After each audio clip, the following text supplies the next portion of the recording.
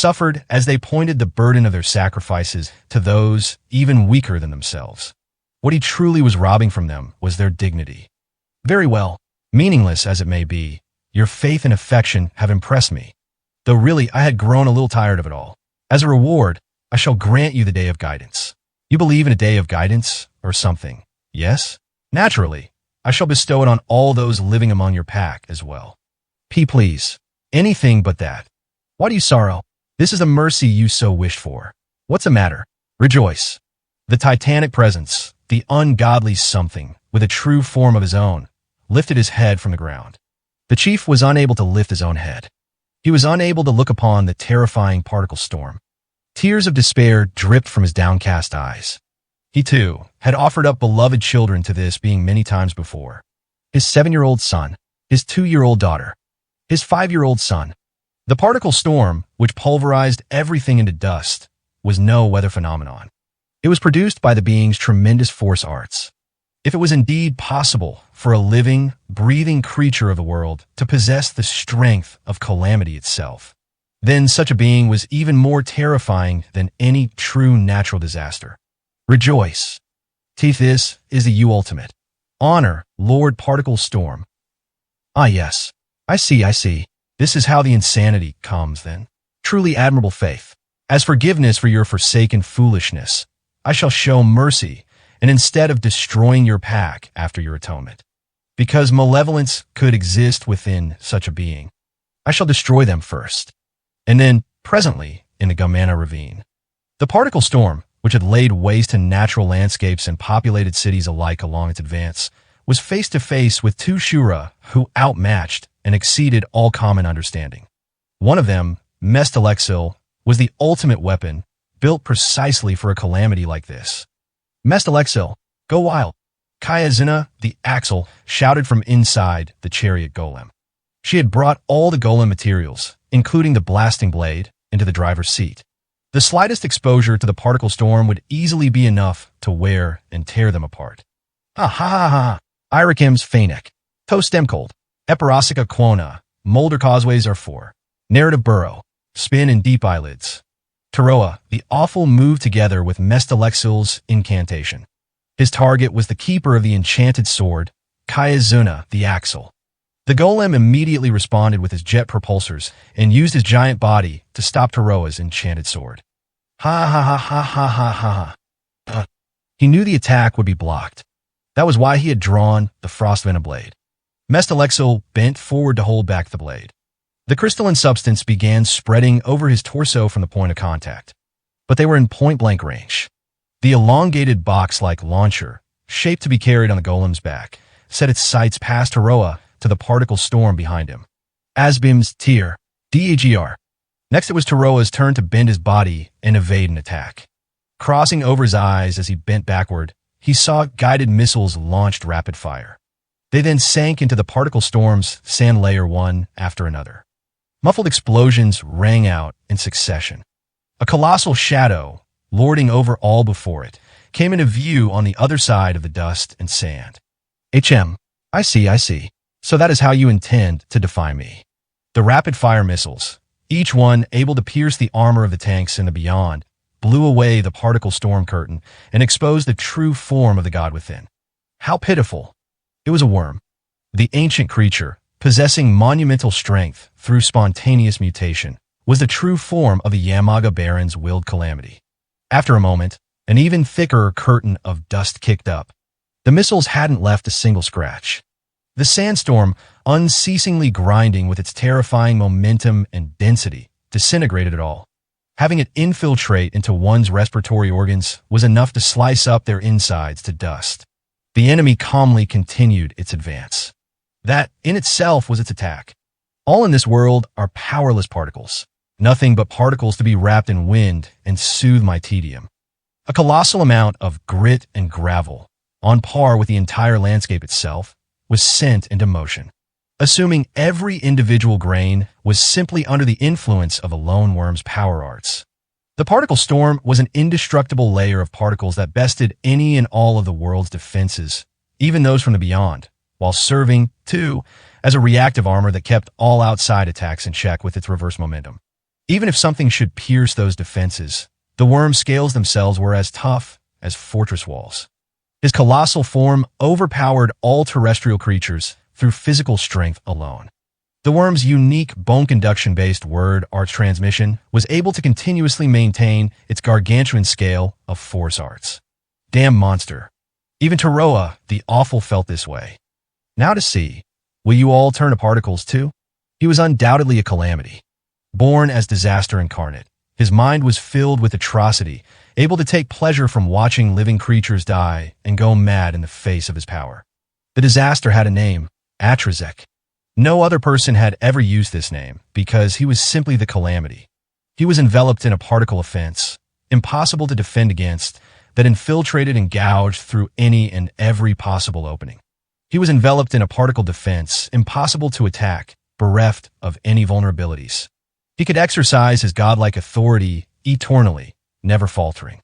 The embodiment of calamity, outmatching all living beings, turning his true form into the very mantle of ruin itself. Ruler, Worm, Atrazek, the particle storm. You're an enchanted sword range now, Mestalexil. Mestalexil had chosen to attack Atrazek with guided missiles. Hence, he had stopped moving, confronted with Taroa at close range. He had gotten that close to Taroa the Awful, to the land's most powerful enchanted swordsman. Mestalexil opened up the vents of his front jet propulsors. Too late. Flames erupted from within Mestalexil's armor. An explosion went off inside his body. F-fire. It's fire. The Grim Reaper had already followed through with both his sword strokes. In one hand was Nell, Su the Burning Blade. In the other was a sword he was using for the first time during their battle. Nell, Su the Burning Blade. Mushine the Howling Blade. Riding the air current created by the Howling Blade, it drove the heat from the burning blade into the golem. Forcibly sending air back through the golem's jet propulsors, it mixed with the fuel itself and exploded inside him. Kayazuna shouted, Mestalexil, I brought down your precious golem, Kayazuna the Axle. You're next. Kicking Mestalexil's motionless frame, Taroa aggressively jumped into the air. He drew the divine blade Gatelk. He would kill Kayazuna inside her chariot golem with its long-range stab. Then a new gun barrel faced him. It was the chariot golem's machine gun. The long-range attack from divine blade Gatelk, fully launched in midair, diverted the gun barrel. Crossing over its firing line, Taroa's massive body landed in the chariot golem's cargo bay. The blasting blade, handed over. Like hell I will, fool. From his flank, an enormous metal hand grasped at Taroa. Taroa ducked to avoid it and slashed with the frostvenom blade, still strapped to his upper arm. G, get away from Mama. It was Mestalexil. He had self-repaired his propulsors and reached Taroa in an instant. The golem had unbelievable vitality. Taroa knew that the crystalline substance he left with the previous attack should be starting to extend deep inside his body. That meant the golem's life core was somewhere else instead. However, that's a bad move. At this range, he dodged away from the sight line of the gun barrel that opened up around Mestalexil's knee. Taroa once again slashed with his enchanted sword. The golem feigned a punch with his left arm before fire erupted from the hidden gun on his neck. Evading the shot, Taroa effortlessly followed up with his next attack. It was exactly as he expected. You can't use your fancy guns because Kayazun will get caught in the blast. The single-shot surprise attacks woven into their melee range clash were tactics that Taroa hadn't yet seen during their battle, but none of it was beyond his expectations. This golem could rebuild any part of his body into a weapon at will. Damn it, we don't got time for any of this. That particle storm's coming. With both fighters continuing their fierce battle in the cargo bay, the chariot golem aggressively took off. Behind it, the wind was hot on their heels, destroying everything in its path as it went. Amid the scenery flashing by and kicking up a cloud of dust as it went, Mestalexil was panicked. I need to defeat Particle Storm, but I have to beat Taroa too. But his monstrous strength and full-body artillery arsenal were barely able to keep protecting Kayazuna from Taroa's ferocious attacks. While half the surface of his inner flesh was being covered in the corrosive crystals, his ultimate priority was still Kayazuna's life. Complete mechanical recovery was possible. If his golem part was completely covered in crystals, as long as they had their shared curse, the homunculus inside couldn't be killed at the same time. However, In the second it took to finish reconstructing himself, Taroa the Awful would be able to kill Kayazuna the Axle. There is nothing to be afraid of, little ones. The declaration from the very weather itself echoed across the whole ravine. Seeing you fear, flee, baffled, it is truly a comical and wretched sight. The particle storm's mantle visibly accelerated. With his true form being that of a worm, he was the strongest terrestrial creature in the world.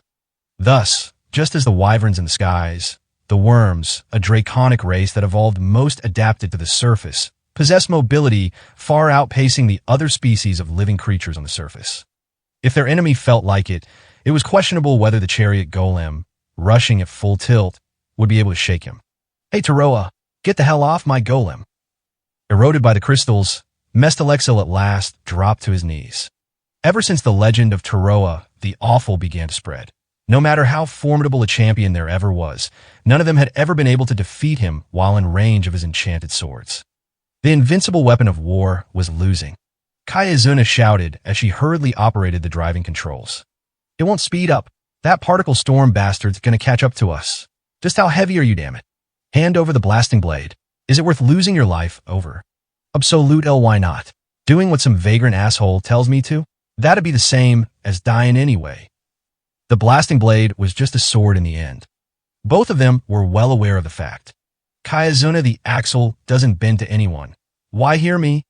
The scythe-like enchanted sword pierced through Mestalexil's torso. The armor, eroded by the minute crystals, had grown brittle enough for a normal blade to pass through. Even if he could chant word arts, the golem's body would be unable to keep up. Imama. Taroa reversed his ascent, then took advantage of the maneuver to grab a new enchanted sword. Page 51. Next, turning around, he cleaved behind him. Howling blade! With a single slash, the dust creeping up behind them was driven away from the chariot golem and scraped into the ravine rock surface. If Taroa hadn't reacted with the howling blade, they would have been wiped out. Contact with the particle storm meant instant death. A realm of slaughter, taking both Kayazuna and Taroa down together. Now it catches up with us, right when I finally beat Mestalexil. Actually, wait. Taroa sent his next slash flying, straight behind the chariot golem. He needed to incessantly slash with the howling blade to defend against the particle storm's air currents. If his hand stopped, it meant instant death. In order to defeat his opponent, Kayazuna, he now had to defend her. Kayazuna slowed down on purpose, in order to force me, her enemy, to deal with the particle storm. Then, while I'm stuck handling this wind, Infectis Neos Yaktektena Othel Bagnetha Usvisvet Modisi Inc. Dortii. Collecting the bottomless light vortex that binds twin heavens, pierce the vast gloom and falling blossoms and castle-columned rocks, turning eternally. Mestalexil's supernatural craft arts could even reconstruct his own body. However, it was not his own body he was creating. Keep it up, Mestalexil. You got the right idea. An iron fingertip tried grabbing hold of Taroa's ankle. With the lance of Fima's reaction, he picked up on the attack and countered with the frost venom blade. He turned his attention to the seated Mestalexil. The finger wasn't his. Mestalexil wasn't moving, all active functions still deactivated. Oh. Impossible. It was a different golem. Different as well from the chariot golem they were riding. The golem was bronze-colored and hollow. He swung the howling blade. He defended against the particle storm that was closing in right before his eyes. Rue. He sensed a new presence appear behind him. The burning blade, setting the golem's interior ablaze. It was knocked off the speeding cargo bay. It was the second one. The golems that hadn't been in the cargo bay mere moments ago were multiplying. Hark Icadum Senka Didenket Mount Odastian Rinser finds upon a swim Seltegnes Tia. Deep blue daydream palace drown in Mercury walk and remember in fantastical landscapes the 9,000 words that fulfill immature crystal prophecy. Mestalexil. Wait, this thing's. The soil and rocks of the Gamana were being shaped one after another with craft arts, giving birth to an army. Mestalexil, concentrating wholly on his word arts and with his combat capabilities still disengaged, could do even this. A golem that makes other golems? The soulless golem army foolishly advanced straight into the particle storm, swarming in to bring an end to Atrazek's true form inside. Oh, turning your hand against me now? Fragile. So horribly fragile your bodies are. Excellent. Truly excellent. I of course, shall allow your meaningless resistance. It is a bit of a shame you shan't be able to scream in sorrow. The particle storm's advance slowed. Metallic squeaks and gunpowder explosions echoed from inside the whirlwind. With the durability of the golem's composite armor, as long as their survival was considered meaningless, it was more than possible to advance through the particle storm and make an attack on Atrazek's true body. The conclusion Mestalexel came to was not to regenerate himself. It was to handle all the enemies facing him at once. How about I give you a rundown on Mestalexel's functionality, Taroa the Awful? There's only one main body that can exist in this world at one time. Otherwise, his shared curse that references each part of him won't function. See? But what if you thought about that another way, yeah? Kia, Zana. It means he can produce an infinite number of soulless base bodies.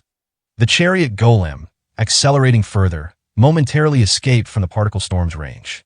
However, if anything, the threats Taroa needed to contend with were growing in number. The golems overflowing the cargo bay swooped down on Taroa the Awful. Just how many of these things are going to pop up? If this really does keep going on forever. The divine blade Catelx slashes gouged out the life core inside a golem's armor. One of the golems collapsed from the attack. Still, he couldn't attempt to use this method to take out so many golems. Though they weren't immortal, and they didn't possess the word arts to create supernatural weaponry, their physical abilities and armor were on par with Mestalexel's own. Actually, it looks like, as he was driven to the edge of the cargo bay, Taroa the Awful still discovered an opportunity to come out victorious. There's a limit. After all, Kayazuna the Axle. Ho! It was a loud shatter. Atrazek's voice made itself known. Take a good look for yourself. The shatter was the sound of wreckage sent flying from inside the storm, crashing into the chariot golem. They were golems with over half their frames shaved off. In the exact same way, this same weather phenomenon had annihilated the entirety of Kayazuna, the Axle's army, in the past. Even golems boasting the firmest of armor would die the moment they reached the main body inside the storm. Once they got through the storm, lying in wait at the other end of the obstructed view were the tough jaws and massive tail of the worm within. See with your own eyes if the fire and trickery of Eumenia can get through to me. If knowing that answer should satisfy you, I shall oblige. The particle storm was gaining on them. Tisich, trying to weight us down, eh? That bastard. What are you going to do now? Keep this endless golem spawning up, and logically we're going to slow down with it. You can't keep up this onslaught against me forever. Planning to keep it up until I've run out of energy? Kayazuna, the Axle. Even going face-to-face against a machine, it was exactly what Taroa the Awful wanted. He had repeated it all many, many times before. I promise, I can keep swinging these enchanted swords of mine long into the night. Damn it. Mestalexel, stop ramping up production. You're turning into a damn chain round my neck. She hadn't imagined a situation like this. Originally, this chariot golem had been prepared so that only Kayazuna could withdraw from the battlefield. As long as she was nearby, there was no way for Mestalexel to display his true power. If I was just a little farther away from Mestalexel, VX gas, thermobaric bombs, he would have been able to try them all out, damn it. Taroa continued to fight, on top of a vehicle, sprinting away at high speed, all by himself against an endless army of golems and the particle storm. He held super-powered weapons, the full extent of their abilities unknown, and could wield them all with perfection. As long as this man was here, Mestalexel was forced to protect Kayazuna. This bastard, he's completely beyond any of my expectations. Amid the disorder of the battle, at first glance, it seemed Kayazuna's camp had built up an overwhelming advantage. But in fact, from the very moment they were forced into this situation, Taroa the Awful held their lives in his hands. Taroa had the option to destroy the chariot golem itself at his disposal. If she lost her way to escape from the particle storm, Kayazuna, the Axle's death, was guaranteed. It meant, from the very beginning, he was a man who was able to assess the tide of battle. Even against weapons from the beyond that no one in the world had seen before, he could match them with similar attacks and counter them, as though he already knew everything about them. Though he had the voice of a young man, he showed an ability to respond to any situation like a Shura who had spent a lifetime with an enchanted sword at his side. From somewhere unknown, he had acquired such an enormous wealth of battle experiences that seemed impossible given his youth. Taroa, God. Yet, Taroa the Awful suddenly gasped as he continued eradicating the golem army. Your time's up, Kayazuna the Axle. Ho!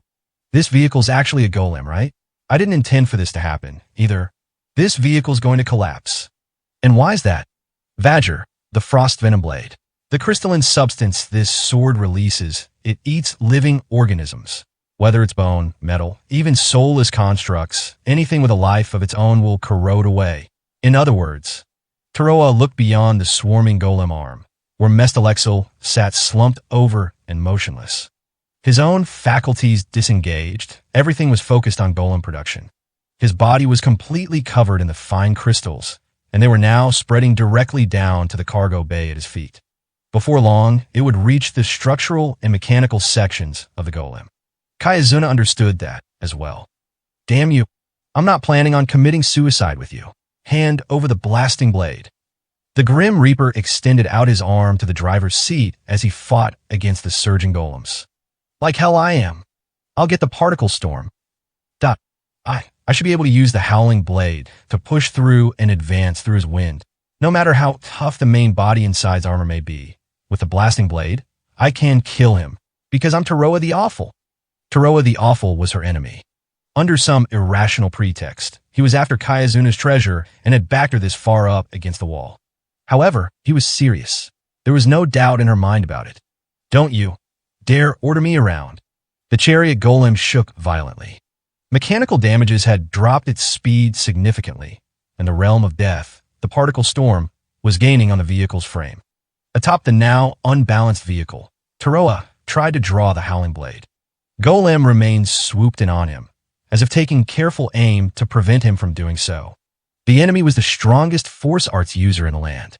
The swarming army of metal itself was being launched like cannonballs toward them. TCH. Taroa staved off the attack with an explosion from Nell through the burning blade.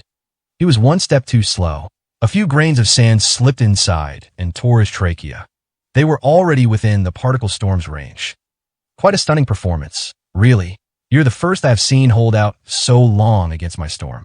And yet, if you simply let me hear your tearful wails and see your terror, I would have shown you mercy. Taroa tried to draw his next enchanted sword. Only those who stood within the storm, moments before death, saw its form. A shadow that floated into view among the storm blocking out the sky above, the mere silhouette of the ancient and godlike worm, head raised up in the air. A pitiful end. A large circle ripped open in the blotted-out sky. The particle storm, which prevented any and all attacks against it, was pierced through, and meteoric destruction thrust into the ground. Sound. Tremors. Rumbles. The ground exploded and the world shook. Wah! Even Atrazek's massive body was sent in the aftermath, his colossal form smashing the steep ravine walls. The overwhelming destruction split open the ground's crust. It pierced down deeper, so deep it was impossible to see the bottom. The god was unable to utter a single word. It was the first time the land's supreme, absolute being had experienced being dumbfounded. HNG. Oh! Unable to maintain his power arts, he let out 4 rough gasps of air. Finally, he spat out a single phrase. What was that? The chariot golem was overturned. Such was the power behind the shockwave following the attack. NRRGH.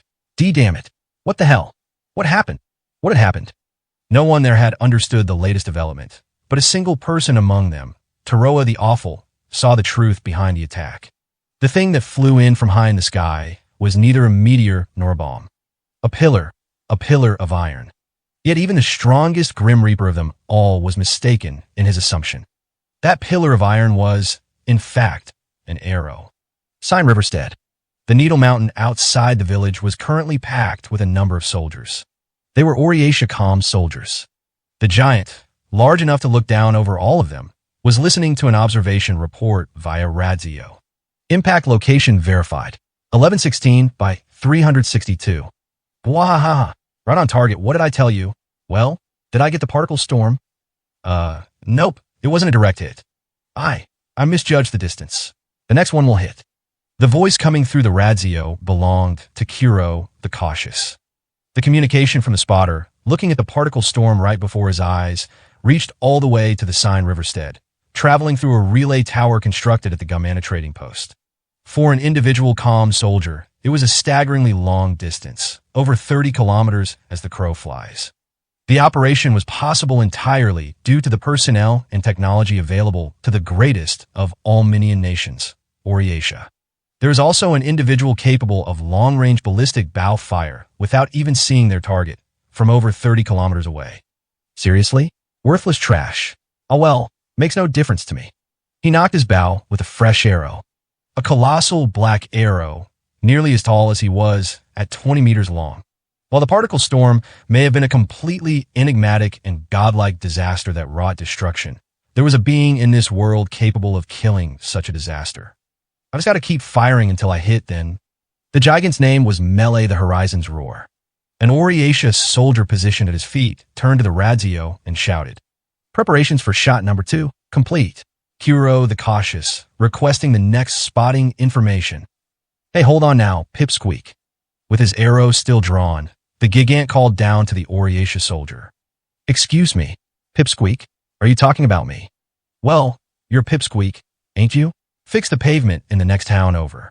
Replace the farming tool for Eric's family, too. All of them. But I'm just a calm soldier, so." "Well, call up one of the big shots then. I'm the one awake before noon and doing all the work. Each shot's gonna cost ya." Melee readied the arrow, the same man who normally never fought, and instead spent his days lying around. The particle storm's projected course had it pass through the Seine Riverstead. The sand would reduce everything from the living creatures down to the very environment they lived in into tiny particles.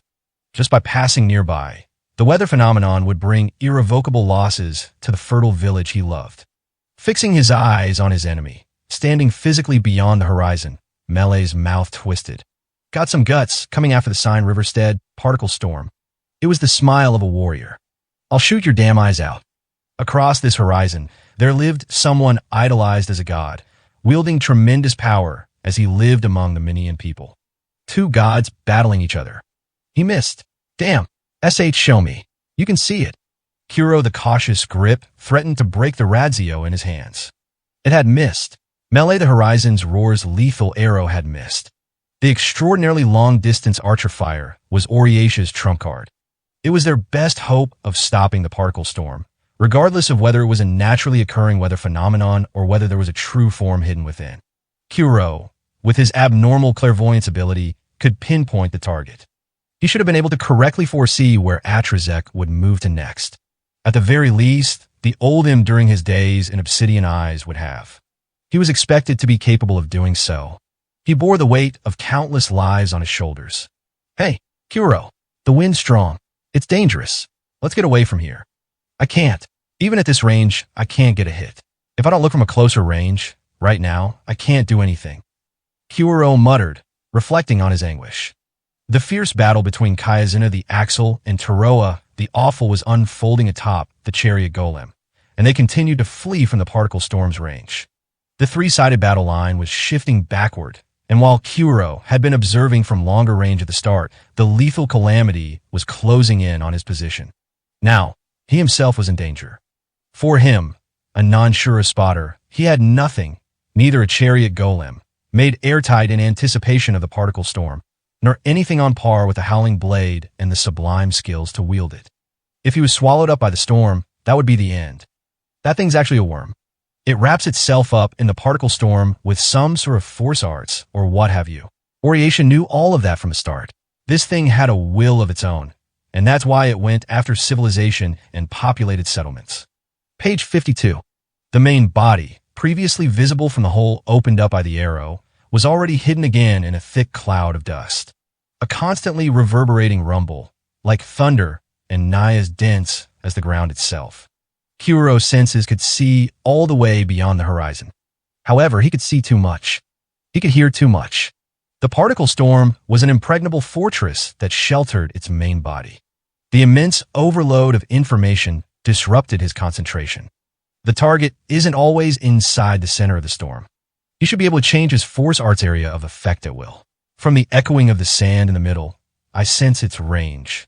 And I also get the feeling. No, stop. No point in speculation. Don't believe what you can't see. Look harder. I can. Hey, like I always do, Kuro. I can go and look for you. Isn't there something I can do? If everything will come to nothing unless we defeat that thing, then don't be ridiculous. Inside the particle storm, with her tiny body, Kyune would be ripped to shreds. She would be killed instantly. A more fundamental problem than any spotting difficulties. Why are you trying to get yourself killed? Aren't you afraid to die? He tightly held Kyune close inside his coat, as though to shield her from the gaze from the land of death in front of them. Keikuro, headquarters, reporting spotting coordinates, 1127 by 355. Light burned far away in the deep blue sky. It traced an arc across the sky before falling. Despite how extremely far apart they were from each other, barely a second had passed following his report. Then it pierced through sky and ground. Another. Miss. Atrazek's mantle of sand was torn asunder. And yet, that was the extent of it. The impact point was perfectly on the indicated mark. Kuro spotting was the problem. Even with his own life hanging in the balance, his sight failed him. He grew weaker still. Beyond simply losing his gift of clairvoyance, he was sure someday his senses would dull beyond those of the average person. The sense of impending death that came to him when he closed his eyelids was here in front of him at this very moment. He was losing it. The once vivid world began slipping through his fingers. I should be able to see it. Kuro, it's okay. The wholly frivolous words of comfort from Kyune rang so very hollow. And Mama, Kayazuna, beginning to topple over from the meteor quakes shaking the ground, was saved by Mestalexil's large hands. The four limbs that had once crumbled into dust were completely regenerated, looking completely good as new. I am good as new again. Because I am immortal. Converted the crystals directly with craft arts, did ya? That's my boy.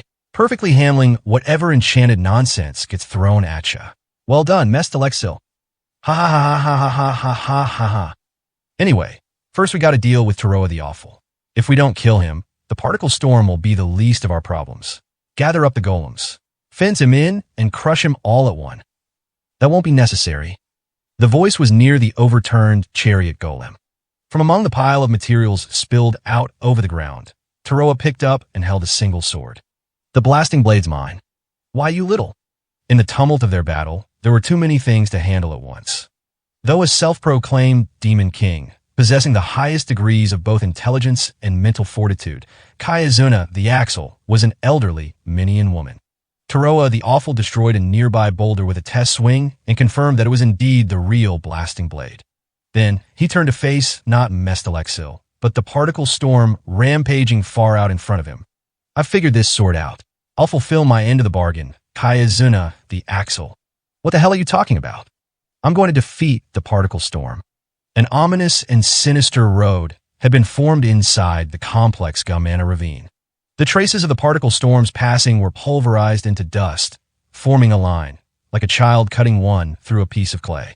Furthermore, the arrows from Melee the Horizon's roar had gouged deeply into the Earth's crust, leaving behind a hole too deep to see to the bottom.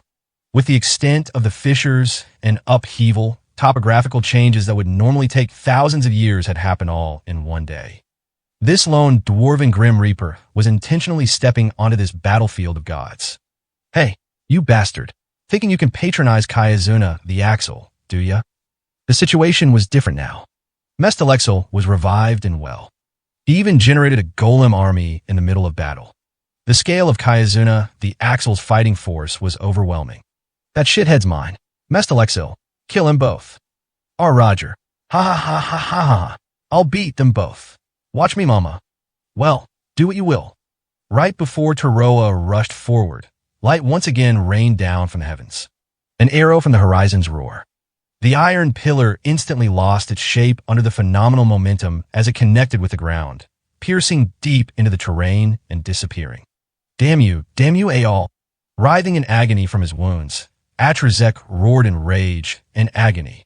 His exceptionally large size and remarkable vitality, thanks to his worm body, allowed him to survive the aftermath of the impact. However, the destiny gathered at their location was far more incomprehensible and terrifying than mere calamity. It was something altogether ludicrous. What did you call here? I have no idea. Ha ha ha ha ha ha ha. It matters not. Out of my way. Enough already. Your time's up, particle storm. On this day, in one part of the world, supernatural and transcendent Shura were gathered together. Each looked at the others with fire in their eyes. They possessed strength enough to deliver on that murderous intent. The end was nigh. To all those standing at this point, a realm of slaughter at the crossroads between fate and ill portent emerged. There was but a single moment where the particle storm's mantle, like a bulwark, lacking any gaps in its outermost layer, parted. That moment directly followed the artillery fire, which seemed to fly in out of nowhere and pierce straight through the storm's supreme defenses. In this fleeting moment, Taroa the Awful took stock of where his opponent was and unwaveringly jumped inside the storm. In the middle of such extremity, the ideas of his own individual self, long since cast aside, floated like bubbles to the forefront of his mind. Why am I doing this? Kayazuna, the Axel, had gotten hold of an enchanted sword. She had laid eyes on Taroa, the Awful's form. If he was to follow the legend of Taroa, the Awful exactly, he should kill her, with no responsibility to fulfill his promise to her. Why then was Taroa still fighting? It's because I'm weak. I know. It was because he couldn't be the invincible Taroa of legend. He hadn't fully cast aside his weak self from when he lived in the White Mountains. He was aware that he couldn't endure as a merciless vessel to the god of death, guided solely on the path his enchanted swords led him down. Though he understood this, though he acted in opposition to the legends, he stood against the particle storm. Still, Dad would have done the same. Even if Taroa, the Awful, wouldn't have, he was certain the father he knew wasn't the type to break a promise. He wouldn't have wanted him to look upon a mother trusting in her child, and a child full of love for his mother, and simply point his sword at them. Should his father's actual deeds suggest otherwise, he wanted to believe it was true. How pitiful, how wretched you are, knowing not a thing, and yet. The vibrations echoing from the worm's cranium began once again to turn sand into storming winds. The sand scraped away at the earth, and the new sand, soil, turned into particles coiled around him. An endless weather phenomenon. A living disaster with a malevolent will. You do not know, do you? The world is particles. Simple specks forming shapes, moving, and saying word-like nonsense. They all fear me, as shall you. Migration. The howling blade produced an explosive gust. The gale, continuing even after the sword's slash had ended, cleared a path for Taroa to push forward. His enemy was the particle storm. Though this enemy was possibly the strongest force arts user in the land, controlling each grain of his enormous swirling sand at will. Even still, as long as he's in this space, within range of my enchanted swords. This, indeed, is the authority to bestow such truth to all the world. Now, you too shall beg me for mercy. That power of yours. His muscles groaned. Forcing his body past its limits with his immense strength, he utilized the sword's hidden technique endlessly, not letting up for a single instant. Is a far cry from Taroa the Awful's. He advanced. A colossal boulder was flying around, mixed in with the sand. Sinking his body low, he rolled to dodge it. Another swing of the howling blade. The vibrations from the ground informed him the worm's main body moved. Wicked sword self-esque, he shot out the enchanted sword, composed of many rivets, forward in a fan shape. One of the rivets dug into his opponent. The magnetic force that radiated from the hilt sent the recoil from the rivets landing back to Taroa himself. You cannot run, particle storm, not from this god of death, not from Taroa the Awful. Run, you say? The worm, incensed, aimed his jaw toward the dwarf. Me run? Pitiful, truly wretched and pitiful, you are, worthless sack of particles. Overcoming the meteorological death swirling around him, Taroa finally arrived, right in front of Atrazek, where no one had ever been before. In front of the god of destruction. There was no weather phenomenon that could deter Taroa the Awful. He was a death god who had survived hell itself. You too, shall be swept up in the particles. Taroa stepped forward and put his fingers on an enchanted sword. He felt the ideas dwelling within, its secret techniques. He would kill him in one slash. He could do it. Charagicia, the blasting blah. The heavens rent the air. The impact, breaking the speed of sound, destroyed the scene before him. Piercing through the barrier, Taroa instantly put up with his enchanted sword of wind, rattling his skull. The air pressure from the aftermath instantly reversed all the distance he had desperately closed, slamming into the rock wall of the ravine. Blood spewed out of his torn stomach. It was a shot from Melee the Horizon's roar. Damn it, not now. Melee's latest arrow was rather far off the target. From Taroa's position, it landed on the far side of Atrazek from where he was standing. Nevertheless, it exerted power far beyond the feats of any other, like an act of the gods. Why you? Hit with the same considerable impact, Atrazek had caught Taroa in his range. The particle storm was still blowing unperturbed. The worm's humongous tail was closing in on him right before his eyes. Taroa tried to stand up. It would be impossible to defend against the enormous physical mass with the howling blade. Taroa's death was certain. If he just had that luminous blade, the burning blade, whales ever. Right now his only options left were. Yet, unable to come up with a strategy, he bent his knee. A groan escaped his lips. HNGGRNNK. It came from a sudden pain he felt run through his whole body. The feeling was beyond words, as though everything beneath his skin was boiling. Eawug, Atrazek, too, had stopped moving just as he tried to smash Taroa into the earth. He was attacked by the same pain as Taroa. An abnormal attack without any real form, impossible to defend against. APFSDS artillery. Napalm thought up a bunch of different methods, YC. Muttering inside her vehicle, beyond the particle storm, was the Demon King, Kayazuna the Axle. The particle storm's like 1,000 layers of air armor, so to speak.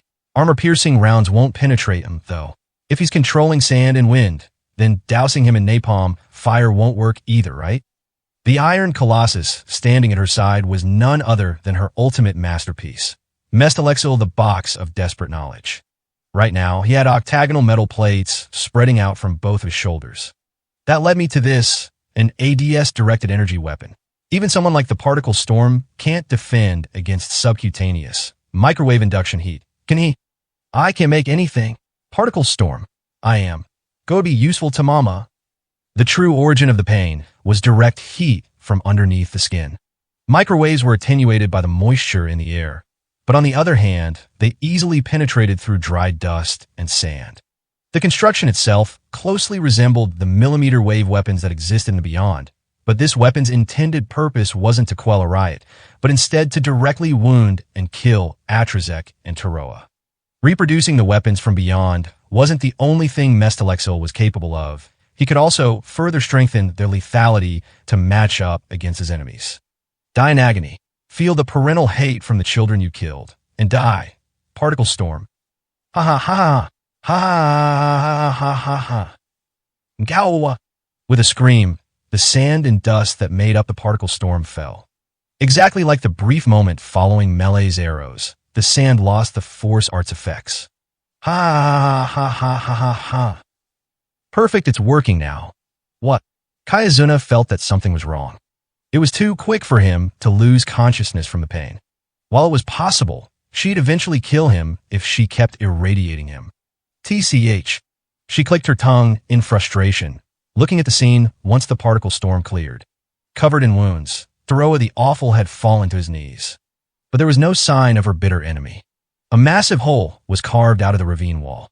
She had, of course, factored in the worm's biological behavior. That was why she had picked an attack that would make it impossible for him to move. Why the hell can he move? That much pain should have knocked him out cold. As arrogant and proud about their own power as the draconic races were, they generally didn't turn to such methods. However, they could. That damn worm turned tail and ran. There had simply never been a situation where it had become necessary.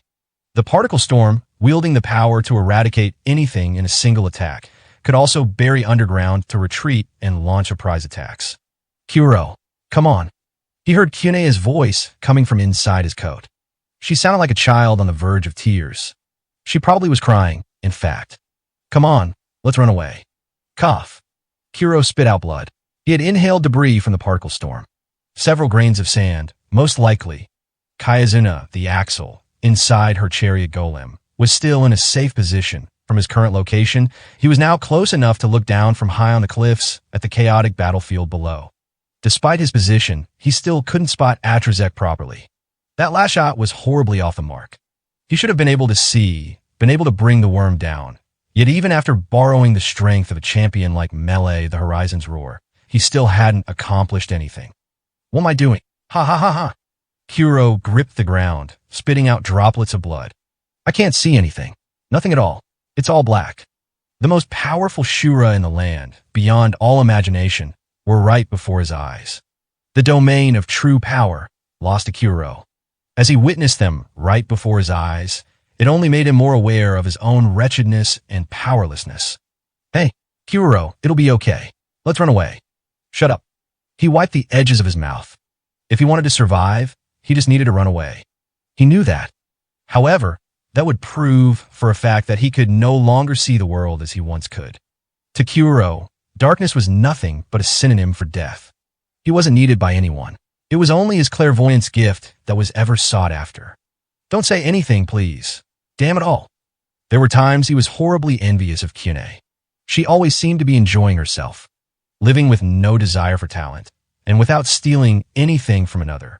Despite her short homunculus lifespan, she lived without fear of the future. It's okay, Kyune repeated. The sand below him began moving again. Atrazek had dived into the ground. Nevertheless, if he appeared up on the surface again, he was sure to reform this tempest of carnage. Page 53. Next time a storm might come in direct contact with him, he could not afford to miss his next mark. But he knew the shot wouldn't hit. At this point, he couldn't even imagine a future where his shot was successful. It was the darkness of death, a darkness he would never be able to see through. Kyune, there comes a time in everyone's life when they wither away and die. No one lives forever. Kuro spoke, his head still drooping low. No matter what happened, the particle storm would get put down for good. If it continued to move according to the forecast, it would next arrive at the Seine Riverstead. Even without Kuro's scouting, there was no doubt Melee, the horizon's roar, could use his own eyes to hit the particle storm with one of his arrows. That would be the end of it. His struggles here would ultimately end up saving a certain number of lives within the Seine Riverstead. Still, I don't want you to tell me to run away. Don't reject my eyes, for my sake. What? The foolish young homunculus girl then shouted something unbelievable.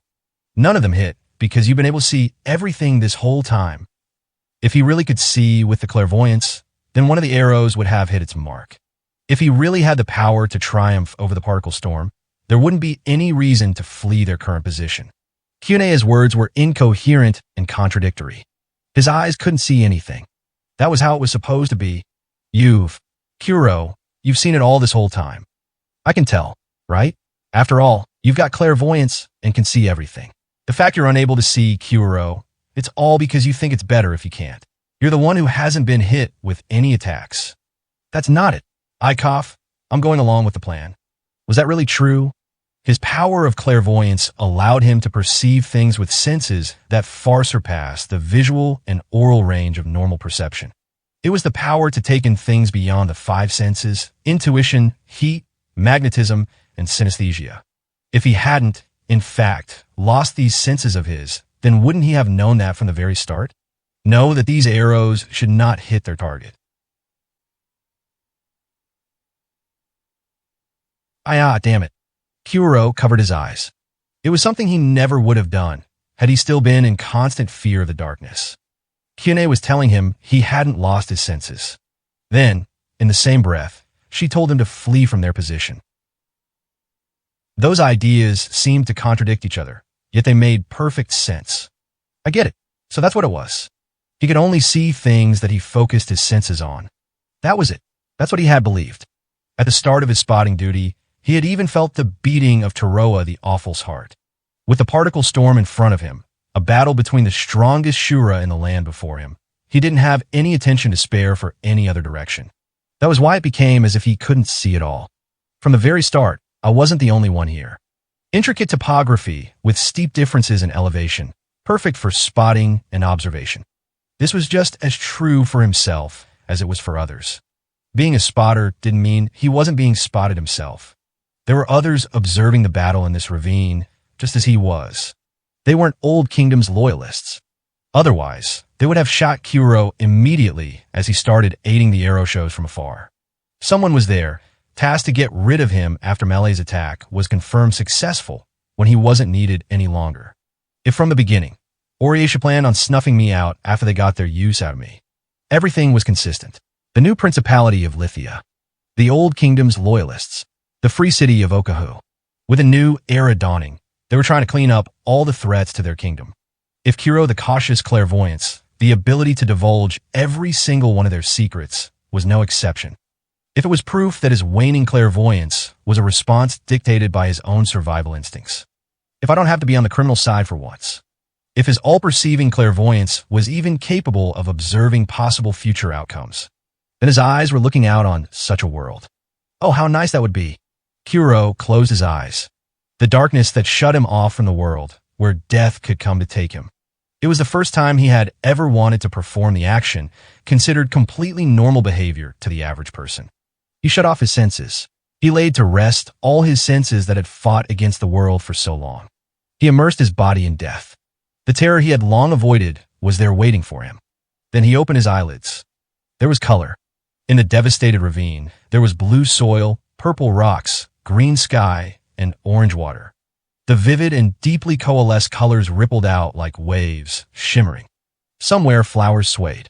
The wind, caressing the water surface, sent different sizes of spray into the air. Bird feathers flying in from somewhere danced in the wind. Far away, the line of the horizon curved in a circle. Kuro was above the stars, and the world extended out endlessly in every way with him at the center. For as far as the sky continued onward, he fully perceived all beneath it. He realized that he had been able to see all of it from the very start. For the first time, Kuro smiled from the bottom of his heart. Now he could see it all clear as day. One person 82 meters behind him to the right. 126 meters behind him and above to the left. 131 meters below to the right. After fleeing for so long from his life of theft, there was now nowhere left for him to run. If he accomplished his mission, they would take his life, and if he ran away, he would lose his place in Oriatia. Despite this, even with this future clear in front of him, he was filled with happiness. I never lost my world at all. Kuro, Kine shouted. Now he knew for certain why he had kept her hidden inside his coat. No one else had seen her. She was the only one he wanted to make sure lived on. Now he had become able to hope for such an outcome, regardless of the reason or reward for doing so. Kine, I have a wish of my own. A foolish wish. Kuro was worn down by his life, forced to keep stealing, trampling others underfoot. He didn't want to see others die. He didn't want to hear other screams. He knew the answer from himself from the start. More than his own survival, he didn't want to steal anything anymore, even if it meant being used and having his life stolen from him. Now, he truly wished that from the heart. Unlike how he was before, now he was able to save some unknown somebody somewhere. Even if it's foolish, it's something I've always wanted to do. No, Melee, here's the coordinates. These be the last ones.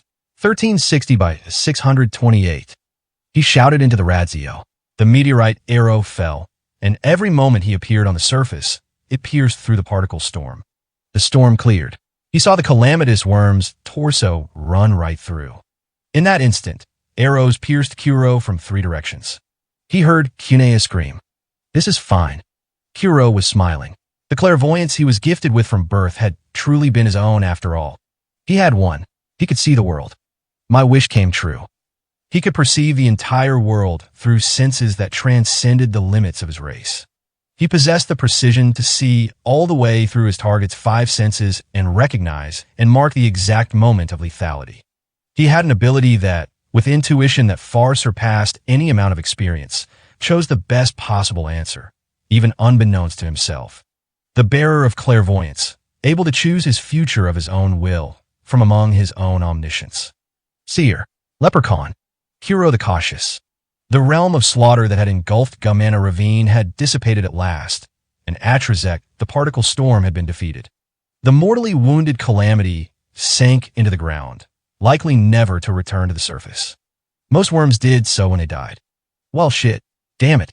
I was so close. And Mama. Everything as far as their eyes could see had been ravaged by the particles, the fresh scene surrounding them showing numerous giant holes bored into the ground. Standing before Atrazek's scattered viscera, Kayazina the Axle stamped her foot on the ground. That damn bow-wielding bastard. If it wasn't for that nonsense, the two of us woulda had him both for sure. Stealing our prey right from under our noses. I'm gonna find them and kill him dead. Lingering in the remnants of the fierce battle with a self-proclaimed demon king, Kayazuna the Axle, and her ultimate masterpiece, Mestalexel the Box of Desperate Knowledge. That goes for you too, Taroa. I'm going to take you out right here, right now. Forget it. In the aftermath stood one other. The unkillable Grim Reaper, loaded up all over his body with enchanted swords. Taroa the Awful. I'm done here. I recovered the blasting blade. I won. Big talk from a bastard ready to kick the bucket. Or maybe you think you can take those knives of yours with you to the afterlife. You're talking some nonsense of your own. Didn't you know? Saying his body was covered in wounds was a tepid description at best after being caught up in the impact of the Horizon's Roar's arrow and experiencing the horrible ADS attack from Mestalexel. Nevertheless, he stood strong, without letting go of a single enchanted sword throughout the battle. I'm immortal. I crawled back up from hell. I'm Taroa the Awful. While taking on both Mestalexil and Kayazuna at once, he had stolen the blasting blade. Jumping into the maelstrom from the Horizon's Roar's raining arrows, he put his own body on the line to challenge the particle storm. Amid a fierce battle that could have ended any one of their lives, Taroa the Awful fought through it all under the absolute harshest conditions. All for a mere enchanted sword. He knew better than anyone else that it didn't really have any value worth risking one's life over. That was all the more reason why he couldn't let any oblivious somebody be swayed and pulled along by something so worthless. People couldn't be allowed to use enchanted swords. Taroa was the only one who was supposed to keep fighting over such trifling enchanted swords. Let me ask you before I send you back to hell, Taroa the Awful. The elder woman's face wrinkled with displeasure. Why do you keep your promise? Good question. Who knows? He wanted to believe he could fight as much as necessary for the sake of an enchanted sword. Their fight might have been so he could prove it to himself that he could cast himself aside and truly become Taroa the Awful. It was clear his thinking had been correct in one aspect and wrong in another. Just how far could he fight for the sake of a single enchanted sword? He could still go on fighting. However, Taroa, thank you. Why are you thanking me? You, kill me. But I know. Taroa, he did not kill Imama. Ha ha ha ha ha. You're a good guy. Taroa, you're wrong. With the particle storm on our tails, I couldn't let Kayazuna die. When they were fighting in the chariot golem cargo bed, Taroa could have killed Kayazuna in any number of ways. Mestalexel realized it too, even during the moments he had been unable to move. Then what is it then? Those artillery attacks. The asshole behind him working with you then? Don't be stupid. You know that couldn't possibly be true. TCH. In the middle of the battle, there was someone watching us. Even Taroa could sense the eyes after closing in this far from their starting battle area. Mestalexel should have been similarly able to pick on the spotter watching them. I know what you mean. I could, see the waves? Going back and forth. What I mean, if you picked up something on radar, tell me sooner. If some idiot really was spotting for that series of attacks. Oriatia bastards, huh? Whatever the case, just gotta ask him about it. You know what you gotta do first, right, Mestalexel? Ha ha ha ha ha ha ha ha. I will win. Taroa. Mestalexel laughed, striking with his fist. Taroa stepped forward firmly and drew an enchanted sword. Kayazuna, still looking as annoyed as ever, fixed her barrel on him. Then, hey someone. Right as they were going to restart the fight, there was a shout. Someone come here. Please. Keikuro, he's dying. The speaker, flying down from the sky, looked like a small songbird, but still different. Flying in between the three-person standoff was a small homunculus girl with wings for arms. A bird. A small bird is here. Mama. Don't touch it, Mestalexil. A harpy. Nah, homunculus, huh? Did someone make you look like a harpy on purpose? Must have been a demon king with some bizarre tastes. Wait. Taroa sheathed his sword and walked toward the young girl. Kayazuna lowered her gun with an annoyed click of her tongue. Mestalexil was dashing toward the homunculus, too. After he lowered his sword and spoiled her fun, the thought of killing him now irritated her. What is wrong? What is a Kuro? If Kuro dies, then would that be bad? Up ahead, there's an Oriatia encampment. Carry Kuro there, please. To try and help everyone. Help him. Please, save him. The homunculus's words didn't help make things clearer at all, but Taroa still picked up on something. The spotter. Huh. The spotter I saw. He's probably the one injured, right? He looked toward the cliff top where the young girl flew down from. Appearing to have slid down from some higher spot, Kuro the Cautious lay in an area where their eyes could find him. The endless stream of blood looked to be coming from his gut. The wound seemed likely to prove fatal. What of it? Just leave him to die. Got nothing to do with us. The bombing that killed the particle storm, that was his doing, right? You want to know who was behind those artillery attacks, didn't you? I think there's value in letting him live. Taroa thought there had been others besides themselves fighting in their battle. In the middle of that storm, countless schemes and motives had all swirled together. Taroa fought for the sake of an enchanted sword. Mestalexil had fought for his mother. In that case, what had been this spotter's reason for fighting? He fought to protect populated areas, exposing himself to the calamity to do it. He has a right to be saved. Whoa, that is amazing. How very valiant. Huh, like I give a damn. Don't get mad. Please don't be mad. So, Kuro, he's really important. He's the most important person of all to me. So please, save him. Tears streamed down from the small homunculus's eyes. Her winged arms were unable to carry Kuro. I'll carry him there on my back, Taroa replied. He had carried them all on his back. He wouldn't let anyone steal them. Things that shouldn't be where they should be. If there was a fight he could end without stealing anything, then that's how he wanted to finish it. How far ahead is the Oriatia camp? I'll show you. I'll lead you there. The checkpoint place. I remember where it is. It'll be night by then. Kayazuna insisted. The closest rest station to their position was over 10 kilometers away. Gonna bleed to death either way. No, I've got an idea. A clever one too, I'd say. The Grim Reaper said, while walking over to where Kuro lay. We can just use your vehicle there, Kayazuna. What? Using the chariot golem to, of all things, save someone. To the sinister self-proclaimed Demon King, Kayazuna, the Axle, it was an unbelievable proposition. Like how I'm going along with a shitty plan like that. I'll beat you to a pulp. I get it. I won't ask you to do it for free. Taroa stopped walking and stuck one of his enchanted swords in the ground. The same man who hadn't let go of a single one of his swords in the heat of battle, bearing their excessive weight until the end. I'll give you the blasting blade in exchange. You. He spoke like it was all a matter of course. Taroa had walked the line of life and death, shaving years off his life, all for the sake of this one sword. There had been no other reward, all just because he was Taroa the Awful. Page 54. You really. Kayazuna tried to continue her thought, but she was unable. Somewhere within the enemy in front of her, he held something he could never give up. She understood that too. His fight was about pride. Much like Kayazuna's own pride, that wouldn't yield before anyone. Imama, Mestalexil, Kayazuna the Axle doesn't bend the knee to anyone. Freedom completely unobstructed by any threat. That was the wish of Kayazuna the Axle. Despite this, the reason she had fought to hold fast to her pride was in order to always be her proud self. Still, she fought to hold fast to her pride precisely so she could continue to remain her prideful self. I'll give you the chariot golem. Get in already. After seeing Taroa the Awful's group off, Kayazuna returned once again to the same location. The blade, its shadow growing long over the wasteland, was known as Charigisia, the blasting blade. All right, there you go, Mestalexil. The enchanting blasting sword's yours. Okay. The innocent iron colossus took steps forward, and then stopped. Hey, mama. What is it?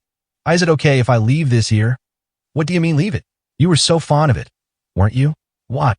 Kayazuna, wide-eyed, followed his question with one of her own. Among all the riches she plundered, it was the item that Mestalexil was the fondest of, showing it off and brandishing it about the chariot golem's cargo bay. She didn't expect Mestalexil to ask such a question himself. Because I haven't beaten Taroa. To the winner go the spoils. If I can win, then I can have whatever I want, right? Then I want it after I've beaten Taroa. I want to fight him again. See, can I? So that's it then. Kayazuna was at a loss for words as she looked at her own child. I get it. He. You finally got a desire of your own. Found someone out there you want to beat and smash to bits. Huh, Mestalexil? She laughed. The Demon King was truly delighted. Her own child's growth, a will of his very own, made her happy. Sure, Mestalexil, just an enchanted sword anyway, right? While I definitely wasn't going to hand it over quietly, getting it handed back to me for nothing is even worse. Really look cool now, Mestalexil. That's my boy. Ha ha. Ha ha ha ha ha ha ha. Hee. The mother and child both laughed in front of the enchanted sword, casting shadows in the evening sun. The two, at long last, began their travels anew. Their destination was Oriatia. The next opponent they needed to kill was there. The slayer of the dungeon golem, Sujuru, the Willow Sword.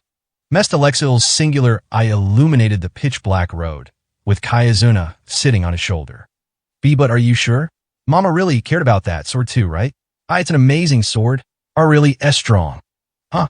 Don't be silly. What sort of idiot would get so worked up over something like that? See, the reason I didn't want to hand it over had nothing to do with it being an enchanted sword. She too had acted through the farcical struggle over the enchanted sword, all for the sake of the one thing she would never surrender. She tried to have everything go her way with Taroa the Awful, the monster of scary stories everywhere, killer of all those who laid their hands on an enchanted sword. Simply thinking about it brought a smile to her face. It was because it was my kid's new favorite toy. An iron vehicle raced through the ravine, the sun slowly sinking overhead. The wheeled carriage, set under Kayazuna's direction to keep going automatically until reaching the Oriesha encampment, was the chariot golem, filled with the self-proclaimed Demon King's latest technologies. A monster out of a horror story sat in the cargo bay, shouldering a cluster of enchanted swords on his back. It was Taroa the Awful. Rather, it might have actually been the god of death here to watch over his grave. Kuro lay in the driver's seat, watching Kyune shedding tears beside him. Kyune, why? Are you? I'll save you. You're important, Kuro. I'm always telling you, over and over again. Even if you don't believe me, even if you hate me, I'll still save you. There wasn't the slightest reason behind both her trust and her affection. Though Kuro never intended to be frugal with her reward, cheap glass beads and common everyday fruits were the things that made her happy. Kuro the Cautious had lived without trusting in anything groundless and unfounded. Why? It's okay. I'm here. Whiny? What do you mean? The tiny young girl wore a pained, heart-wrenching expression. Is a homunculus not allowed to love someone? He couldn't believe it. If he had been able to laugh, he would have wanted to. It was such a worthless, trite, and unreasonable explanation. You never got none of it. The rewards you always talked about. I didn't need any of it. The young girl finished the dying Kuro's words. It was as if she knew him better than he knew himself. I didn't start loving you because you gave me things. That's right. It was just as she said. Love, apparently, wasn't like that.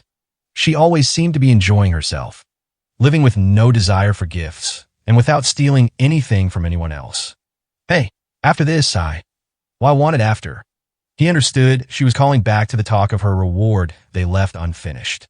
Her soft wings caressed Kuro's cheek. You're way too serious, Kuro. I wanted you to smile more. The same sort of trifling something it always was. I did smile. I was able to smile thanks to you. He looked at Kyune. Seeing her face on the verge of tears, he thought it was beautiful. With Kuro's clairvoyance, he could see her eyes better than anyone else's. He wanted to apologize. He wanted to thank her. Or maybe some other kind of. There were voices. Voices like shadows whispering to each other in the dark. We've recovered the blasting blade. What should we do? Hand it over to the Old Kingdom's loyalists in Togi City. Say that the spotters who disposed of Kuro the Cautious were with the Old Kingdom's loyalists.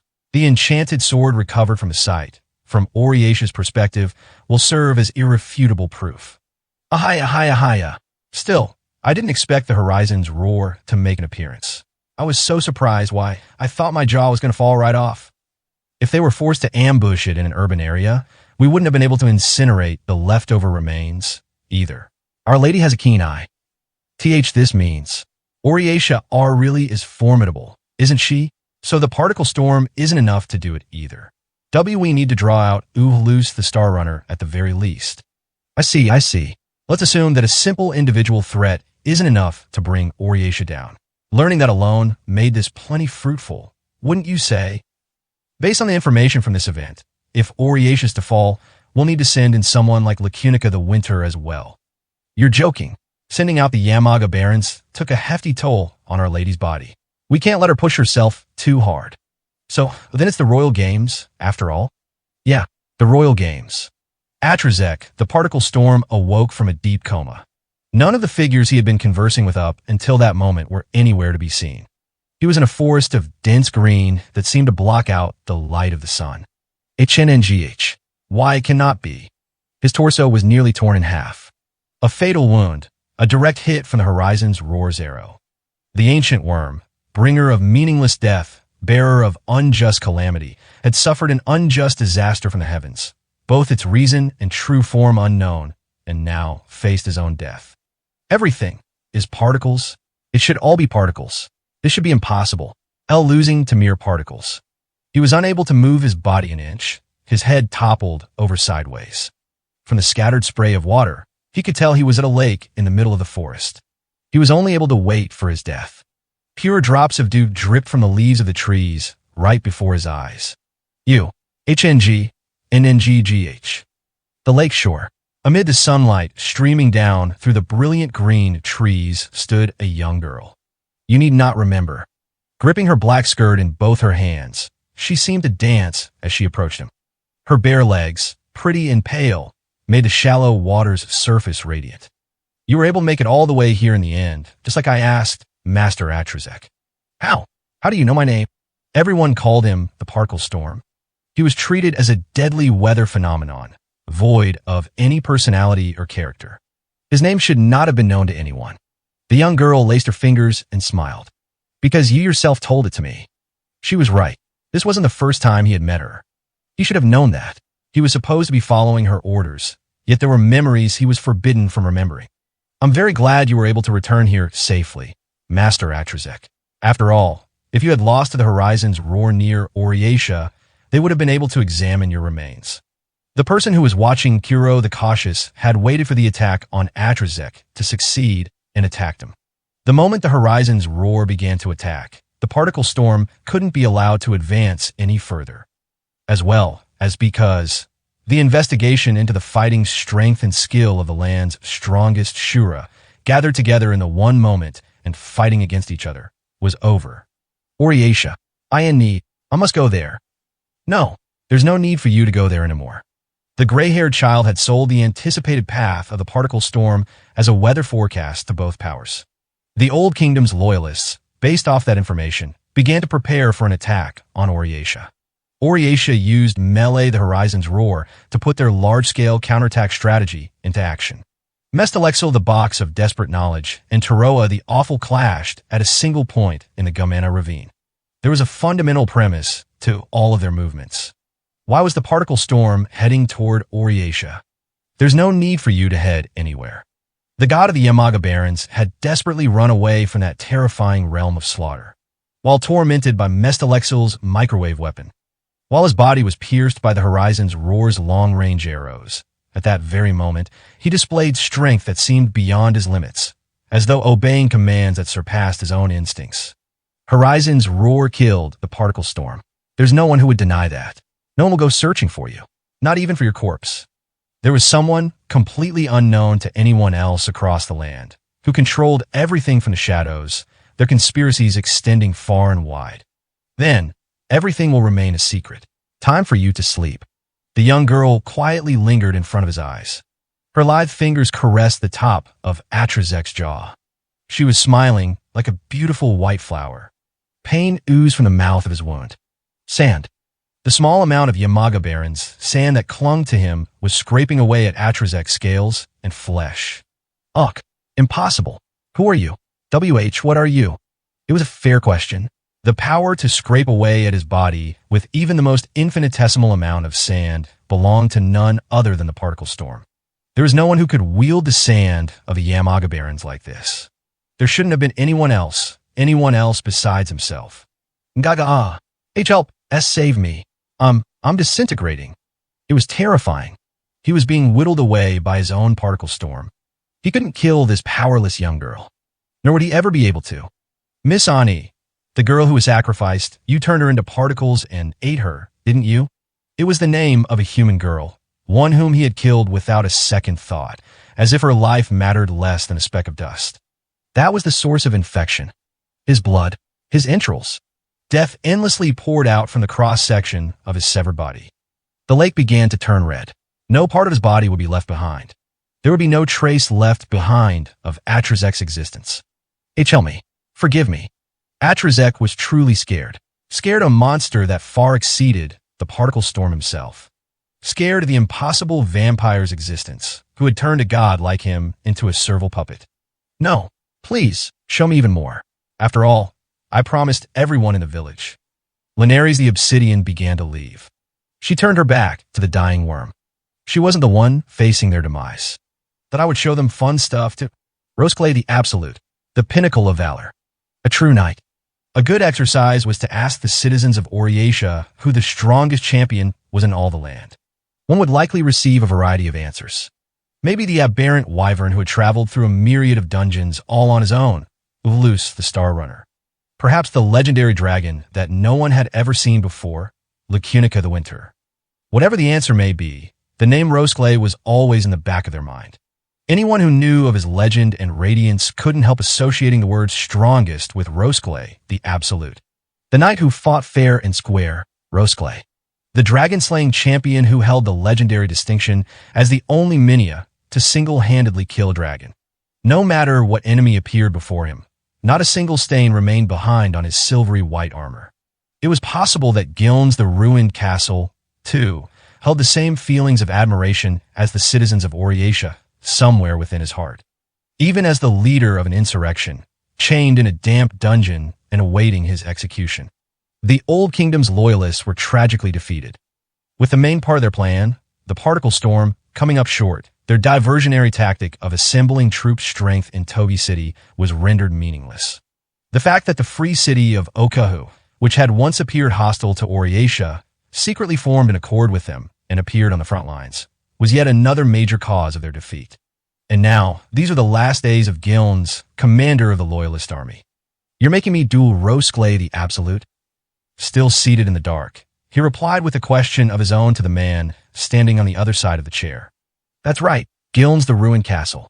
There is no righteousness in your actions. It was little more than pointless threats against the people and murder. An utter and unforgivable betrayal of our current peace. Oriatia's third minister, Jelki the Swift Ink, one of the highest-level bureaucrats in control of Oriatia's governmental affairs. Tearing off his chains, he could slip them through the cracks in the grating and smash Jelki's face in two. The sight remained as a fantasy in the back of his mind. He would end his fight simply by killing the man before him. Gilnes believed he fought for the sake of the people. The people, not just him, needed to rise up. Even though the once proud royal army of the Central had come to be known as the Old Kingdom's loyalists somewhere along the way, Gilnes had fought under that firm conviction. Though he the former great commander, Gilnes the ruined castle, right? Even now, there are plenty of citizens who admire you. Executing you, where none could hear your frivolous claims, would create cracks in the righteousness of Her Majesty's actions. Therefore, you will be given a chance. It will be a true duel, with justice on the line. A true duel. There were few instances of the event that had ever been recorded, but it was a type of duel that adhered to Old Kingdom traditions.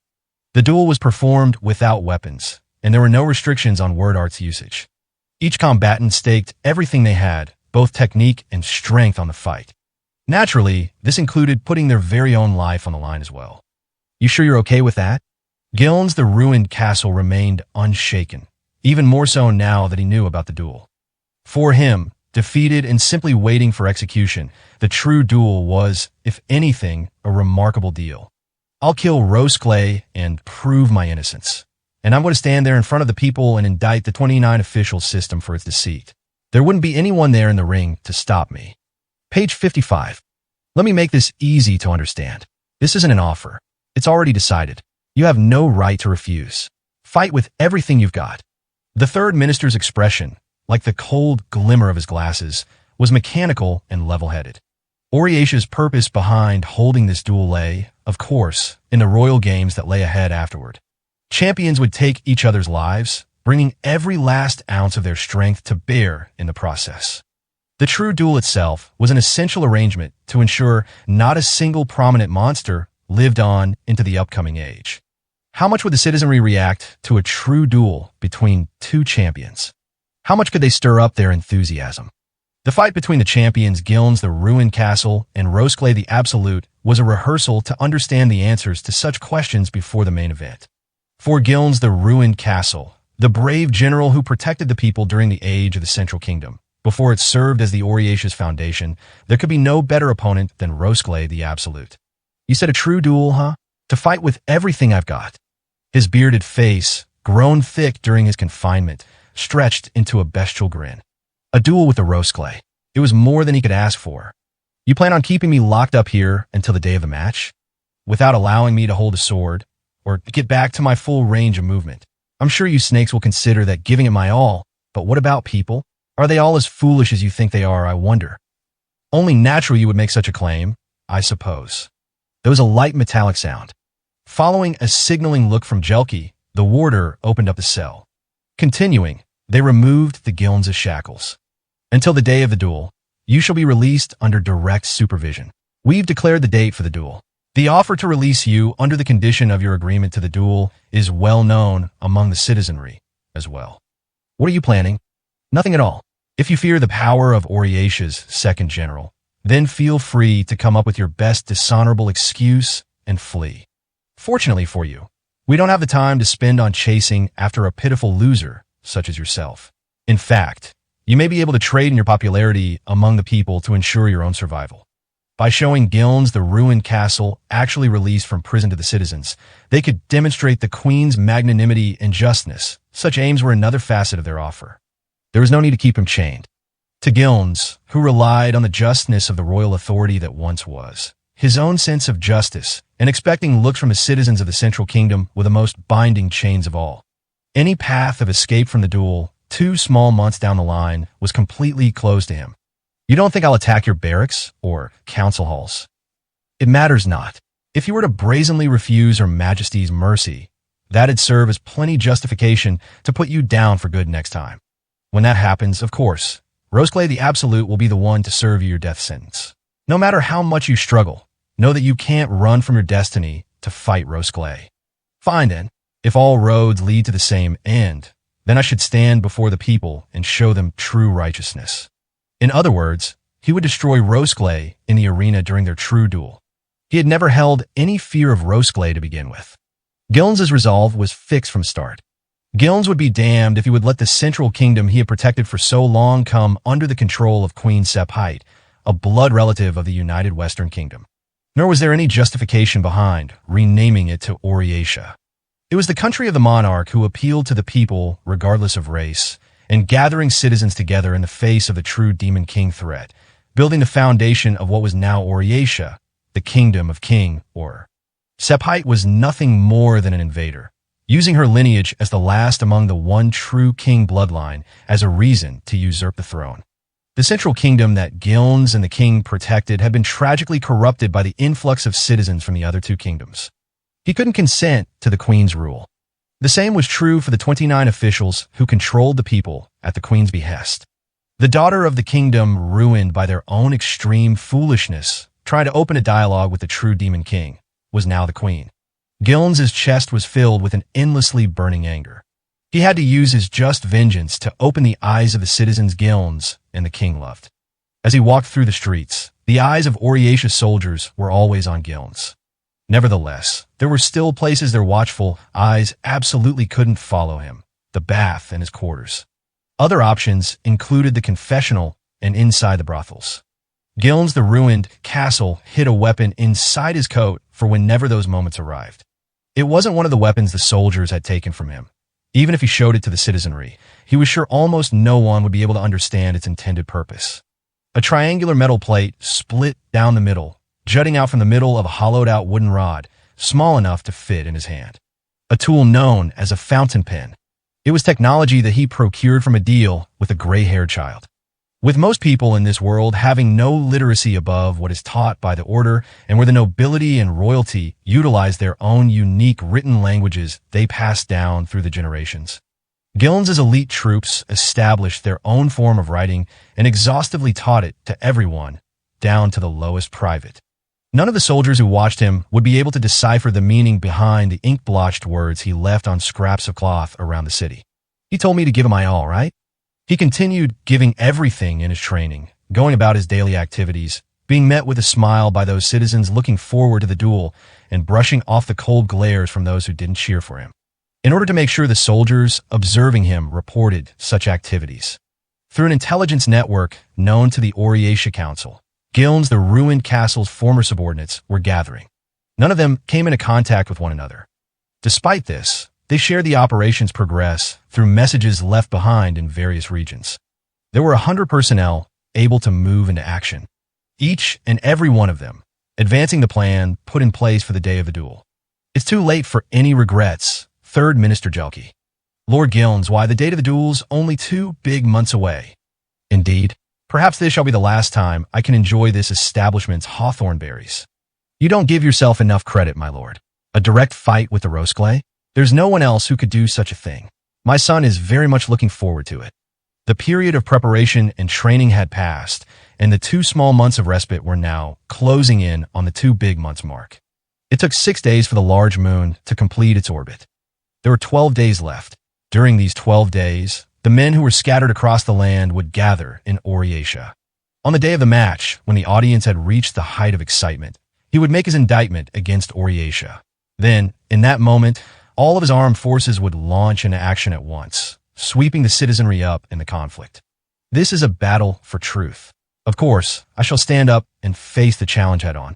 The Central Kingdom is a nation built by King Or, rest his soul, and does not belong to Queen Sephite or the Oryatia Council, either. I see. I am an uneducated man, but now that you mention it, the current council is acting a little bit off. My son is rooting for Lord Rosclay, but of course, I'm backing you, Lord Gilnes. It was clear the owner of this fruit and vegetable stand was totally unaware that the competition in 2 big months' time was an actual fight to the death. That was why he so casually supported both combatants.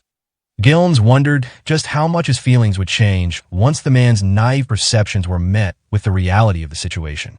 Though, when he considered that even in the age of the true Demon King, the Colosseums on the frontier boasted of their prosperity, pitting slave fighters together in true duels, it was possible that the inner true nature of the people had remained unchanged. I'm grateful. I very much hope both you and your son will make sure to witness the moment I display what true justice looks like to the people. While Gilnes chatted with the shopkeeper, a customer sizing up the shelves packed with fruit took Gilnes's sword as he went to stand up. It was a blind spot for the soldier tasked with observing Gilnes, obstructed by the beautiful leaves of a houseplant. The customer, in exchange, left behind a sword bearing the exact same hilt and sheath. Gilnes stroked his beard, giving a sign of acknowledgement. With it, all the lives sacrificed in battle will truly be able to rest in peace. You've definitely got a point there. All those soldiers protected our current peace for the people.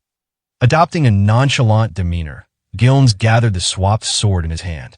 The weight of the sword was the exact same weight as the 2-handed sword he had used up until that moment. Charagicia, the blasting blade. They still had it, did they? Up until now, he could count on one hand the number of times he had drawn a real sword during the times he trained for the duel. For the next 2 big months, he was going to make the eyes of his soldier observers accustomed to the blade, to make them think it was the same shape it had always been, to ensure that there was no one who would notice the swap on the day of the duel. The moment Rosclay the Absolute experienced this sword would be his last. For days were left. Gilnes the ruined castle was visiting a dwelling on the outskirts of town. He was there under the pretext of running an errand for the owner of the tavern he frequented following his release. Without many people in the region, the soldier observing Gilnes didn't take any special steps to hide his presence, leaning up against a tree behind him. Gilnes rang the bell. If the information his men gathered was correct, the person he sought was here in this hideout. With the ringing of the bell, there was a heavy sound of something toppling behind him. When he turned around, the soldier who had just been standing there watching him was collapsed on the ground, and in their place, a gangly man, just past middle age, was absent-mindedly lingering about. Master Ramzo. Oh, if it isn't General Gilnes. It's good to see you again. This one looked like he might be a bit of a nuisance, you see, yes. I had him take a bit of a nap. He looked down over the fallen soldier with his scholar-like glasses, as if the whole affair was none of his concern. The ferocity of his martial skill was completely unchanged from the days when King or was alive. I'll lean him up against this tree here. He won't notice that he was asleep, but with that, he won't be asleep long. I understand. Let's wrap up our conversation quickly. Negotiating his release. 100 of his men gathered in Oryatia. Charagicia, the blasting blade. This man was his final trump card. Ramzo the star map, a man known as one of the members of the First Party. The legendary 7, the first in the world to confront true Demon King. All of them were champions, the absolute pinnacle of their age. Touted as unrivaled, they too were defeated and scattered before the true Demon King menace, and it was said only Ramzo and one other member survived. 2 of them managed to survive. countless champions challenged the true Demon King, with close to none of them returning alive. One of those very few who survived was Ramzo, the Star Map. He was a compatriot who lamented the current state of Oriatia and someone with superlative fighting prowess, rivaling Gilnes himself. As you are aware, sir, in the middle of my bout 4 days from now, we plan to make our move. The location will be the Castle Garden Theater. It's surrounded on all sides by audience seating and well within range of the bird's bow. Here is where I'd like to ask you to defend the soldiers providing support. That is easy. Very easy. But that's not all, is it? Before the match, may I request your dwelling might technique? Ramzo casually looked out over the trees. It was the season when the leaves turned brown and began to fall. Gilnes kept silent, watching Ramzo as he looked. That is easy. You understand, right? Of course. If we can win this one battle, our ambitions will be realized. The pressure points technique he utilized to incapacitate the soldier was not intended to simply be used as an attack. Its real abilities rather lay in releasing the physical limits of the body when either the user or their allies engaged in combat. Dwelling might was the pinnacle. Ramzo had named the technique capable of shouldering the price of death itself. Roseplay the Absolute is strong. He's absolute in anything and everything. My consent to this arrangement was very much made with that in mind. Got it. Well then, I suppose that's fine. The elderly master slowly walked over and put his hand on the door of the dwelling. There, he turned around. All right, over there. The same position as you were at the start. Stand about 3 paces in front of where I am. When that man over there wakes up, he'll feel a bit unsteady on his feet. Understood. You have my thanks. Gilnes gave a deep, respectful bow and departed. Now, all of the preparations were complete. 100 supporters springing out from the audience. The blasting blade. And now, his movements would go beyond the limits of his own body. Preparations that had used up every iota of power at his disposal. A true duel. How one would interpret such an arrangement would likely be different from person to person. The honest and noble-minded knight Roseplay was certain to put forth all his effort into battling with the one skill he honed to perfection himself. Gilnes was not. He wasn't an idol of the people like Roseplay. He was a military man who fought to accomplish a goal. The day of the duel was coming. Roseplay, Roseplay, Roseplay, Roseplay, Roseplay. The cheers of the packed crowd were almost loud enough to shatter eardrums. Daytime in the Castle Garden Theater. The excited citizenry of Oriatia clamored in the spectator seats surrounding the large grass plaza. The thought that the owner of the fruit stand was somewhere among them suddenly flickered in Gilnes's mind. The knight walking out to face Gilnes was still young. His features, blonde hair and red eyes, were plainly beautiful to anyone who saw them. However, this beauty was also unlike that of a vampire, cloaked in an air of dread. His pleasant features were the kind that brought a sense of security to those who laid eyes on him. On top of this, the way he had toned his muscles, it was likely the two men's physiques had been different from birth. Compared to Gilnes's imposing appearance, covered in big, thick muscles, his thin and sinewy body made him look not unlike a sculpted statue. His was a face known to everyone. He was Roseplay the Absolute. I get it. No wonder they're setting him up to be a symbol to the people. Pitting them against each other, it was obvious at first glance which of them was on the side of justice. Even someone who protected the people as the general of a 10,000-strong army like Gilnes the Ruined Castle, compared to the man before him, ended up looking like a crude mountain bandit. General Gilnes, your heroics remain still fresh in the memories of the people. I consider our duel on this day a great honor. Let us show to these fine people what a battle free of spite can look like. I consider it an honor, too. I didn't expect such an opportunity for vindication. I thought the council, too, recognized my own righteousness as something to ignore entirely. Now, as a warrior equal, allow me to challenge you to combat. Gilnes took notice of his arm's movements, beginning to sag under the weight of his sword. When a single strand of hair on his arm lowered, then he would waver an inch during the series of motions.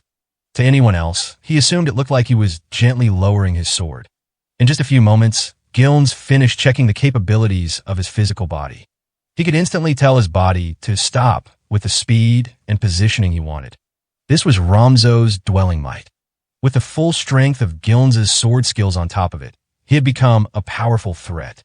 Roseplay, Roseplay, Roseplay. Mixed in with the cheers, the signal announcing the start of the match rang. Both combatants, in that moment, began to close the distance between each other. He saw Roskle hold his sword above his head. It was an exceedingly fast, downward swing, exactly as taught to military swordsmen. Page 56. However, that won't hit me. Not with how I am now. Gillen stopped his advance. Even in the midst of a full-speed charge, with all his body weight behind him, in his current condition, it was possible. Consequently, Roskle misjudged the range for his opening attack. The worst possible blunder to make. Over in an instant. Sorry, but there wouldn't be any need to make use of his 100-strong soldier force. Holding his sword low to meet incoming slash, he grazed Roskle's sword with the tip. It took on heat and exploded. Roskle's sword shattered. Cheragisia, the blasting blade. From the eyes of the spectators, he assumed it looked as if the sword was unable to defend against the overwhelming strength behind the blow. Continuing the attack, Gillen slashed straight down at his chest. Ayakudo, Namfakums, Ninhortis, Wiziagariwa, past to jest, to the wind of Kudo, fireflies on the lake's surface, source of soil, release from one eye, flash. It was that moment when Gillen realized his opponent had been incanting word arts during their battle. The electrical charge of the thermal arts, suddenly appearing before Gillen's sword's path, flowed back down through the blade, and for an instant, induced an unavoidable biological reaction, stiffening up his muscles. The average person would have likely been knocked unconscious by the attack. He endured and held his ground. What was that? He shook his head. Gillen certainly wasn't one to overlook indications that an opponent before him was using word arts. Even with his own weapon lost, there wasn't a single crack in Roskle's calm demeanor. He was perplexed by the word arts that seemed to have no visible forewarning, but at the very least, Roskle's display meant that he could utilize electric thermal arts with the speed and power necessary in battle. If his words arts were fast enough to keep up with their battle, he must have devoted a considerable amount of effort to honing his skills. I assumed he was a knight, but he's an arts knight, huh? No matter. If he had mastered combat word arts at such a young age, if anything, it made him easier to deal with. All that time he spent honing those skills was time he wasn't spending training with his sword. It was far for his first time fighting against an arts knight. In fact, with both his purer experience and longer years of training, Gillen was capable of surpassing Roskle. The blade he brandished was one that caused explosive death with its touch, Cheragisia, the blasting blade. He wouldn't give him the time to draw his next sword. The instant his muscles were free of their paralysis, he rushed forward with a slash of his blade. Your sword, Roskle muttered offhandedly. Thinking of pleading for a halt to the fight? It's too late. My sword stroke will reach you faster than the words can leave your mouth. No. I simply thought that I needed a new sword of my own as well. Gillen pressed in closer to Roskle, paying no heed to his reply. The dirt in the garden theater whirled in the air. Vat Marcia Wanway, Sartmorbanda, Osno, Jeweled Crevice, Still Stream, Strike. A sword blocked the sideways, sweeping flash of Gillen's sword. Roskle's sword, but not exactly. The sword that had been blown apart by the enchanted sword sprouted up from the ground and defended against Gillen's high-speed strike. Flanking Roskle, for whole swords were being constructed out of the fairest materials in the soil. This can't be possible. Gillen pulled back his sword. He could manage craft arts with such speed in combat, too. It may have been correct to say the man in front of him wasn't a knight, but a true arts caster. It couldn't be. Yeah. Without letting the momentary confusion pass, Roskle stamped on the earth with a rending shout. Roskle's new sword arced in an almost too perfect path, picture perfect compared to how it was taught to new swordsmen. It followed the reverse course of Gillen's blade, tearing into and breaking his gauntlet. The only reason his arm wasn't then cut clean off was because he was able to pull his arm back at the last second with the added effects of dwelling might. Had Gillen been his normal self, this single exchange would have spelled defeat. The blood soaking the inner cloth of his gauntlet gave him this terrifying premonition. Impossible. Ayakudo, Urawastra, Vat Marcia Wanway, Sartmorbanda, to the soil of Kudo, Reflect in Replica, Jeweled Crevice, Standstill Stream, Namfakums, Ninhortis, Wiziagariwa, fireflies on the lake's surface, source of soil, release from one eye, Tortubajand, Rimarasiper, Rabandiazigraph, warping disk, rainbow corridor, turn the hidden heaven and soil. Ayajidwado, Lias Formatbode, Tomam Vista, to the steel of Jaido. The axis is the fourth left finger. Pure sound and Yet another new sword was created. Lightning flashed. The swords floated in the air. He could use so many word arts, and all simultaneously. Not only that, but when adding in Rosklay's sword skills, he had over 5 different categories of advanced and well-honed techniques at his disposal. Impossible. Gilnes couldn't believe it. For starters, simultaneously invoking different word arts should have been impossible. What's going on here? A feat like that. Rosklay the Absolute. This should put us back at square one, wouldn't you say, General Gilnes? Now, let us continue. It was possible that Gilnes the Ruined Castle also held the same feelings of admiration as the citizens of Oriatia somewhere within his heart. He felt that he was a knight on the path of true righteousness, vanquishing his enemies with his just swordsmanship, battling fairly and with honest skill. Everything about him is wrong. Rosklay, you can win, Rosklay. Rosklay, Rosklay. The strength of the man in front of him was something else entirely. He was enigmatic and mysterious. The leg, covered with a silver-white greave, stamped the ground. An instantaneous opening move, sharp and fast, the flawless form taught to students of the blade. Gilnes fell back in time with his opponent's advance. As long as he was in the dwelling might state, it was simple enough for him to watch his adversary's movements and instantly stop and adjust his own. However, with his attention monopolized by the sudden word arts, while Gilnes could stay out of his opponent's sword range, he couldn't stay fully aware of the tip of the blasting sword in his hand. Rosklay seized this opening. The knight's sword entwined with the tip of the enchanted sword, held up and pointing at eye level, and hoisted it upward. Not relying on his strength to knock it down, he instead quietly tapped it, pressing down on its side, and then turned it away. The technique of an extremely just royal knight. The special quality of the blasting blade. He'd seen right through it. Now, Rosklay's sword didn't burst apart after touching the enchanted sword. Then, if his movements were indeed following the fundamentals, there was only one movement to follow. Using the back of his sword, he slid along the sword, shortening the distance between them. His hand immobilized Gilnes's gauntlet, and they both came together, swords locked at the hilts. In power and physique, Gilnes was superior. However, because he was pinned as he fell back, he couldn't shift his center of gravity forward. Rosklay was using this to tip the scales. Gilnes bellowed, to properly muster his fighting spirit. Rosklay, regardless of whoever or whatever you may be, I will claim victory. Speed. The speed of the slash, coming into contact with a solid mass. That's what's needed for the explosion. A cold sweat shivered down Gilnes's back.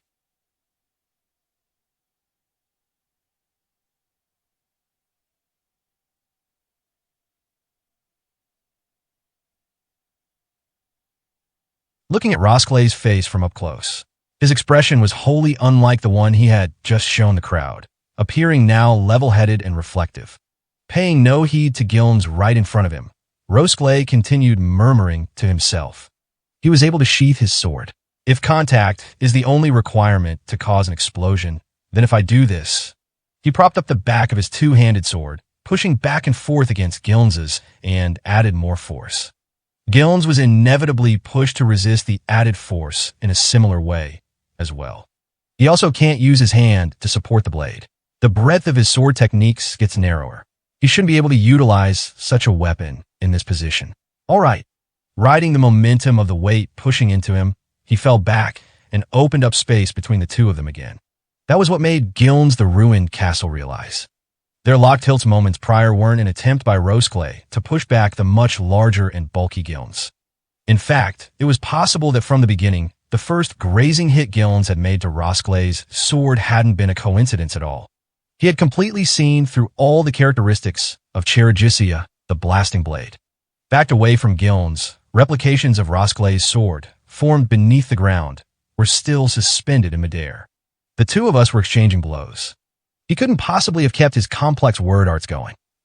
That wasn't it. That wasn't what he needed to think about. He had to keep his mind focused. Otherwise, it would become a weakness his opponent could exploit. Even with regard to pure swordsmanship skills, Rosklay the Absolute's rivaled or even exceeded Gilnes's own. Looks like now's the time to use it. Gilnes switched his grip on his sword and loosened the wrist coverings on his right hand. It was the signal for the final remaining strategy that he had prepared. They had referred to it as the bird's bow, the name of a one-shot crossbow, modified into a thin, foldable shape.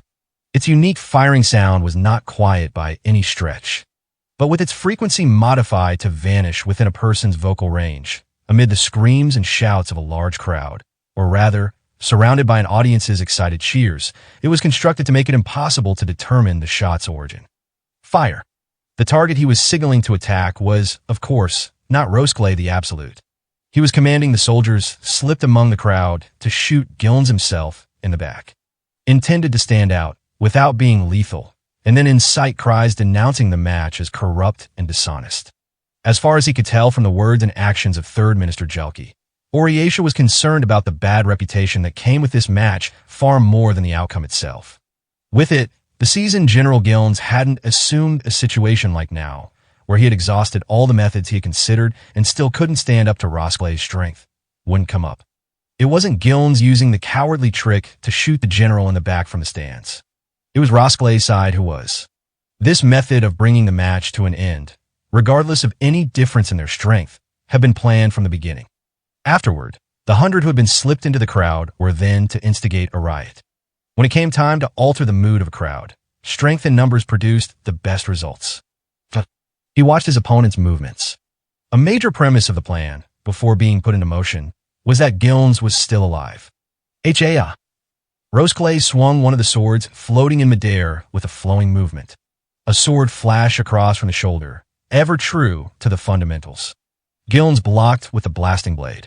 His adversary's sword burst and broke into pieces, and once again Gilnes stopped moving. He realized that the electric thermal arts that had caused him to stiffen up moments prior were flowing from Rosclay's sword. The electric currents flowed simultaneously with the sword's slashes. Why? He had already given the signal. There was no sign of the supporting crossbow fire from the stands. Truly superb reactions, General Gilnes. At this point, there were now 6 blades formed around Rosclay, revolving around the knight in midair. Together with the resonant praise that echoed into the audience, Rosclay took his next sword. Gilnes's arm was rigid from the electric word arts. He was under the effects of the dwelling might. He would have been able to display peerless technique and swordsmanship if he could just make his muscles move. A flash of steel. He had to react. Even if he sacrificed an arm, he had to ensure the blade didn't cut into his torso. With the effects of dwelling might, he forcibly blocked the path of the blade with his left arm. Yet the silvery path curved unnaturally, like a snake's coil, evading his left arm. Ias for Motbode, Temoyama Fista, Ias Mahane, Zayanyach. The axis is the 4th left finger. Peer sound, descend from the clouds. Turn. Force arts. If he was able to make his swords float, then changing their midair trajectory was also Kwok. The strike, with its wielder's full weight behind it, split Gilnes's breastplate in two. He could feel a rib had broken, and the wound extended deep inside his body. Everything about him seeming off and abnormal.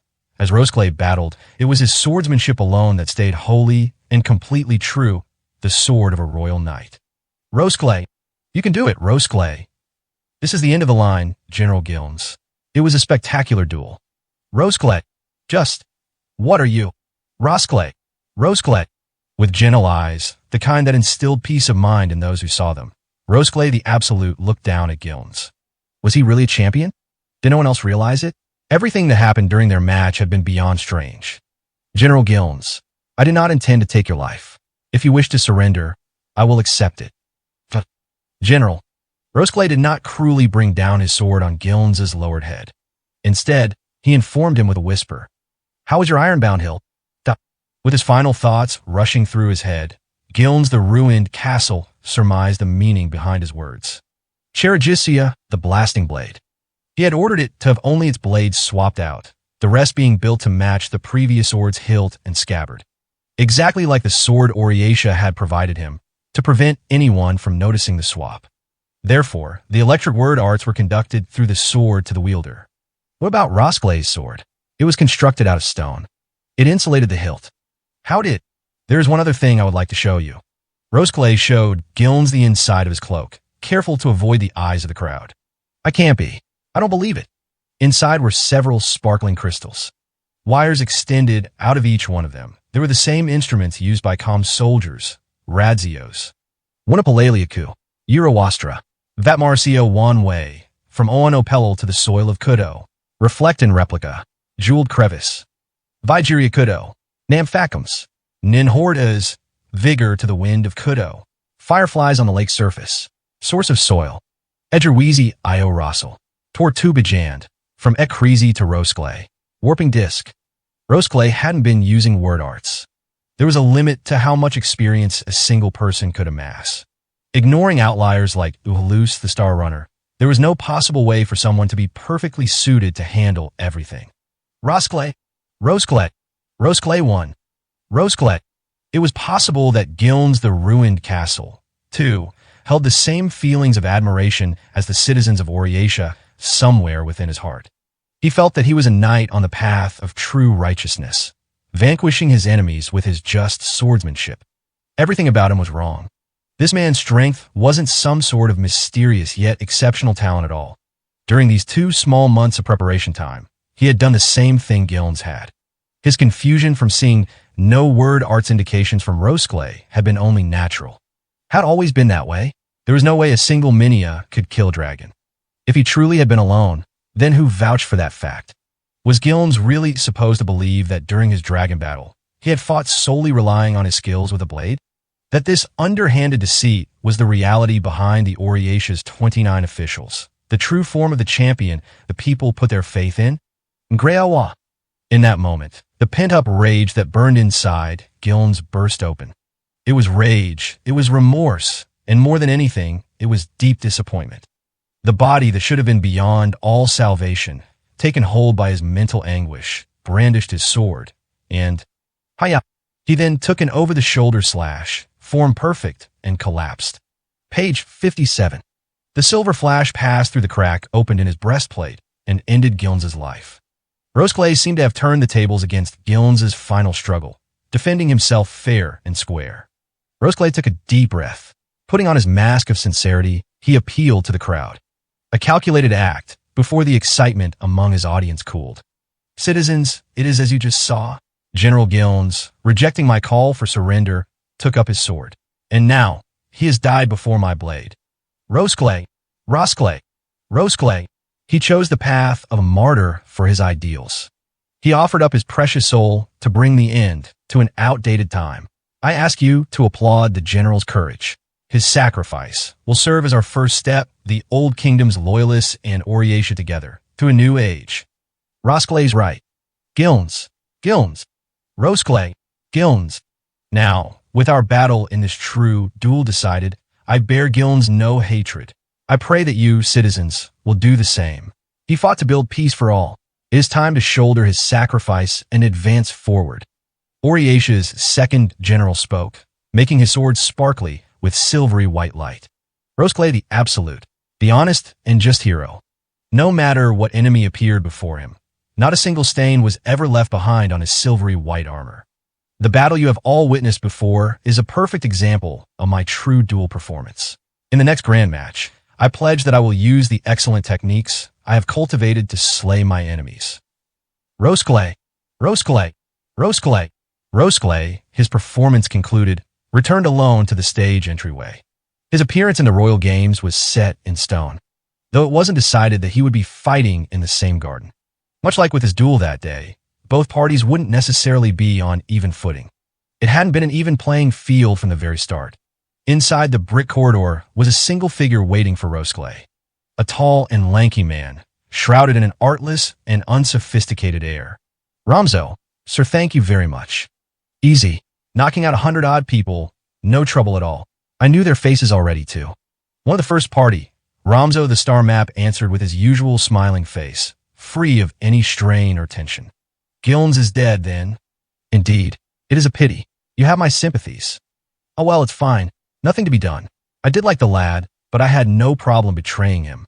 So long as I've got somewhere I can sell myself for a good price, I didn't really care about anything else. In the dimly lit corridor, the bashful smile behind his rounded glasses instead seemed sinister.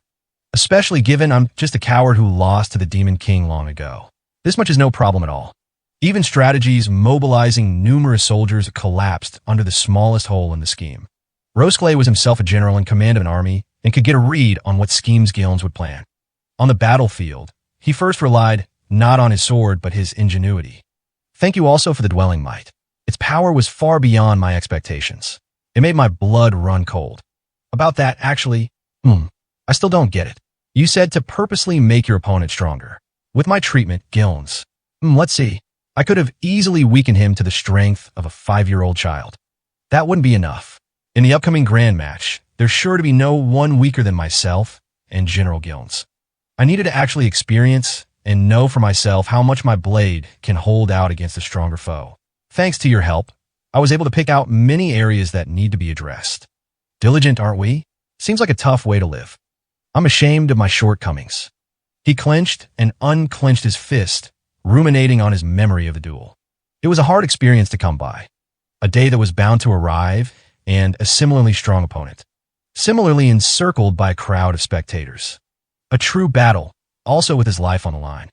Having actually experienced such combat could prove the difference between life and death. As long as there was even the slightest possibility it could, then the experience was necessary. Well then, I'll be going. My game of fake insurgency's over. Until we meet again, Ramzo the Star Map.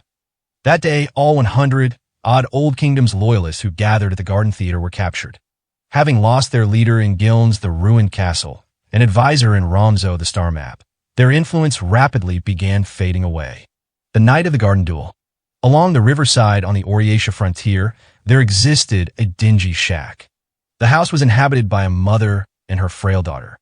The father who provided for them had passed away. Amid the darkness of the area, no other residents in sight. The orange lamplight illuminated the doorway and announced their visitor.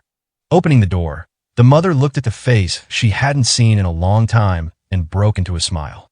"Oh my, how we've been waiting for you, my lord. Iska, get up quick." "Oh no, please. If she's already asleep, then." I wouldn't want to push Iska too hard. The man was covered in a full body robe, carefully concealing both his face and body. Nevertheless, to the mother, his was a figure so familiar, she could immediately recognize it. The young girl, who came out of the bedroom to meet the man, gazed up at his face and gave him a smile. "You're very late, Mr. Second General. You woke me up." Iska, the daughter, would turn 16 that year. She had chestnut-colored hair and eyes to match. She looked a little thinner and more haggard than before. Rosclay the Absolute cast his eyes to the ground and lowered his hand where he stood. When he was under this roof, Rosclay was almost a completely different person. First, let me apologize. I put on a disgraceful battle display in front of the people. My. Is that so? That's quite the problem, isn't it? What was disgraceful about it, then? The village girl crouched down in front of the minion champion and asked, teasingly. My first step forward, and if the enchanted sword had laid into me while my sword was broken, I would be dead. And if the electric thermal arts didn't stop him, I was a hair's breadth away from the end. Another dangerous fight, is it? Honestly, just what am I going to do about you? Iska stroked Rosclay's golden hair and flashed a troubled smile. All of his fights were like this. He appeared to fight with overwhelming strength that far outdid his opponents. But in truth, he was balanced on a razor's edge between life and death. Both his consideration for any and all possible schemes and his diligence with his daily training were all because he truly and deeply held his own life dear. Rosclay the Absolute, the champion of the Minia. No matter how much she wished and hoped, she knew his turn to abandon the whirl of battle would come later than anyone else's. That's why, I came here because I thought it'd be better to give you this sooner rather than later. Rosclay's eyes darted around nervously, almost like any other young man his age, and he took out a box.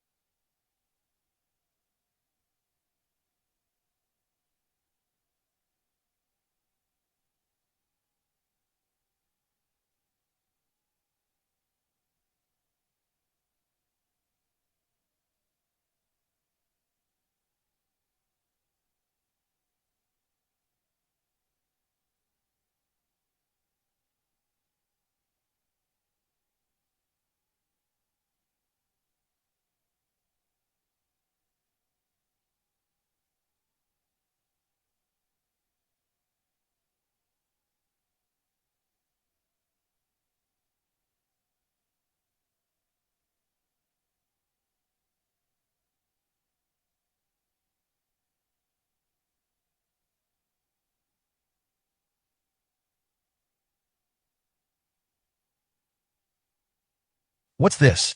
It's a coral ring. I bought it at the market. I think it would suit you, Iska, and since I haven't properly given you any presents up until now. The young girl inspected the inside of the box, looking at the small silver ring.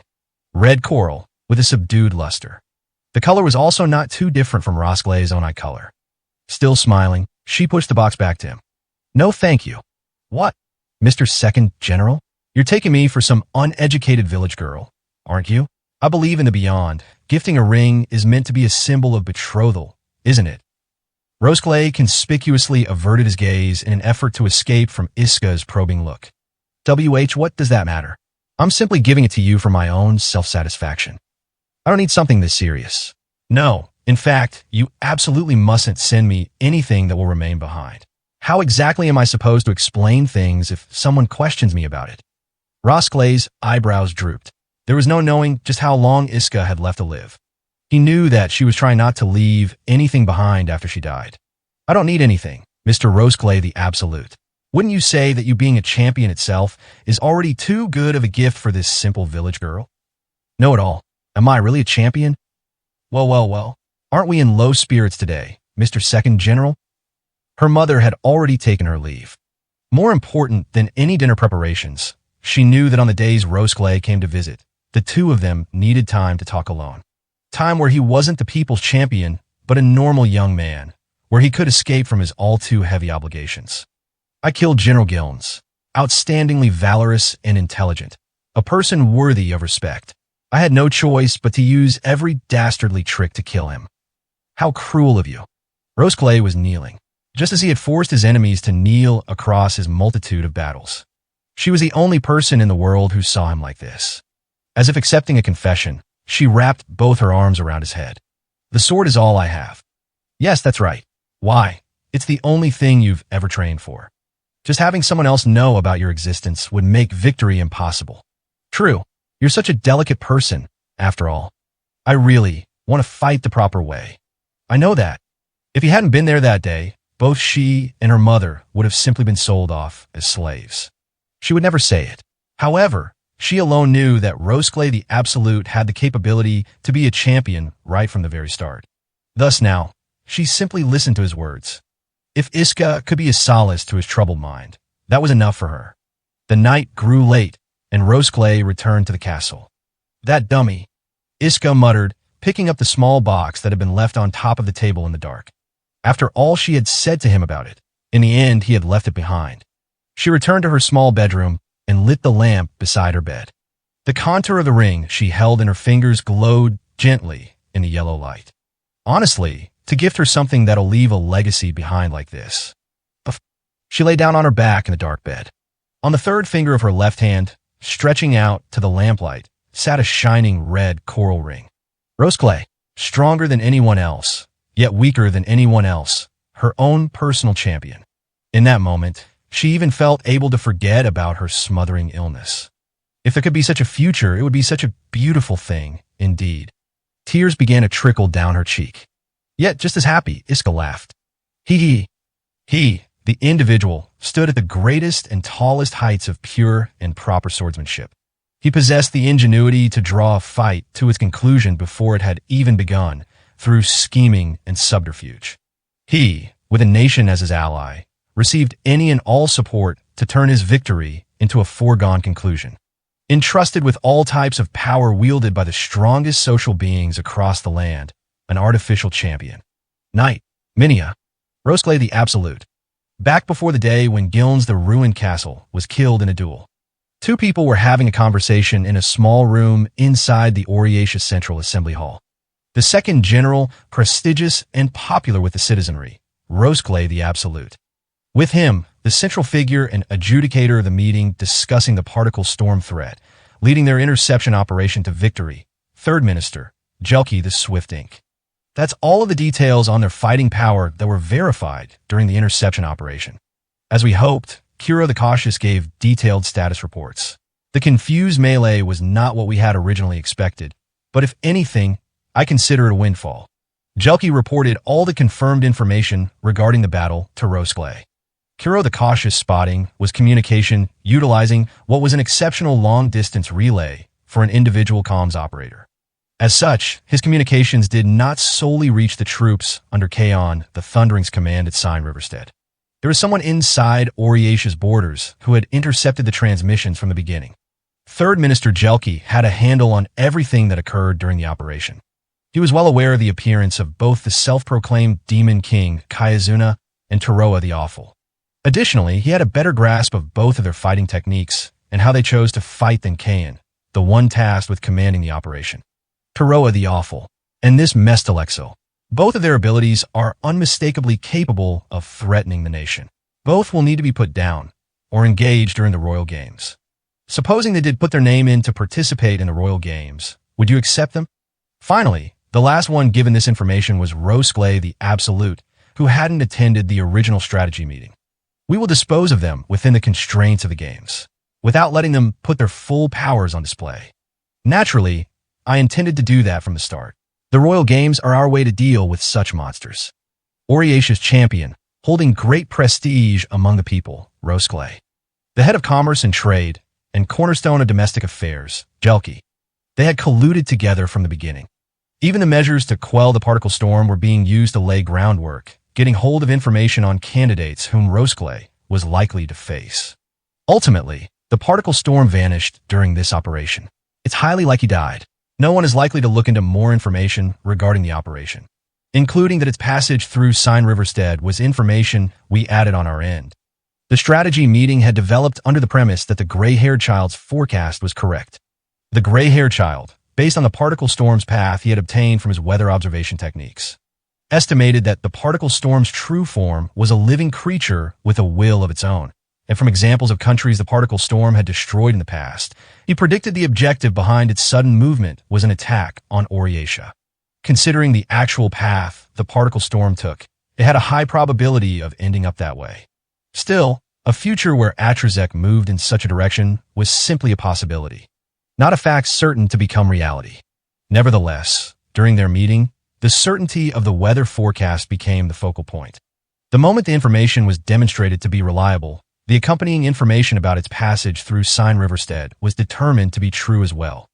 But Rosclay, why didn't you directly order Kaon to bring the Horizon's roar into action? Given the pretext of defending Oriatia itself, I imagine he would be forced to agree to your demands. That's not it. With this operation, it was necessary to have Kaon, Melee the Horizon's roar's backer, propose the idea himself. It, of course, couldn't come from me, nor from yourself either. If another person directed him to do so, a man of Kaon's caliber, he would suspect that person was scouting out their future opponent. Not only that, but I believe he's already sensed we're colluding together. The moment he was told the particle storm would pass through Sign Riverstead, Kaon no longer had any choice but to get the Horizon's roar involved. If Melee's homeland of Sign Riverstead were destroyed, he would lose all reason to participate in the Royal Games with it. With the simple act of adding some details to the report, he had swiftly gotten an opposing contender involved, without any need for bargaining. Kaon getting Melee to help also did us a favor by making the Star Runner and the passing disaster unnecessary. Using them would put our own side in danger. The best course of action is to exclude any wild cards. Everything was to protect Oriatia. The sole reasons behind Rosclay the Absolute preserving his reputation and using every method possible to desperately defend Oriatia were the nation's citizens. Jelki, as well, shared in this ideal. Now, with the true Demon King dead, he sought to remove any out-of-control champions from the world and create a nation where the people were free from strife. The Royal Games to decide the hero still haven't even amassed all the participants yet. However, it was different for them. Different for these intellectual monsters, amassing information, devising schemes, and claiming victory long before the start of any match. It's long since started. No matter how strong they may be, they'll be taken down before they can even enter the ring. It's our job to give them the impression that it all begins with the players facing each other, waiting for the starting bell. Page 58. Jelki started to speak. At the very least, there was one other monster of intellect out there. A threat they had postponed dealing with. Rosclay, with that in mind, there's one thing I'd like to tell you. The gray-haired child, I assume? That's right. Taroa the Awful. Kayazuna the Axle. Finally, the particle storm. I believe there is someone besides us who tried to glean information regarding possible Royal Games contenders. Induce 3 unrelated powers to cross swords in one place. Going forward, I think we will need to dispose of the gray-haired child. For Kayazuna, the Axel's involvement in this recent event, there is no doubt the forecasts dispersed by the gray-haired child were the source of her information. Then, supposing the same individual used the information regarding the blasting blade in her possession to get Taroa, the Awful, involved. Is there anything linking the gray-haired child to Taroa the Awful? The method that Taroa used to catch up to the particle storm in the ravine. Eyewitness information continues to Togi City, but after that, he disappears without a trace, before suddenly appearing in that ravine.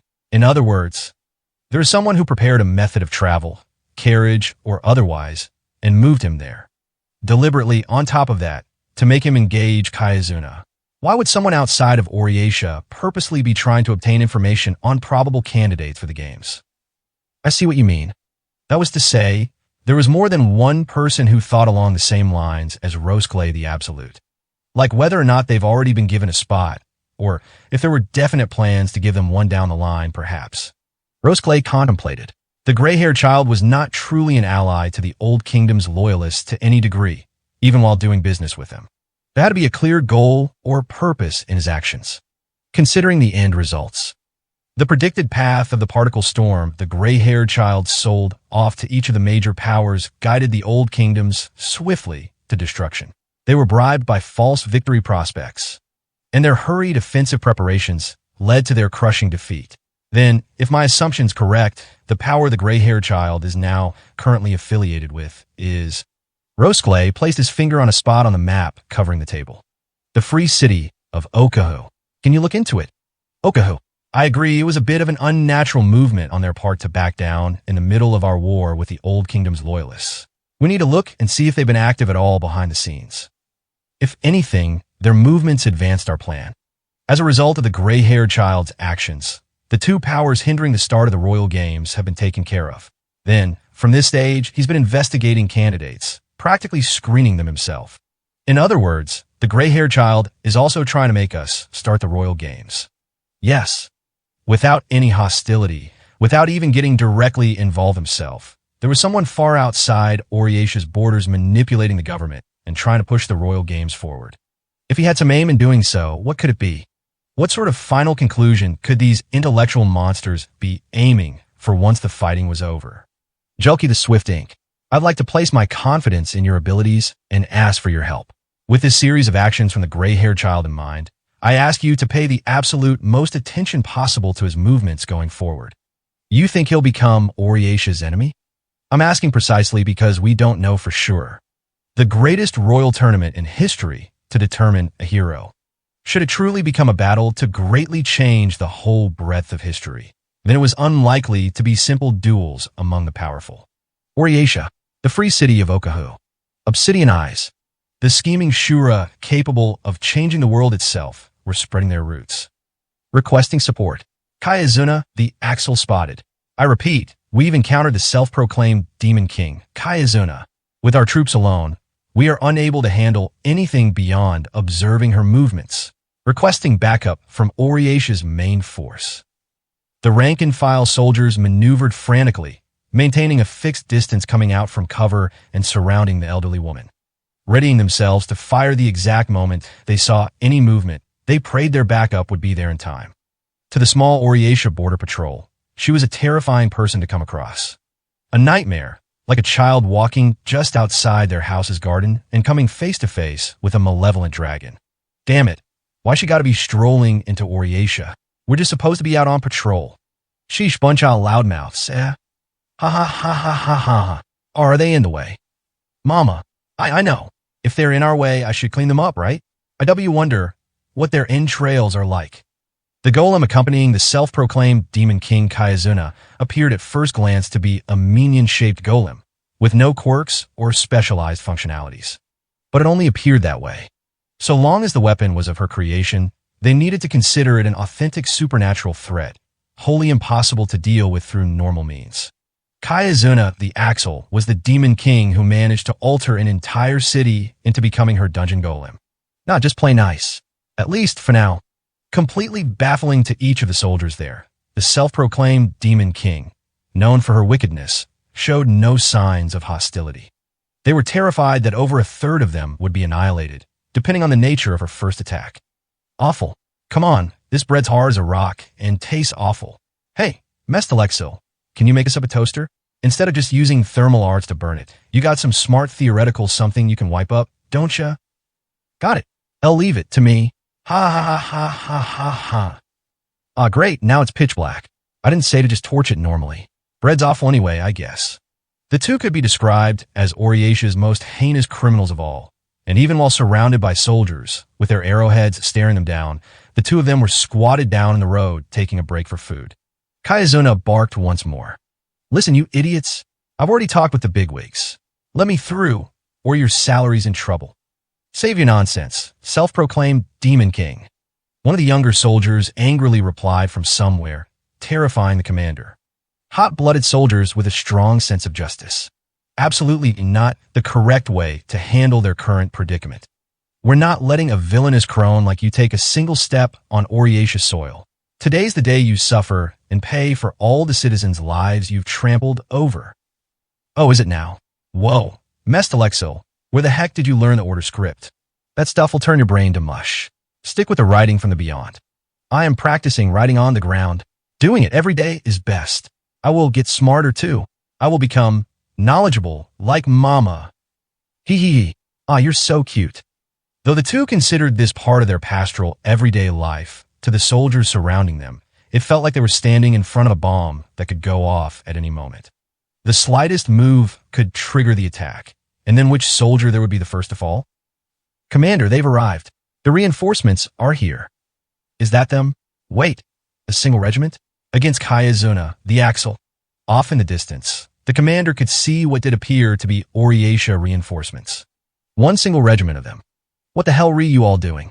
The man commanding the unit was known as the fiercest and most militant civil servant, Fourth Minister, Keith the Round Table. A cold-blooded glare flickering from his strong, intense face as he immediately began denouncing the soldiers encircling the pair. Which one of you received the report? You should have been notified to immediately break off this nonsense encirclement. But sir, there was no way we could realistically do such a thing. Which one of you dare to backtalk me? If you're looking to lose your head, I'll happily grant your wish. Let her through. Keith the Round Table's words were clear as day, and his orders distinctly reached all the soldiers there.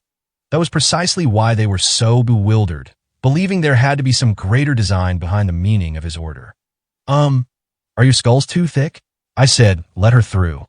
They couldn't believe it, letting the self-proclaimed Demon King through, a frightening menace to the world for many long years. Just like that, Kayazuna, the Axle, leisurely stood up, chuckling to herself as she did. What did I tell ya? See, Mestalexil and I, we're hero candidates.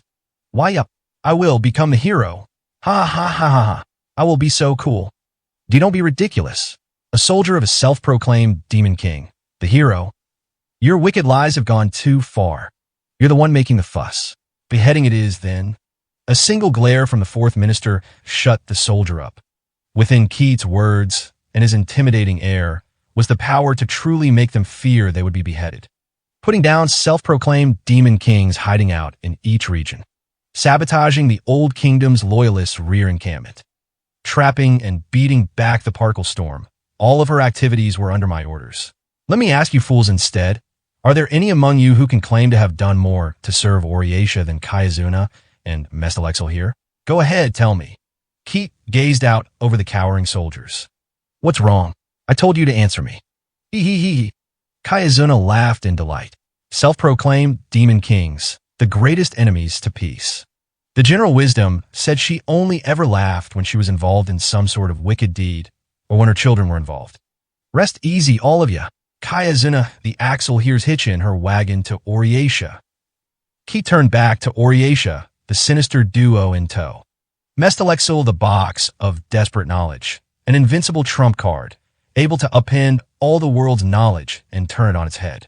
Roseclay, I will make absolutely certain you're not the only one taking the lead in the Royal Games. The lone hero. There is someone trying to use the hero's existence to firmly solidify their authority, while others plotted to topple such authority. You're awake. Good. When he awoke from the blackness of death, a death god was standing at his bedside, in which case he might indeed have been in a hellish afterlife. He considered that if the world reflected in his eyes was indeed such an afterlife, he was okay with it. No, that alone wasn't enough. Kuro the cautious wheezed as he endured his pain. Is Kyune here? Been worried about you the whole time. She really adores you. I haven't done anything for her. If anything, I've been awful. Ever since we met, I haven't given her a single reason to care about me. Funny, isn't it? There hadn't been any type of dramatic event to start all. During his meager life as a detective, they happened to cross each other, and his sight piqued her curiosity. That and the two of them had both been alone. Listen, Taroa the Awful, you've come back from hell, right? Yeah. Do homunculi die eventually too? Taroa nodded. Kuro knew himself it was a foolish question. Really, he had been scared of this from the start. How am I supposed to repay her? Cuneus, she's always been there to save me. Can I give you a simple answer? The death god's eye stayed fixed on the floor as he responded with detachment. Just be there for her. Chat with her, sharing memories and commenting on the scenery. That's plenty. As long as someone's got a sanctuary for their soul, they'll keep going as far as they can go. Even to the farthest reaches of hell. I wanted to use Kyune for myself. I wanted to convince myself there was a reason we were together. He wanted to think that Kyune was saving him in exchange for a reward. That she trusted Kuro because she was foolish. I'm scared when things don't have a reason. I don't know about your life, but not everyone you come across is out to use you, right? Trying to use somebody means that you have to trust them, right? At the very least, that was how it had been in Kuro's world. Though the same even now.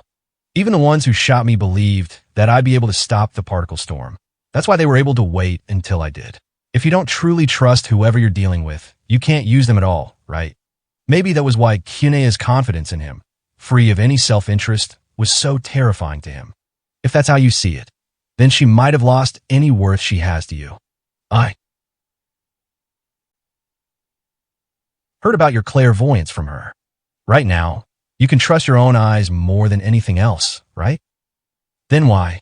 Kuro weakly mumbled. Then why do I still want us to be together? Those feelings of yours, that's Kyune's reason. The death god's words finally made him understand. Understand what she had been thinking for so long. As long as he could be together with Kyune, it didn't matter where he went. He wanted to see more, to the very end of the world. Looks like you don't need me to look after you anymore. I'm leaving. I doubt we'll meet again. Thank you, Taroa the Awful. Make sure you don't get used either. Who do you think I am? The ill-omened Grim Reaper went to leave the infirmary, putting his hand on the door. He saw the person resting on top of the chair awake and raise her head. A winged homunculus, small enough to sit in the palm of his hand. Taroa, clairvoyance you called it. Kuro's power is quite something. Taroa muttered, his hand still resting on the door. He brought you along to that harsh battlefield and protected you to the end. Have you thought about the reason why? Kyune the Wanderer was never going to help observe the particle storm. Kuro never even let her out from inside his coat once. That's because I insisted on coming with him. Nah, I think he was inadvertently choosing the best possible future. If he hadn't been there with him, no one would have asked us to save him. You valiantly saved his life. Save his life? Kuro's life? That's right. He woke up. There was a slight pause. Thick tears fell from the young girl's eyes. Her wings flickered. She called out a name. Kuro. Kuro. Taroa the Awful smiled faintly underneath his hood. It was time for the death god to leave. The same day, the Sign Riverstead's needle forest was bustling with an unusual amount of activity. Melly, hey, is it true you fired your bow? So that bow wasn't just for show after all. No use trying to hide it. There's plenty of kids that say they saw the stars. Gah, shut up already. Sprawled out face down on the ground, Melee the Horizon's roar languidly moved his hand, trying to disperse the village children crowded on the hill. Although the Oriatia army had evacuated the village during his long-range attack, the word spread in an instant among the Sign Riverstead and the villagers who knew Melee. Melee had woken up in the morning and shot arrows. Lots of arrows at that. Whether I'm shooting arrows or breaking wind, what do any of you care? I'm trying to sleep here. It's already past noon, you lazy bum.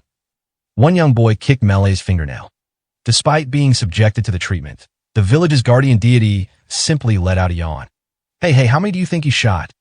A deeply curious young girl asked, gazing out at the needle forest. Melee, you shot a bunch of arrows, right? Just what sort of game were you hunting with all that, anyway? Gotta be wyverns, right? He even eats them sometimes. I bet the Oriatia arm set up this huge target and made him hit it. If he's going to go up against Rosclay, they got to at least make sure he can handle that. The particle storm once approaching Sign Riverstead, thanks to the life-threatening spotting from Kiro the Cautious, was shot down long before ever reaching the region. No one in the village was aware of the fact. Hey, Melee, how many did you fire? The gigant turned over in his sleep. The children who were tickling his feet squealed with laughter as they ran away from his shifting soles. The champion looked up at the sky and smiled. Page 59. Wasn't really that big a deal anyway. He was never without an optimistic smile. There he was, without losing anything he cared about. Melee. A young boy ran up toward his face. He was a small boy. One of the other children must have carried him up here. Here, this is for you. It was an awkwardly made papercraft sword, smaller than one of Melee's eyelashes. He couldn't even hold it between 2 fingers, let alone in his whole hand. Whoa, what the heck's this supposed to be? This ain't gonna be enough to fill me up. You better not actually eat it, Melee. You always eat everything. Gwahahaha. Don't any of you brats know how to be quiet? As he joked around with the children, he wrapped both hands around his precious paper treasure. To the god who protected the Sign Riverstead with his supernatural skills, this paper sword was more than enough of a reward. Oh hey, you're Taroa the Awful. Oriatia was a peaceful city. He carried his numerous blades as he walked, so most of the city's citizens gave him a wide berth. Hence, the child approaching him without any hesitation was an extremely rare sight indeed. It really is you. Wow. You know, I've been so curious, see, ever since I heard those reports back in Gamana. What do you want? He was a boy of about 16 years old. His clothes themselves were of quality make, and he wasn't very tall. If you know that I'm Taroa the Awful, then you wouldn't get close to me without some reason, would you? A reason? I wonder. Because you're cool. Cool. The young boy unreservedly smacked his hands on the enchanted swords Taroa carried on his back. Don't. Some of the blades will kill you at the slightest touch. Are all of them enchanted swords? Wow, that's so awesome. Are you really missing the luminous blade? Rumor has it Uhulus, the Star Runner, nabbed it from you. Before that, who are you? Tell me. Miziel, the iron-piercing plume shade. A smile filled with confidence swelled on the young boy's face. 22nd General of Oriatia. Amazing, right? At my age, too. Oriatius. I see. You're the kid who was at the Gamana trading post, then. Never expected you'd be one of the 29 officials. Want to participate in the games? Miziel incoherently jumped at the proposal. His thoughts immediately spilled out of his mouth. I'll back you. I'm sure everyone will be totally shocked. The Imperial competition to decide the hero. I'm certain you'll get a chance to fight Uhulus, the Star Runner. A place where no one will intervene, no fear of getting others involved. A stage where they can fight each other one-on-one. Exactly as the gray-haired child had told him, such an opportunity did indeed wait for him in Oriatia. In order to appear in that fight, the backing from one of the 29 officials was absolutely necessary. Taroa the Awful, and the enchanted swords not to be in the hands of anyone else, would need to battle at the behest of another. He had decided not to get involved in fights like that. I'm the enchanted swordsman slaying Taroa the Awful. Why would you pick someone like me for a battle with pride and honor on the line? Good question. I'm sure the others in the 29 would give a bunch of reasons, but Oriatia's youngest male general thought for a brief moment, before muttering as though he was speaking to himself. Because I'd enjoy it. The legendary monster of scary stories everywhere, back from hell, that's definitely going to be awesome. Kiro the Cautious had warned him mere moments prior not to let anyone use him. Many conspiracies were circulating behind the scenes of the Royal Games, giving birth to both advantage takers and those being taken advantage of. Nevertheless, such appallingly meaningless affairs were still common throughout their world. You think a worthless reason like that is enough to get me on board? I don't really think it's that worthless if you ask me. Oh well, if you don't want to, then that's fine. Miziel put both hands behind his back and smoothly turned away from Taroa. But if you decide you want to, you have to come tell me, okay? I decided that I was going to be the one to sponsor you no matter what. Taroa watched as the young boy's back slowly slipped out of sight. The Grim Reaper muttered to no one but himself. I'm not going to be anyone's plaything. In this world, there were always those taking advantage of others, and those being taken advantage of. And there were those who couldn't be taken advantage of by anyone at all. Everyone knew the name Egania Ice Lake. However, though knowledge of it was widespread, Accounts of people actually stepping out onto the frozen surface were few indeed. At the very least, currently, there were two. The footprints of their iron-cleated boots left behind two lines, straight and true, stretching out across the endless ocean of ice. Fwahaha. Man, it's cold. Really, really cold. So much colder than I thought it'd be. Always walking out in front, he was a giant of a man, muscular and strong, with his upper body bare in the air. Despite shouldering a massive sword nearly as tall as himself and carrying both men's belongings, his energy showed practically no sign of fading. But I can't give up. This sort of winter march wouldn't be enough to make Roskilde give up. In that case, I've got to be even better. Isn't that right, Master General? What? The other man walked along feebly, gasping for air. Only saddled with less than a quarter of the other man's load, and wrapped head to toe in cold weather gear, he still was out of breath. Like hell. I would know. More than that, though comparing the second general and myself like that. You should be more considerate. You're making fun of me, aren't you? Considerate, huh? But, Master General, your inferiority to Roskilde's just a fact. Why? Everyone and his mother knows something like that. Uh-huh. That's what I mean. By being inconsiderate. The giant man's name was Lagrex, the Butchering Landslide. As his exaggerated second name suggested, he was a young swordsman bubbling over with enormous ambition and initiative. Meanwhile, there was no question that the man following behind him was also being propelled forward by his enormous ambition. He was Oriatia's sixth general, Hargant the Still. Though look, beasts, even in cold land like this. I'm amazed they can survive. Not only that, but they're even bigger than the beasts of the desert. Did you see that silver bear just now? You see, Lagrex, that's all related to body surface area. To put it another way, small mice and such animals quickly freeze in low-temperature environments. So, okay, stop right there. Explaining it to me won't do a lick of good. The main point's that she's got plenty of food around her. Everyone knew the name Egania Ice Lake, though the exact meaning behind that statement was slightly different. It was more accurate to say that everyone knew the name of the divine dragon that lived at Egania Ice Lake. You really intend to challenge Lacunica the Winter, then? Of course. If there's a single opponent out there who can stand up against Roskilde, then it can't possibly be anyone else besides Lacunica the Winter. And if I were Roskilde, was a turn of phrase that Lagrex repeated time and time again. There's no way I'd lose. He's the only Minia who's ever killed a dragon by himself. Well, to those who knew the truth, it was easy to declare Lagrex's goal as absolutely ludicrous.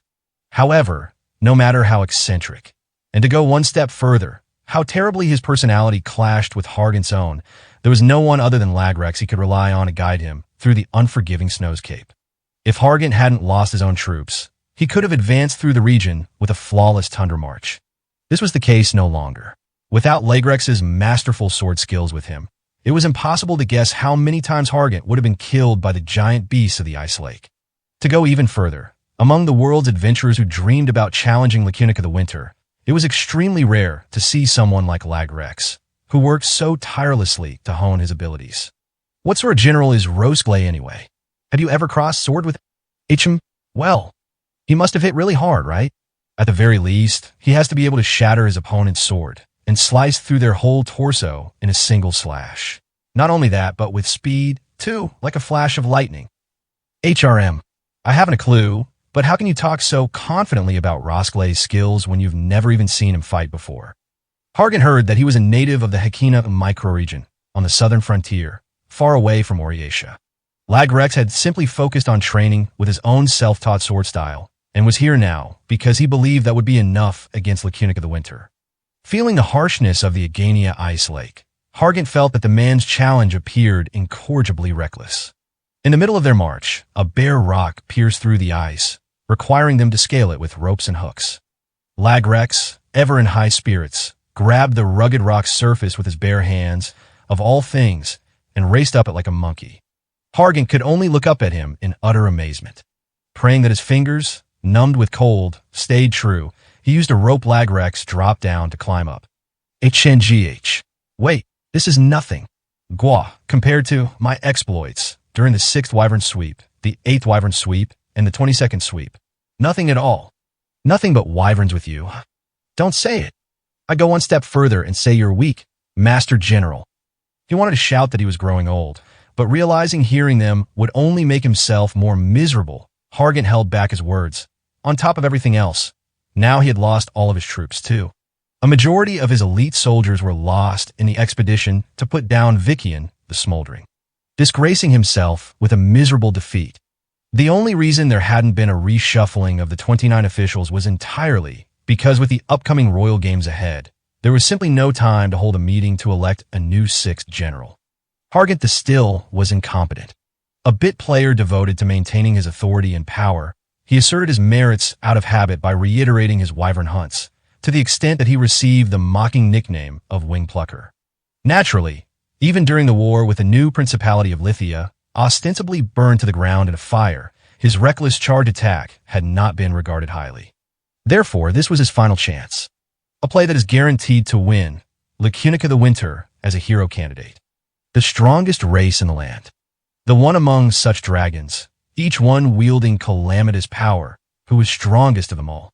There was little doubt that when they heard about the competition among the world's strongest fighters, every single one of the 29 officials searching for candidates had thought the same themselves. If they sponsored Lacunica the Winter, victory was almost guaranteed. In reality, it wasn't so simple. None of them had made the long trip out to visit Agania Ice Lake, far, far away from Oriatia. None of them acted foolish enough to abandon all their main governmental duties to bet everything they had on the royal games. None of them had thought that the form unknown dragon could be negotiated with, or if they could pay the dragon's asking price. And not a single one among them had located a reckless man like Lagrex. As he walked, Hargant sung quietly to himself. Rain, rain, rain is falling. Up above the tall mountains of Enuma. White wings smoothly caress. After that falls thorns, thorns, thorns. What's that, Master General? A nursery rhyme? Indeed, in Ozheim's 1,000 songs and verses. The song's called Frozen Plains, Frozen Fields. The thorns refer to snow. Back then, Agania was a tropical region. No one had ever even touched snow before. It's been sung for 300 years. Lagrex seemed to gather the deeper meaning behind Hargant's words. Lacunica the Winter didn't attack any human settlements, simply wandering about the vast ice lake and preying on the giant beasts to survive. Thus, no country had launched an expedition to take her down. Unlike normal dragons, she didn't hoard treasure either. On top of being respected as the strongest being in the whole world, there was no treasure to obtain from defeating her. Young Lagrex, assuming you do indeed face off with Lacunica, how will you survive her claws? Come on now. I've already hypothesized what defensive skills she'll use against my far superior swordsmanship. When it's time to take on a dragon, well, obviously it's not about strength. I have this technique where I sort of angle my sword to parry and ward off attacks. The vital part's pushing the attack off to the side. In that case, what will you do if she takes to the sky? That sword of yours won't be able to reach. Bwahaha, you're absolutely right. But dragons can't stay flying up in the air forever. She'll get exhausted eventually, and I can just cut her down while she's resting her wings. I'll have you know I've been stringent with my basic stamina training too. You can't forget about the dragon's breath, either. Have you thought a way to deal with it? For that, well, advancing through the ice ahead of Hargant, he saw Lagrex's back stop moving for a brief moment. Too brief, of course, for Hargant to catch up to his companion. Fighting spirit. Fighting spirit. That's right. As long as I put my fighting spirit into it, it'll work out. I'm sure that's how Rosclay would handle it. Master General, Minia can beat dragons. I'm absolutely positive, given that fact. Without a doubt, there's a chance for victory. That's for certain. His way of thinking was utterly beyond comprehension to Hargant. The fact he believed the story that a Minia could claim victory over a dragon was idiotic to begin with. Lagrex was indeed strong. He had seen him cut the giant beasts, looming far taller than Hargant, in two with a single, instantaneous flash of his sword. He had confidence, if nothing else. Still, he's going to die. These thoughts came to Hargant's mind, hazy and vague from the biting cold seeping into his skin. To him, Lagrex was only necessary on the first half of the trip to establish relations with the dragon. This reckless man would brashly challenge the strongest of the ancient dragons and have his life end meaninglessly. After that, Hargant would then. How would things play out after that? Perhaps I'm trying something just as reckless as this young man. Negotiate with a legendary dragon no one had ever seen before, and make them agree to appear in the royal games. Moreover, did he really expect to be protected on his journey home? No one among the 29 officials had tried anything so foolish. Perhaps his crushing defeat to Vikian the Smoldering and watching Kurd of the Fair Sky's final moments had turned him desperate. The cold was dulling his thoughts. The sun's glimmer was reflected back off the snow, glaringly bright. His legs were only getting more and more exhausted, and from time to time, Lagrex out in front would need to stop and wait for him. The vast ice lake, a land of death, spreading out as far as the eye could see. No one had ever laid eyes on her. Everyone knew the name of the Agania Ice Lake, but no one had ever stepped foot within it. Lacunica the Winter, a legend that had stopped concerning herself with many a long ago. Did something like that truly actually exist? Neril, Master General. What's wrong, young Lagrex?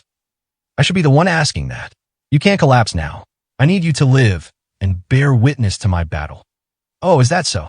I collapsed, did I? It was too pitiful to bear. Before them was yet another bluff. His mind was heavy. Did he have any stamina left to climb it? He felt the numbing cold seeping in through his many layers of clothes. Even if they continued on, they would need to traverse the same distance on the way back. Lagrex, this is, well, a bit difficult to say, but what is it? Lacunica the Winter, well, HRM. Yes. I think that she doesn't actually exist. The giant man cocked his head to the side at the words and laughed. Page 60. Wahahaha. Well, if she doesn't exist, that's just fine, too. Of course, you'll need to testify that I was indeed stronger than this non-existent dragon. We'll still need a thorough search to prove it. The sun's still high, and the day's still long. Wait, hold on. Don't pull the rope. I am at my limit. In front of the bluff, the fruitless verbal tug-of-war continued for some time. In this terrifying and merciless land, Lagrex, full of tireless confidence and vigor, was wholly beyond his comprehension. You should just resign, Master General. Are you not one of the 29 officials, just like Roseclay? Stop. Enough of that. Do not compare me with the second general. A natural end result left Hargan outmatched. At this rate, he might need to be suspended by his chest and pulled up the bluff. Considering how overbearing Lagrex was, he seemed able to make a horrible nightmare like that into reality. It was then, thinking about such a future, he looked up to the top of the bluff. He couldn't see the sun. Hargan realized a dark shadow had descended on the area. Lagrex. Wahaha. Move first. Whine later, Master General. No, up there. They were the only words Hargan could get out of his mouth. The sight was enough to make him forget to breathe. On top of the bluff, it simply looked down over them with cold eyes, without a hint of violent power or desire to kill. Sparkling dragon scales, white and smooth, different enough from Vikian the Smoldering to believe they were of a different species entirely. Outstretched, symmetrical wings. An elegantly curved neck. More beautiful than even the most detailed divine idol, she was the strongest of the ancient dragons. Lacunica the Winter. She did exist. You must. Shockingly, Lagrex readied his sword, not stunned to silence for a single moment. Hargan was seeing for the first time, looking beside the man, Lagrex's expression filled with bloodlust, focusing everything on his enemy. Be Lacunica the Winter, then. My name is Lagrex the Butchering Landslide. I've come here on this day to take your head and become a champion. Lacunica the Winter was silent. Thinking her breath attack could come at any moment, Hargan, without any regard for how it may have looked, crawled under the bluff and hid. The size of the shadow cast over the ground shifted, signaling that she had taken flight and landed down below. He saw from up close the legendary dragon no one had laid eyes on before. The small-time man, only ever focused on maintaining his authority, was before the world's strongest dragon. Answer me. Lagrex vigilantly kept his sword raised. Was there any meaning to the action? If she swiped at him with those claws, what sort of resistance could Aminia's sword even manage to offer? The strongest of all dragons spoke. My. Well now, it must have been quite the hard journey indeed to come out all this way. In her clear blue eyes, there was none of the coldness Hargan had glimpsed during his first sight of her. The snowy, ancient dragon cocked her head to the side, her gentleness wholly out of place with their surroundings. Indeed, as you said, I am Lacunica the Winter. Allow me to welcome you. Though in a barren land such as this, I'm afraid I can't offer much hospitality. Are you toying with me? Not all. Is there something strange about welcoming a guest from afar? Did your parents not teach you to do the same? I have not seen Minia in truly quite some time. Would you be kind enough to tell me about the outside world? Though I'm afraid I may not understand the language of the day. Getting killed instantly by a single swipe of her claws might have been an easier outcome for Lagrex to accept. Hargan agreed. This dragon didn't even consider the two Minia as enemies. Wait. Hargan jumped out from his hiding spot without a second thought. His feet stumbled on the ice, and he once again clumsily tumbled to the ground. Lucunica the Winter, will you not fight this man? You don't, mean to tell me. The next words he spoke demanded a great deal of courage. He wondered why he was summoning so much unnecessary courage for the sake of someone he so thoroughly did not get along with. For such an overbearing, reckless, and foolish man. You are afraid of a mere Minia. Is this how you protected your unbeatable reputation for 100 years, Lucunica? Right now you are both warriors, mutually connected across races with word arts. Or else your refusal of your opponent today shall brand you the loser for all eternity. What say you? The white dragon glanced at the pitiful intruder to her lance. She then let out a chortling sigh. Why, yes, I don't have a problem with that at all. What did you say? The world's strongest dragon did exist here, right before their eyes. She avoided people. No one had ever encountered Lucunica the Winter. If the reputation of a doting old crone like mine is what pleases you, go ahead and boast to your heart's desire, then. Lucunica the Winter. How dare! The strongest race in the land. The strongest individual among them. If he was able to back her as the hero, his victory would be decided on the spot. Yes, let's acknowledge it. Victory is yours, Lagrex, butchering landslide. However, congratulations. When I was little, I learned to read and write. I attended this church that I had absolutely no interest in, and really all I learned was the simple order script, but the man explained, stepping on the small remaining piece of grassland among the vast ice. He was a Minian spearman. She remembered his name. Yeshud the Firmament. It's so I can etch the final words of the enemies I've defeated. Everyone all laughed, but I ended up being right. He threw aside the bundle of parchment hanging from his waist. It was unnecessary weight for the battle to come. Lucunica laughed in delight at the figure he cut, standing in front of her, without showing the slightest trepidation. Is that spear supposed to pierce through my scales, then? Pitiful human, haughty with false success. Even the smallest babe understands how far apart the heavens are from the earth. Save the fancy effect, dragon. When the end comes, you'll be singing a different tune. The spear flashed like a brutal lightning crack. Leaving only that light behind, the scenery grew hazy. The shape of the landscape changed, like the moon reflecting on the water surface.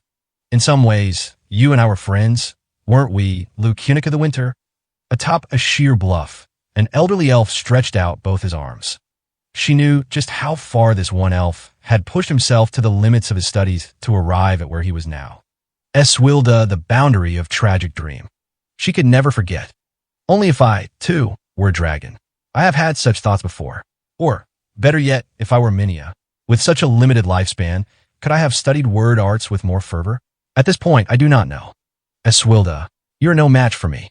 Just this once, I shall forgive your hopeless insolence.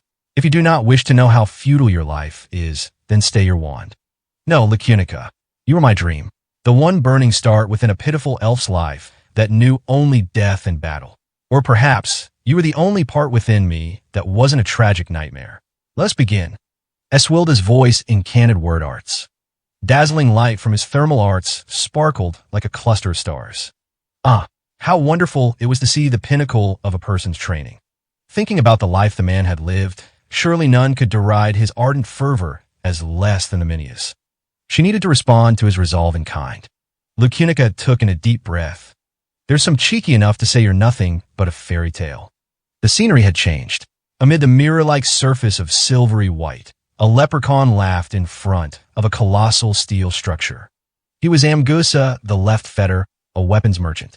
That time was the first Lucunica had ever seen a machine that ran on fuel traverse the frozen wastes. Just awful, isn't it? That's why I'm going to teach him, see, that you really do exist. Then that'll turn into real value, the kind that even those chumps will understand. Money for this guy right here. Amgusa the left fetter. Enough of this foolish endeavor. Just how long did you keep searching during this past big month? And you claim you still have enough power left over to cross swords with me. Geh. You're a funny old hag. Don't act so prim and proper. Dragon's Re, supposed to be more brutal. Compared to the brutality of my weapons here, well, with that kind of attitude, it'll be child's play. The world was advancing.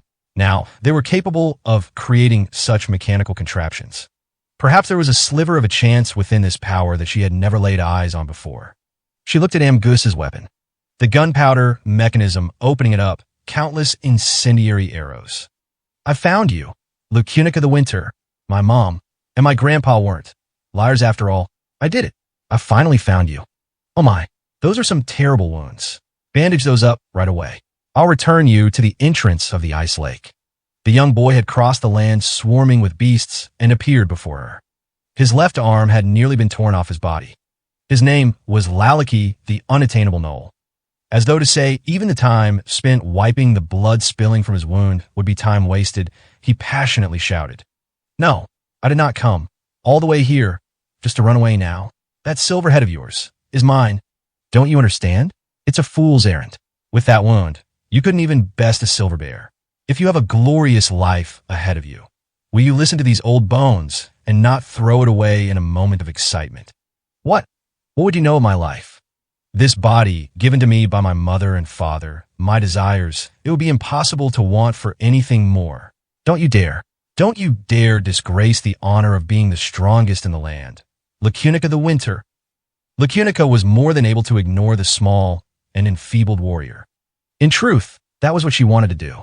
The young boy showed no such hesitance. With his remaining courage and leftover arm, he slashed at the white dragon. Hiya! With a courageous shout, Lagrex plunged toward her, but his sword once again simply cut through thin air. His various sword techniques, the source of his enormous amount of self-confidence, didn't result in single effective blow. My now, fool about too much, and you're going to tire yourself out, dear. Why don't you take a break? I'm not fooling around.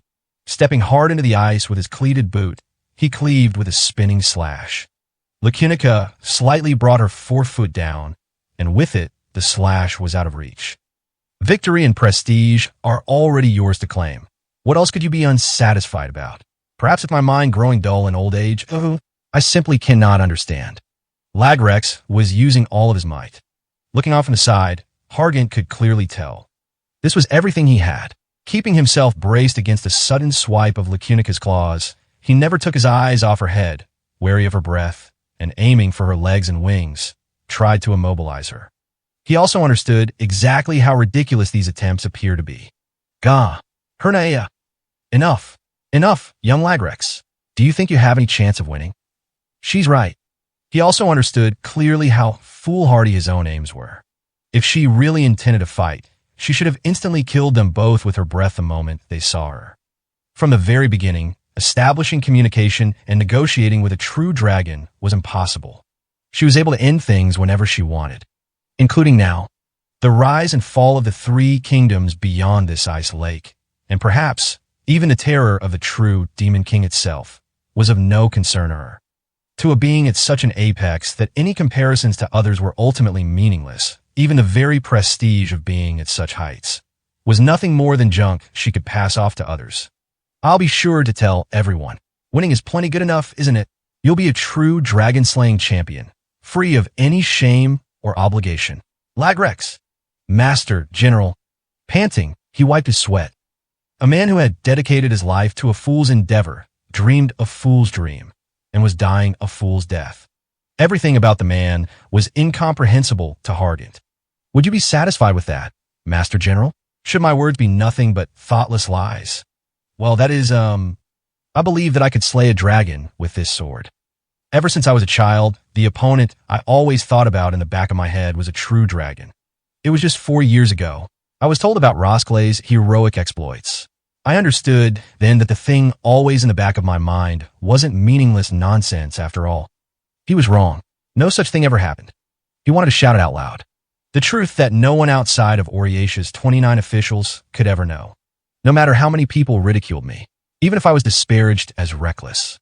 Minia, I could kill dragons. If I was Rosklay, had these words been sincere? Did he sincerely think he could become someone like that? Was he thinking about how, across the land, there were much stronger players all vying for the same thing? This man will die. If she took his challenge even slightly more seriously, one attack from her claws would end his life. When Lagrex realized the reality for the first time, that the dream he squandered his whole life on had been entirely futile, it would end with his idle death. Wahahaha. Master General, I was so happy. No one besides you would believe my story.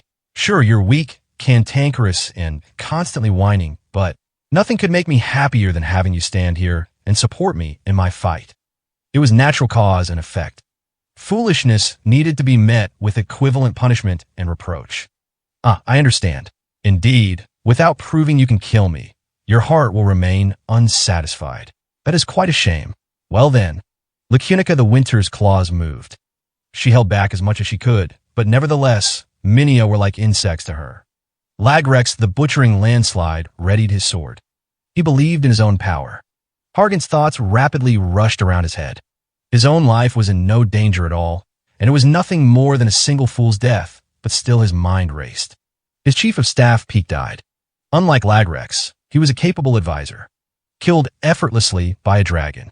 Truly the strongest of all races, needing neither victory nor prestige. Hidden away from the people of the world, so none had managed to slay her. When did this strongest of all beings begin to be called the strongest? Hargan was the only one to see her at first. Those cold, unfriendly eyes looking down from the top of the bluff. That was as far as he got. His racing thoughts out of time. The claws, superior to any sword the world had to offer, stroked Lagrex. There was an atrocious cracking sound.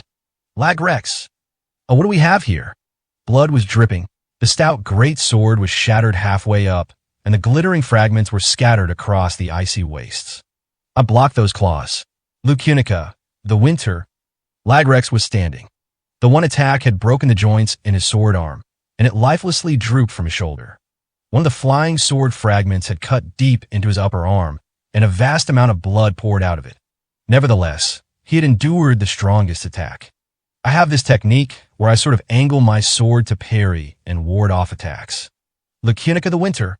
Hargan rushed out to try to come between Lagrex and the dragon. Frail, old, and without a soldier to his name. It was the only thing the incompetent man could come up with. I figured it out. Now, I know what you're afraid of. Afraid of, you say? You think I have anything to be afraid of? The strongest of the dragons was in front of him. Throughout his long life, he wondered if he had ever dreamed of the sight before his eyes. Hargan tried to stop his trembling lips, gone purple in the cold. He couldn't. The man who had so desperately and ravenously lusted after power was confronted by a being every bit his opposite. She was wholly beyond his comprehension. You're disappointed, aren't you? Duh. Her tranquil demeanor unchanged. The white dragon listened to his words. Page 61. That's it. That has to be it. Before these past 100 years, you did fight, didn't you? A number of champions seeking glory challenged you and died doing so. Why would this creature who had long ago hidden herself away from the world still be called the strongest being in the world? One needed to fight in order to be named the strongest. There had been times where she used that power to contend with strong foes, times where she had enjoyed combat like any other dragon. But you're too strong. Those with resolve, full of promise, like bubbles, they appeared and disappeared before you. Am I wrong? How bright must the fruits of their training have been? Or rather, how lofty was their will that made them able to challenge the strongest race above all? A weakling like him couldn't imagine. On top of that, if she was in despair, stuck watching opponents crumbling beneath her without inflicting a single wound, just how deep did such despair run? Those cold, unfriendly eyes that Hargan first saw. He was sure that in those eyes was Lacunica, the Winter's truest soul. The inside of your heart is the same as this landscape around us. An endlessly blizzard raging wildly within. Well, who is to say? The colossal white dragon cocked her head, just as she had when they first encountered her. Hargan himself wasn't entirely sure whether or not his assumption was correct. With such insolent comments, it wouldn't have been strange for her to immediately crush him where he stood. Nevertheless, there was nothing else to gamble on. No one among the 29 officials had tried anything so foolish. They're in Oriatia. The true champions you've longed for. They are gathered in Oriatia. Did you know? The 12 dungeons that have existed as long as you have, they've all been traversed by a single wyvern. Of course, he knew every single one of his legendary feats. He killed the Grim Reaper, Taroa the Awful, feared by people the world over. Do you know the name of the one who claimed Hillinsingen, the Luminous Blade? The one who, wielding that sword, slayed Vician the Smoldering right before my very eyes. He lives now in this very age. Lacunica the Winter, the all-powerful white dragon, stopped moving and peered down at the weak, aging general. Foolish Minia. It was as if she was a young girl lost in a story. I have never in my time seen another like you before. Eep. I am. Oriatia's 6th general. Hargant the Still. Very well. Hargant, I shall remember your name.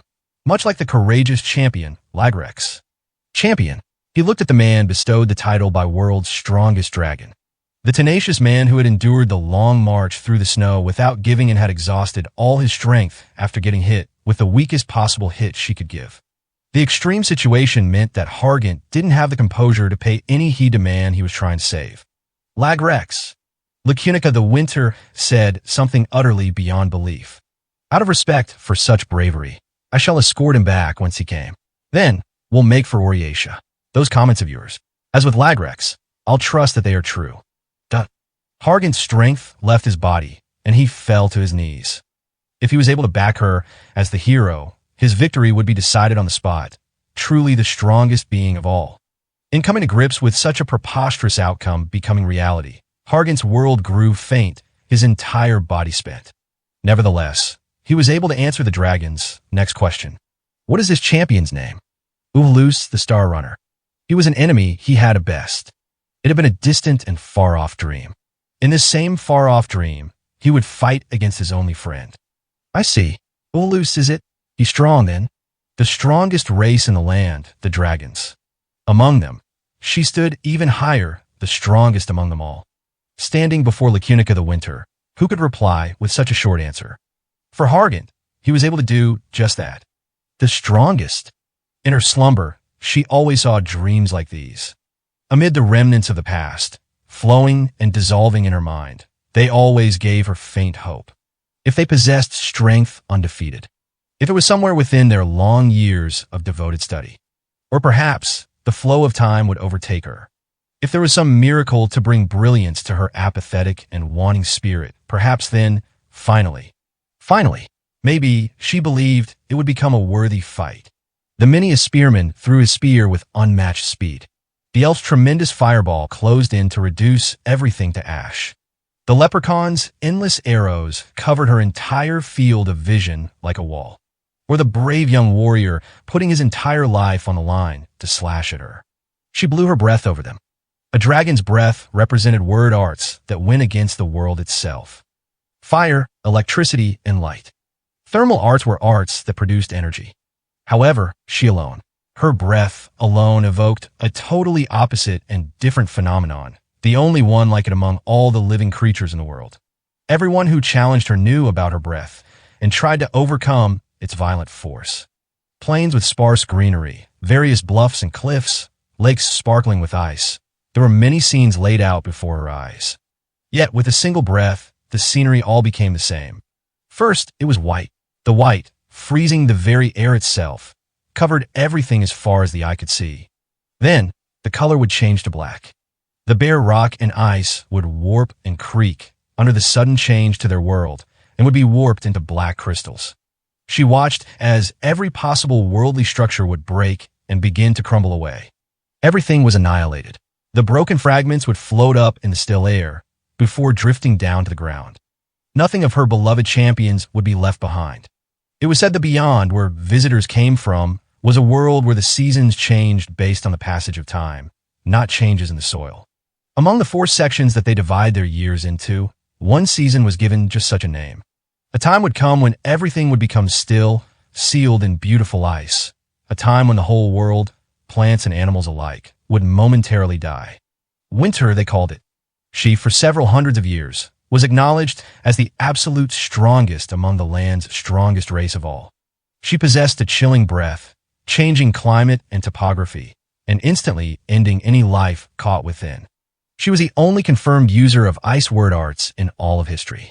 Without even allowing for any fight, she was a sight of desolation and waste.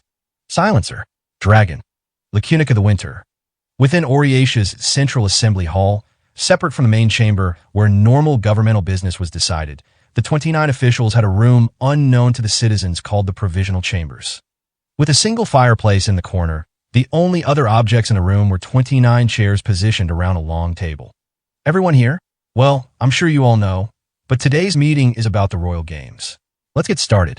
The person announcing the start of the meeting was the same as during the regular assembly, Oriatia's first minister, across the foundation map. A healthy man of late middle age.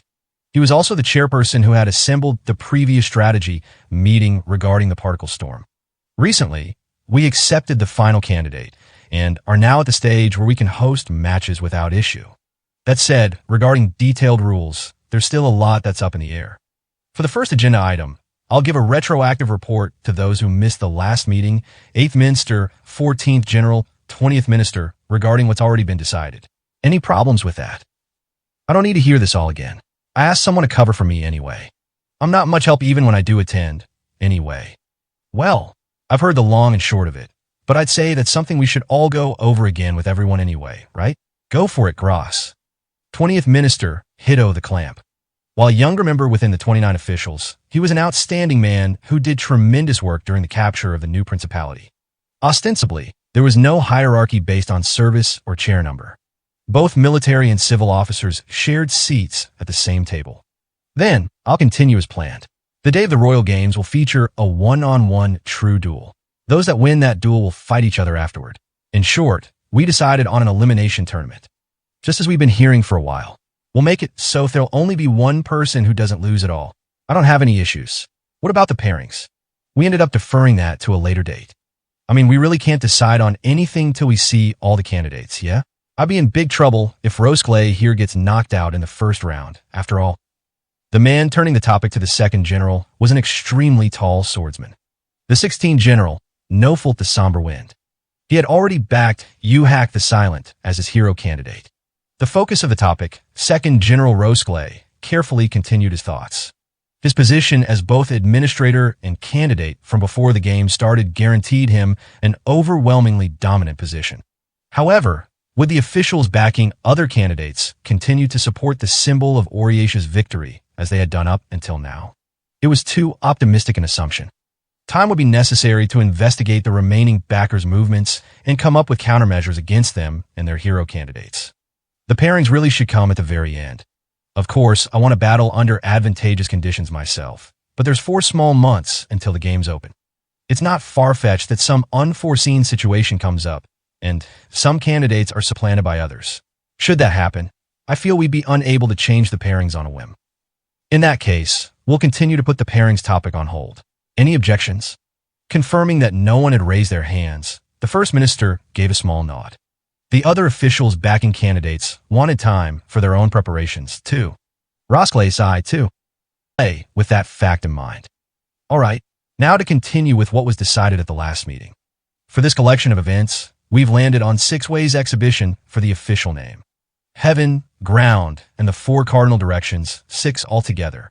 I'm sure it's annoying to change things up now, but it's better to decide on one official name, in part for civilian trade and business. From now on, please refer to it as such. First Minister. May I add something on this point? Go ahead, Third Minister. Giving off a somehow sharp-pointed and angular impression, the bespectacled man was the Third Minister, Jelki the Swift Ink. With his usual everyday calmness, he dispassionately gave his report. During these 3 big months, we've had 98 merchants apply to use the 6 Ways exhibition trademark. The main requests came from the following: Hapuel Feather Guild, Evoke Confectionaries, Insum Mosio Company, and the Elpkoza Peddlers Union. Naturally, we're minimally screening all of them, but in order to bring in further public attention than we currently have, our policy has been to proactively approve them all, especially prioritizing those with operations out on the frontier like the Merchant Coalition and the major traveling merchants. Together with the publicity we've gotten with the aid of our secret agents, we'll see to it that there is none left unaware about the hero selection. If the work's going smoothly, then there doesn't seem to be any problems in regard to this topic, either. always gotten by with either royal games or the games, so this is going to take some getting used to. Though he had always been a capable man, Third Minister Jelke was being more industrious than ever in promoting these games. He did not submit a hero candidate for himself, yet he certainly had some goal in mind. This was a man who had gotten the very first information on the particle storm and gathered them all together to strategize on how to deal with it. Now that his report is finished, let's hit today's main topic, the arena for the games. As of today, we've more or less gathered most of the candidates, but well, as you could have probably guessed, there are very few Minia among them. We'll run into a bit of a problem if we put them in a theater garden made solely with Minia in mind. Since we've gathered them all and announced them as royal games, obviously they'll need to be held near the castle. I feel the garden theater is the most suitable, considering how easy it is to gather people there. Whoa, hold up here. I'm against it. We've got gigants and dragons here, yes? If we make them fight in a cramped place like that, what are we going to do when they end up killing people and destroying buildings? The one-armed man raising his objection was 25th General Kaon the Thundering. It was entirely possible that, depending on the range of the combatants' attacks, the starting distance of the battle could directly lead to outright victory. Given that the candidate he was backing was Melee the Horizon's Roar, it was a natural concern for him to bring up. Still, wouldn't it be difficult at this point to build a whole new arena? As long as we can agree to some extent on the size of the arena, we could just have them fight somewhere outside the city. If we're using one of the candidates as the standard, it'll be Rose Clay, right? Then, the theater garden is reasonable after all. It's not about actually being fair and impartial. It's about how the citizens watching will take it. 10 meters is a lot different to a Minia than it is to a Gigant. First of all, if they're competing in a true duel, would it not be suitable to include their ability to create their own battlefield in the competition? 1. First Minister Gross mumbled in a low voice and pacified the growing chaos in the room. To the public, there was no hierarchical rankings among the 29 officials. Nevertheless, there was indeed a reason why the man occupied the first seat among them. Important point, this 6 ways exhibition. No matter how strict we make our rules and regulations, do we have any way to ensure the candidates observe them? That's the important part. That's why we haven't discussed specific rules of the tournament any further. It's pointless. If they break the rules, they're disqualified, lose their hero qualifications, and they forfeit their incentive reward. Isn't that enough? The speaker was the 17th minister, Ilya the Red Tag. It's easy for us to say that, but then it becomes a conversation about whether that will actually be effective. For example, if we decide to penalize Uhalus the Star Runner, who here is able to confiscate his treasure, can you, 17th minister? No. Unrealistic in practice, then. That's pretty much what Gross here is trying to say, yeah? Anyone unhappy with the conditions of the match can just start going at it wherever or whenever they feel like. That's the worst-case scenario. 20th Minister Hiddo said, leaning his head far back against his chair. His conduct was as disgraceful as ever. The 6 ways exhibition, naturally, had been planned with the assumption there would be some degree of damages. Building damage and loss of life was tolerable, so long as it was kept to a manageable extent. Everyone in the room knew that the presence of the hero held that much value. Moreover, to what extent could they keep the effects of these irregularly powerful fighters within a pre-established area? We gotta let them do what they want. That's just abandoning any administration duties at all, isn't it? No, that's not it. We're not actually gonna let them do whatever they want. The important thing is we make them think they're doing whatever they want. Ain't that right, Gross? Very well then. Please, let us hear your detailed thoughts, 20th Minister. Make the conditions of each fight, the arena, the timing, decided through an agreement between each combatant for each match. We can handle getting the audience there and securing a safe place to watch the match. Someone just said something about making your own battlefield part of the true duel. That'll work for our official stance of it, yeah. Any objections? Me, 22nd General Miziel. That doesn't even solve the core problem, right? What are you going to do if they ignore their agreements, storm through the city, and cause casualties? You don't get it, Miziel. This way, we're not pushing any unreasonable rules or anything on him, right? And say they still go wild. Kill citizens. Basically then, they're not really a hero anymore, are they? That'd make him a self-proclaimed demon king. So it's about ensuring their legitimacy. Page 62. Oh, so then, you make the other candidates kill them. Can't be no hero if you ain't killing demon kings, can you? If there's any malicious rule breaking, They'll work together to put the other down. Use this as our base policy, and we can fill it out later with all the tiny exceptions. Anyone else? Timidly raising her hand, the woman who was backing Cyanop the inexhaustible stagnation, 10th General, Quell the Waxflower. Peeking out from her long bangs, her big eyes flickered restlessly. Even if they decide on a battlefield, moving the citizens there once they do, it'll take time no matter what. Maybe a day or more. Or are we sure that's okay? What about it? Traps. Or, there could be ambushes and stuff too. During that gap, if the location's decided from the start, I think maybe there won't be any sort of loopholes like that. Come on, Quelly, you're not getting it. We're fine with that. We'll be the ones in trouble without any loopholes. Am I wrong? We're counting on Roseclay the Absolute to win all for us, right? Duh. The second general kept silent. The truth behind his fighting methods were thoroughly known to all the 29 officials. Furthermore, their official position dictated they would all support Roseclay the Absolute and make him win. Oh yes, Roseclay. Why, you're right. Then, that's all for me. Any other objections? Gross looked out over the room and confirmed no one's hand was raised. For their policy regarding match conditions and penalties, he was glad to see the 20th minister's proposal be roughly accepted by everyone. Still, this guy's a bit troublesome. With a crooked smile stretching across his face, Gross the Foundation map stroked his chin, setting conditions through an agreement from both combatants.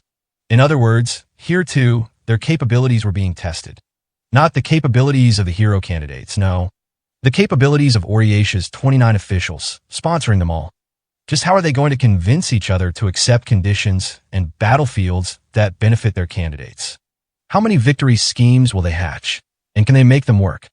Now then, let's see what all these bastards are plotting.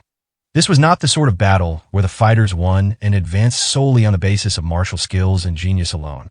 Each camp exhausting everything they had was fitting of true duels. It would turn into a war where they'd kick each other aside for a fleeting handful of glory. Some of the 29 officials had surely realized this and had already begun making their moves. Harmony between the people of the three kingdoms, looking toward a new age. Peace. Such flowery rhetoric was nothing but a sham from the start. Countries descending into chaos were the natural course of the world. No matter how many of the old kingdom's loyalists were driven out, no matter how much they destroyed the order, a symbol of religious faith, no matter what change the existence of the hero brought about, people's fundamental twistedness would never go away. And I'm perfectly damn fine with that. Just imagining it, he could feel one side of his mouth slant upward. While he gathered together the opinions of the assembly, he made sure to never show his true intentions. Gross the Foundation map's truest self took pleasure in seeing all aspects of others, not just beauty and dignity, but also when things cruelly didn't go their way as well. Thus, he stood in his position as First Minister, never once experiencing pain in his long road to where he was now. In fact, this occasion was markedly special. At the very least, all the people gathered in the chambers thought so. A clash between the strongest of the strong. There wasn't a single person in the world who wouldn't be excited by the thought. By the way, it sounds like you've got a clear idea of all the candidates. There's something I'd like confirmation on then. How many have gathered? Right. I forgot to let you all know. Both of his hands clasped together on the long desk, Brass smiled. Like a child unable to contain his excitement for what was to come. It was a lopsided but still amiable smile. The 6 Ways exhibition. It was set to become a furious and amazing battle, the likes of which no one had ever seen before. 16. The world's enemy, the true Demon King, who had plunged the whole land into terror, had been brought down by someone. That individual's name, and whether they truly existed or not, was still a mystery. Now, with the end of the Age of Fear, it had become necessary to determine who this hero was. Now, there were 10 Shura. Sujiru the Willow Sword, Uvulus the Star Runner, Kia the World Word, Nastique the Quiet Singer, Melee the Horizon's Roar, Linares the Obsidian, Taroa the Awful, Mestalexil the Box of Desperate Knowledge, Kuro the Cautious, Roseclay the Absolute, Lacunica the Winter. Page 63. The identity of the one who defeated the true Demon King, the ultimate threat who gripped the world in terror, is shrouded in mystery. Little is known about this hero. The terror of the true Demon King abruptly came to an end. Nevertheless, the champions born from the era of the Demon King still remain in this world. Now, with the enemy of all life brought low. These champions, wielding enough power to transform the world, have begun to do as they please, their untamed wills threatening a new era of war and strife. To Oryatia, now the sole kingdom unifying the Minion races, the existence of these champions has become a threat. No longer champions, they are now demons bringing ruin to all, the Shura. To ensure peace in the new era, it is necessary to eliminate any threat to the world's future and designate the true hero to guide and protect the hopes of the people. Thus, the 29 officials, the governing administrators of Oryatia, have gathered these Shura and their miraculous abilities from across the land, regardless of race, and organized an imperial competition to crown the true hero once and for all. The vast Gokashi Sand Sea on the eastern frontier. There, in that expansive, unmapped region, sat a labyrinth half sunken into the sands. It was a vault of knowledge from the beyond, known as a library. And if there ever came a visitor capable of transporting a large number of the tomes and actually reading them, they would say that the knowledge contained within was worth as much as an entire country. One such person accomplished this feat, a merchant woman. And by using the knowledge she gained from the 7 volumes she managed to return with, she was able to rise through the societal ranks and become central kingdom nobility. The sand labyrinth itself had books scattered all over the place, as it was little more than a hollow ruin lined with bookshelves. It wasn't the sort of labyrinth laced with traps and dead ends to discombobulate intruders. Nevertheless, its impregnability and difficulty to traverse earned it the title of labyrinth all the same. In the Gokashi Sand Sea, there existed those who made it their duty to impede and interfere with any and all exploration of the sand labyrinth's depths. Thus, an armed merchant caravan, 208 strong, was seeking this perilous knowledge. It was the first large-scale, organized expedition in 7 small months, and the host of bodyguards with it presumed they would be engaging with the obstructors to their plans. There were 2 people spying on this massive column from a clifftop. Although they were clothes much like many a war, their bodies were coated in thick, coarse fur while their heads were shaped like those of wolves. They were Lycans. About 18, I'd say. I'll bet they can put up a fight, too. Must be the first big haul in a while. The far sight spyglass that the stout, gray-furred Lycan, hung of the shallow steppe, looked through was an item that belonged to notable adventurers and caravans of the past. An item they had plundered. The people obstructing any exploration of the sand labyrinth were a pack of brawny and unrivaled Lycans, the Zeph tribe. Every one of them sought martial prowess, having no interest in the sand labyrinth's collection of books. If anything, they considered the literary treasures to be no better than worthless garbage. However, that was not the case for the Minia and dwarves who would be periodically drawn to the sand labyrinth, and in particular, the commodities they bring into the barren desert to support their exploration. This was exactly why the Zeph tribe had established a base camp in the middle of the desert. Behind Hung, as he looked out, that caravan was another Lycan of fairly large build, with white and brown fur. He looked to be much younger than Hung. Brother, just look at them all. The back of their L line. I can't even see it. It goes all the way to the crags. Steady, Canute. Don't be fooled by visual numbers. There are only 18 of them that pose any real threat. The day has come for Hung of the shallow steppe to put his training to the test. I'll kill all 18 of them myself. 18 people. Canute's eyes bulged as he repeated the words of his respected elder brother. All by yourself.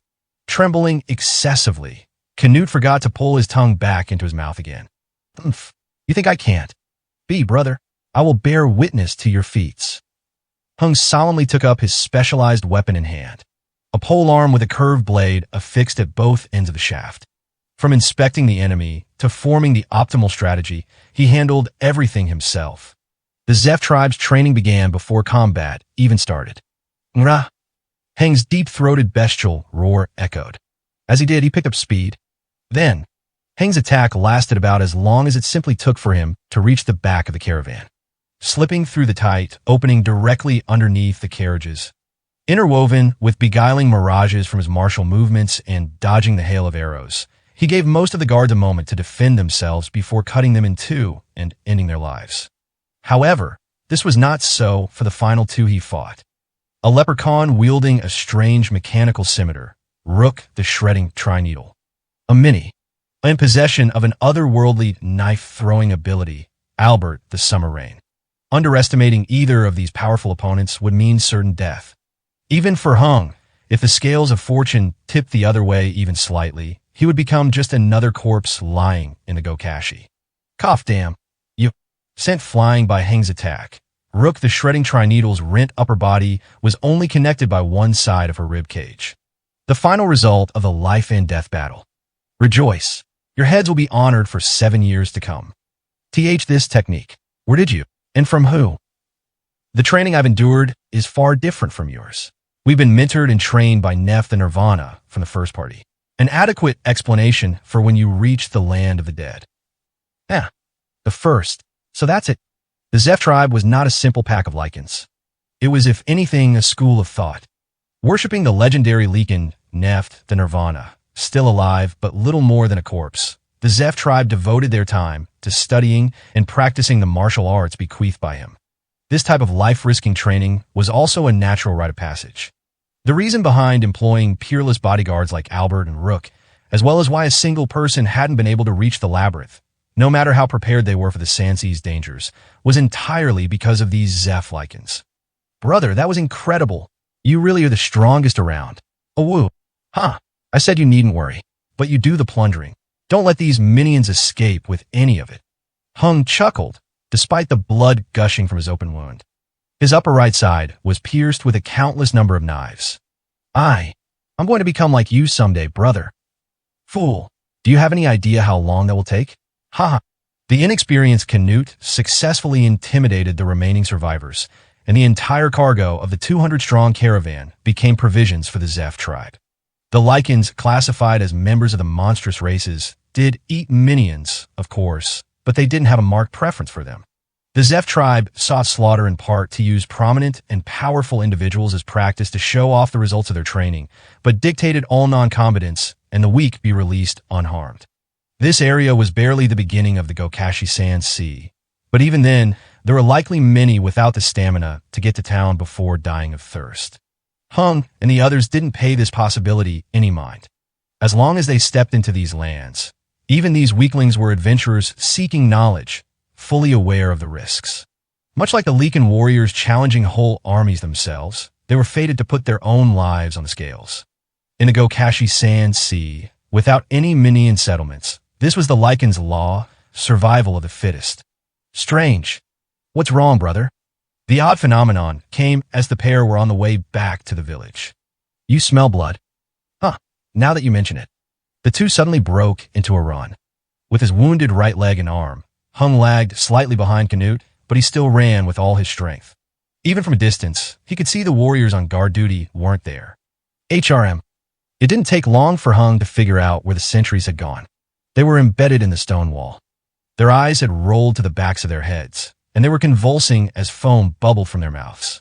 There were even spots where they had been slammed into the wall so hard that the thick stone itself had broken. What happened? It was clear they had been slammed at frighteningly high speeds. The possibility of explosives crossed Hang's mind, but he couldn't smell any gunpowder. Neither could he imagine that the warriors entrusted with protecting the village would let a simple explosive get the better of them. When they passed through the gate, they were greeted with something even more frightening. Brother. I know. This is. One warrior was pierced through a house's roof. There was another lying on the ground with all 4 of their limbs bending in the wrong directions. There were 10 times as many who had coughed up blood and blacked out, as well as those who'd had their weapons and extremities shattered. All the warriors in the village had either lost consciousness quite a while ago or could do little more than groan in pain. Every single person that Hung checked on had been rendered unable to fight. What in the world? The lookouts had been totally snuffed out. A colossal worm, a beast that would have proved too much for a pair of their assistant instructors, lay dead and leaking an unsettling amount of grayish-brown liquid. In other words, whatever it was, it didn't go that far with the Zeph warriors. Does that mean this enemy can still defeat this many of our warriors at once, without killing them? Impossible. It can't be. Lichens greatly surpass the technical skill and physical strength of any minion race soldier. The etiquette of taking down caravans or punitive forces solo was something carried by all the warriors above Hang's level 2. A village of such powerful warriors was submerged in a sea of blood. Not a single resident was spared. Less than half a day had passed since Hung and Canute had headed off to the day's training. Hung found one of the warriors just barely clinging to consciousness and slapped their cheeks. What happened? Can you see? It's Hung of the shallow steppe. That thing. Hang's comrade answered, gasping for air through broken teeth. That thing's. It's not right. No living creature should be like that. Be more specific. It would be a much more serious matter if a normal living creature had been able to defeat us so. But that thing really didn't have any proper form. Is it a guest?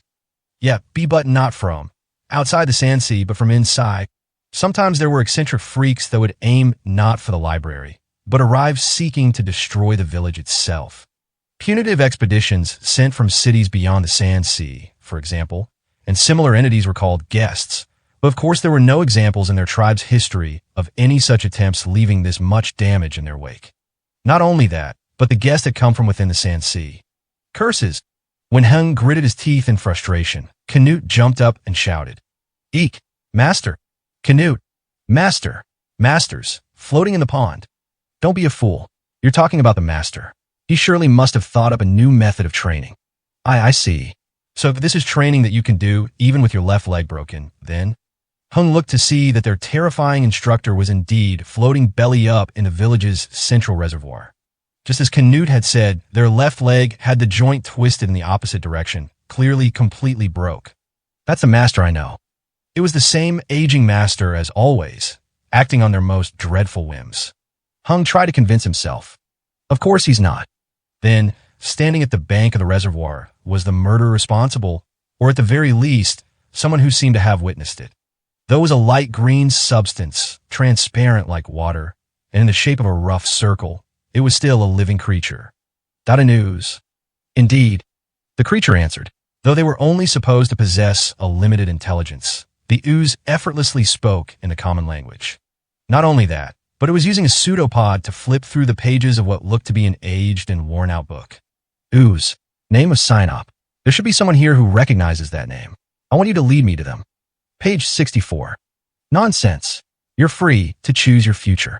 Be reduced to the dew on Hung of the shallow steppes blade, or leave here as fast as you can. One or the other. Brother, you forgot the third option.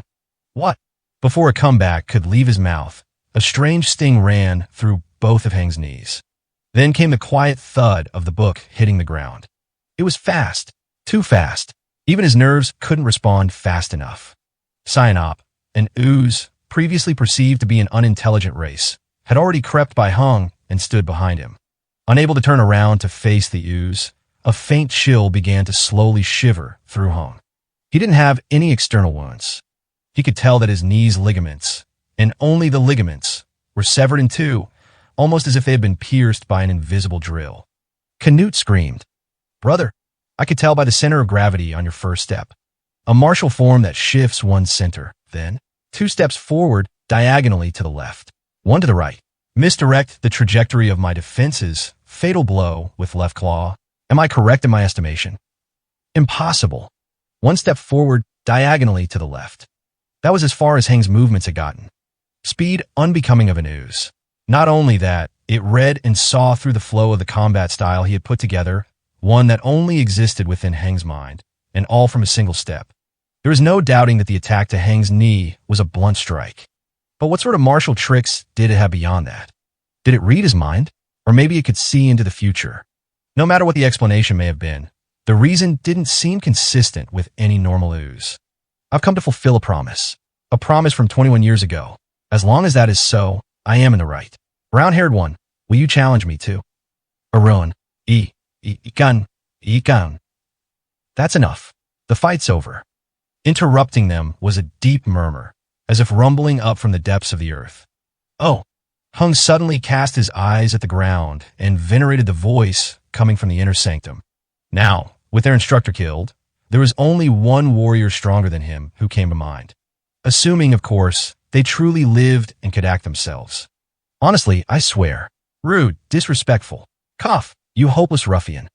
The Leakin that emerged out of the inner sanctum's darkness hadn't a single hair on his body.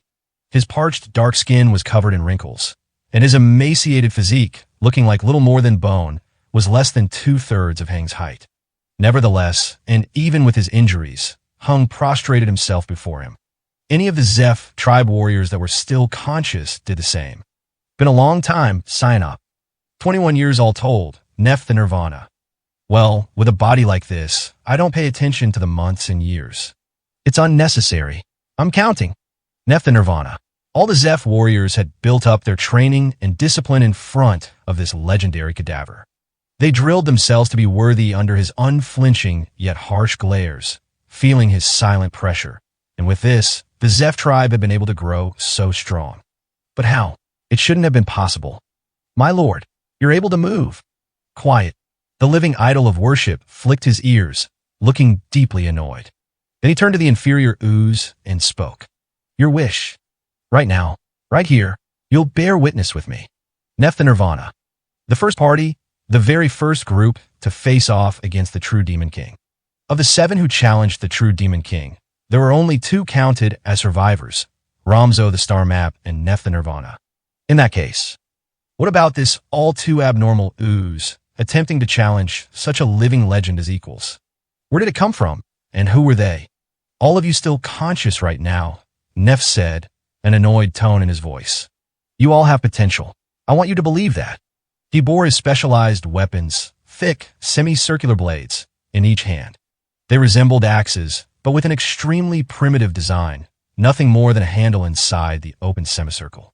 Though the weapons that gave birth to all the Zeph tribe's martial forms, no warrior besides the founder Neph himself could perfectly display all the techniques of prototypical dual axes. Surely none of you are foolish enough to choose idleness when presented with the founder's skills before your eyes. No longer were any of Zeph's warriors allowed to remain unconscious. Neph the Nirvana was going to fight. Sinop was also deeply honing his own mind. The 2 fighters were already within melee range. A low kick.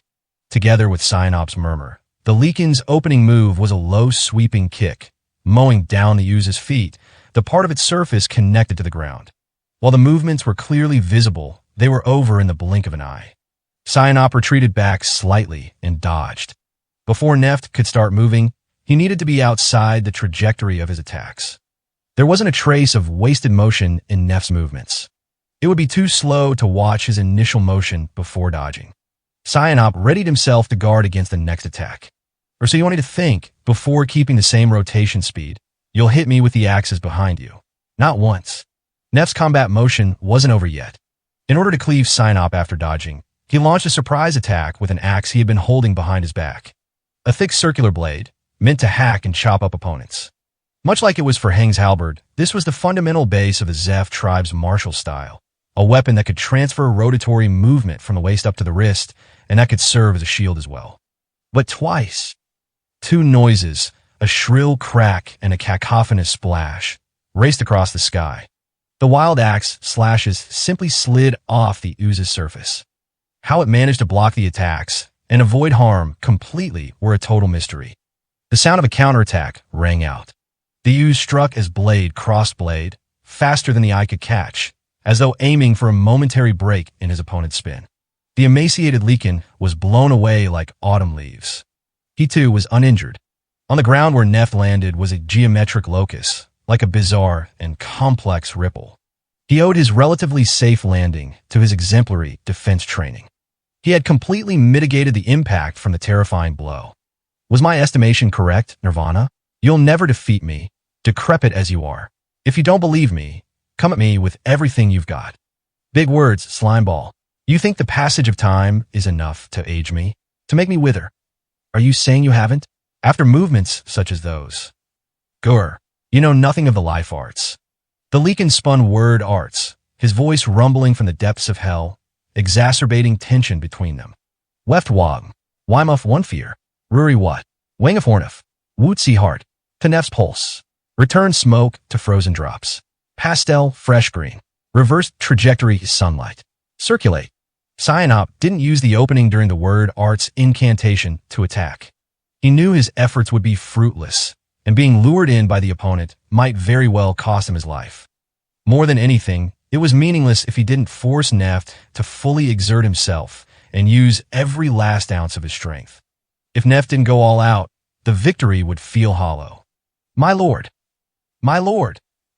Silence. The other lichens venerated their master, letting out primal growls. There had been no change in Neff's gaunt and emaciated form. Instead, as a result of regaining his usual bodily functions, his leathery skin sagged even further, and he seemed to be growing even weaker. At least that's how it appeared on the outside. The fighting spirit he radiated was another matter entirely. Not merely greater than the combined powers and fighting spirit of the rest of the Zeph tribe, but a great deal beyond that as well. Hung of the shallow steppe looked at his little brother in arms. He was anxious he might be dead. Soon his apprehensions were proven true, with Canute remaining still, foam bubbling from his mouth. My lord! It was not the sort of vital energy that was visible from the outside. Touch, taste, heart rate. He was willingly dulling any and all bodily functions not wholly devoted to battle. This was the undying life arts user, a standout even among the rest of the first party. Neff the Nirvana had, over 20 long years, remained completely immobile as he stored his energy. You can see now, in the time it takes you to count to 850, know me as the same Neff the Nirvana you knew from days past. Then with everything I've got, I'm going to kill you 5 times. Gur, the immortal never die. Schwupp, the use's gelatinous body squelched across the ground. He timed his movement with Neff's first step forward. They were within contact distance. Then came the bombardment. A heavy, overlapping sound that could only be described as such echoed the moment his pseudopod made direct contact with Neft. This time, however, Neft wasn't blown away. No, he couldn't be blown away. It was as if a surging tidal wave crashed with all its might into a huge tree. Without Neft's extraordinary skills, the force would have been enough to blast a person apart, limb from limb, leaving nothing behind. However, the giant tree that had successfully taken the full impact again withstood the destructive power and made an unbelievable move. Every party of his body, from his left arm to his pulverized spine, contorted in unbelievable ways. If forced to describe the noise, it sounded like a short buzzing. It was the sound of an eighth of the user's body being instantly blasted away, along with the ground beneath him. The extremely fast erect hits came one after the other, creating an awful din. Ka! Da! The two combatants reeled, regrouping after their fierce exchange of blows. They simultaneously condemned the other. Wootsie heart. Circulate. Dual axe style. Flicker. 8 extremities persistent mountain lean. With that single phrase, Neff's skeleton was instantly reconfigured. He had purposefully taken a previous attack, after all. Cyanop couldn't cleanly settle things with his intense single attack because the counterattack came after an attack that would have killed any other living creature. Neff's life arts, capable of this high-speed healing, both without causing any deformities or circulatory shock, were beyond the realm of comprehension for anyone who laid eyes on it. However, the technique that Cyanop produced with precision moments prior was just as much of a system that stood beyond the comprehension of anyone else. Similarly, the technique that Cyanop performed was from a martial discipline outside anyone else's understanding. I'm unfamiliar with that technique.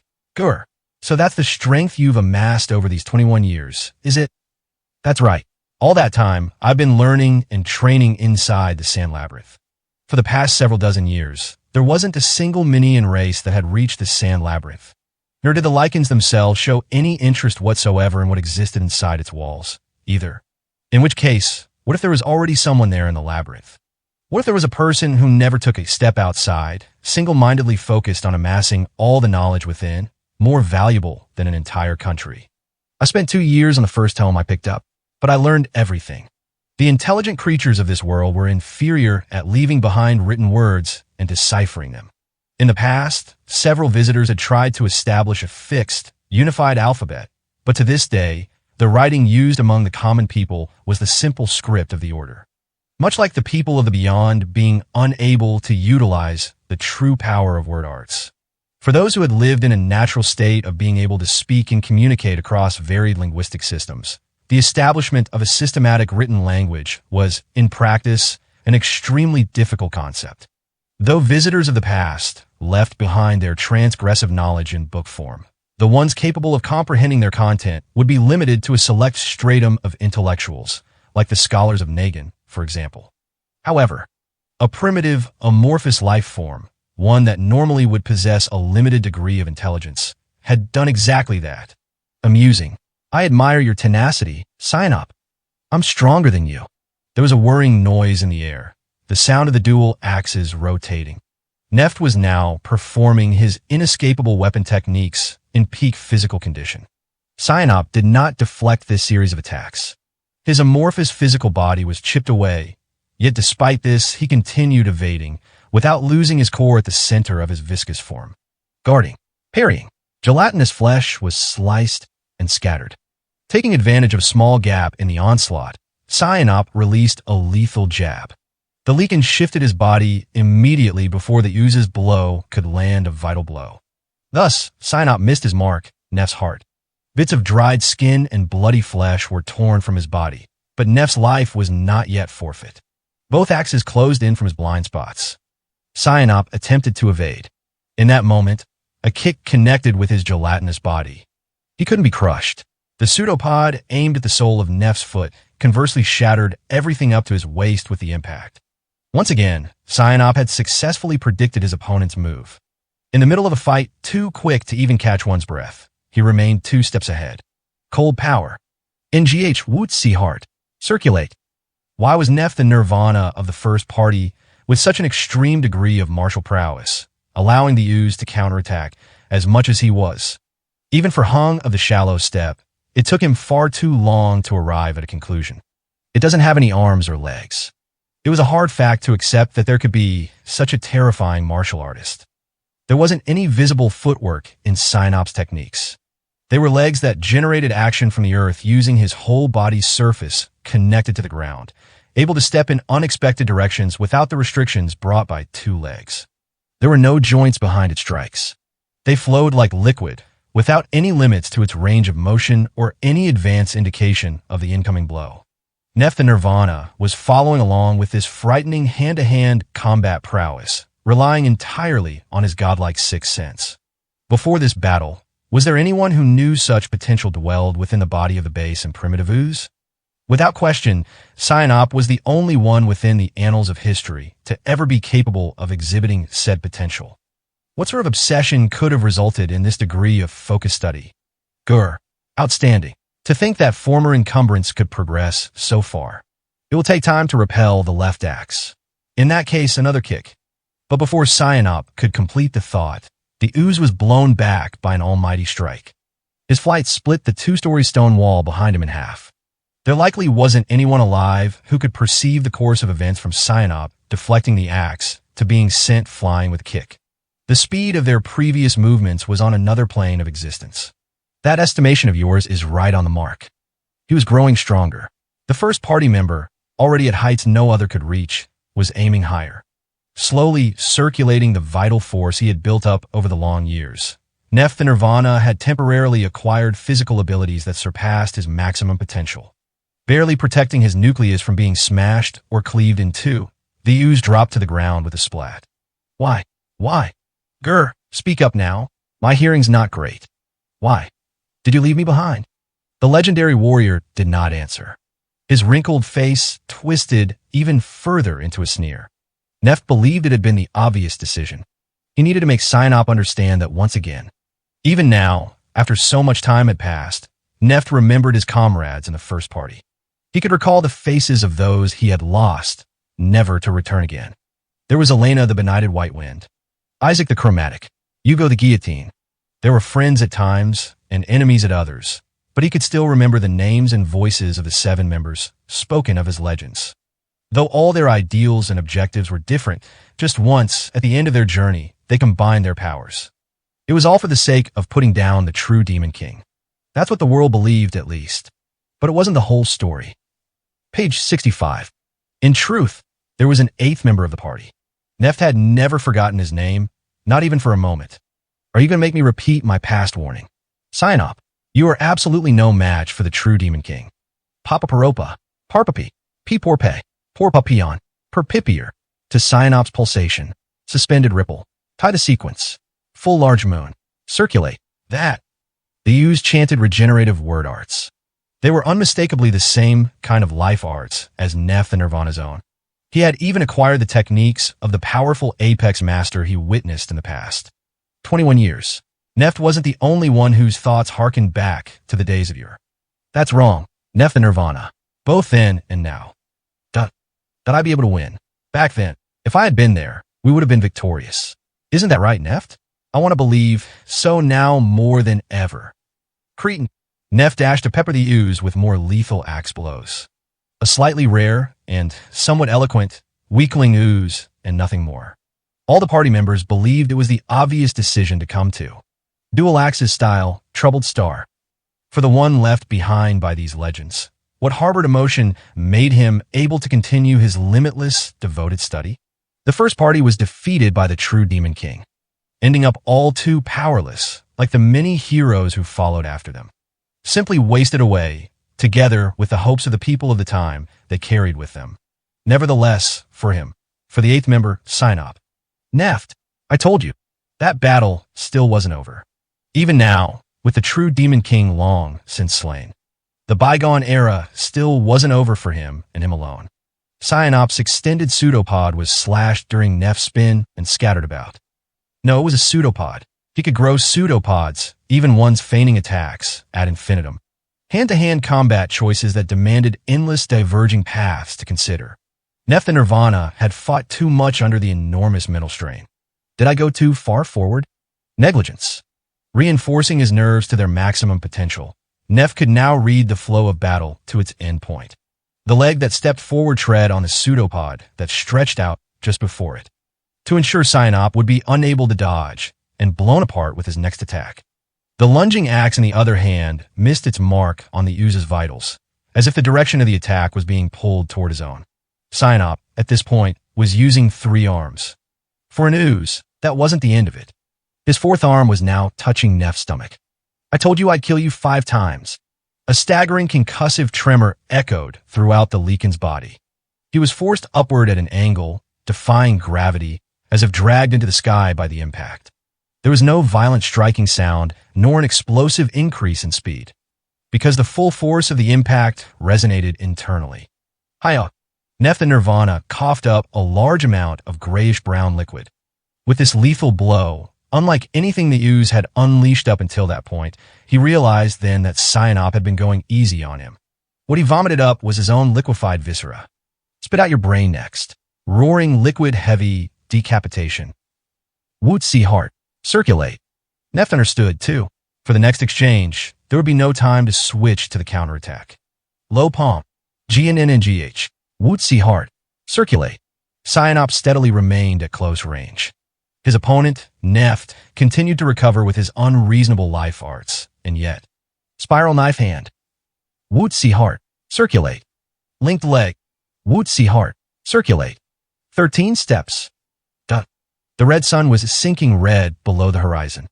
That day, the warriors of the Zeph tribe witnessed 2 spectacles. They witnessed a true legend, Neft the Nirvana, alive and well. And they witnessed that very Neft, overwhelmed by an ooze appearing out of nowhere, until finally collapsing before him. I've finally come to keep my promise, Neft the Nirvana, the ooze said amid the sandy gusts. In the past, Neft was considered one of the strongest beings in the world, and yet the ooze had laid him low. I promised that one day, I'd grow stronger. I promised I would catch up to you all. The true Demon King was long gone. The opponent who he was supposed to bring down at the end of 21 years of arduous training had disappeared from the world. Sinop had learned this from a wyvern that had visited the sand labyrinth 2 big months prior. The pact that Neft established to ensure this ooze's isolation, the ooze their party had set free, had long lost its meaning. Even if Sinop left the sand sea, he wouldn't go off to his death by challenging the Demon King. It was an era where everything had ended. Brilliant. Lying on his back, the Leakin founder's face beamed. He looked to be savoring his defeat, making up for all the lost years. The Zeph warriors, still able to move, gathered together to help their leader to his feet. Even after disgracing themselves with their pitiful defeat, even though their hero had already lost to the Demon King from the start, Neft the Nirvana was their martial arts instructor whom they respected above all others.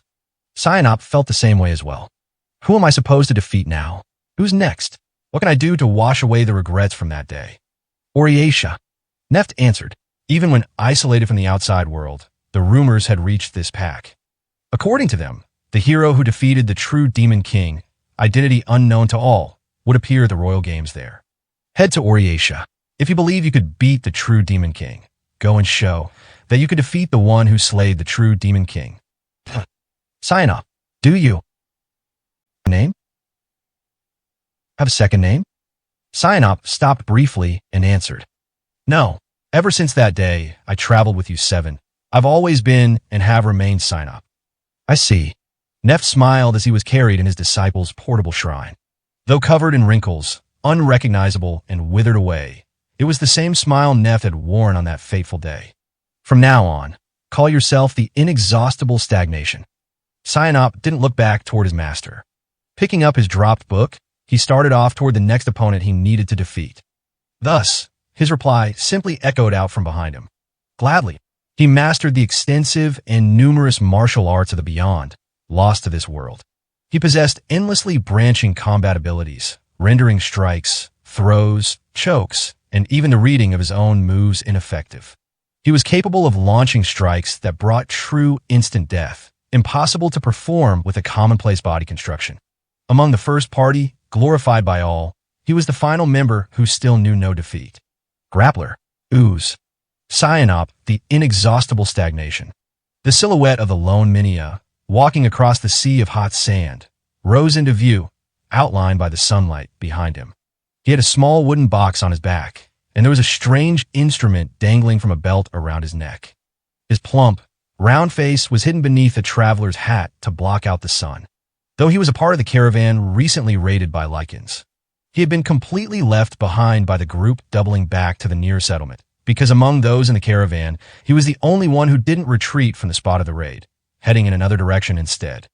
Phew, yeah, this temperature's pretty brutal. I might seriously end up dying out here. Is my body gonna last? Although he dabbed his forehead with his handkerchief, largely out of habit, the sweat that appeared on his brow immediately evaporated in the hot, dry air. I shouldn't have come out here. Can't gather any data. The caravan's been raided. Haven't had a failure like this in a while. Is that ooze all right? How can it survive in an environment like this? Though the man had appeared to be speaking to himself, there came a reply. The second voice rang out from the wooden box on the man's back.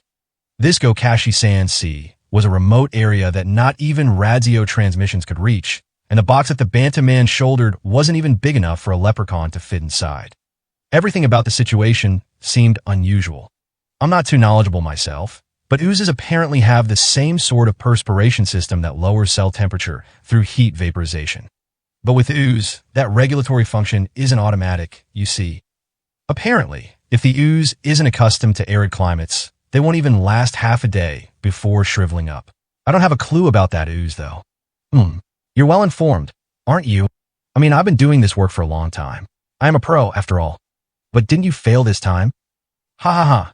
Well, you can expect some ups and downs when you've been at it this long. He was looking for an ooze, a Shura that surpassed the strength of the world-renowned First Party.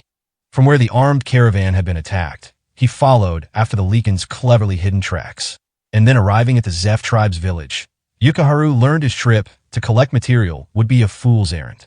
He needed only to watch from afar to see the person he needed to question get laid low. Neff the Nirvana. I was just a bit too late, huh? There's one other person left behind from the First Party, right? I've heard that Ramzo the Star Map is living in Oriatia. Ramzo, huh? Ha ha ha. Yeah, well, he's not going to work. The man laughed dryly in response to the voice from the woodbox. When it came to negotiating and bargaining, Ramzo the Star Map was in some ways an even more dangerous person than Neff the Nirvana. Something the man was confident about. If the survivors of the First Party aren't going to work, that only leaves the Land of the End. Huh? Boy, I'd really like to avoid going there if I can help it. If Ramzo won't do, then there probably aren't any other leads on the true Demon King. I mean, witnessing the Demon King first is one thing, and then to live to safely tell the tale. No one but the First Party's done it. The Land of the End is a scary place, you know. The Land of the End, rumored to be the final resting place of the true Demon King. A mysterious unknown monster was said to lurk there, thwarting any and all reconnaissance teams sent out by both the new principality or Oriatia. You know Alamo Row? It's a village right next to the Land of the End. See, nothing but one terrible, brutal incident after another out there. But I mean, that's really the only place we're going to find a lead. Someone's a coward. The unidentified voice coming from the wood box was tinged with exasperation.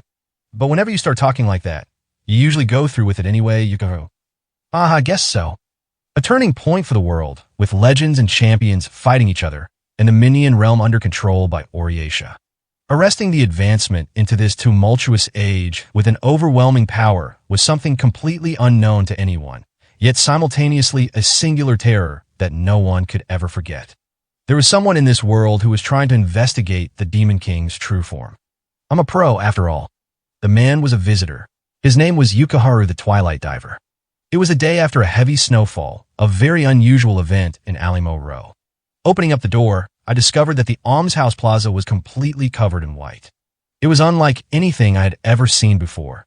The sheer brilliance of the snowy landscape was too much for these elderly eyes. Even now, the memories of that day are still fresh in my mind. I woke up shortly before sunrise, but by that point, there was already a single path made in the White Garden. A long, continuous path into town, shoveled out of the snow. I've seen a great many types in my time, including gigants and dwarfs, but as far as I knew, there was only one person who could manage such perseverance and strength testing, yet honest, work. The heavy piles of snow reflected the depths of his martyrdom. I could see the gray-skinned ogre come into view. Walking into town down the road, he had cleared all by himself. Yuhak, the sole family I had. Thank you, Yuhak. Were you cold? I always spoke to Yuhak. Though, even now, I wasn't sure if that was the correct thing to do. Coming home, he carried a white wolf pup in his arms. A tiny life, eyes closed and trembling. I see. You found this little one, did you? Fantastic work, Yuhak. I'm sure anyone afraid of wolves will be relieved with this. I offered admiration at the justness of his deeds and took the pup from his large palms, so that I could dash it against the stone steps, killing it instantly. I remember the sight of warm blood pouring from its split skull, melting the white snow behind. To this day, I haven't been able to get the look in Yuhak's eyes out of my head. Why was Yuhak mourning it? It was something I've continued to ponder. It should have been the obvious outcome, extinguishing the life that would surely grow to threaten the lives of others one day. I simply did what anyone else in this world would have done, without showing an ounce of mercy. It was just a soulless beast, totally unlike those of us blessed with word arts, so why? I met Yuhak during the season when the air grew dry. Everything must have started when I responded to the Alamo Row villagers' request for counsel during service. Priest, I beg you, Unity the Ring's seat. We ask that you grant them the blessing of word arts in our stead. Of course, anything for the neighbors you've gathered together. Can I ask you to fill me in on the details? An ogre appeared in the forest on the main road, a man-eating monster twice as tall as any human. We've gathered up the brave and willing, and tomorrow morning they're heading to put the ogre down. Mother Unity, may I ask you to use the power of the Order's word arts to ensure these precious lives are not lost? Of course, the priests of the Order studied word arts intimately to learn the miracles of the Wordmaker, who brought them the language universally understood by all, and not to instead use their power for combat or protection. However, I couldn't expound on this to followers seeking my aid. During the age of the true Demon King, no one was able to escape from war and bloodshed, and everyone used this power, bested to live a moral life, for battle. The members of the Order were no exception. This village, the closest to the Land of the End, where the Demon King perished, had been deeply scarred by the Age of Darkness. Priests fell amid the war and the Demon King's induced madness. The lively voices of the almshouse children went silent, and I alone remained as the only official priest in this small hamlet's church. For the church followers, this poor old woman was their sole means of spiritual support, while for myself, their presence was the only light I had to tether my own faith. I understand. I don't know if these old bones can aid everyone like you all, or even I myself, hope to. However, if it will provide even the tiniest peace of mind, then I see no reason not to go. Oh, thank you. Thank you so much, Mother Unity. Ogres, the largest, strongest, and scariest of all the monstrous races. When I was little, I saw one up close just once. Within the forest where we were climbing trees to play, a large monster with dark brown skin entered our field of vision. It was filled with hunger and rage, enough to clearly tell from our spot up in the tree branches. If it happened to find us, its thick arms could have easily snapped our arboreal hiding place. There was something dangling out of the sides of the ogre's mouth, and my friend hiding next to me whispered that maybe it was the hunter Joxa who had gone missing 2 days prior. I simply watched the predator disappear deeper into the forest, dyed red in the setting sun, experiencing for the first time in my life the fear of imminent death. It wasn't an evening sky back then. The morning sun cast its rays into the forest around the main road, with wild rabbits and deer off somewhere, grazing on grass. The hunters didn't seem to fear what awaited them, and I was surprised by their quick and nimble steps as they bounded over fallen trees and small streams. For me, simply getting solid footing in the dirt without falling overtook everything I had, and matching their quick gait was all but impossible. Ogres are really intelligent, you see. One of the hunters appealed to his compatriots with words of warning. It might be waiting to ambush us. I've heard stories of some pouncing down on people from up in the trees. Page 66. The warning was unnecessary, as the hunters were paying close attention to the whole area around us and guarded me, their priest escort, from being exposed to any danger. Thus, it was not I who first laid eyes on the figure, but one of the hunters. When I followed the hunter's sights, urging everyone to take notice, I spied a gray ogre sitting beneath a large tree. The ogre seemed to be in the middle of a meal, sitting with their back to us. While they looked somewhat smaller than the red ogre from my youth, even when seated, they were taller than any one of us, and casually lying beside them was a well-worn wooden club. We'll shoot from here and use that tree as cover. A few of you go around to the other side to stop them from running behind the tree. Mother Cunity, can you protect us with word arts when it comes dashing our way? I can, but there's something a little bit strange about that ogre. What do you mean? Is that really an ogre that terrorizes people? An ogre that terrorized the people. Even remembering my own words, I was clearly in a terrible state of confusion. After all, the word ogre itself was synonymous with murder. Indeed, that was why even I couldn't explain the strange feeling I had. I should have been just as frightened of the man-eating ogre, but at that moment, for some reason, I felt that something was off. Wait a moment. If I could just get a little bit closer. Mother Cunity, it's too dangerous. It'll see you. It was surely foolish of me to approach an ogre just to try confirming this uneasy feeling I had. I realized later that my conduct might have led the courageous villagers to sacrifice their lives to help me. It was shameful. However, if I didn't follow my hunch in that moment, I might have never noticed. He was eating nuts and berries. I didn't know ogres ate anything other than meat. After all was said and done, I remembered getting glimpses of wild rabbits and deer upon entering the forest. The animal's behavior was not that of prey being pursued by a predator. That realization, though subconscious at the time, might have been what guided me to my hunch. Unlike the ogre I saw in my youth, this one wasn't enveloped by the scent of blood and death. In fact, there were even rabbits coming and going from the burrow near where he sat. He's already noticed us. He was calm and quiet, and his back was stock still, enough to believe he might have been sleeping, but I was confident in my hunch. The reason he hasn't harmed us is because we haven't harmed him. Please call back the ones you send around to the other side immediately. But Mother Cunity, that thing's still an ogre. The monstrous races eat minia. It's been that way since the beginning of time. Nevertheless, it still has a soul. The order said as much, that this was the reason the word maker bestowed the miracle of word arts to the races of the world. Thanks to this wonderful blessing, none of us were alone anymore. All creatures with a soul were a member of one big family. Before I knew it, I had left the villagers behind and was now within arm's length of the ogre. His extremely pale, almost white pupil stared back at me. Frightened and bewildered by my own actions, I mustered up the best smile I could and addressed the ogre. Good day to you, our new neighbor. I'm a priest in the village just up the road from here. I, Cunity the Ring Seat, wish to save you. I want to save him, though at that moment, which one of us was really the one who needed to be saved?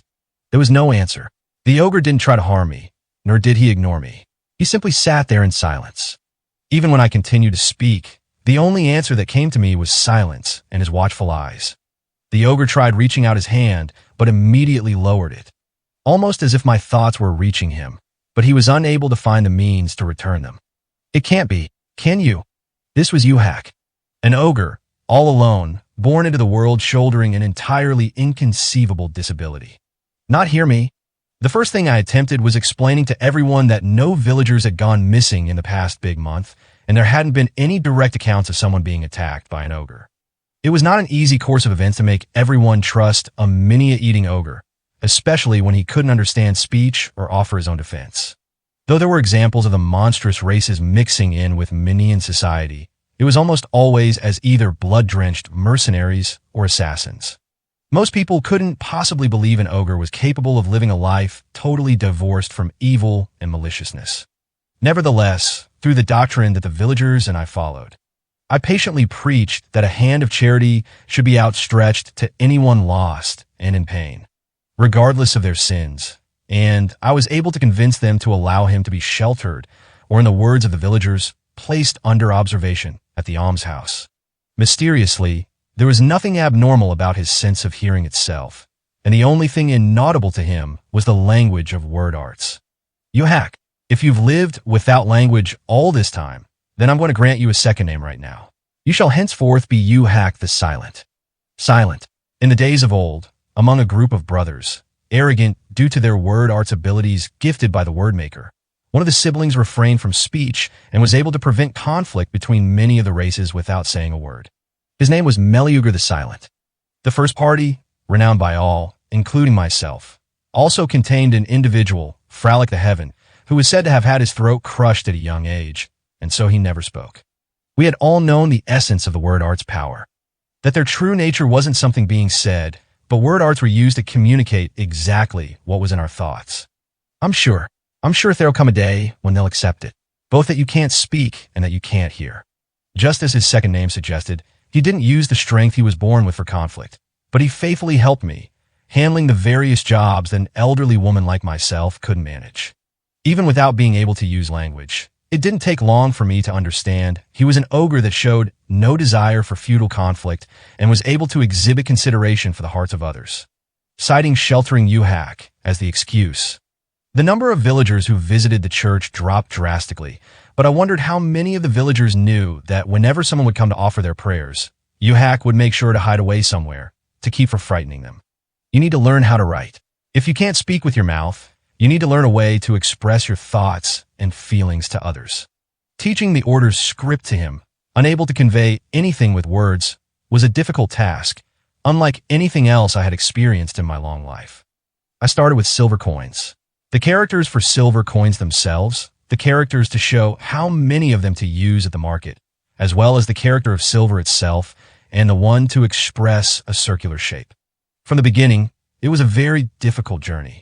Soaking tree bark in liquid ink and spreading old children's clothes, no longer in use, over a plank, I remember trying to teach him the script every day, late into the night. Speechless though he was, Uhak was neither stupid nor lazy, and he diligently focused on learning this new knowledge. The speed of his progress was marvelous, and he had worked through all the order script I was able to teach him within the first 3 small months. Somewhere along the way, the silent ogre had turned into the valuable family member I needed in my life. Ina, Nofelt, Rivi, Hughes, Emas, Nedka. The children, breaking windows every time they played, making a mess of the shrubbery and plantings the day after my pruning, always causing me headaches, making me laugh, were all gone. The other priests who devoted themselves to their work in the order with me, benevolently helping people in times of need, were also all asleep beneath the earth. This eccentric ogre that showed up in my lonesome daily life was like a son to me in some ways, as well as a compatriot protecting the faith together with me. Uhak was able to subsist without ever eating meat, having plain beans and nuts for every meal. On the first day of every big month, he would go into the forest to gather just enough food for his own nourishment, no more, no less. First thing every morning, he would finish cleaning the almshouse and the chapel, offer a wordless prayer to the word maker, and bring in firewood and sheep's milk, always performing his tasks alone.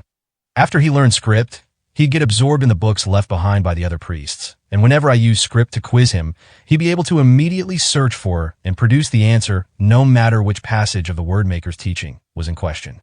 You understand why exactly we all study the teachings of the word maker, right?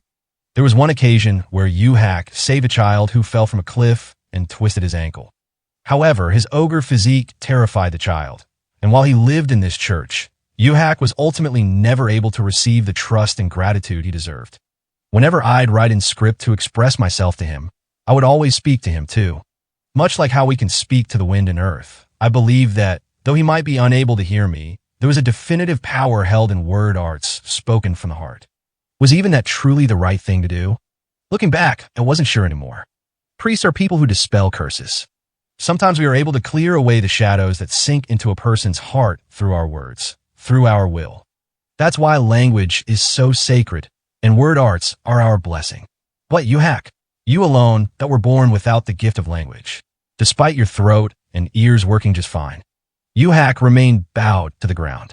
I'd heard that ogres were a much more delicate race than the Minia took them for. Perhaps this was true for that red ogre too. Even on that day of my childhood, perhaps there was someone, somewhere who could have saved his soul. If only ogres could have been recognized as priests. Why? There wasn't any follower more modest and pious than he was. I don't know if that was Wordmaker's will or atonement for some sin. But even without any speech, you have a desire to help others. No one can ever take that away from you. I was happy. I was always being soothed and comforted by the warmth in your heart. That's why there wasn't any need to consider any of what you did as sinful. You hack. You have a soul inside you. A soul just the same as anyone else's. No matter what terrible things the embers of the Demon King brought about on that windy day. Even if, from that day on, I lost the meaning of my own faith. You are my precious family. Recording the events that happened that day could have served to damage Yuhak's honor. However, I knew very well that Yuhak himself didn't wish to lie or cover up what happened. Furthermore, in order to leave behind a nugget of truth I accidentally witnessed that day to someone, it was impossible to avoid touching on that blood-drenched incident. Around the time the sun had progressed past its zenith, a small set of clouds had closed in on the far-off mountain outlines. I was in the midst of drawing water from the well when I saw a thin wisp of smoke rising off in the direction of the village. Yuhak, look. Although he couldn't hear my words, he surmised something had happened by the tone and rhythm of my footsteps. The only thing Yuhak couldn't hear was word art speech and immediately came out into the church courtyard. Was it a fire or a signal? I prayed that it was simply children playfully making a bonfire as a prank. I hastened to the village, Yuhak pulling my carriage along. As we approached, the disquieting atmosphere on the main road grew denser and denser. Birds in every direction, feathers and flesh getting caught in branches and torn off. None of the wild rabbits were hidden in their holes, instead standing stock still in the middle of the road, gazing at the sky. I had seen animals in a similar state before, back when the true Demon King was alive. That vague terror, making absolutely anything and everything go mad. When we drew closer to the village, a stretch of bloodstains spanned across the area, as if drawn by a thick finger, and I could see the smears continue all the way into the village. I strongly wanted to avoid thinking about what had come to the village and what was happening there, but I couldn't communicate to Yuhak to stop the carriage. Mother Cunity, you can't go into the village right now. One of the villagers who had escaped blocked the carriage, their face growing pale. Their clothes were stained with someone's blood and flecks of soot, and they gave an account of the situation. I know that woman. It's Belka the Rending Quake. No one can beat her. Even she's gone mad. It's the Demon King. That's for sure. Please try to calm down. In times of distress, we all need to help each other. I have the sacred protection of word arts, and Yuhak is with me as well. What is going on? Belka the Rending Quake. The champion who went to slay the Demon King. I thought all of them had died. The elderly craftsman's lips trembled, and he tightly shut his eyes. She lied. She couldn't just die. She came back from the land of the end. She came back, and now she's gone mad. She's nothing but a monster now. I patted him on the back, and, after speaking some words of comfort to calm him down, I urged Yuhak to hurry with the carriage. The dreadful spectacle came into view soon after. The blue storehouse roofs that always greeted me at the village entrance were being smashed by a palm from above, scattering into splinters. The owner of the ginormous hand stretched up high into the sky, towering over all the buildings in the village. Belka the Rending Quake. If the craftsman's story was right, she was a gigant who traveled to slay the true Demon King, that now a shadow of her former self. They say there were only 2 people to ever return alive from an encounter with the true Demon King. Help! Help! I can hear it. I can still hear that voice. It's awful. Help! AF! Her insane bellowing alone was enough to torment my ears and mind. And her colossal straight cleaver, appearing to have been used several times on Belka herself, was smeared with the crushed villagers' blood and entrails, glistening with a red luster. Be Baruka, Io, ARR, F from Belka to Alimo Earth. Well met it. Wriggling swarming shadow. Help! Lalas Anit. Origin of steel. Newer stems. Smashing wave. I am scared. I can't take the terror. I am stop. Hatch. At Belka's feet, a number of small, anthill-like mounds thrust up from out of the ground. I felt a foreboding about her frightening word arts and immediately hid behind the general store building, before realizing I hadn't brought Yuhak with me. Yuhak! No matter how desperately I shouted, words were the only thing Yuhak couldn't hear. He was standing near a crushed watermill and was enveloped in the mound's destruction, exploding in horrible flames and light. Horse corpses were easily sent flying, and the frame of the watchtower was broken and collapsed in half. The pools of blood went bone dry in an instant, and the wooden outer wall burst into flames on its own just from the heat of the aftermath. I didn't understand what sort of word arts Belka the Rending Quake used, but I was sure it was some sort of life arts, generating something from the ground that exploded in a mix of thunder and flames. Yuhak! Oh my! Impossible! Yuhak was safe. At the very middle of the destructive wave, he was totally unharmed. Not a single scratch. I couldn't believe my eyes. There was nothing around to shield him, and Yuhak hadn't moved a single inch, yet there wasn't a single scratch, a single singe on his gray skin. No matter how sturdy his body may have been, was such a thing even possible? I believed I had at least an understanding of what was and wasn't possible in this world. Eog, Nea, the voice. Make it stop. Help me. The crazed gigant looked out over the survivors with murky, unfocused eyes and picked up a mother, gasping her final breaths, half her body blown off, and chewed on her. Each time she bit down on the thing gigants generally weren't supposed to eat, she'd cough, spilling blood from her lips, and the fact that even this didn't faze Belka spoke to the depths of her madness. Enough! Belka the Rending Quake. The true Demon King is no longer in these lands. The thing you fear, the thing tormenting you, doesn't exist anywhere anymore. Lies, the gigant answered as the bones of the ground-up villagers gashed the inside of her own throat. At that down, I could barely contain my desire to run away. Unlike my dead comrades, in truth, I was not a fine, upstanding priest in the depths of my soul. It was simply the fact that, if Yuhak stood there without running away, it compelled me to do the same myself. Then this voice. Inside my head, it's still there. I can sense. The Demon King. There. Still alive. Page 67. No, there is no voice. We need to fight against the fear in our own hearts. If you doubt, fear, hate, and kill everything, then even with the true Demon King's death, it's like that era never ended. Please, you need to take back that heart of a champion. Belka. Belka was next to speak. They were words of murder. F from Belka to Alimo Earth. Wriggling, swarming shadow. Origin of steel. Smashing. From Cunity to Alimo Wind. Waterfall flow. Shadow of the eye. Breaking twig. Contain. Before her word arts of destruction finished, I needed to invoke power arts to protect myself. We both changed our word arts at the same time, and then, nothing happened at all. I couldn't use word arts, an absolutely impossible, completely inconceivable occurrence. Our word arts incantations hadn't failed. However, neither Belka's ground transformation nor my attempt to weave a wind force field resulted in anything. The words we both spoke were nothing more than sounds. The fear I felt in that moment might have been difficult to explain, but within the teachings of our order, these word arts themselves served as proof of our mind's existence. It was as if I was being confronted with the fact that nothing like that ever existed to begin with. Belka's eyes widened, as if witnessing something unbelievable, and then she collapsed to her knees. Belka didn't respond to me, trying to compel her body up again, still stirred by fright. I watched her from nearby, watched her shoulders dislocate the more she struggled, her bones being crushed and snapped, and her flesh splitting and tearing. As if I was being shown that such a large creature like a gigant, living on land, had all been nothing but an elaborate lie. Belka raised her head, her expression one of blood, agony, and terror. Yuhak was there. F from Cunity to Alimo wins. I want to chant word arts to protect Yuhak. Or rather, because I thought my earlier failure had been some sort of mistake. The wind didn't answer my call. My words failed to reach not only Yuhak, but also Belka. Solitude, as if cut off from everything else in the world, seemed to exist as a hard fact. MNRGHH, HNGGH, NGH. Belka croaked out an inarticulate groan. She had wanted help. Even if she had been saying something, It was almost wholly indistinguishable from the growls of a mindless beast. Yuhak kept his eyes fixed on Belka, picking up a large piece of debris, a section of a broken stone fence. He used it to smash the gigant's drooping head. She let out a scream of grief and anger. She uttered words without meaning.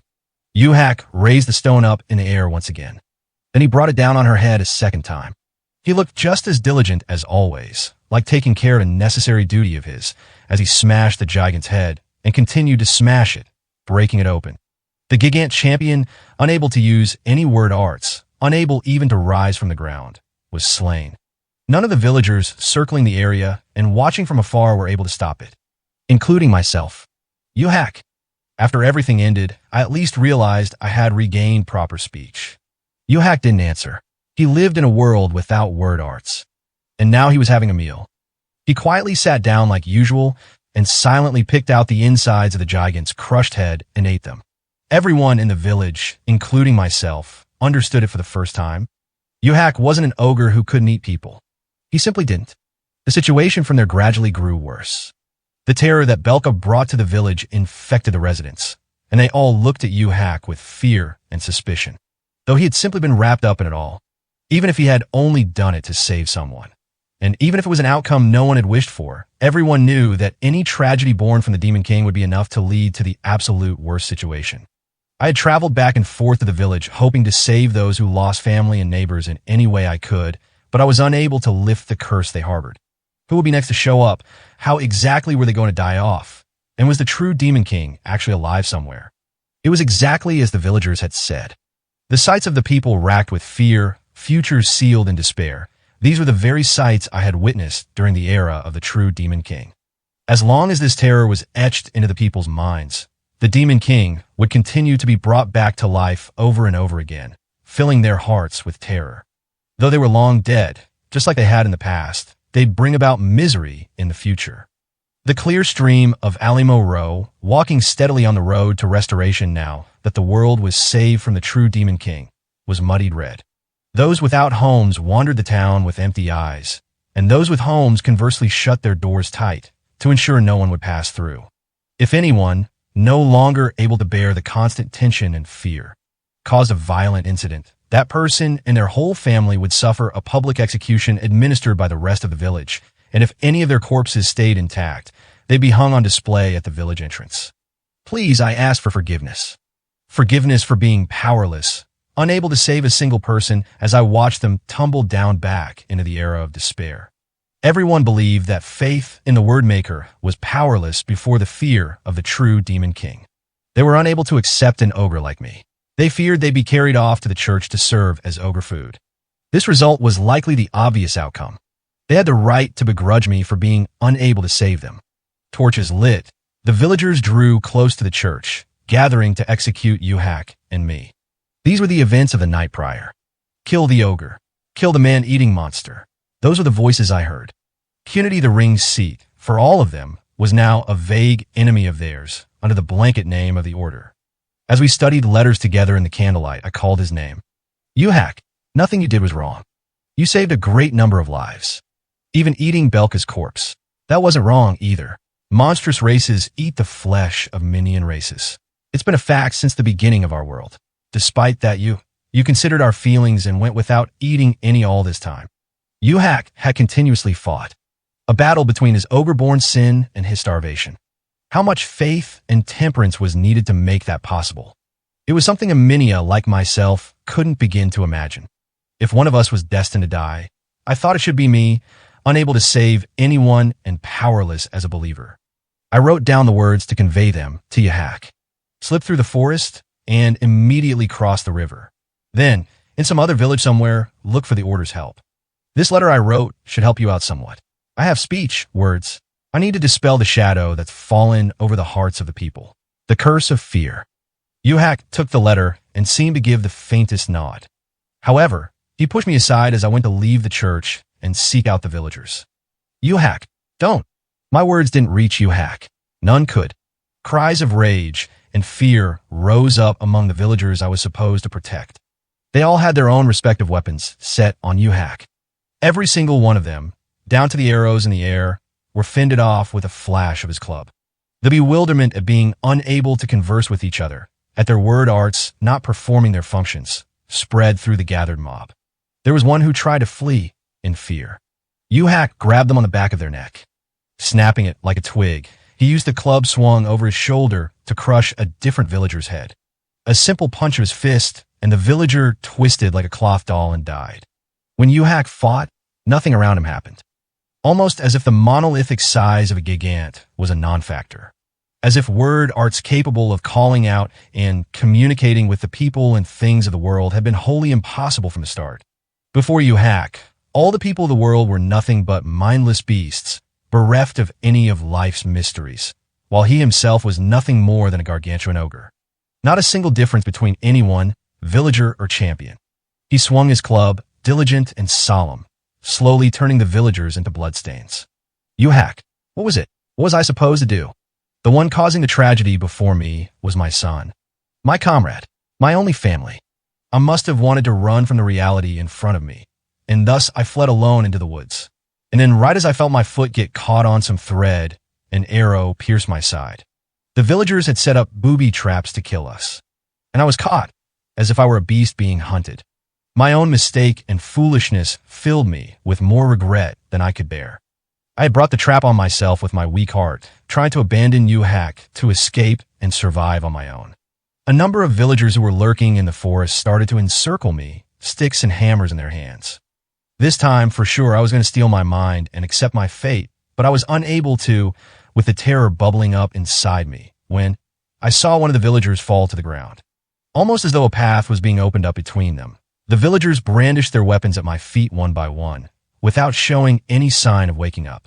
Finally, once all the villagers present had collapsed, a familiar face came into view from among them. A face I could never forget. Hey, Teach. It was one of my former pupils, Q's the passing disaster. Mother Cunity, you still alive? With the heat from my arrow wound circulating through my body, his cold hand slapping against my cheeks felt pleasant. There were many other, more important things I wanted to tell him, but with my consciousness fading, the only thing I could get out of my mouth was a simple observation. You're all grown up, Q's. Sorry, it's always like this for me. I'm always too late. It's my fault. Don't worry, just wait there, Teach. I'll be sure to send everyone packing. All of it. I'll clean up this bad dream. Then Q's wrapped me up in his overcoat and laid me down in my quarters. He tried to cheer me up, but with this wound, I wasn't going to make it to the morning. In which case, anything. I wanted to try to record my thoughts like this to express my final thoughts to poor Yuhak, unable to comprehend speech. I've never been able to forget the wolf pup I killed that day. I knew that, even now, in a corner of the garden, there was a grave for the pup, a small collection of stones surrounded with a great many flowers. We were all born bestowed with the blessing of word arts. Thus, before birth, just what sort of difference was there between us and those beasts not bestowed the same gift? Although he couldn't speak, Yuhak had a heart, considerate of others, able to endure hardships, devoted to his faith. An undeniable heart, just like our own. Several scenes, ones I'd casually witnessed from a young age, circled in my mind. I had seen horses no longer capable of pulling carriages get butchered with axes and turned into meat. When the children once kicked a small cat and killed it, I had simply warned them not to get too close to wild animals. Without showing any respect or affection to the livestock that continued to be sacrificed for us, we consumed lives like it was our natural right. Within a world where anyone who possessed word arts, including beast folk and monstrous races, was capable of expressing their minds, creatures without such a gift were nothing but tools or enemies. Things weren't this way in the beyond. In fact, it was possible this world was a particularly cruel one. Why had I forgotten these things? Things that a traveling visitor had told my father when I was 11 years old, up until now. Could that wolf pup have been the same as Yuhak? Possessing a clearly established heart, but simply without any method to communicate its words? If that was indeed the case, what a truly terrible and awful sin it would be. As long as we continued to live in this world, we were sure to continue piling more and more on this horrifying sin of ours. Ever since that day, I've been tormented by thoughts unbecoming a priest. Were word arts an absolute law of nature? Dragons fly, gigants walk, many communicate with words, and word arts give birth to phenomena. Do all these things we take for granted really just exist without any reason behind them? Yuhak, In your eyes, you must have always looked at us mindless beasts as one and the same. You were the only one capable of loving everything equally, judging all things impartially, and confronting life on your own. I was sure that eating a life you killed was your way of taking responsibility for the life you took. You stole the lives of many of the villagers, much like how I killed that wolf pup. But that isn't your sin to bear. We're the ones who were wrong. We're exactly like Meleager the Silent siblings, addicted to their word arts and destroyed. I taught you this at some point, I'm sure. Priests needed to be people who can lift curses. You hacked the Silent. From tomorrow on, I want you to throw away all the teachings I gave you. Without being bound by the morals the minion race has created, I want you to live as you feel is right, treating all lives as equal. I cannot endure the sins of living any longer. I don't think I'll be able to atone for them. It's far too much for a single person to bear. If I die, I want you to eat my flesh. The 16th General of Oriatia, Nofelt the Somber Wind, and his troops arrived the next morning, after the tragedy had passed. The villagers who attacked the church were all smashed to a pulp, pieces of them bitten off and eaten. Additionally, they discovered others hiding in the forest who were now all corpses, with their vitals gouged out by some small dagger. Nofelt was readily able to discover the ogre responsible for the massacre.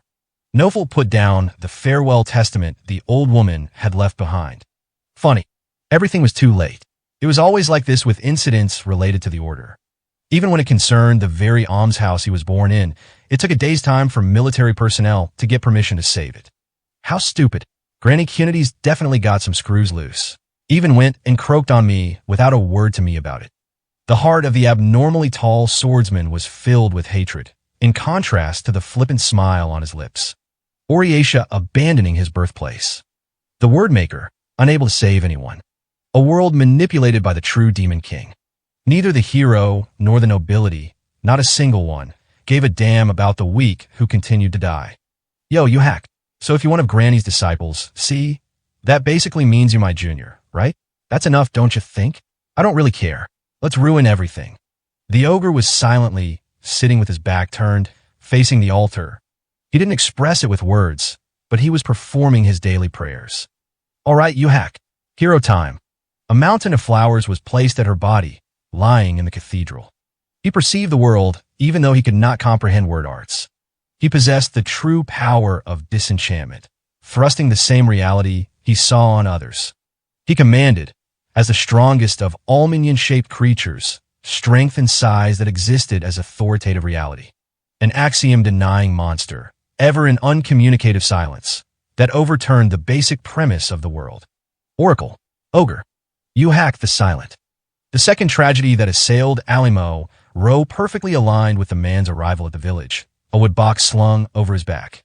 The main road that led into the village was blockaded by a large number of Oriation soldiers, but the detours around the blockade only led to a small church, or the Land of the End. That region, feared by living creatures far and wide, was exactly where the man was heading. Really showed up at a strange time, huh? The Oriation soldiers coming and going from the road in front of the town appeared to be trying to cover up the very existence of the incident from the eyes of the people around them. The reporter carrying the wooden box was a man named Yukiharu, the Twilight Diver. Something really stinky going on here. He was a small-framed, round-faced man, wrapped up in trim, neat apparel. His dress was completely different from when he had visited the Gokashi-san Sea. His most distinctive feature was the instrument hanging from his neck. It was equipped with a monocular lens, but its large base and bellows construction made it vastly different from the monocles familiar to this world. A strange voice answered from inside the wooden box on his back. Seems like a lot of people died, after all. They're probably piling them up in a lumberyard or something nearby. If there were some large buildings, they'd probably use those, but a village this tiny isn't going to have any of those, after all. Page 68. Not like that. I mean that this whole incident smells fishy to me. Take this, for example. Yukiharu looked down at the freshly dug wheel rut at his feet. Opportunities to use this narrow road, detouring around Alimo Row, should have been very limited. At the very least, within the past 2 days, a large number of carriages have been coming back and forth down this path here. They're heading for Alimo Row. While these are foot tracks leading out from the village, there are all these footprints heading out but none coming back. I mean, you say that, Yukiharu. A troubled voice came out of the wooden box. But I can't see any of that from inside this box, you know. Ah, Forgot about that, sorry. Anyway, that's what's going on. You want a peek? I could open up and show you. I don't really sense anyone around that'd get a glimpse of you. I'm fine, it's fine. So then, do the footprints tell you something? I mean, it's a simple story. A large group of villagers walked out of the village and didn't come back for some time. When they did eventually return, they were wheeled in on carriages. Carriages that weren't used when they first left. He adeptly manipulated the instrument around his neck and photographed the tracks in the area. Basically, that'll mean the villagers were all killed up ahead of here and had their corpses carried back to the village. The glass dry plate camera, at the present moment, hadn't spread to Oriesha yet. It was his own personal machine, allowing him to do everything from focusing to aperture adjustments with only one hand. His supernatural skills to take a series of pictures all while holding it in his hands, or really, the mere fact he was taking photographic pictures at all, was something no one in this world could comprehend. Yukiharu. It was one of the 29 officials who mentioned they were cleaning up after that massacre, right? Nofelt the Somber Wind, was it? Isn't he the one behind it all then? There's no question that Nofelt was the one to dispose of the large pile of bodies. But Nofelt's troops themselves aren't the perpetrators here. The timeline has the Radzio transmission about the incident coming to them from the neighboring town and then arriving at Alimo Row with his. A day after that. So after the massacre. If they had ordered the perpetrator from the start to carry out the massacre, then their plans should have moved forward with a lot more speed. In other words, Nofelt doesn't have any direct link with the perpetrator, but he seems to be covering up the criminal he did find. The true criminal must have been at the end of the road Yukiharu was currently heading down. There were only two destinations at the end of the road skirting Alimo Row. The land of the end, where the true Demon King perished, or the small church. Yukiharu, you really asked all over about the church, right? That there was this strange ogre living with an old woman. You didn't know from the start, did you? Oh no. That's in my nature, really. If something interests me, I end up asking all about it. I'd regret not being able to ask everything I want to ask when given the chance, right? But things have gotten interesting thanks to that. He heard this ogre was incapable of using the language of word arts and had silenced a fearsome gigant. Meanwhile, Nofelt's squad, dispatched to the frontier beyond the eyes of Oriesha proper, was actively trying to cover up a crime. They were proceeding with plans to muzzle anyone who knew of Yuhak, the silent's existence. He wondered if the residents in the other village Yukiharu had gathered information from what would have been so open with him had he arrived a day later. Nofelt's actions were his own. Was there a reason to go so far for just a single ogre? They're going to be royal games. If Nofelt does put him as a hero, then that'll confirm this story. This'll sell for sure. Coincidentally arriving right on time, Yukiharu alone had gotten a hold of information regarding a powerful fighter who was still unknown to anyone else. Seriously, Oriesha's way of doing things is as nasty. Oh. Noticing something, the wooden box lowered their voice. There's soldiers coming out in front. They're not walking like Orieshan soldiers. From out in front, they were coming from the direction of the land of the end. Yukiharu went on high alert and paid close attention in their direction. Climbing up the hill and showing themselves was a group of 5 merchants. They were leading a one-horse carriage solely for carrying their belongings. They're all soldiers. Don't let their disguises fool you, the wooden box warned in a whisper. Yukiharu put on a bright smile and walked up to the group directly. Well, good day. Honestly, it's been quite the rough going for you and me both, I'm sure. The peddlers came to a stop, a bit at a loss at Yukiharu's confident attitude. Oh, and who are you? Doing some work involved with the latest incident, I'm guessing. Yes, I'm a reporter. Yukiharu the Twilight Diver. A pleasure to make your acquaintance. Twilight Diver. A tall, lanky younger man reacted at hearing Yukiharu's second name. He filled in the details to the muscular man who seemed to be their commanding officer. He's a shrewd reporter. 20% of the incident reports that come and have Twilight Diver written on it. Calm yourself. The muscular man commanded his excited subordinate with a wave of his hand. That's so? I had no idea. That means we've made acquaintances with a celebrity. Gathering material about the slaughter at the village, then Yukiharu understood the significance of the commander's behavior. The tall subordinate lad's comments were clearly a slip of the tongue. The commanding officer cut him off before he accidentally revealed anything beyond that. The articles that Yukiharu the Twilight Diver mainly specialized in were primarily incidents of large-scale death and tragedy, or foresight of such events. He was a war reporter. Additionally, he had a complete grasp on what percentage of the information he leaked himself ended up in which city. 20% a city with an extremely high demand for reports on ongoing battleground situations, even when limited to Yukaharu's articles alone. Free City of Okafu. I see. So these are mercenaries with the self-proclaimed Demon King Morio. That said, best not to keep going any farther. Up ahead's the land of the end, after all. What the hell were you heading there for? Huh? Is it really? Yukaharu constructed an expression as if he was honestly surprised, and then scratched his head. The land of the end, where the true Demon King perished. The reason he purposefully came all the way out to this frontier was solely because he was making for this region the only clue to discovering the true Demon King's true identity. Whoops, I must have gotten lost somewhere along the way. I've never really been out this way's the thing. Now that's quite the misfortune to find yourself in. It's embarrassing, but we're in the same boat. Just on our way back. Seriously, the Oriation bastards are always blocking up the roads like that. It's a damn headache. I see. Then they must have not been expecting to encounter anyone, either. Never dropping his superficial smile, Yukaharu's train of thought continued forward. They were using the same excuse as Yukaharu, that they got lost, because they hadn't anticipated beforehand that they'd be getting into a dialogue with someone they met along the way. They had borrowed Yukaharu's reply. This was likely why this officer had taken the initiative to ask first. But more than that, they're investigating something. Wait, maybe it's something else here. Yukiharu closely observed the gazes of the four mercenaries.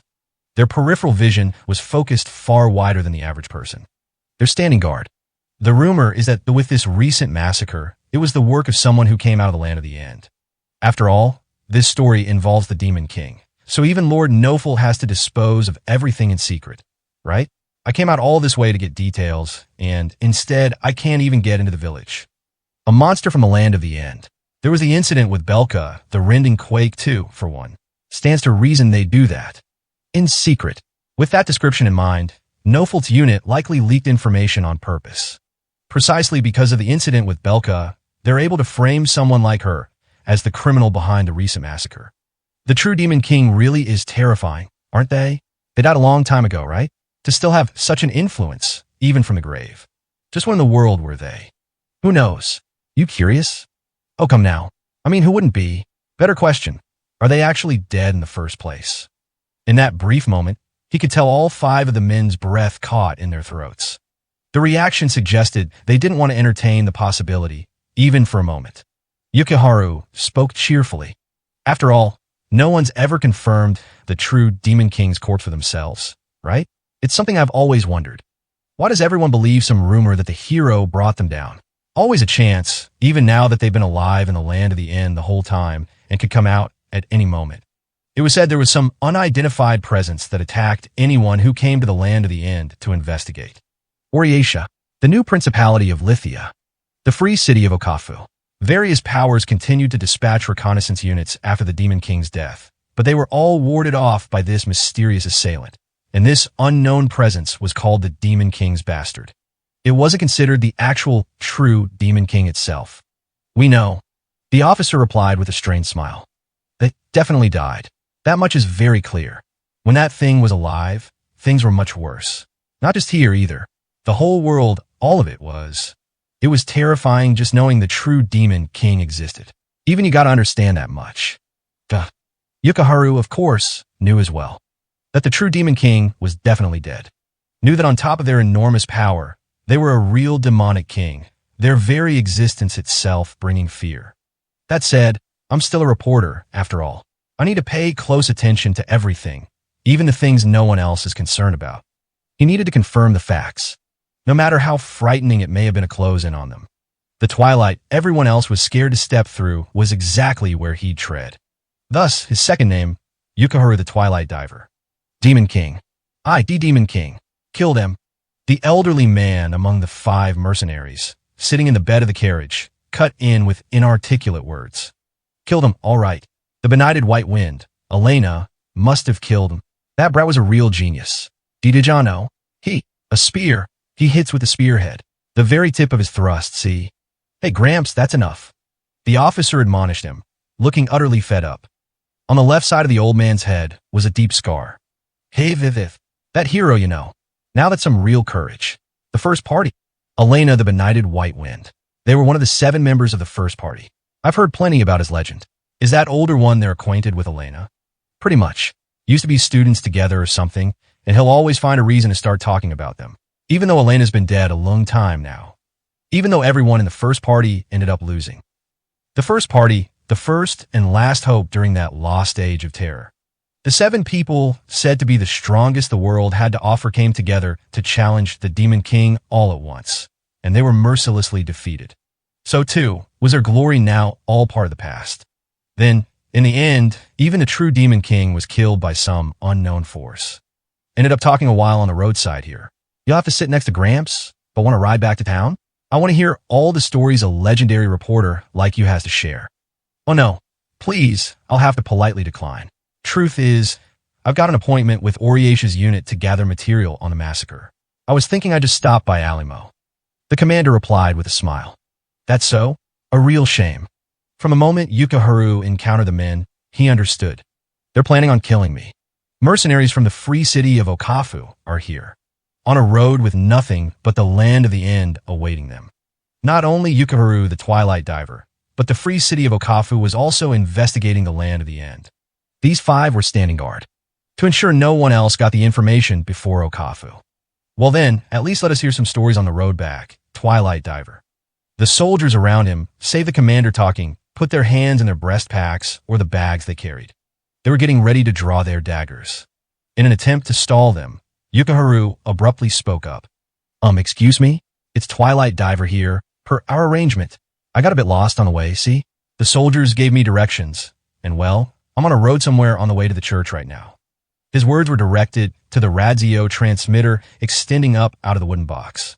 The 5 mercenaries stopped moving. While they might have needed to kill Yukiharu, they had no other choice. This is Asnes the Veering. What happened? You were supposed to meet me in Alimo Row. The soldiers should know you're coming too. The reply came from the wooden box itself. However, to the eyes of the 5 mercenaries, it looked as if there was a radio transmitter hidden inside the wooden box. He was scheduled to gather news from the Oriesha unit stationed in Alimo Row. A lie to prevent the men in front of him from trying to harm him.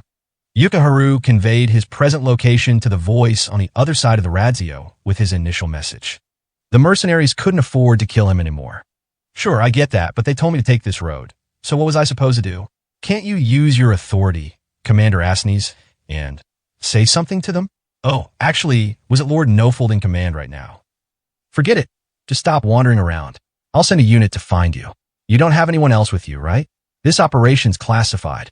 I can't have you screwing things up with your stupid reporter antics. With the hollow and functionless transmitter in his hand, Yukiharu winked to the 5 mercenaries. Oh no, just me here. All right then, I'll wait here for your escort. When Yukiharu ended his radio performance, the wooden box once again fell silent. As he turned back to face the 5 mercenaries, he waved his hands back and forth. You don't need to worry. I won't say a word to the Oriesha folks. We both got ourselves lost out here after all, right? Yeah, right. Thanks. The commanding officer lowered his head and passed by Yukiharu. Though they planned on killing Yukiharu, as long as that could possibly lead to engaging a squad of Orieshan soldiers, they couldn't afford to do so. Yukiharu the Twilight Diver was a man who had continued to survive across numerous battlefields thanks to his quick wits. Don't make me improvise on the spot like that.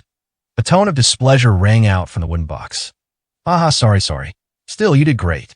I think you, and I make a surprisingly good team if you ask me. Asnes the Veering? Bwahaha. Who cares what the name was? That was really close, you know. Pretty much. Thanks to that, though, I learned something very important. Okafu's probing the land of the end, too. They're trying to exclude anyone trying to get information on it. There's a chance they might have a lead on the true Demon King, too. But man, the self-proclaimed Demon King Morio is scary. Those 5 just now were quite strong in their own right. They never let their guard down. If the land of the end's a bust, does that mean a trip to Okafu? This basically suggests that if there are any leftover clues about the true Demon King, that would be the only place that'd have them, right? Well, I'm not so sure. There was one other lie in the previous performance. He was not alone, after all. With Yukiharu the Twilight Diver, there was always an unidentified presence inside the wooden box that moved together with him. Additionally, seeing that he was undertaking an investigation of the land of the end, and everyone who had come before him had failed, he contrived to meet up with a separately acting group that was already deployed on site. That decision really depends on the inclination of our client, wouldn't you say? At that moment, for different things were visible in milieu, the hemp drop's narrow eyes. First, the mercenary who was quarreling near the counter, for what he could make out, he said something along the lines of, "Who cares about a damn contract?" And I quit. It wasn't anything important, but he was eventually shot with a crossbow.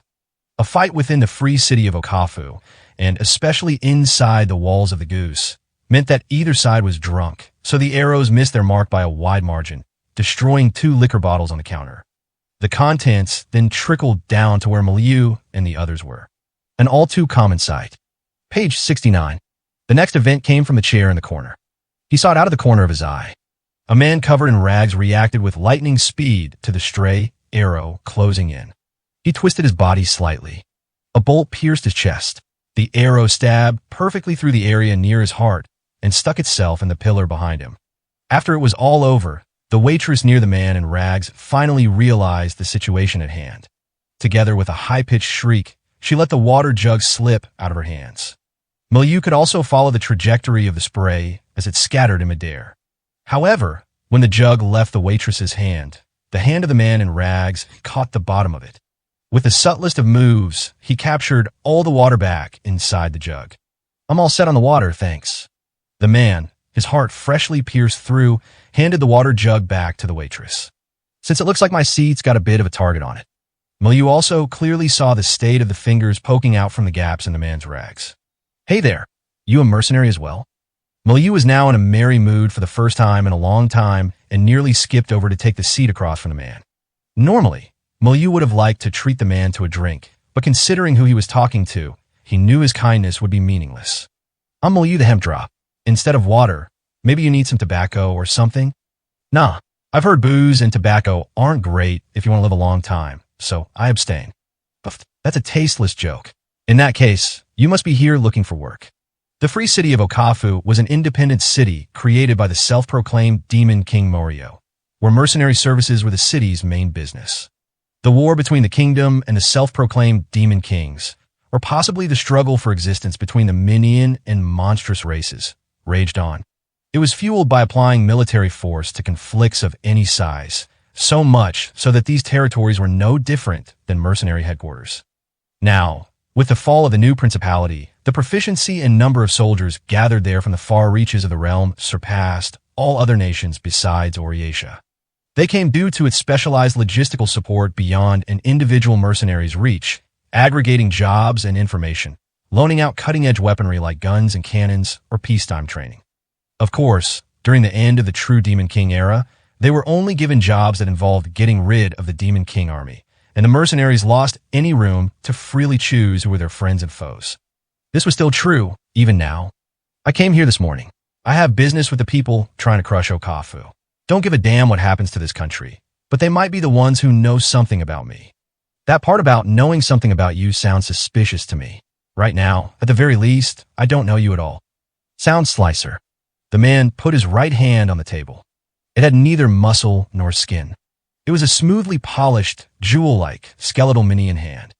"Shulk the sound slicer. But that's not my real name. I'm just calling myself that. The lost memories from when you were living, then, or rather, they say that skeletons are totally different creatures, personality-wise, from their previous living forms. How many years since you came alive?" "Alive? Don't be silly. It'll be 2 years soon. I've been dead for 2 years. To be honest, I don't even know much about this world in general, let alone about myself." Milieu was already convinced. That stray arrow from earlier that pierced through the man's chest wasn't because he hadn't dodged in time. With minimal movement, he dodged to ensure the arrow would slip through the gaps in his ribcage. He had matched the speed of the arrow's flight to do so. Skeletons, like golems and mimics, their existence was totally different from life birthed in nature, instead of created with demon arts. In Minian society, they were feared more than the monstrous races. They were abominations to be avoided. However, given that skeletons and revenants used corpses for their base materials, there was someone living who existed before them. Though they didn't have memories and souls of their previous forms, it was natural for them to discover things regarding their former lives. Though realizing it to be an idle endeavor, there were some who pursued the memories of their previous lifetime in order to fill in their vacant selves. "Sounds to me like you could use a guide, eh?" Someone with the same goal in mind, with the know-how and skills to boot. A guy like me, for example. Though well, Milieu looked over his shoulder toward the counter. A man with a bottle smashed over his head collapsed, covered in blood, and the remaining mercenaries had run off in separate directions. For the past several days, it was this scene repeated over and over again. Not a rare sight at all. Can't say it looks like a very favorable state of affairs at the moment. I want to know about my enemy. How many people he's brought with him, for instance. Go on. Milieu shrugged and smiled with his narrow eyes. Hasn't brought anyone. Plans on eradicating all of them by themselves. Ridiculous, huh? What was laughable was the fact that their enemy truly did possess the strength to keep their word. This was still a world where the strength of an individual could sway a battle. Even examples like this, of an inconceivably powerful individual causing the destruction of large military forces, weren't rare. Anyone resolved to the path of the warrior hoped to reach such limits, pouring themselves into polishing their skills, and a small number among those then joined the ranks of the strong. Such examples were called champions. Okafu currently was under attack from just such a champion. It was said she was a visitor who had a long-standing feud with their lord, Morio the Sentinel, but given their status as mercenaries, they weren't privy to any more details than that. Kazuki the Blacktone is coming. In the span of a single big month, and at frightening speed, Okafu's elite had met their end. Dumit the Green Sash, Inazin the Ophidian Measurer, Larky the Hematiding's Bullet, all of them taken out by a single person. That'll make things quick. We'll figure out which of us is stronger, and that'll be the end of it. Whoa. And here I was thinking up until now it'd be all about who's stronger between Kazuki and me. Instead. You might be right. The skeleton's hollow sight dropped. He was staring at the weapon hanging from Milieu's waist. It was a commonplace rapier, if anything an abnormal sight within the goose's walls, overflowing with dangerous mechanized or heavy weaponry. Is it better if a new recruit like me stays out of it? This is a mercenary's pride issue, isn't it? Can you even handle it? Is probably the better question. We've more or less got our strategy all figured out, but if you come out of nowhere to throw a wrench in the works, I feel like you're the one who'll end up having a bad time. Got it. In that case, I'll just remain on defense. I'm a new guy, after all. I love it. You're real confident, aren't you? If that's not enough for you, you could join the other side, if you'd like. After all, we're heading into a new era. Defending a self-proclaimed Demon King's country is going out of style. Well, as you can see, I'm dead. I exist in the past tense, as it were. It was then that the door behind the counter opened, and the pair both turned to look at the same time. The proprietor drew a simple line across the chalkboard to display a reward sum and announce the gathered men's new job. We got a mission, Mercs. Gathering people to fortify the area around Great Bridge Gate. Hold the enemy back until tomorrow morning and keep them outside the second outer wall.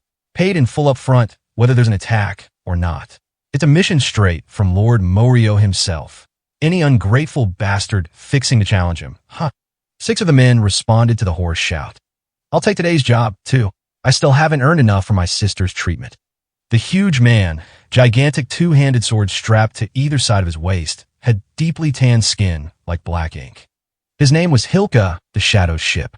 Whoa, hold up here. The pay today's got an extra damn digit tacked on.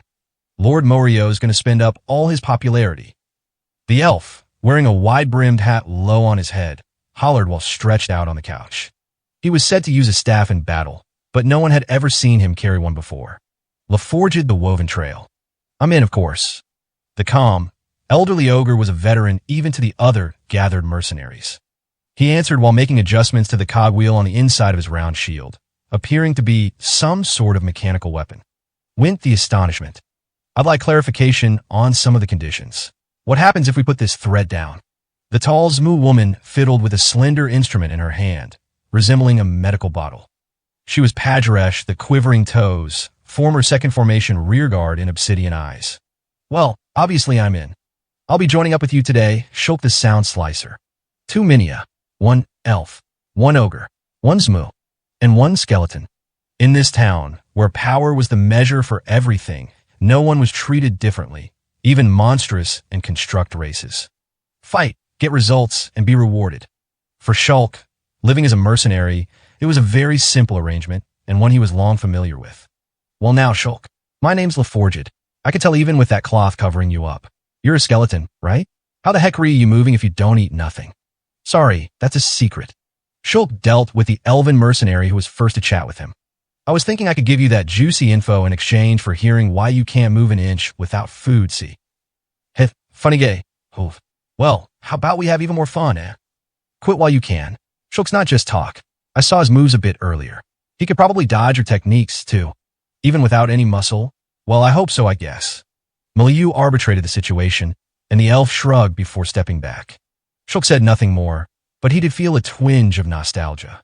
When he was a mercenary for the new principality, he recalled someone trying to rile him up like this on his first day there, too. A carriage was likely to be along soon to take them to their post.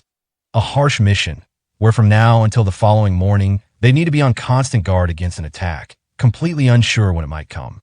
While each of them prepared for battle, Shulk, too, took his own weapon in his hand. It was a white short spear.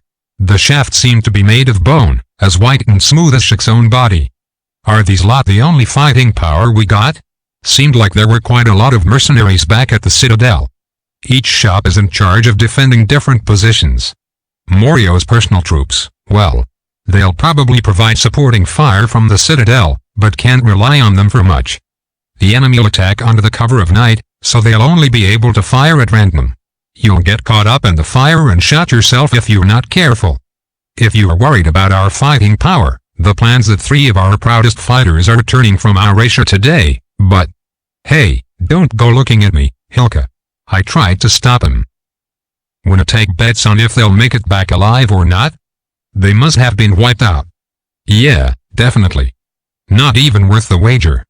Under the current situation, even coming in and out of the free city of Okafu was a game of pure luck.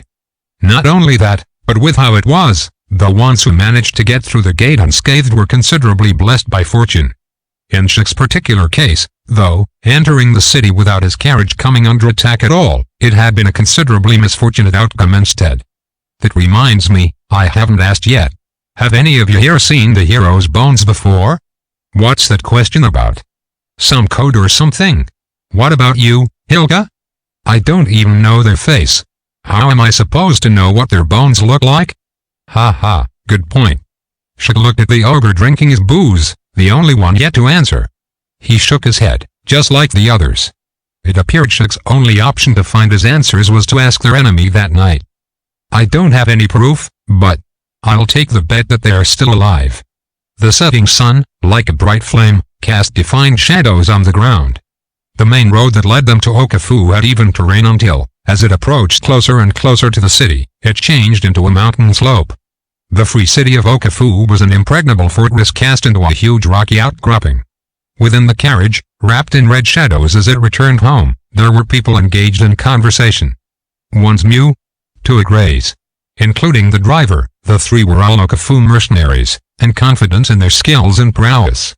From here to Okafu, a bunch of places that Minas could be waiting to ambush us. With their work in Aurasia finished, they chose to return to the free city amid its current state of danger. Up until a few days prior, Aurasia itself was facing a similar crisis as the particle storm disaster approached their borders. Although they heard that Aurasia had already warded off the threat, there were plenty of people, even beyond other mercenaries like them, who would choose to return to their home city. You think Kazuki the Blacktone's coming this way? A swordsman like you is at a disadvantage against a gunfighter, right? Yeah. I've dodged bullets. 4 times, I think. One time, I didn't dodge and got a wound in my side. It must have just grazed me, because it only took 1 large month to heal, the ogre in the passenger carriage replied. The blade he carried was short but as thick as a shield. Lifting up his clothes, the scar he showed was cut deep into his skin, and if he were Minion, it would likely have been a fatal shot to his inner organs, but for an ogre with extremely thick muscles and fat covering his body, it wasn't even enough to incapacitate him. They were the most terrifying monster race of all, combining horns, a massive body, and an intellect on par with the Minion races. I'm intrigued. How'd you manage to dodge them? You must have caught their look and hand movements, right? The Mew linked both her claws. This reptilian race was counted among the Minion races, because unlike the monstrous ones, they did not eat Minions. You think you'll be able to dodge after your enemy sets their sights on you? Bullets fly at you like this. The ogre mercenary slapped both his hands together. In the blink of an eye, without any prior warning, I guess if you focus hard enough, you'll know the second it happens, but that's it. Your body won't be able to react. Huh. Well then, what do you do? Same as always. I move my enemy. If I cover my head, they'll want to aim for my easier-to-hit torso. If they're already in motion, then the brief second where they stop moving and drop their sights is the perfect chance. Imagine where your opponent's sights are set, and manipulate the moment they fire and where they aim. Sheesh, those reflexes you graze have are absurd. I'd go with a nice, clean bomb, I think. When weapons were involved, the Zmews were much more large-scale than the ogres. The complex mechanical launcher was curiously fitted with a fuse-lit explosive. The functionality allowed them to sync the moment the bomb went off with the moment it hit the ground, by using a cogwheel to rearrange the launch angle and ignition point for the fuse. Hey! The ogre driver cut into their conversation. His senses were far more sensitive than the two riding in the passenger carriage. I heard it just now. A song. The mercenaries in the carriage instantly moved. A finger brushed a sword hilt, and another set itself on a firearm's grip, before stopping in its tracks with a spray of blood. It came almost exactly as the stray sound of a gunshot rang out. The driver instantly crushed the horse's neck, toppling the carriage over. It needed to serve as a shield from the gunfire. A sea of blood flowed from the sideways carriage. The Zmew and ogre pair were already shot dead. There had been only one gunshot. Went through the damn eardrum, did ya? Even while covered with a thick armor of muscle and flesh, the ogres had one spot that was completely defenseless.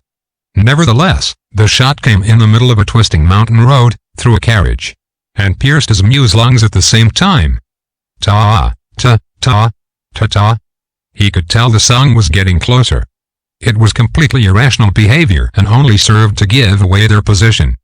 Damn it. Visitors. Of course, visitor psycho. He looked down at his own weapon, thrown out of the carriage and on the ground nearby. Just how much of a fight could he put up with this iron rod? It was impossible to think that an ogre would lose to a minia. As long as it was an ordinary, commonplace minia. Page 70. Ta, ta, ta. You're dead meat. He lunged and tried to grab his weapon. And that was as far as he got. Aiming at the smallest inch of his head bending forward, the bullet circumvented the downed carriage and pierced him through the eye. Ta-ta, ta, ta, ta-ta. The high-pitched, clear voice spun a melody across the unpopulated wilderness. Along the mountain road, skirt flapping in the sunset, a single figure twirled the muskets in each of their hands. The person who had finished up killing the three mercenaries was a woman. In her mid-twenties, she wore a girlish skirt that seemed to clash with her boorish military coat. Ta, ta, ta, ta, ta, ta, ta, ta. Finished them off. What a scene. Miss Kazuki Mizumura. Are you always singing that? There was one other, sitting on the downed carriage. A young boy, seemingly in his early teens. However, his grizzled hair imparted a bizarrely mature demeanor. Before inevitability, tears everything away. Yup. Is it weird? You have a problem with me? Oh no. I just thought you haven't changed very much from 30 years ago. The two conversing people were still young. At the very least, that's how they looked on the outside. That goes for both of us, right? Visitors don't age, after all. I suppose you're right. This is based off the research I've had done, but an ancient royal family in this world also governed for far longer than one generation would conceivably be able to. It lends a lot of credibility to the story that all the first people in this world were visitors. Huh. So then, what's the reason why we don't age? Hard to say. This is entirely speculation, but it might, for example, be to make us leave an impact here. The young boy locked his fingers together and looked toward the sky. The blue-tinged large moon and the red small moon. Several circumstances were the same here. Nevertheless, it looked quite different from the beyond, the reality far off in the distance. Take you and me, for example. We may be deviants, and such humans are abandoned here in this world without anything but to go from that point to leaving some sort of impact on society here takes even longer. Innate natural talent may rust and crumble away over such an extended time. Passing on techniques and knowledge onto others could end up only impacting one generation. But right now, neither you nor your age, nor your skills at the very least, have withered at all, Kazuki. I don't really care, to be honest.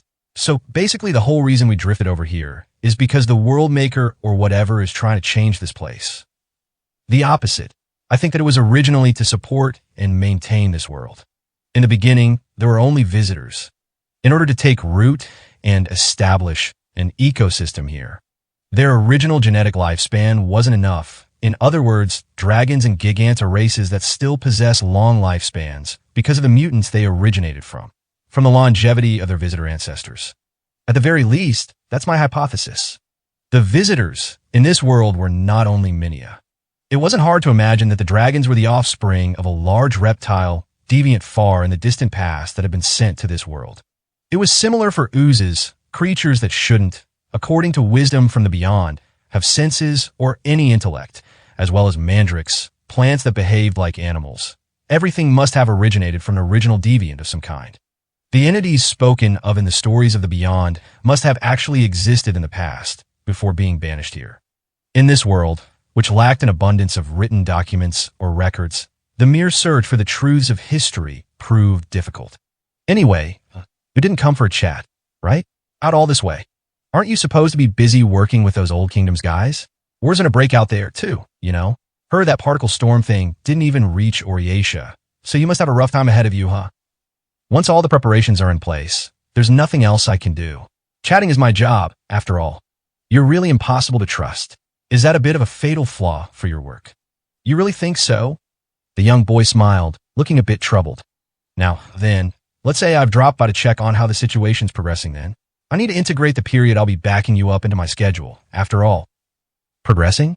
It's basically the same as always. Heck, these three weren't even that strong. Her black boots kicked a corpse. The leather, fully immersed in the pool of blood, was discolored all the way up to the ankle. At this point, as far as Mert's worth worrying about, Okafu's pretty down to just milieu the hem drop, right? Choke them out by blocking the flow of people and goods in and out of the city. And I'd say they have one small month left in them, maybe less. I'm not asking about the enemy's limits. Why? Right now, it's amazing in and of itself that you've been able to keep up your activity like this without any rest, Kazuki. Fighting nonstop for a whole big month already, 6 whole days. Even if someone had power rivaling an army, there aren't many who could fight continuously with unlimited concentration. That's why armies gather so many numbers together, to compensate for that with an increase in overall endurance and the number of eyes on watch. Really? I mean, that's what I'm managing to do right now. The course she chose to capture Okafu wasn't a blitzkrieg, but a battle of attrition through unconventional combat. To be able to take that upon oneself, with just individual fighting power held an unimaginable strategic mean, beyond just a prodigious strength in combat itself. You know what happened with the new principality of Lithia's downfall, yes?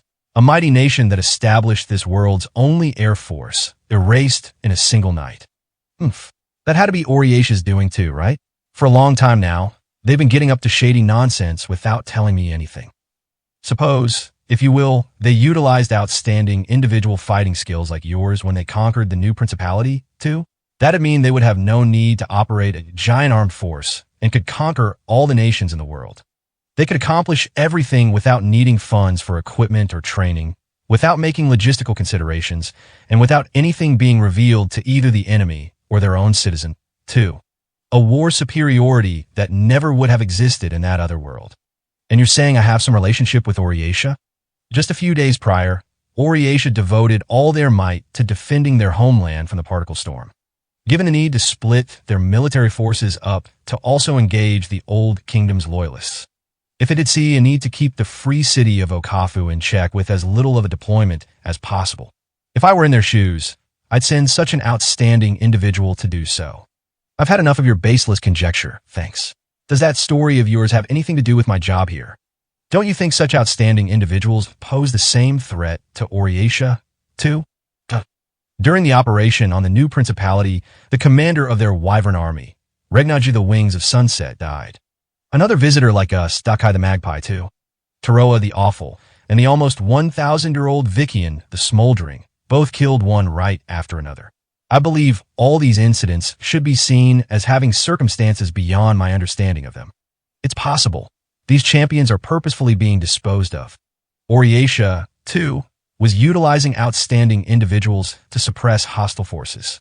It was a type of warfare that made it possible to avoid consuming any of their own national strength.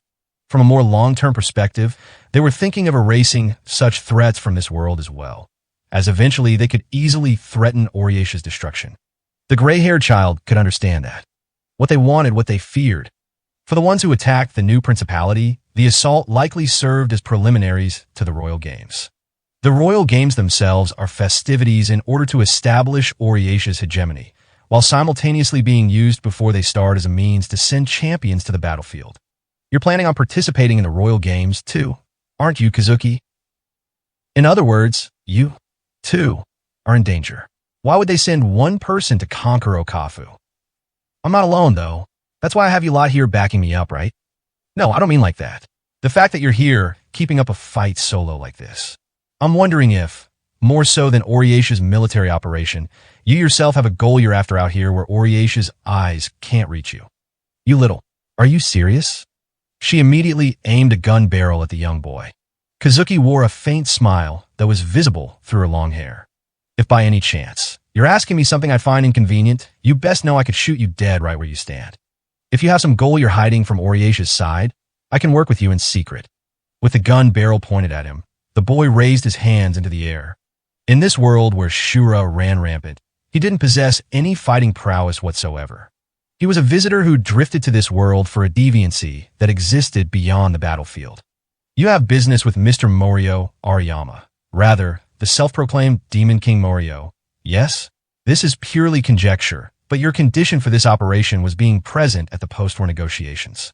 Without the backing of Oriesha, it would be difficult to create an opportunity to have a confidential conversation with the ruler of a nation. As a fellow visitor, perhaps you have some business you wish to discuss with him? You're certainly well informed, aren't you? Even you know that Morio's a visitor too. Self-proclaimed demon kings. Individuals with excessive systematic or word arts, power. Mutants who try to establish a new species. Visitors who brought heretical political concepts to the world. The ruler of the free city of Okafu was unquestionably one of such deviants. Okafu is supplying military power that includes provisioning weapons, along with peacetime drilling and training. Although they disguise themselves as a mercenary guild, their business structure is clearly that of a private military company. That alone is enough of a factor to surmise that Morio is a visitor. Well then, let's say my goal here is this, to bring you in, too, and have the three of us wax nostalgic over our far-off homeland. How's that sound? Oh yes, when that time comes, I'd love an invite. The boy looked up at the Okafu fortress with a face of mixed feelings. Do you truly plan to bring down Okafu through force of arms? You've demonstrated your strength to them plenty by now. There's a chance Mr. Morio would be receptive to bargaining with you individually, without waiting to reconcile peace with Oriesha. What a stupid idea. He'd never agree to those kinds of negotiations while he has the food stores prepared for a siege. Besides, aren't you the one developing new models of guns to kill people like me?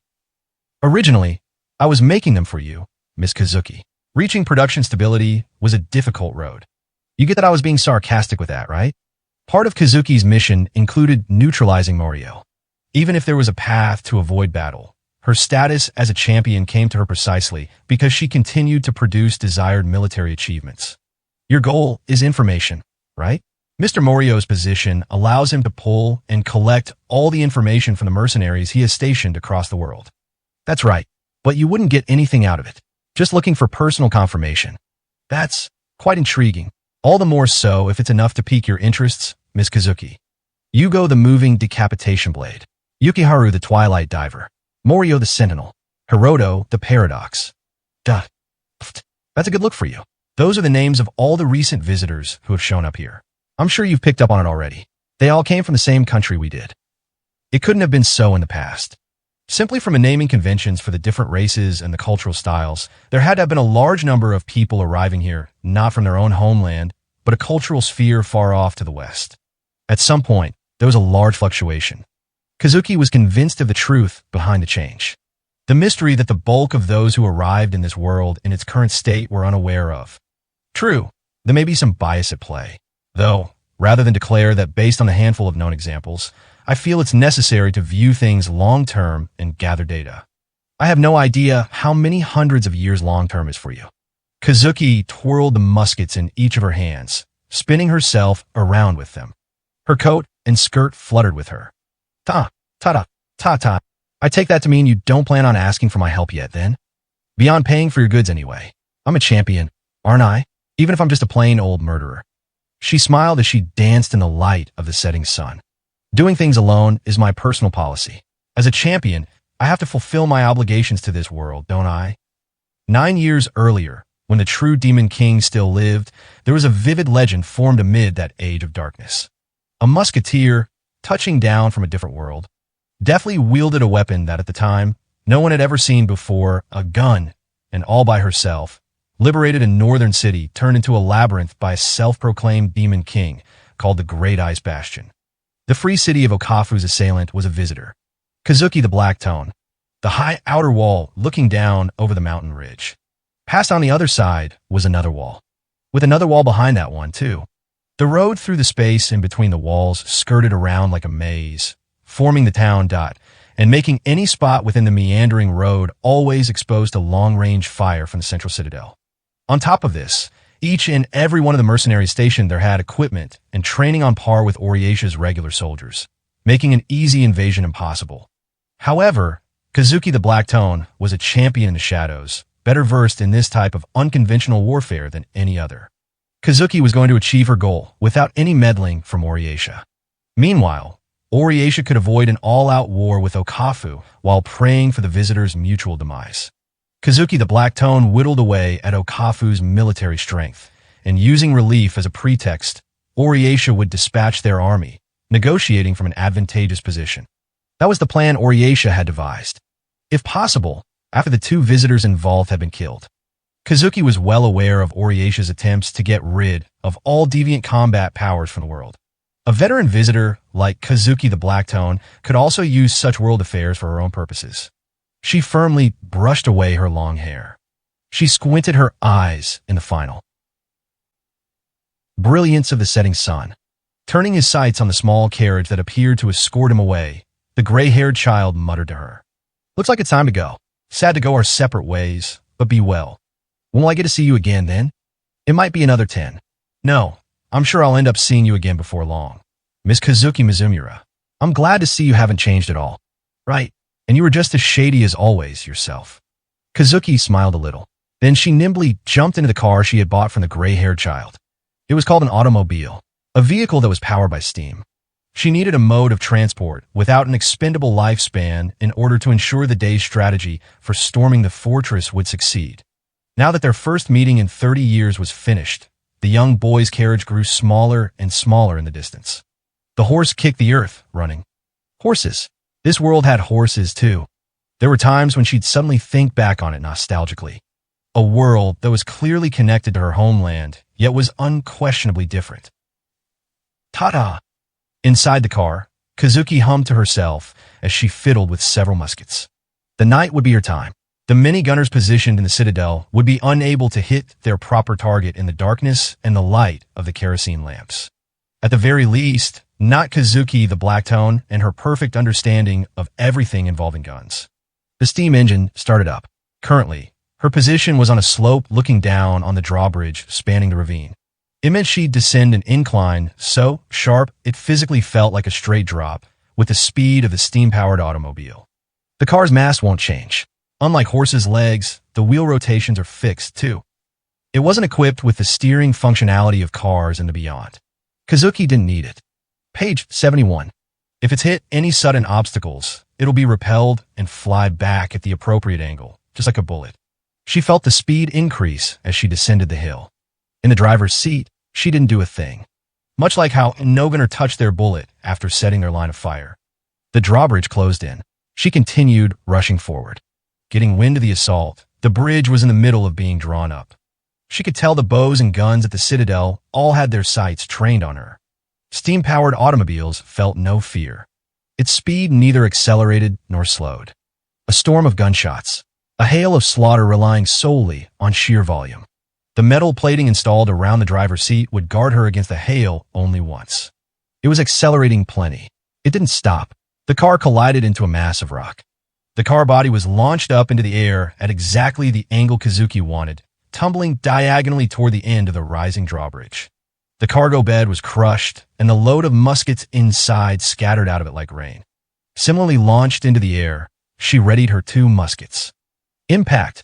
It was as if she had known her sacrificial gamble would succeed from the very start. She cleared the bottomless ravine and had invaded the free city. She breached the first outer wall. In midair, she made out a shield-wielding ogre guarding the tightly shut gate. A correct judgment to make. Supposing she was able to step inside the second outer wall and could utilize cover and her mobility, the ragtag mercenaries had no hope of winning. For the first 3 days, she had massacred her enemies to ensure just that. Ta-ta, finished them off. What a scene. First, she would kill the ogre guarding the gate. Instantly, as she crossed her arms to unsheath her guns, 2 gunpowder flashes occurred at once. A shrill metallic sound rang out. What? Kazuki was puzzled as her lithe knees dulled the impact of her high-speed landing. The ogre didn't appear to have reacted to her shots at all. Yet her target still lived. She was certain the previous sound had been both of her bullets being stopped at tremendous speed. They weren't normal bullets. The muskets mass-produced in this world had remarkably improved accuracy compared to their historical equivalents in the beyond, but the bullets had curved at a speed only Kazuki was able to see. Their trajectory was aimed at the ogre's carotid artery, wrapping around both flanks of the shield to pierce it. It was no work of power arts. Her supreme technique brought the air resistance and rotation of the bullet itself under her willful control. Kazuki the Blacktone was always running through these calculations as she readied her shot. You got a lovely voice. You should become a singer. Fingers out of reach. One on top of the other. Ta-ta. There was another mercenary in hiding. An abnormally thin body, able to hide behind the ogre's large frame. A skeleton. Skeletons were fast. Without either muscle or organs, they possessed an extremely lightweight body, lighter than would have been possible for any living being, and that was even combined with the physical strength and technical skills they had possessed in life, too. That being said, she had never before seen any being like him. Speed on an entirely different level that the simple racial difference couldn't explain. Even in the darkness, how he had managed to react so deftly. The 2 bullets she had fired simultaneously hadn't been cut nor reflected. The wide side of his spearhead had knocked him down to the ground. What kind of speed was that, seriously? Kazuki grew annoyed. What? You're just hiding behind the gate. My job's defense. I have some things I'd like to ask you. I'll keep you company till you run out of bullets. Oh, suit yourself. A projectile came at her from the side, trying to catch her off guard. She pulled her body back and avoided it like it was nothing. A thin medicinal vial landed on the ground and exploded in an irritative, acrid black smoke. Kazuki the Blacktone, you must be sick of being the hunter, right? Today you're the prey. The Zmu's reptilian face, after launching the medicinal vial from some sort of mechanical device, was gravely solemn. A correct judgment, even if she forced her way past the drawbridge. Right here, before she could step within boundaries of the second inner wall, it was possible to surround Kazuki with several master hands and create this advantageous position, as long as she hadn't prepared for such a situation. Hilka io Okaf. Formia ora. Nel Kloza. From Hilka to Okafu's soil. Power of Hoarfrost. Cliff face. Reinforcements. A black-skinned minion was chanting word arts. Using the momentum from her dodge, she rotated just barely over the ground, catching 2 of the muskets she had scattered all around, using her finger's first knuckle joint. The guns that had been fully loaded into the car were the groundwork she laid for the fight. This area had already been turned in her combat domain. She rotated, took aim. She wasn't firing at the Zmu in front of her or the chanting Minia. She fired at the latest new reinforcement.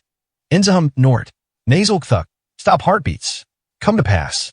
On her right, she shot the thigh of the elf coming through the smoke screen, slashing at her. The shot missed the head because their follow-through with their low-positioned iron rod protected their vitals. As proficient as their reputation suggested. Nga. She got LaForged. Damn, how's she reacting so fast? In the drug-wielding Zmu's direction, an abruptly risen stone wall cut off her line of fire. Protective craft arts from the black-skinned Minia. Supposing she had been shooting at the Zmu, then the elf's attack, cloaked in the smokescreen, would have split her head in 2. Correct judgments, each and every one of them. Too bad it's all meaningless, though. Taking on several master hands and fighting them at once. Fighting continuously. To Kazuki the Blacktone, it wasn't anything special at all. She would admit her opponents had the upper hand. Their judgment had been precise, and she could tell that their coordination was quite high. Nevertheless, Kazuki had become completely accustomed to such situations and opponents. Even if the mercenaries compiled every possible optimal solution together, they wouldn't be able to match her talent. Without question. Ta-ta, I don't believe anymore. I feel myself melting away. She spun her muskets in rhythm with her song. With it, she applied centrifugal force to them. Ta-ta.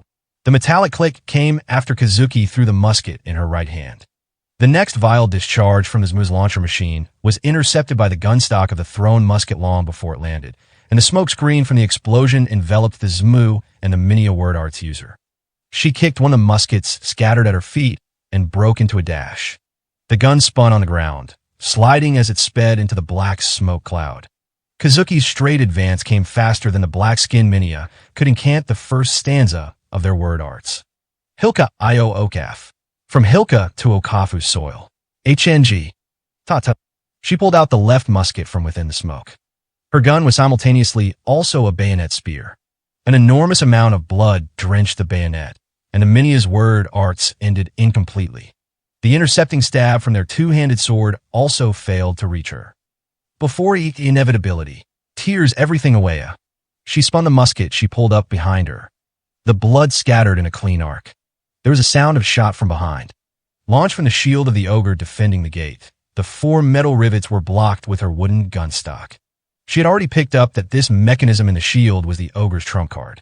Throwing one away and using the other for defense, now, both of the muskets she'd had in her hands were rendered useless. Suddenly, the first enemy popped up in the back of her mind. That expert fighter, if the spear-wielding skeleton, picked this moment to make his move, then what? Shaha! The vile-launching Zmu was at close quarters. Her claws were threatening to tear out her throat. A deafening boom pierced through the Zmu's mouth and passed through her skull. Kazuki threw away the small gun she pulled out of her coat. An armament of hers she hadn't revealed to them up until now. Ta-da! The moment that Kazuki the Black Tone took her hands off all the guns she had, including her hidden weapons, it was the perfect opportunity he had been aiming for. A Minia wielding a rapier came up from behind Kazuki. The man was Milieu the Hemdrop. He had perfectly hidden his presence during the exchange of blows up until that moment. A silver streak straight at her heart. Close one. She kicked up a musket at her feet with the tip of foot. The gun she had sent to this position with a kick before a charge. The bayonet's intercepting thrust, digging into his flank, reached out longer than the rapier. Piercing through his abdomen, she then pulled the trigger. His innards exploding. The rapier wielder went flying from the shock. And you had the best chance, too. What a shame. She hadn't read the situation. Kazuki herself simply maintained a position where she was capable of responding to anything. Kazuki twirled around, moving like a dancer, and smiled down at the people she killed. 4 of them were snuffed out. Her fighting brought everything to a close in an instant. She kicked 2 guns up into the air to pick them up. She was unscarred. During the high-speed battle, she had constantly used her opponents to cut off the line of fire from the citadel. The rain of gunfire was never going to reach her. When it came to both combat and tactical strategy, the mercenaries were no match for the champion. Left over were the 2 guarding the gate. A shield-wielding ogre. With him was the skeleton spearman. Even if she assumed there were a number of traps and troops waiting for her behind them, the free city of Okafa's military power was definitely growing weaker and weaker.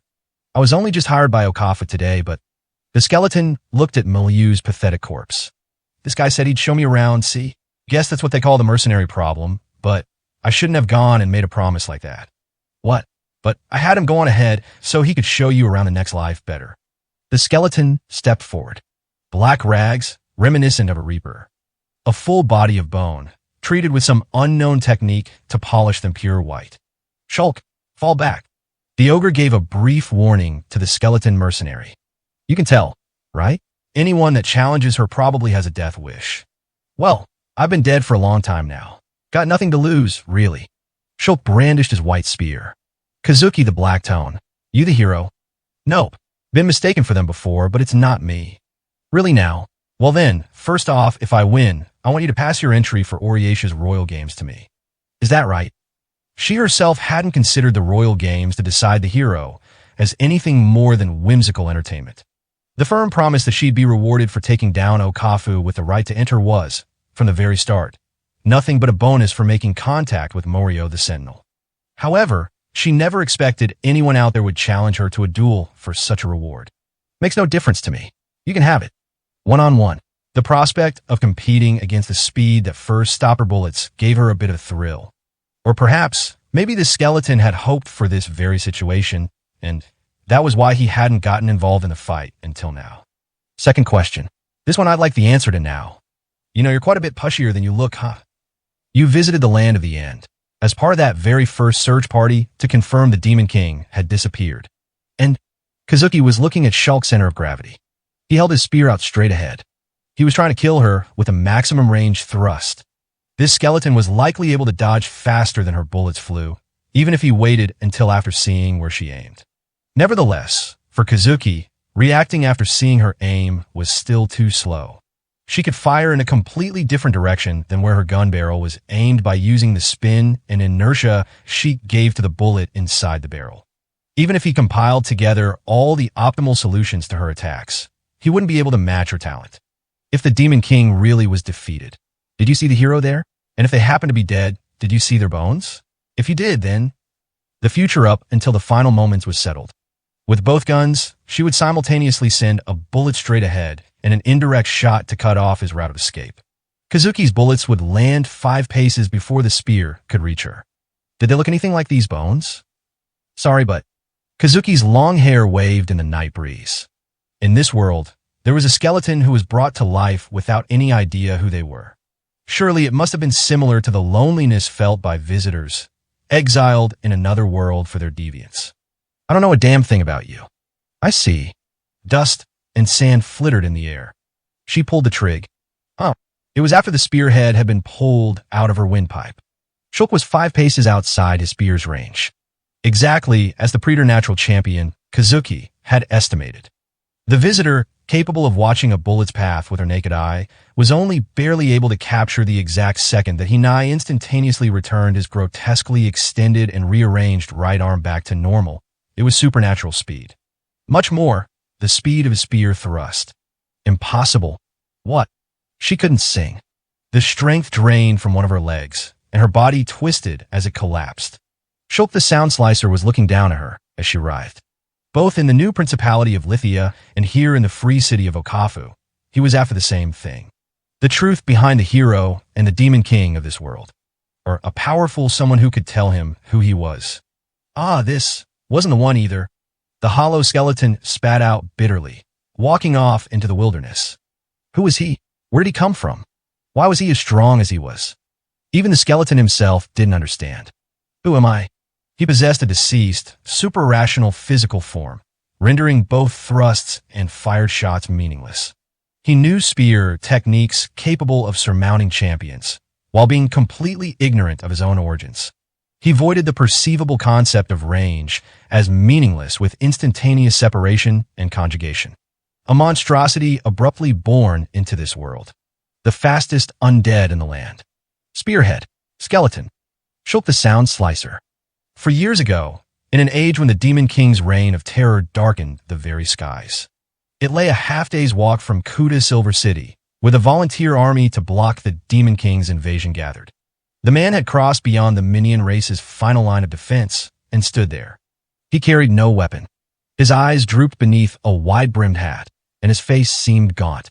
He carried a large wooden box on his back, containing what was presumably his travel equipment. He wasn't a warrior. Supposing he did join up with the Volunteer Defense Army, the man would have had no prospects of returning alive.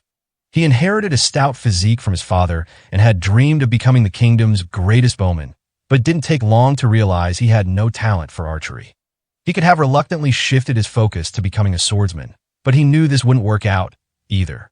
He wasted 2 whole years simply confirming for himself that he had no strength for combat. And now here he was. Sakeo, Great Bridge Town. Must be the place. Narrowing his eyes, he could finally discern the city emblem shown on the town guideboard, dirted with blood. It was supposed to be a trading city, well known in the east and west. After hearing about it, the man never would have thought this would be how he'd end up paying it a visit. It really got this bad in just 1 small month, huh? I'll be.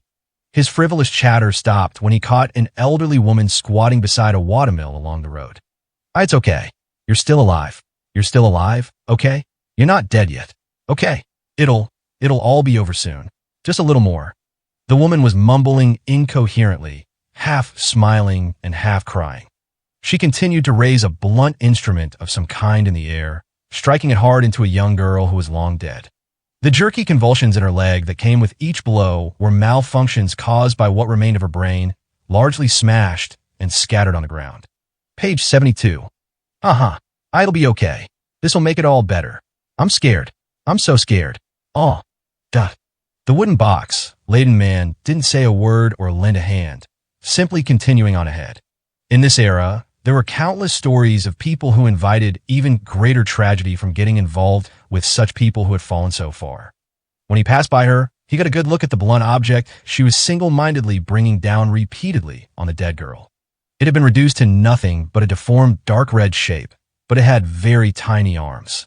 Gripped firmly in the woman's hand appeared to be a foot. Curse the Demon King Army. Heading toward the Demon King Army was sheer madness.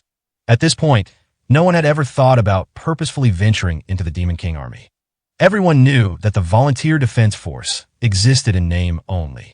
All they could manage was driving out the maddened citizenry and their deeds from the defense line and pray that the true Demon King never unpredictably crossed it. The man himself had no guarantees he would return from his journey with his sanity intact. It was a reckless challenge. Around the time his surroundings started to grow denser with buildings, 3 silhouettes, then a 4th, aimlessly appeared on the town streets. Each one brandished a weapon that could hardly be called one. A rotted piece of lumber, an iron butter knife. One of the men even gripped down tight on the sharp edge of a rusted axe blade. No, please, help me. Someone kill me. Brother, it's not my fault, okay? All this, it's a dream. Just a dream.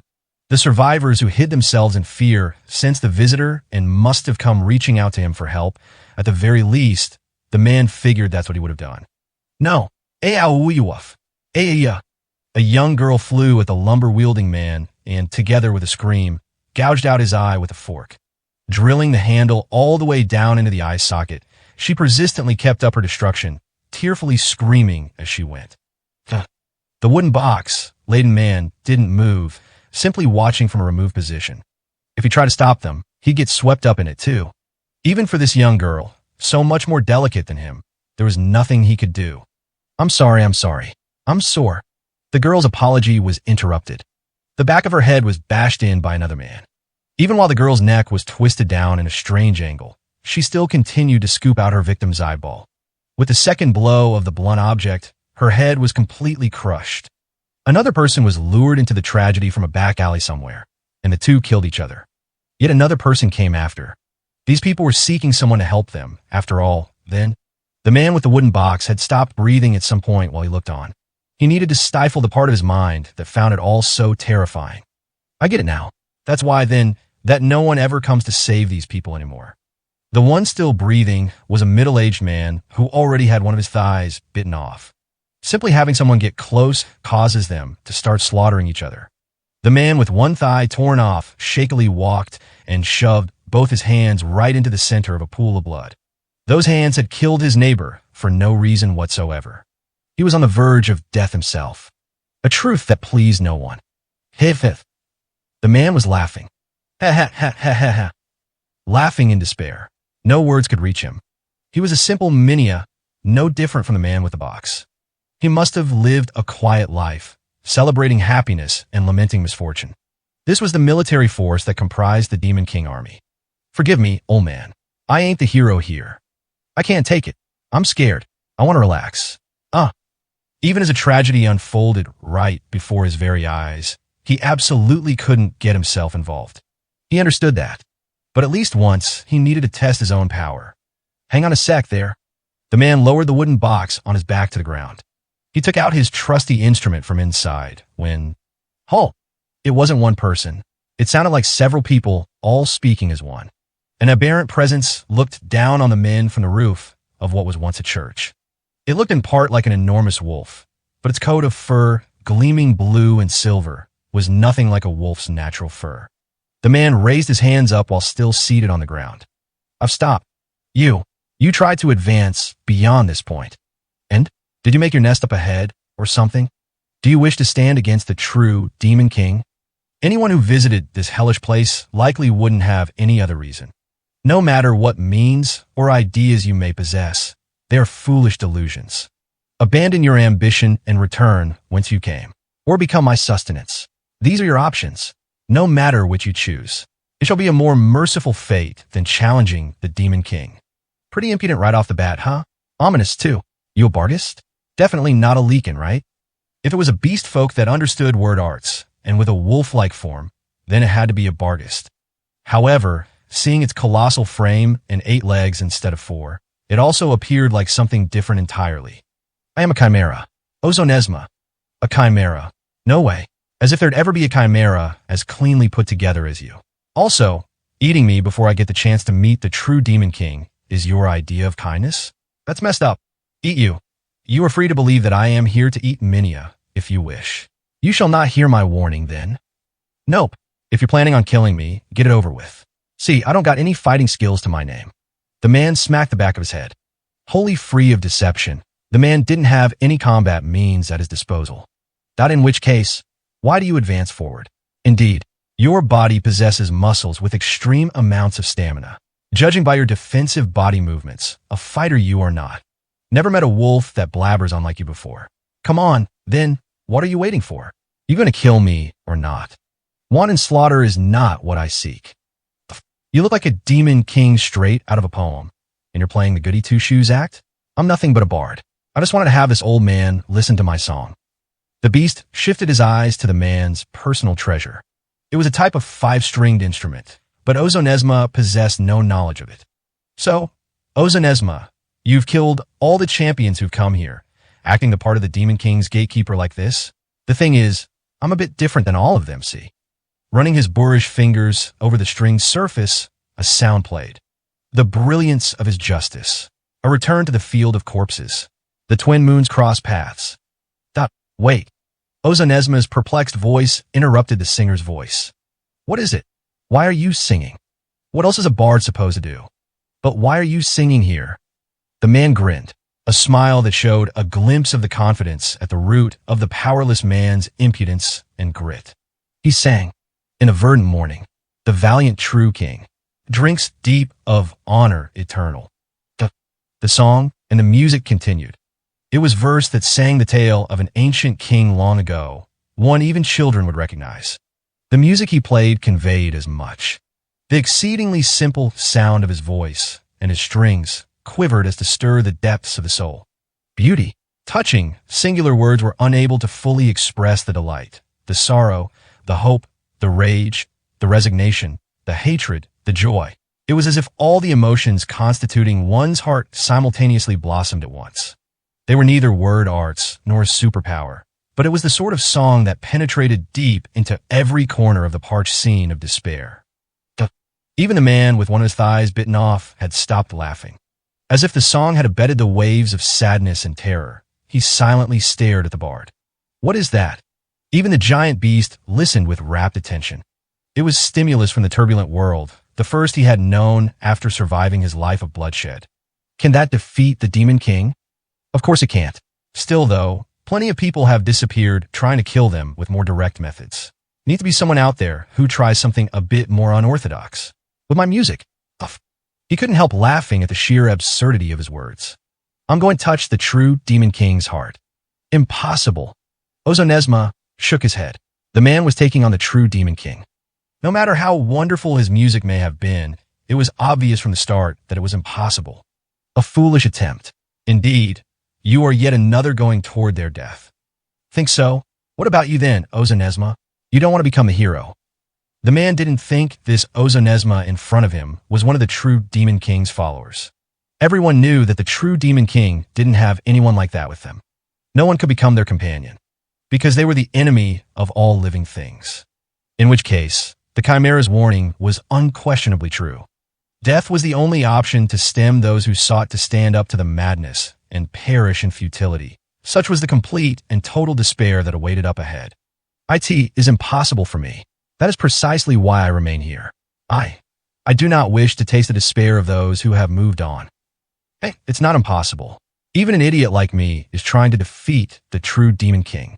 You're telling me you can't muster up the same amount of courage. Ugh. Even if you stay back here for now, the fight's going to find you eventually. He stood up and shouldered the injured man. With his song, he had successfully pacified a single person. However, their mind might never fully return. So immense was the terror the true Demon King induced. However, was there a power out there in this world capable of reaching them, however slightly, in their hearts? He was imagining one possible future. No need to get all worked up. My work here's done. I'll head back now. Work? What was your work? You had a point. You're totally right. It's utter madness to be singing in a dangerous place like this. Since you were kind enough to watch me, I was finally able to test things. There aren't too many guys out there who can capture the Demon King army alive. See, very few.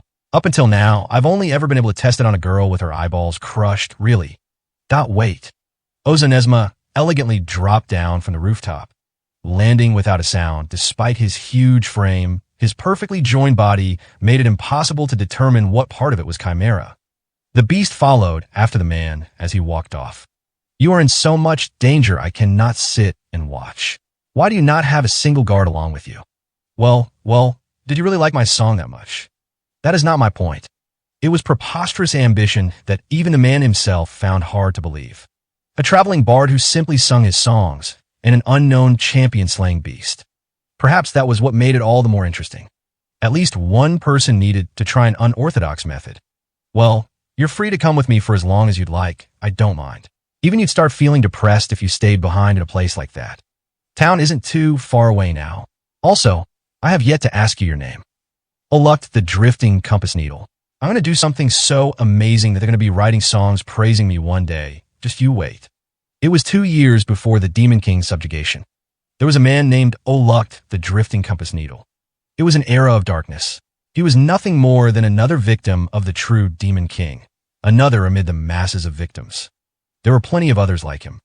Without making anyone hear his mentally soothing singing, he died without leaving a name for himself behind.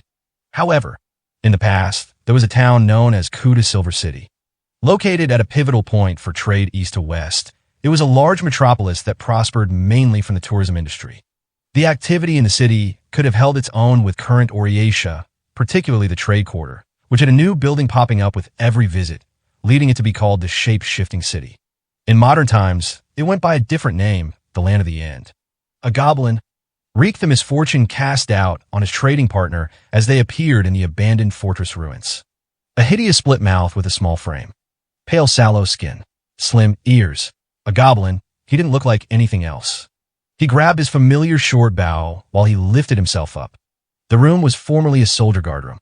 He had been able to make sure the area right next to the bed was furnished with a weapon. Stop right there. I'm Reek the Misfortune. What's your second name? You seem quite guarded. Well, I suppose you don't become a notorious mercenary without being cautious. I am 1000th. Zigida Zogi the 1000th. Pleasure to make your acquaintance. Surprisingly, the goblins spoke with eloquence. Goblins, from what Reek had heard from his father and grandfather, before the true Demon King appeared, their race had run rampant across the land. Savage and breeding in large numbers, goblins often invaded minion domains, threatening their safety, and were the main target for extermination, together with wyverns, as a necessity of civilization as a whole. As a result, while the wyverns survived, individually strong and capable of flight, goblins, on the other hand, with their low intellect and vulnerability to simple attacks with water and fire, numbers as their sole advantage, were said to have disappeared at one point. Zigida Zogi the 1000th. Our dealings together didn't just start yesterday. I thought the intermediary would be a Minia, but are there any Minia that would cooperate with goblins? Who's to say? You mentioned that I have the Minion collaborator Reek, but you have a dwarven collaborator yourself, yes? In other words, there are plenty of ways to negotiate a deal without showing your face. Plenty of ways to fight without showing your face, too. Suppose so, but you're showing me your face today. That's because you hired me for a considerable sum, Reek. Please accept my show of good faith. Perhaps you hate goblins. Is that it? Duh. Reek sighed and sat down where he stood. He wasn't sure. In truth, he didn't really have anything against goblins. As he was relatively young, he didn't remember the time when goblins were around. He hadn't personally witnessed them destroying crops or stealing children. His longtime business partner belonged to a rare species. Really, that was all there was to it. The request this time has come from the Lana farmlands to stamp out all the living creatures in the land of the end. That small farming village has really thrown an outrageous job out there, and I doubt they will pay much for it as well. Actually, there have been two recent tragedies to hit Alamo Row that were due to beasts wandering out of the land of the end. Whether it's a small town or a bustling city, the fear is the same. But by subcontracting me here, you must be putting yourself deep in the red, Reek. Don't need to worry about me. Can you actually fight on your own? Fight? That would honestly be a tall order right now. Per our contract, I can only provide the same level of logistical support I've offered you in the past. I'm not asking for you to save me. I'm asking if you can protect yourself. Given that you've come out all this way to see me, surely you know what I'm hunting, right? My goodness. I didn't mean to snub your thoughtful consideration. I have heard the rumors, though. As he spread out his camping tools inside the uninhabited stronghold, Zijida Zogi added more wood to the fireplace. When he cast simple thermal arts at the igniting stone, the fire illuminated his face. That the Demon King's bastard is here. The area where the true Demon King was, even now, a region consumed with terror and danger, rejecting all normal life, making anything that haunted the area abnormal. The maddened beasts that wandered out from the land of the end very rarely attacked settlements. At the same time, the land of the end was also the sole clue for pursuing the truth behind the Demon King's death. The powers that dispatched research expeditions, there were too numerous to mention. They were naturally from Oriatia, but also from Terran the Punished in the new Principality of Lithia, and more. However, an unidentified monster frequented the region, and all attempts at surveying the area or bringing the monster down had ended in failure. Page 73. If its reputation's to be believed, the enemy's the same species as the Demon King. I'll already have my hands full taking care of myself and won't be able to give any attention to defending you. I think you're much too modest. Right now, between the Old Kingdom's loyalists in Togi City and the attacks on the free city of Okafu, surely there's plenty of upfront and well-paying jobs you could have chosen over this. I'm not an Old Kingdom's loyalist, and I definitely don't think I have the skills to fight Kazuki the Blacktone for a job. Also, it's not good either. What isn't good? That there's someone menacing the beasts in the land of the end. Zijida Zogi cast his eyes around the room. There wasn't another soul on the first floor of the guardroom. I hate to say it, but it appears you're the only one who feels that way, Reek. Reek the Misfortune often let his innate goodness and honest disposition lead him to working at a loss. He was a rare breed for a mercenary in the current age, but it also showed he had the clear skills necessary to hold fast to his own will. There isn't much information about the Demon King's bastard, but have you devised some means to defeat them all by yourself? By myself? Of course not. Who said anything about that? Oh, in that case.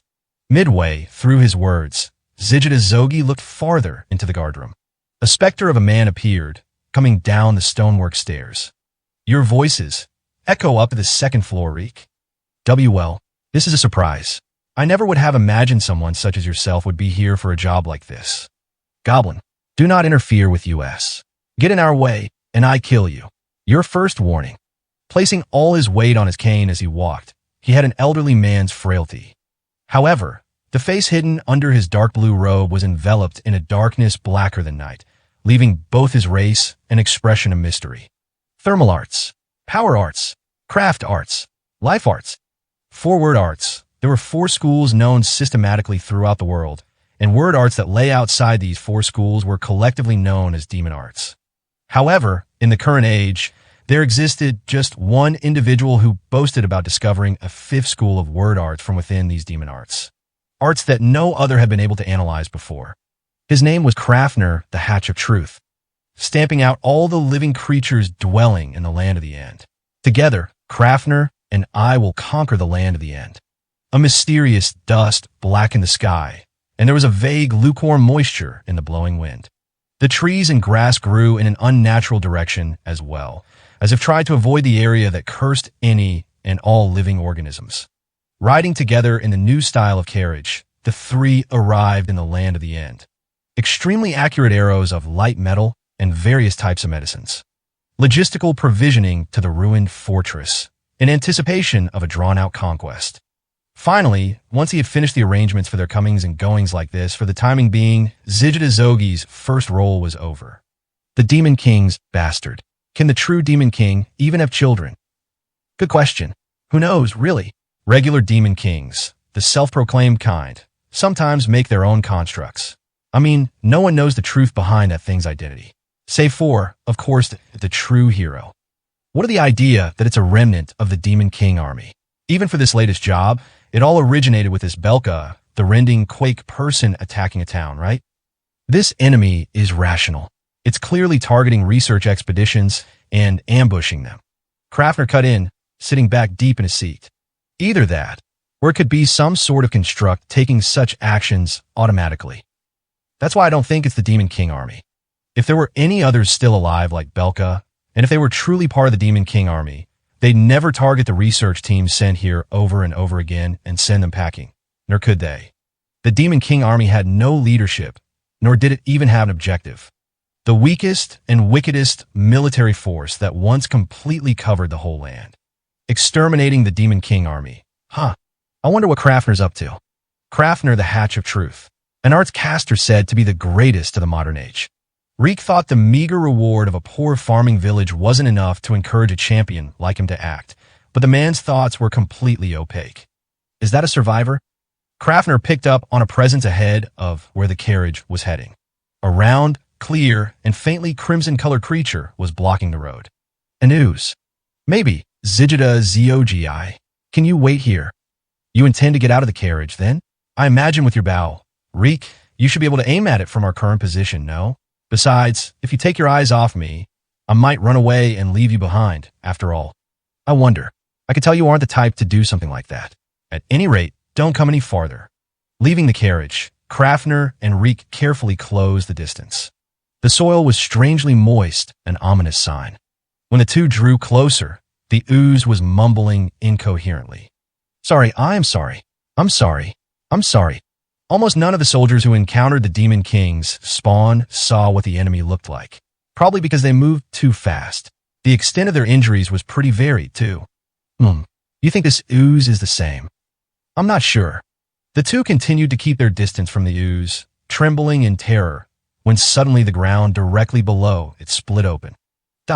An enormous maw burst up from the earth and devoured the ooze before it could say a word. Behind the surfacing head was its horrifyingly long body. The strongest terrestrial creature in the land, a worm.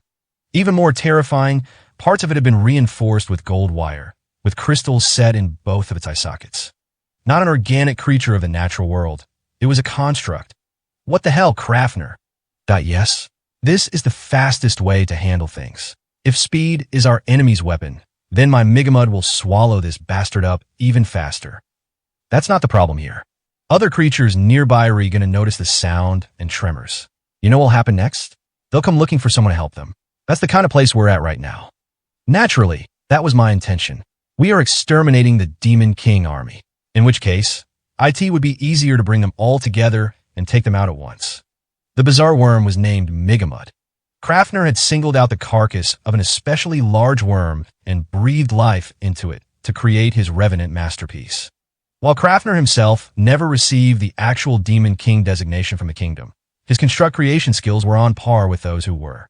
Far beyond it, he was the only one capable of reproducing constructs, something thought to only be capable through a theoretical emotional sensibility from an actual theoretical framework. Or perhaps, you aren't confident you can take on a swarm with your lone minion body. Wreak the misfortune? I would be willing to give a lesson and teach you about my mind arts. Of course not. Just brings more troubles all. If your stunt sends you to your death, don't expect me to help. Spare me your juvenile prattling. Next, another person appeared, pitifully emaciated and wrapped up in rags. They seemed to be Minia. Migamud's reflexes moved faster than a snake's, but far faster than it could act. The Minia's chest was shot through with an arrow. Collapsing from the singular shot, they showed no signs of getting up. Reek still had a large number of arrows readied in his hand when he shouted. There's still more of them coming. Krafner, do not act ahead of me. This is my first warning. Gravitating toward them one by one, and then mostly beginning to devour each other, the maddened army began to be shot down by Reek's accurate bow fire. A group of leprechauns reduced to a nauseating state appeared as well, but before they could try anything, They were all swallowed up in Migamud's massive jaw. Voices of madness and resentment. A ceaseless, unending nightmare. Even for two men of such tenacious mental fortitude, it was enough to tempt their minds, regardless of their knowledge of the Demon King's death. It was considered best not to involve oneself with the Demon King army. For many people across the land, this was just as true now as it was then. Why? Why were they living in such an awful place? That's the true Demon King, the power of terror. The more one wants to run, the more impossible it becomes. They're long dead at this point. You know this well enough. Cursed Demon King. They've been dead for so long already. Reek knocked his next arrow. At the same moment, an intense red premonition flittered in the back of the man's mind. One of the reasons he had lived and survived through countless battles was because he could sense warnings of threats approaching him with visions of the color red. Ooh! Reek jumped, throwing his whole body forward. He hadn't an inch to spare. From somewhere on the horizon, something attacked like a lightning bolt. Penetrating through all the debris along its path, it dug into the earth, drawing a line of destruction far outside the range of his bow. No way! A small backlit silhouette appeared in the direction of the setting sun. It wasn't the silhouette of any of the large-size races. The shadow moved. Reek had never before felt such a vivid and clear red premonition before. Who was this person? He would dodge the red. Could he line up his arrow for when they crossed? This time, he could clearly hear the supersonic sound of movement, splitting through the air with a loud crack. Possible. However, Reek's innate skill let his arrow fly with the barest of movements, making a direct hit. Exquisite skill, simultaneously done while dodging another of the straightforward attacks. A direct hit at reverse velocity. No matter where the shot hit his mark, it would have a relatively fearsome amount of power in it. Yet, the arrow's broken. Did it hit? It didn't get through. To the right. He looked to the right. An attack was incoming. Was he going to be in time? Migamud's colossal form cut in to protect Reek. Its thick flesh, protected by strong scales harder than steel, was effortlessly gouged open. Overcoming Migamud and dashing forward, the figure continued under its momentum, grazing Reek's body. This is it. A presence whose true form had been impossible for the various survey teams to see. It had only launched 3 attacks at that point, but the average expedition would have been annihilated before they could even take another breath. Who are you? The red color ran. He evaded. The figure passed by, bringing destruction with it. I should ask you. The voice came from behind as it passed him by. In a total twist of surprise, the unidentified monster replied to his question with one of its own. A high-pitched voice, clear and resonant. Who exactly are you then? Showing up here and killing all those weakened people. Didn't anyone ever teach you that you shouldn't kill people like that? Reek couldn't help but look back behind him. Fortunately at that moment, there was no follow-up attack, and Reek laid his eyes on something astonishing. The figure, tiptoe on a resident's crumbled chimney, was a girl of 19 or 20 years. A thin chestnut braid, swaying in the aftermath of her movement. The luster of her hair and skin was far too healthy to consider her part of the Demon King army. Porcelain legs peeked out of her skirt, and she was also barefoot. It didn't make any sense. Her movements thus far had all been so forceful that a single dash would crack the ground beneath her feet. Everyone's in so much pain. They need help more than anyone else. Because of people like you. What's with this girl? This was the land of the end. Her face, her words and mannerisms, her abnormal power, nothing like it should have been in a place like this. She had physical abilities far more frightening than any gigant or worm. Reek, having experienced combat with such enemies many times before, actually couldn't even figure out when she would attack. I've got her. Crafnal Io Magma. Nexapines. From Crafner to Migamud's corpse. Hole of Mudball. Your name. Now that he had seen her form, at the very least, he couldn't attack her indiscriminately anymore. With Crafner's word arts incanting behind him, Reek said to the figure while training his short bow her way, My name's Reek the Misfortune. So you're the Demon King's bastard, huh? The Demon King's bastard? No, that's not it, the girl shouted. She appeared to be enraged, but Reek found it eerie that she totally lacked the bloodlust and domineering attitude that naturally accompanied all fighters. Oriatia, the new principality. Their investigations had all been warded off by this one girl. an unidentified roaming beast that inhabited the land of the end. Oh, I'll tell you. My name's... The girl bent forward. The clothes she wore were torn along the side, and her flawless, uninjured skin was plainly visible. Reek was sure that was where he had shot his arrow. In all likelihood, Reek was superior in simple terms of skill. It was nonsensical to think her word arts could match Kraftner's. He could dodge. He could hit her. However, am I going to be able to kill this girl? To the magic. Her mother choked to death. Mother still had her butter knife gripped in her hand. With the dull blade, she cut open the stomach of her own son, the girl's young brother, barely 3 years old, stuffing her face full of his entrails until she choked and died. Both of their expressions remained frozen in unimaginable agony. Filled with terror and despair up until their final moments, both mother and younger brother died a hopeless death. She herself had no wounds at all. Her body was still intact. Her eyes, praised for their clear twinkle, and her expensive clothes she had once laughed about being too stiff for her were perfectly fine. She was the only one left behind in this waking nightmare, in a country where everything had sank into the maws of hell. The soles of her shoes were seeped in blood, and while she wandered vacantly through the building, she gazed at the town down below. This kingdom hadn't been raised in flames, nor was it overrun by some colossal monster. Nevertheless, everything was dead. Everyone finished in bottomless despair and terror, tormented by tragedies before perishing, similar or worse than what befell her beloved flesh and blood. They all died like this, one by one. The true Demon King was nowhere to be found. It had already left. Everything was over, yet the young girl was the only one still alive. She was driven into despair. No, no, no, no, no, no. Her hands picked up a sword cast down on the floor. Someone must have dropped it. A dull sword with an awful number of nicks in the blade. Struggling under its weight, she tried to split open her own stomach with the sword. It was time. Aw, it hurts, it hurts. I'm scared. I can't take it anymore. The chipped blade scraped away at her skin like a saw. She could see bright red blood pour out of her. It was her own body. Nauseating. Painful. Agonizing. What's going to happen to me? What's going to happen to me? What's going to happen to me? What's going to happen to me?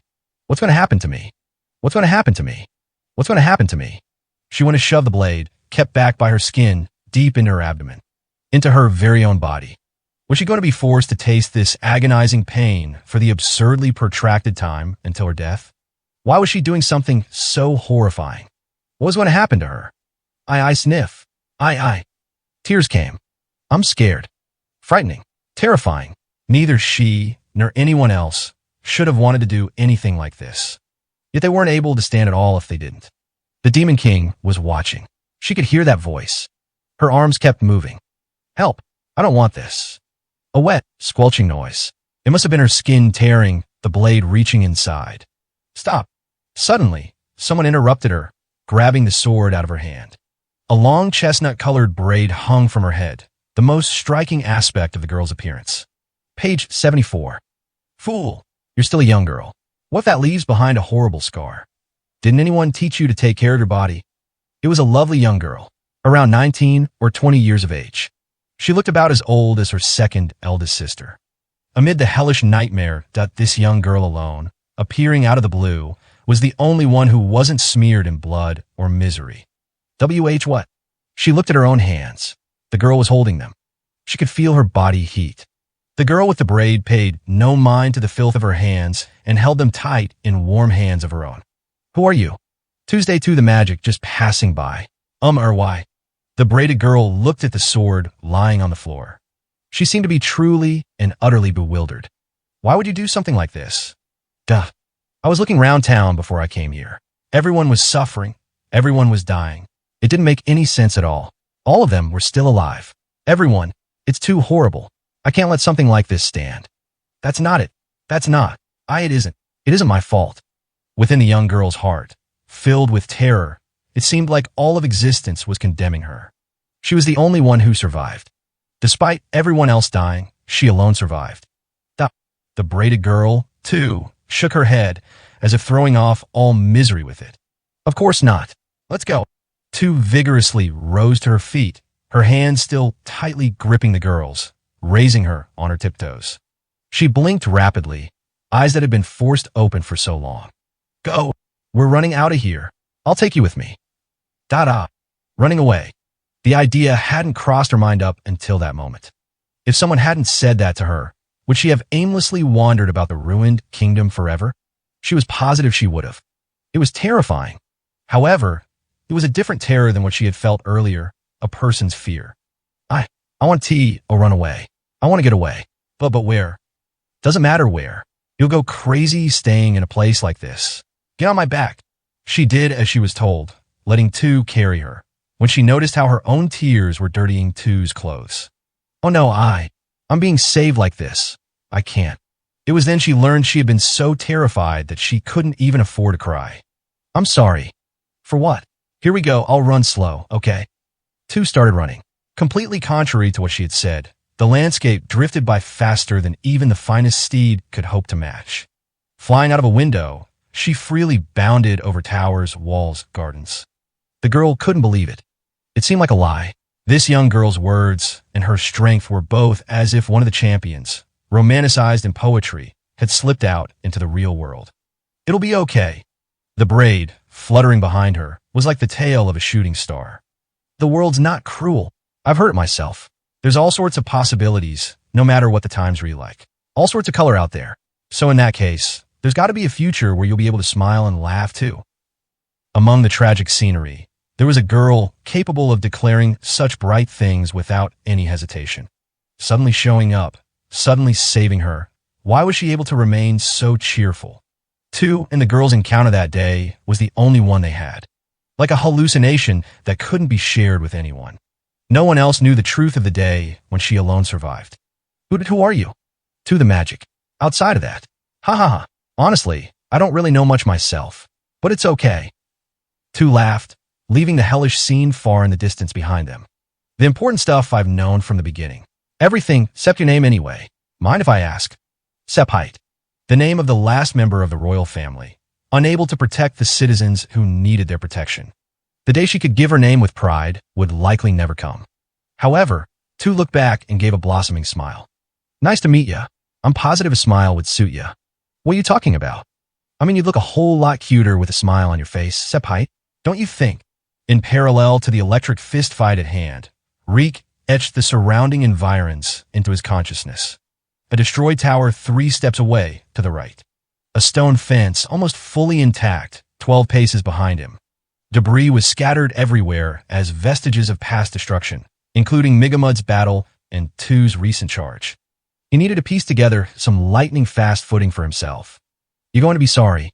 Tu jumped up slightly from atop the residential building. Her movements were light enough to make him doubt her body really was capable of causing such destruction. For kicking them like that. She vanished, leaving a brief sound behind. She kicked the wall to come from a different direction. No. Reek couldn't see the red warning flash. There was an ominous crunching sound of some moist, hard substance being smashed. A right arm flew through the air. Crafter's arm ripped off and sent flying. Far beyond him in the distance, he could make out Tu's silhouette digging into the earth to break speed.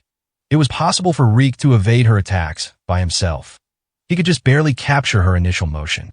Nevertheless, it was an attack he couldn't afford to be hit by, even once. I don't have the flexibility to protect someone else. If I don't continue to keep focused on myself, I won't be able to dodge her at that speed.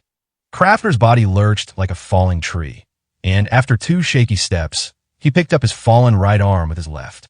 His left hand was abnormally thin and parched in amber yellow. Aiming for me, is she? The veteran arts caster spat, offended. He wasn't just skinny. The body he had kept hidden under his thick robe up to that point had all of its flesh completely chipped away. It was the body of skeleton. The man who had discovered the source of construct creation. How about you figured out? Your body somewhere else, isn't it? Just from figuring that out, what do you think you can do? Do you think a constructor like me would easily reveal their true form? Crafnel Io Seyv. Imhovist. Yushuem Neo. From Crafner to Save's corpse. Violet stem, torn membrane. You don't even think about it. Reacting instantly, Tu's bare feet smashed the remaining torso. The vessel Crafner manipulated remotely was lifted up and scattered into the air, together with its navy blue robe. A fragment of its lower jaw continued the word art's incantation. Mukimnart, Pegdeliria, ring of water, harm. From within the smashed-up corpse gushed forth a dirty greenish haze, which enveloped the area. Two immediately jumped away, but the haze blocked her vision, resulting in the 3 arrows fired at her from the flank to squarely hit their mark. Chest, left eye, right thigh. Reek the Misfortune's masterfully skilled shots didn't miss their targets, even when aimed through a cloud of fog. Oh, damn it. I let down my guard. She had indeed let down her guard. Under the standards of an average fighter. None of them penetrated, not even a layer of skin gone. Aiming for the gap in her ribs at point-blank range, he had assumed it wouldn't be able to pierce through her chest. With precision enough to fire a shot through the eye of Needle, he also made a direct hit on her left eye. It hit, but was repelled. He was sure what he saw. If he aimed at her eye, and his attack still couldn't hurt her, what other methods were left? Sorry, Kraftner, but I'm leaving the offense up to you. I'm going aim for her eyes. I'll make her keep her guard up to defend them. I'm guessing you're the better thinker here. Figure out a way to get through her defenses for me. I've already finished doing that. Answering Reek's call was not the skeleton body scattered in every direction, but a metal bug that flew up close to his right ear. While Two was wiping her eyes, alone an unthinkable opening for a fighter to show her opponent, the pair needed to exchange fighting tactics. It's a poison mist that paralyzes the nerves and inhibits respiration. If arrows won't pierce her, then obviously it's time to try this. Though, Two's eyes were once again fixed on the pair.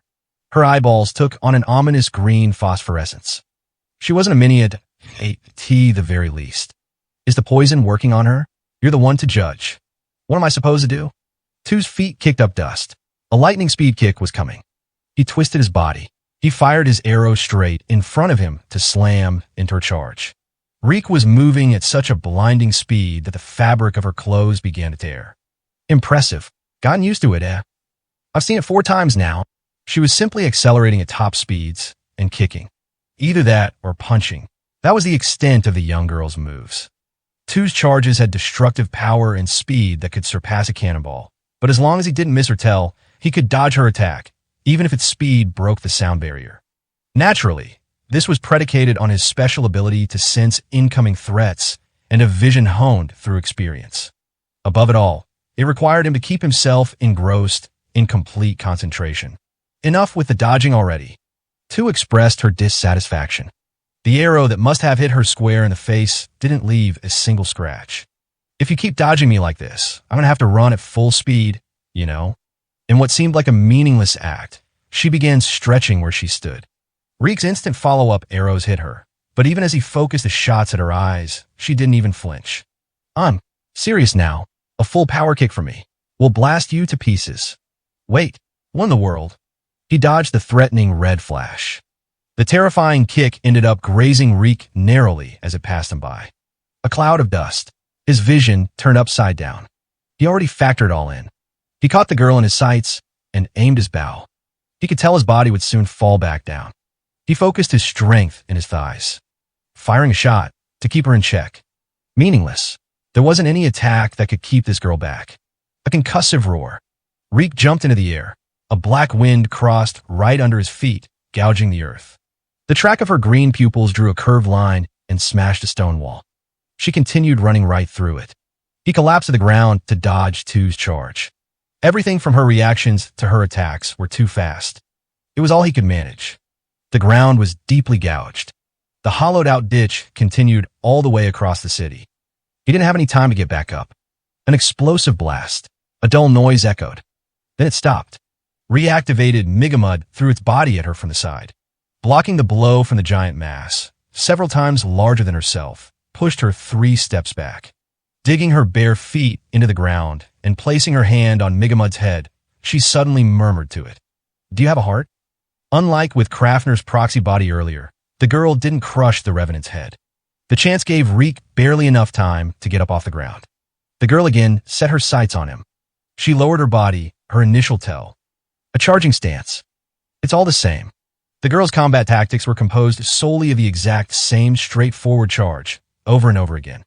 It had tremendous power behind it, but with Reek's superpowered eyes and experience, evading it wasn't completely impossible. He couldn't even call it technique. Instead, she was simply throwing her body's physical abilities at him.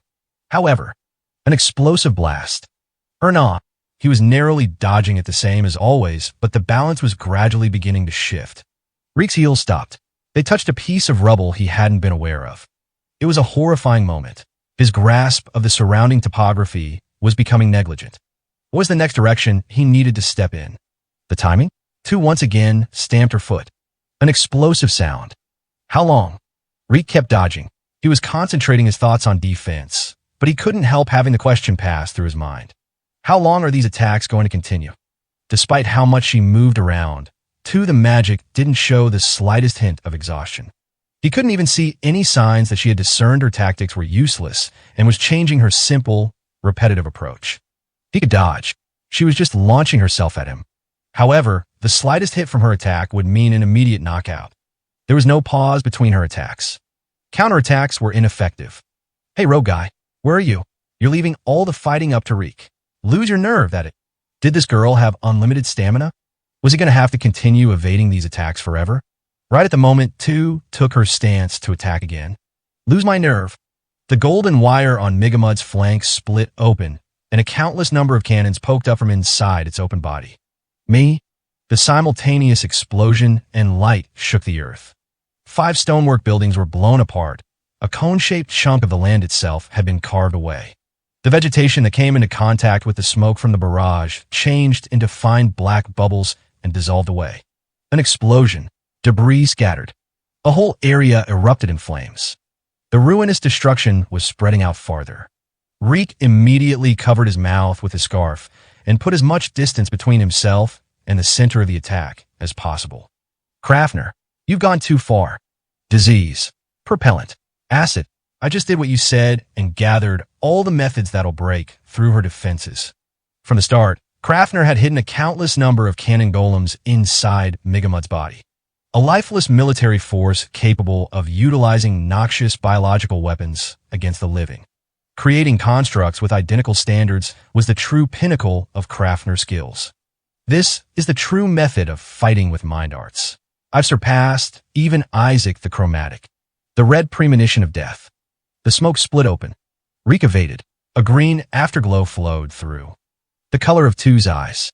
Seeing this before him, Krafner's voice trembled in fear. This girl. Landing on top of a faraway stone wall, Two slowly turned back around. A large portion of her clothes had dissolved, and the flames from the incendiary agent that clung to her continued to torment her. In an epicenter of destruction, bringing death 1,000 times over to the average person, her fair skin was totally unscarred. With her unobstructed body, it was only her eyes that gleamed a fiery green. She was beautiful, despite being nothing less than a reason-defying monster. Backlit against the sun, it was fantastical, as beautiful as any painting. What are you? He muttered, finally finding his words. At this point, Reek doubted whether he had enough stamina left over to dodge the next attack. The only possibility left to him was conversing with her to buy time to recover. You haven't gone mad, right? If murder and fighting to protect yourself isn't justice, then what? The beast, the Demon King army, will attack other settlements. Well, those ones you killed doing that, too. The fact that they're here means they couldn't leave this area, even if they wanted, right? That's why they're in so much pain, no matter how much I try to save them. It's no use. They struggle, bite their tongues, suffocate themselves, even break their own bones. They understood each other. Though a monster far beyond himself, she still wasn't a beast incapable of understanding word arts, either. In which case, just who was Two the magic? Where did she come from? Was she not even a product of the laws of word arts, the world's basic foundation, but instead, like her name suggested, something ripped from a fairy tale, a being of true, real magic? Whenever someone comes here, they all come out, because they want someone to help them. But everyone kills them, excusing it by saying it's because they're the Demon King army. That's right. They're too far gone to be able to go back. That's the disaster assaulting this land. They're bound to leave here eventually and attack others. Will you take responsibility for that? What if they don't attack anyone then? What about your responsibility? If it's the same either way, then I'm going to try to help the wretched and pitiful. That's the champions. You know, when when they do the right thing, what's it called again? Page 75. Moral code, Krafner's bug pointed out. A moral code. Reek dropped his bow to the ground. Then he raised both hands, empty, into the air. A stance of surrender. He likely could have continued to fight. enough to dodge one or two more of her attacks, at least. However, he clearly saw how his bout with the Demon King's bastard would end. It's over. Whoa, wait, don't just up and surrender on me. I won't know what I'm supposed to do anymore. You're the one who's more in the right here, honestly. Reek realized he didn't have any right to unilaterally slaughter a group of sentient beings just because they lived in the land of the end. This fight was meaningless already, and Reek was clearly still inexperienced if he hadn't been able to realize something so simple before he encountered this girl. Reek pointed over toward the Minia he first shot down with his bow. Check to see if they're breathing. Despite finding the true meaning of his words suspicious, Tu obediently approached the Minia and put her hand on their chest. Then she blinked in shock. He's alive. A custom-ordered drug I had 1,000 prep for me. They'll be asleep for half a day, and there's not many side effects, either. These hollow arrows have undergone a highly precise processing and can release the medicine from the impact pressure. Wait, Reek, you... Right. I guess I didn't tell you, Krafner. A small farming village's reward money isn't enough to get me to employ thousandth. Even for a guy like me, see? My other employer is the free city of Okafu, recovering survivors from the land of the end. The commission to exterminate everyone just said, don't leave any living creature behind, right? Tu's expression lit up instantly. This mannerism of hers, too, seemed just like any other girl her age. Then Reek, to make sure everyone survived and escaped. Since Krafner made his construct go wild, I ended up having to pretend we were competing with each other. At the very least, I held back to try to make sure no one died. Except with you. I get that this might not be enough of a reason to lay down your arms, but a soft body came flying toward him, cutting him off, and he collapsed. Reek didn't have the stamina left over to dodge. Green eyes smiled like a blossoming flower right up close to his face. Amazing. That's incredible. I never would have thought you could protect someone like that. Unable to directly look at her bare chest, Reek compelled himself to direct his attention elsewhere.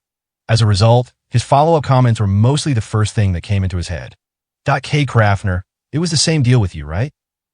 What are you talking about? Inside of Migamud. Going through such a large-scale reconstruction like that, you didn't leave the digestive organs behind on purpose, right? Why is a champion of your renown taking on a low-paying job like this?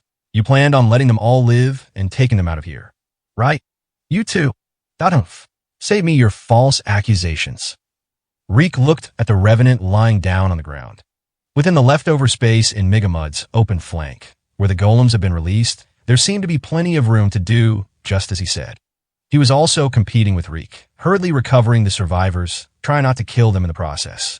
Then if he considered that Krafner's initial action to gather the region's living creatures to him was so he could swallow them all up at once and protect them from Reek's arrows in the process.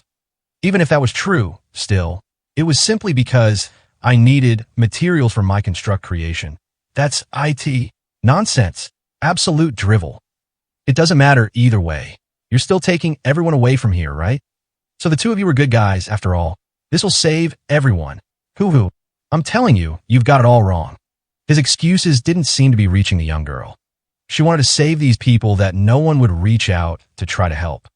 Had that sole determination really been behind her continued defense of the land of the end? The magic was all too naive, yet as a fighter, all too warped. For now, put this on? A young girl shouldn't be walking around in such a state. Thanks. Tu smiled, putting on the overcoat Reek handed her. Where did she come from? How did someone with so much power get born into their world? The monster in the land of the end was known as the Demon King's bastard. I'm so glad, though. With this, I won't have to drive off all the people who show up here anymore. What are you going to do from here on out? If I'm free to move as I'd like, then there's one place I want to go. For a long time. Perhaps if you and Krafner could take me there. Me? You think I'd do that? He wasn't sure. When he thought about it, he hadn't had any prejudicial biases against goblins. Then what were his thoughts toward a girl of a totally unknown and never-before-seen race like her? Could Reek take responsibility for the Demon King's bastard after she left this final land behind? I guess I'll help you out. I think it's something I need to do. I want to go to Oriatia. Oriatia, you say? I see. Krafner reacted to the name. He should have earned his right to participate in the royal games occurring in Oriatia. Reek could spend his lifetime and still never reach him. An arts caster standing in a realm of champions. They started walking, and it wasn't long before Zigida Zogi's carriage came into view. Although he must have witnessed the fierce fighting from where he was, he still hadn't run away. Perhaps he stayed out of pride for his merchant dependability, either that, or perhaps he was concealing some unfathomable power from Reek, too. In this world, there were many powerful individuals. Faced with such limitless heights, Reek the Misfortune still felt young and inexperienced. Reek, and Krafner is right here. Huh, you've shrank down quite a bit now, haven't you? And you've added another to the group, I see. Once we finish up things here, I want to bring this girl to Oriatia. Can you arrange for our transport back? But of course, I'll still need to prepare some number of additional carriages anyway. Assuming I have things right, we're going to be carrying a lot of people out of here, after all. Reek grinned. Ultimately, this job had been a charade, with all of them being complicit. Sometimes things ended up like this, too. Why do you want to go to Oriatia?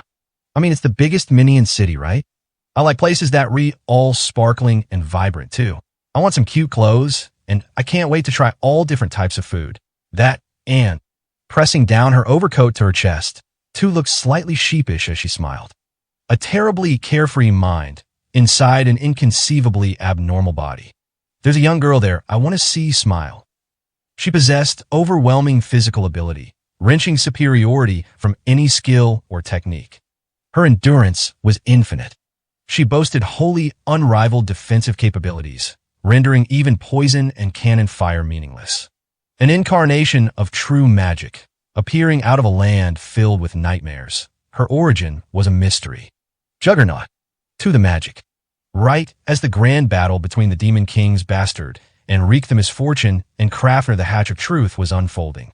In a different direction from the three of them, there was another person who successfully infiltrated the land of the end, coming out between a gap in the warped and distorted trees without any proper road through them. A man, short-statured with a round face. On his back, he shouldered a small wooden box. Well, I'll be. Yukiharu, the Twilight Diver, put his hand up to his forehead, shading his eyes. A loud rumbling like cannon fire continued to ring out from far off at the edge of his line of sight. What made it truly terrifying was that the sound hadn't come from any gunpowder or explosive. It was the sound of something, which Yukiharu was unable to catch with his naked eye, smashing the terrain using just their physical strength. He guessed it was probably the Demon King's bastard. That's incredible stuff.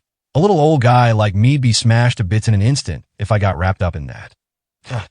Yukiharu continued talking to himself as he took his first step into the land of the end and walked over the earth, filled with a damp silence. The research teams that come here meet one of few possible fates. The first one is their carriages are totally destroyed and they're instantly knocked unconscious. Then they decide there's no hope for them and flee back home. That already sounds a bit strange, don't you think? Strange how? The fact that there's eyewitness accounts of the Demon King's bastard spreading around. It means that they survived the land of the end and got back home. Even after getting knocked out right smack dab in the middle of the Demon's King army, wandering around in droves. You're right. If everyone died, there'd be no one to pass on the information. That means this someone or other is taking down the research teams, but at the same time, also sends them back somewhere safer afterward too. My thinking is, this pattern of events is all from that Demon King's bastard person. There were happenings from within Final Land, a place that already gnawed at that sanity of all who stepped within its borders. The eyewitness accounts of the survivors thrown into chaos by these enigmatic attacks would likely be intermingled with a mix of truth and fiction. It was fair to say that Yukiharu's position alone, able to compare all the results brought by the many research teams, made him able to notice the two divergent trends. What's the other? Everyone is killed. A reasonable result that anyone could imagine as the fate of those who step foot in the land of the end. Thus, it was difficult to get information about the area out there, with exceptional stories about encountering the Demon King's bastard being the only one circulating.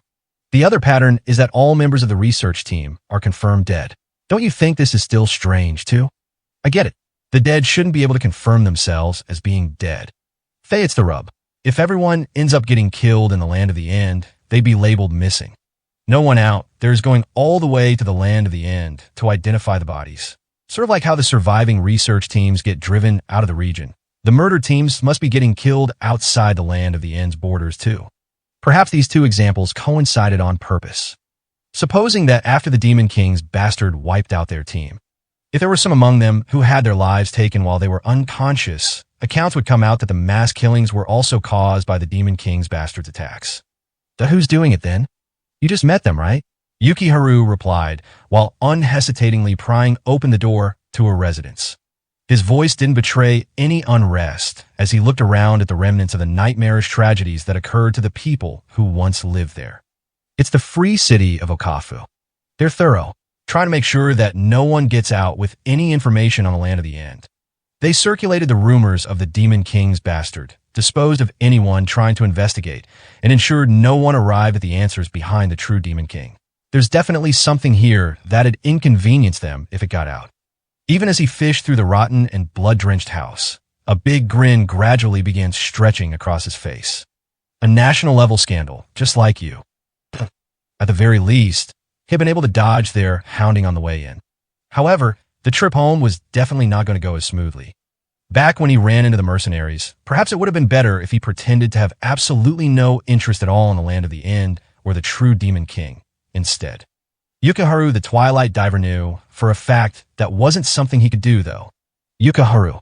His current search wasn't only for material proof. To Yukiharu, the people's reactions when the topic of the Demon King came up, and even their deceitful replies, were all material for his reporting. Hey, here in this world, no one's taken any pictures before, huh? In that case, a piece of a corpse. He wanted to know more. Every single one of the world's secrets were endearing to him. Anything he had yet to see, anything unimaginably gruesome and cruel. Far more than could ever fit in his old world. That's why someone must have prepared a whole other world for Yukiharu to investigate. The feeling that he was truly closing in on the essence of the world was more important to him than anything. Yukiharu, I can't see, but you were Gnu? Help. He heard Aminia's weeping voice come from the area to his flank. No, he might have heard it the whole time. He felt hot. You've been stabbed, haven't you? Ah. Fully absorbed in his investigation, Yukiharu at last turned to look behind him. A victim of the Demon King, a wretched woman, her whole body damaged, was crawling on the floor and jabbed a rusted kitchen knife into Yukiharu's stomach. He must have been so excited that he hadn't noticed her until she got close. No, that wasn't it. Throughout all his field investigations up until now, Yukiharu had never neglected such rudimentary precautions. I get it. I see. So that's it. Haha, this is incredible. Yukiharu vigorously scratched at the wound in his flank, left behind after the knife slipped down to the floor. He was laughing. It was said once anyone got themselves caught up in the tragedy of the Demon King army, it was already too late for them. Dread. I'm scared. I get it. That's why my curiosity and terror took over my mind, and without knowing that I lost my composure. This has never happened to me before. Yukiharu. Help, please help me. And my husband, I ate my husband. Ha. Well now, miss, well. You really did me a number. For a brief moment, Yukiharu laughed while staggering on his feet. Laughing while blood poured out of him was definitely not the mark of a sane mind. However, there wasn't a single soul in this abandoned land to point this out to him. The woman slowly dragged herself along and gripped on the knife once more. She had grabbed it by the blade. Help! A leather shoe pounded her face. That you're in the way. Still smiling, Yukiharu brought his foot down on her face again. You're a nuisance. A real pain, truly. You're interrupting my investigation. It's so interesting, and you had to interrupt me. A second time. A third time.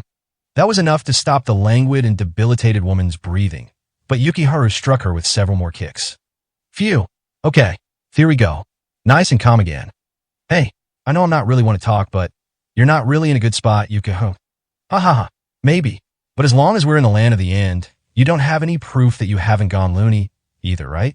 Hell, truth is, you're not even the type to get scared or worry yourself over a minion life anyway, right? See? Totally calm and clear-headed. Supposing I wasn't, you and I are still in the same boat together. I'm going to be thorough with everything, right up to the end, got it? There was a compulsive elation in Yukiharu's tone.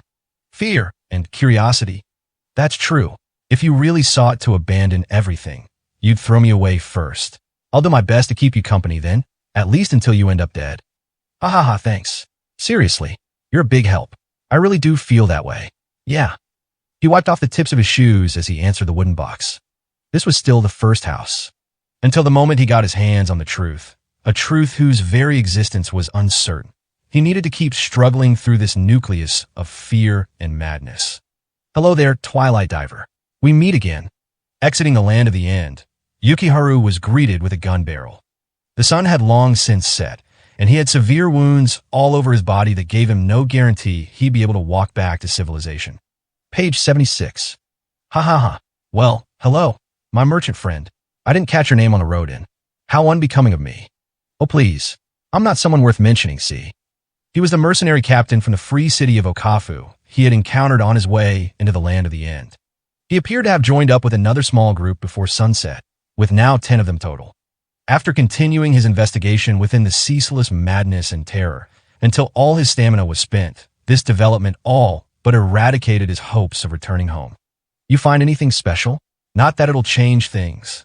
But it seems to me that you couldn't immediately get a larger scale force into action, huh? Nofel's troops are right over there in Alimo Row. I guess that since Oriesha's curbing Okafu's military movements. Word we're only going to buy him a small amount of time. The mercenaries had no reason to entertain Yukiharu's attempts at conversation. This mercenary squad wasn't trying to steal information about the land of the end. After all, from the start, their goal was simply ensuring Yukiharu's silence. Ha ha ha. As still though, I'm not trying to apologize or anything, but I don't really bear you any ill will. Sorry about this. There's one, though. One person who can get a large number of troops into action. Suddenly, arrows flew in and pushed aside the tips of the mercenaries' barrels. Sniper fire from deep within the darkness. Hit with the unexpected assault, many of the soldiers dropped their weapons. The captain immediately went to draw his short sword. A carriage, rushing at high speed, forced its way in between the two of them. One of the mercenaries had their breastplate smashed and sent flying by the horse's hooves.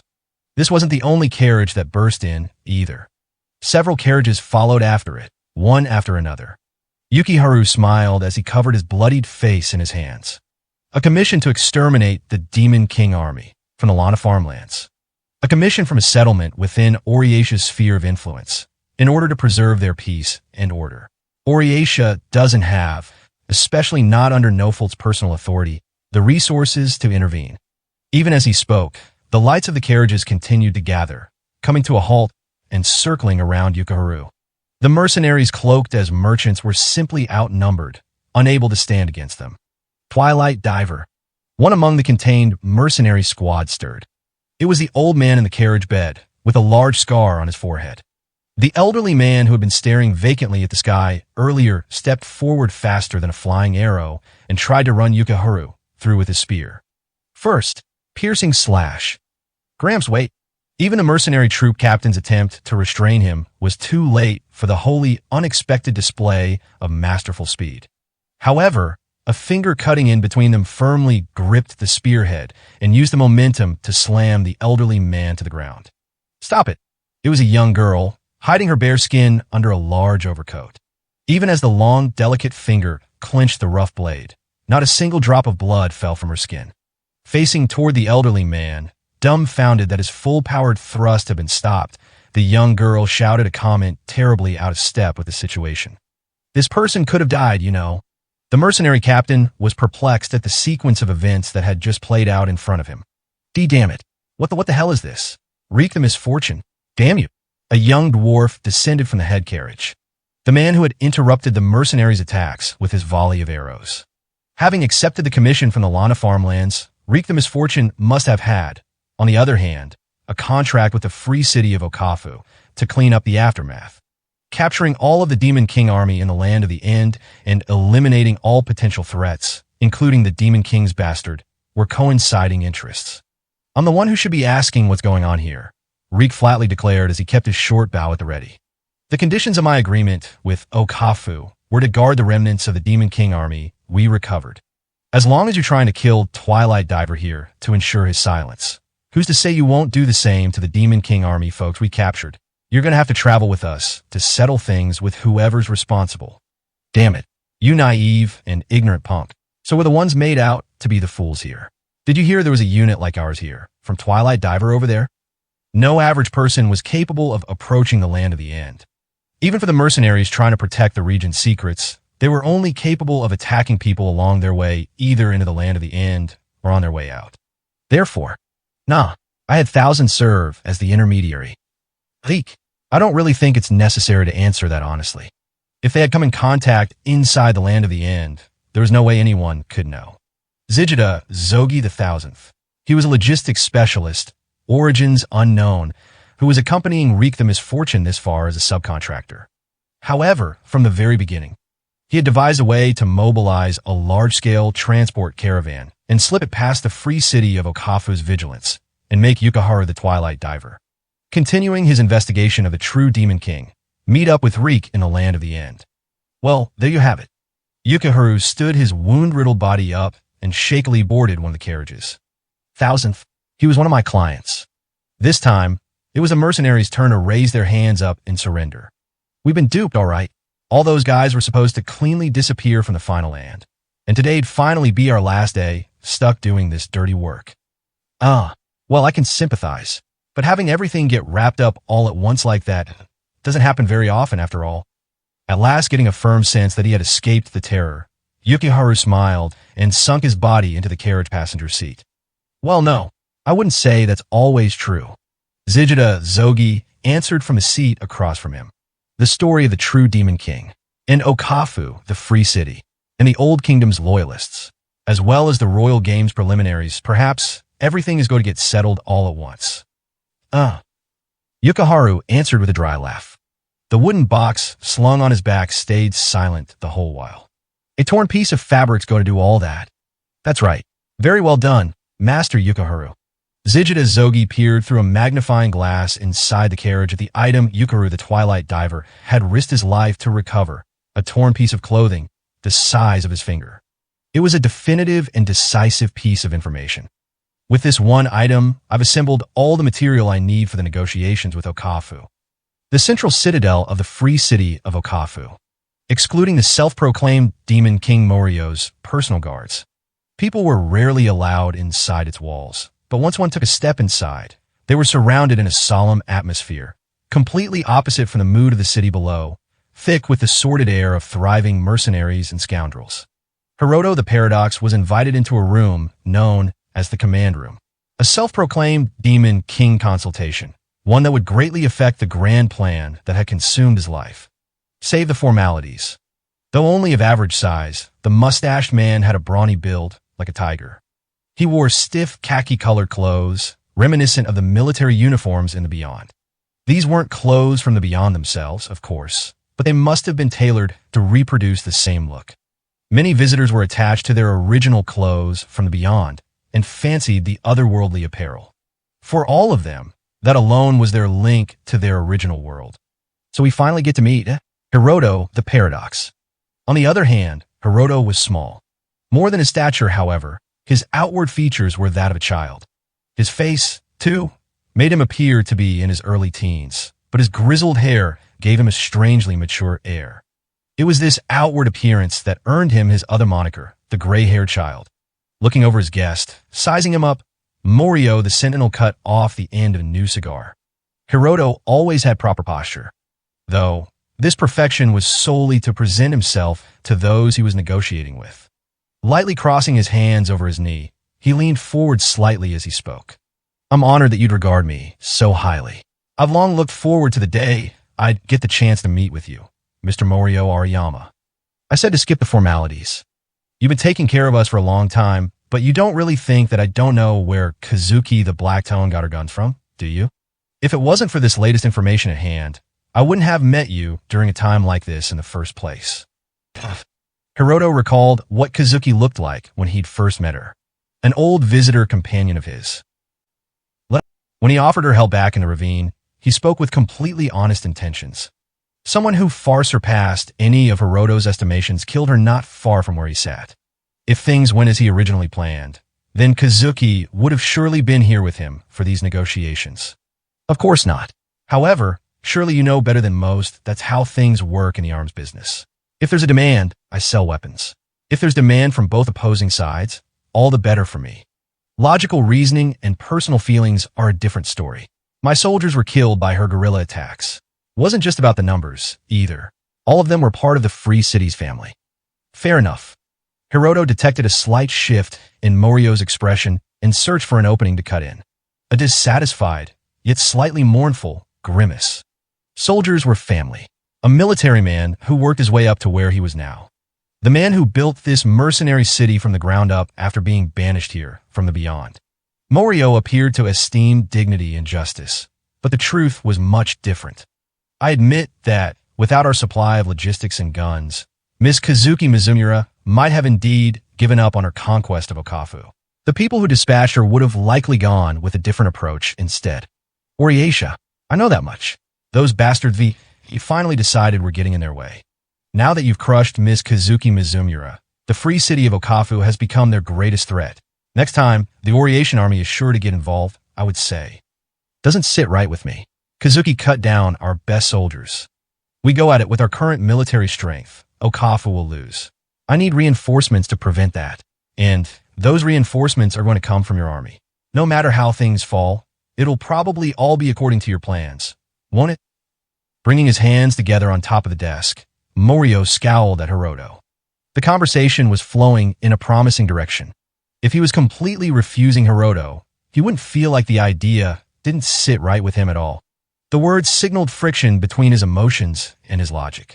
Morio was far from an emotionless man, but he was still clear-headed enough to weigh the two ideas against each other. I'm always acting in service of my own profits, of course. I even use the free city of Okafu itself for said profit. But the personal profits I'm speaking of also include profits for my allies. If you permit me to offer my assistance, I'll ensure you don't suffer any more losses. And that means what specifically? It's your turn to be the seller here. I will hire the entirety of the free city of Okafu. You can't be serious. Morio was at a loss for words. He had known that the gray-haired child had amassed a tremendous amount of capital, but you intend to buy an entire country? And what sort of benefit does Okafu gain from agreeing to this? There isn't a future for the private military contracting business in this world going forward. With the new principality of Lithia's fall into the defeat of the old kingdom's loyalists, the demand for the mercenary trade itself disappeared. Essentially, I will be taking over that demand for the time being. If I had to give the specific merits for you then, it'd be finishing your war with Oriesha without losing a single soldier. I'll explain the concrete details at a later date, but I've already devised a way to advantageously proceed with the Oriesha post-war negotiations. If I may speak even further into the future, I can provide a battlefield that befits your soldiers. A battlefield? Yes. Conflict is the lifeblood of the mercenaries of Okafu. You yourself build up such a city to provide a place where they can belong. Am I wrong? I promise they will have their battlefield. The interest in providing a battlefield that Hiroto included at the end was a benefit for Morio, the individual. More than dignity and justice, he was a commander who treasured his family. There was some truth to that. However, he truly wasn't scared of them dying in combat. He sought to ensure his family lived out their lives as soldiers. Choosing the words guerrilla attacks to criticize Kazuki's fighting described his thoughts on the matter. Even I know what sort of situation this country's currently being placed in. Hiroto the paradox. A fixer of your caliber must be able to get some large-scale strategy going, I suppose. Besides, if you publicize that information, we're both going to be annihilated. That being said, I can't easily trust you either. You get that, right? Yes. We've dealt with each for a long time, but ultimately, I haven't seen your own power for myself. You were the first to develop guns in this world. You have some connections to technology that's 50 years ahead of its time here, and you've established business relations with any and every power. That's it. With that money, is there any army you could hire that'd outclass the one here in Okafu? What can you even do if you're going to avoid losing a single soldier up against a huge army like Oriesha's? I want proof that you could be relied on, that you're up to the task of having our backs. Fair enough. I suppose the days come to show what sort of power I hold and what I've accomplished. Hiroto shifted his eyes to the citadel window. From the tiny window, installed only to allow for sniper fire from within, it was possible to look down over the mercenaries coming and going on the city streets below. Around half the residents here were mercenaries. Such was the city Morio created. Mr. Morio Ariyama, to you, your true power doesn't lie in the mercenaries gathered in town, does it? Your personal troops, though, were handpicked and taught in the latest military training that you've learned in the beyond. You've never once showed off their strength to the world, so they must be your true trump card, yes? Obviously, I'm going to be the one training my own soldiers. What of it? Those personal soldiers of yours. I'll gain control of all of them, by myself. I wondered about this earlier, but are you mad? Visitors, having strayed beyond proper natural law and rules, weren't guaranteed to have the same amount of fighting strength their outward appearance would suggest. For example, as it was with Kazuki the Blacktone, there were even some who lightly handled multiple rifles with slender arms, and others who moved faster than the eye could see. This Hiroto, the Paradox, was unmistakably not one of these types of visitors. His movements and mannerisms made his skills apparent. Not only his obvious physical ability, but the way he showed his unguarded moments, and when he tried to conceal them, too, made it clear that all of it was inferior to the average person. Supposing Morio did intend to kill him, he would have been able to snap off his neck at any moment during their conversation. I won't bring any harm to your soldiers, of course. I wouldn't want anything to happen to my would-be allies. After all, I won't use blades or guns. How do those conditions sound? I don't need to turn a mere game of tag into some big deal, thanks. I'm not trying to surround and kill you, for one, and I can't let my soldiers' lives get thrown out of order. If you're truly serious, I'll just tell my soldiers, should you get discovered, to simply capture you unharmed. Allow me to add that to your conditions. I couldn't ask for anything better. In that case, by the end of the day, assuming Hiroto the Paradox had prepared some ruse to control all of Okafu's forces, practically speaking, it would be impossible for him to make it a reality. A number of bodyguards would be glued to him at all times, just as when he was brought to the control room the first time, to make sure he was immediately apprehended the first moment he looked ready to strike. Nevertheless, Morio understood he wasn't the type of man to wordlessly pummel a negotiating partner he had come to proposition. Supposing that did happen, though, Hiroto had no hopes of winning. Page 77. That's why he hadn't said you to the person in front of him, but used to distance them instead. A roundabout phrasing to suggest that Morio and his troops, bodyguard detail included, were unconcerned parties in his gamble. It was as if he was convincing them that it wouldn't even get to the point where Hiroto would reveal himself openly and confront Morio's soldiers, or try to challenge them with an ambush. With this, in order to match the conditions Hiroto first presented, Morio's side would try to capture Hiroto unarmed instead. Thus, he was able to make his preparations. He exited into the hallway and opened his bag. Seeing one of the bodyguards slightly tense up, Hiroto smiled. It's not a weapon. Would you like to give it another search? It wasn't a weapon, of course. Judging solely from its appearance, it appeared to be a type of Radzio. However, he was also lying, for in Hiroto's hands, it changed into a weapon more powerful than any other. He inquired of the bodyguard directly behind him, as if making simple small talk. Now then, I can take that path over there to get to the observation tower, yes? What are you planning on doing there? Do I look like I'm going to snipe anyone right now? No, not at all. Hiroto moved through the citadel, making for the roof of the observation tower. The bodyguards followed after him, keeping their distance without losing him. With his poor physical stamina, Hiroto had some trouble getting up all the way to the top of the stairs after completing the long walk to the observation tower. Phew, that was tough. You all go up and down these stairs every day. You're the first person I've seen to run out of breath just from climbing some stairs, Master Hiroto. The guard smiled sarcastically. He was probably appalled at the sight. I'm quite ashamed. As his appearance suggested, he was a powerless man equipped only with his big talk. Anyone would look down and make little of Hiroto until he stood up on top of the observation deck, looking down over the ground, and began. Ahem. Ah-ya. Grabbing his throat, he tested his vocal cords. Then he readied the instrument he brought with him. When Hiroto the Paradox was transported to this world, more than any gun or car, this tool was the item he wanted most of all. The machine had a very simple construction. Over a base of a tanned wyvern wing membrane, a coil wrapped in gold wire linked together. Inside was a magnet, which produced electromotive force through vocal vibrations. That current passed to an amplifier circuit made from Radzio crystal, the input being connected to an output with an exact reverse construction. This would vibrate the wing membrane and spit the sound back out through the funnel-shaped mouth. The item was called a megaphone. People of the free city of Okafu. His amplified voice boomed across the whole city. Everyone was startled by the words coming down from the heavens, with some readying their weapons as they focused on the man standing on top of the observation tower. I am sure my face and name are well known to you all. I am the visitor that Master Morio commanded you to capture, Hiroto, the Paradox. Allow me to greet you all once again. Thank you for listening. By getting out ahead and revealing his identity to them all, he stalled the several soldiers who turned and promptly fixed their aim at the suspicious individual. Morio had ordered them all to capture Hiroto the Paradox without harming him. On the other hand, this also made the guards watching over his every move unable to act as well. While the machine he used surprised the people below, Hiroto clearly wasn't making any sort of offensive movement. Visitors couldn't use word arts either. It was almost physically impossible for him to attack any of the far-off mercenaries below. First, there is something I'd like to make clear. I imagine it was evident with your orders, but I'd like to be sure. I have promised Morio that I would win out against all of you.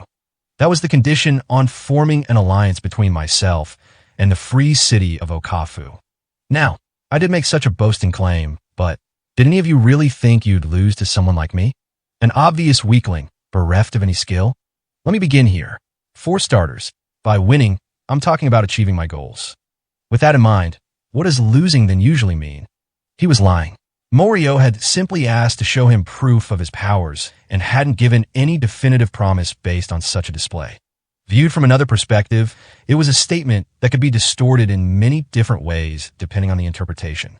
There was enough latitude to convince even Morio himself of such an interpretation. Therefore, by brazenly asserting it as such in front of a large number of people, he was making them believe it was already an established fact. That if Hiroto won, their cooperative alliance was a done deal.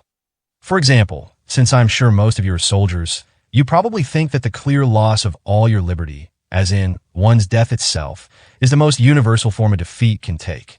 However, when it comes to the idea of a struggle to survive, what should be a direct expression of a fight between life and death, an individual's death isn't synonymous with defeat. Interesting, isn't it? He continued to speak while incorporating grandiose gesticulation. He was holding their attention. In order to wear down the will to use violence among these people who made violence their trade, he needed to give them a story to focus on. There exists no living creatures that can best a dragon. However, the Minion races have clearly claimed victory over dragons in the struggle for survival. A peerless individual is not guaranteed to be the final victor. I saw much the same in my past world of the beyond. The audience still scorned Hiroto. He was a curious target, purposefully exposing himself in a location easily shot at by bows and arrows before suddenly launching into a strange speech. He was fine with that. The most important factor of all was to ensure they couldn't remain apathetic. Therein lay the meaning behind establishing himself as a target to all the inhabitants through Morio's commands. Let me tell you about myself.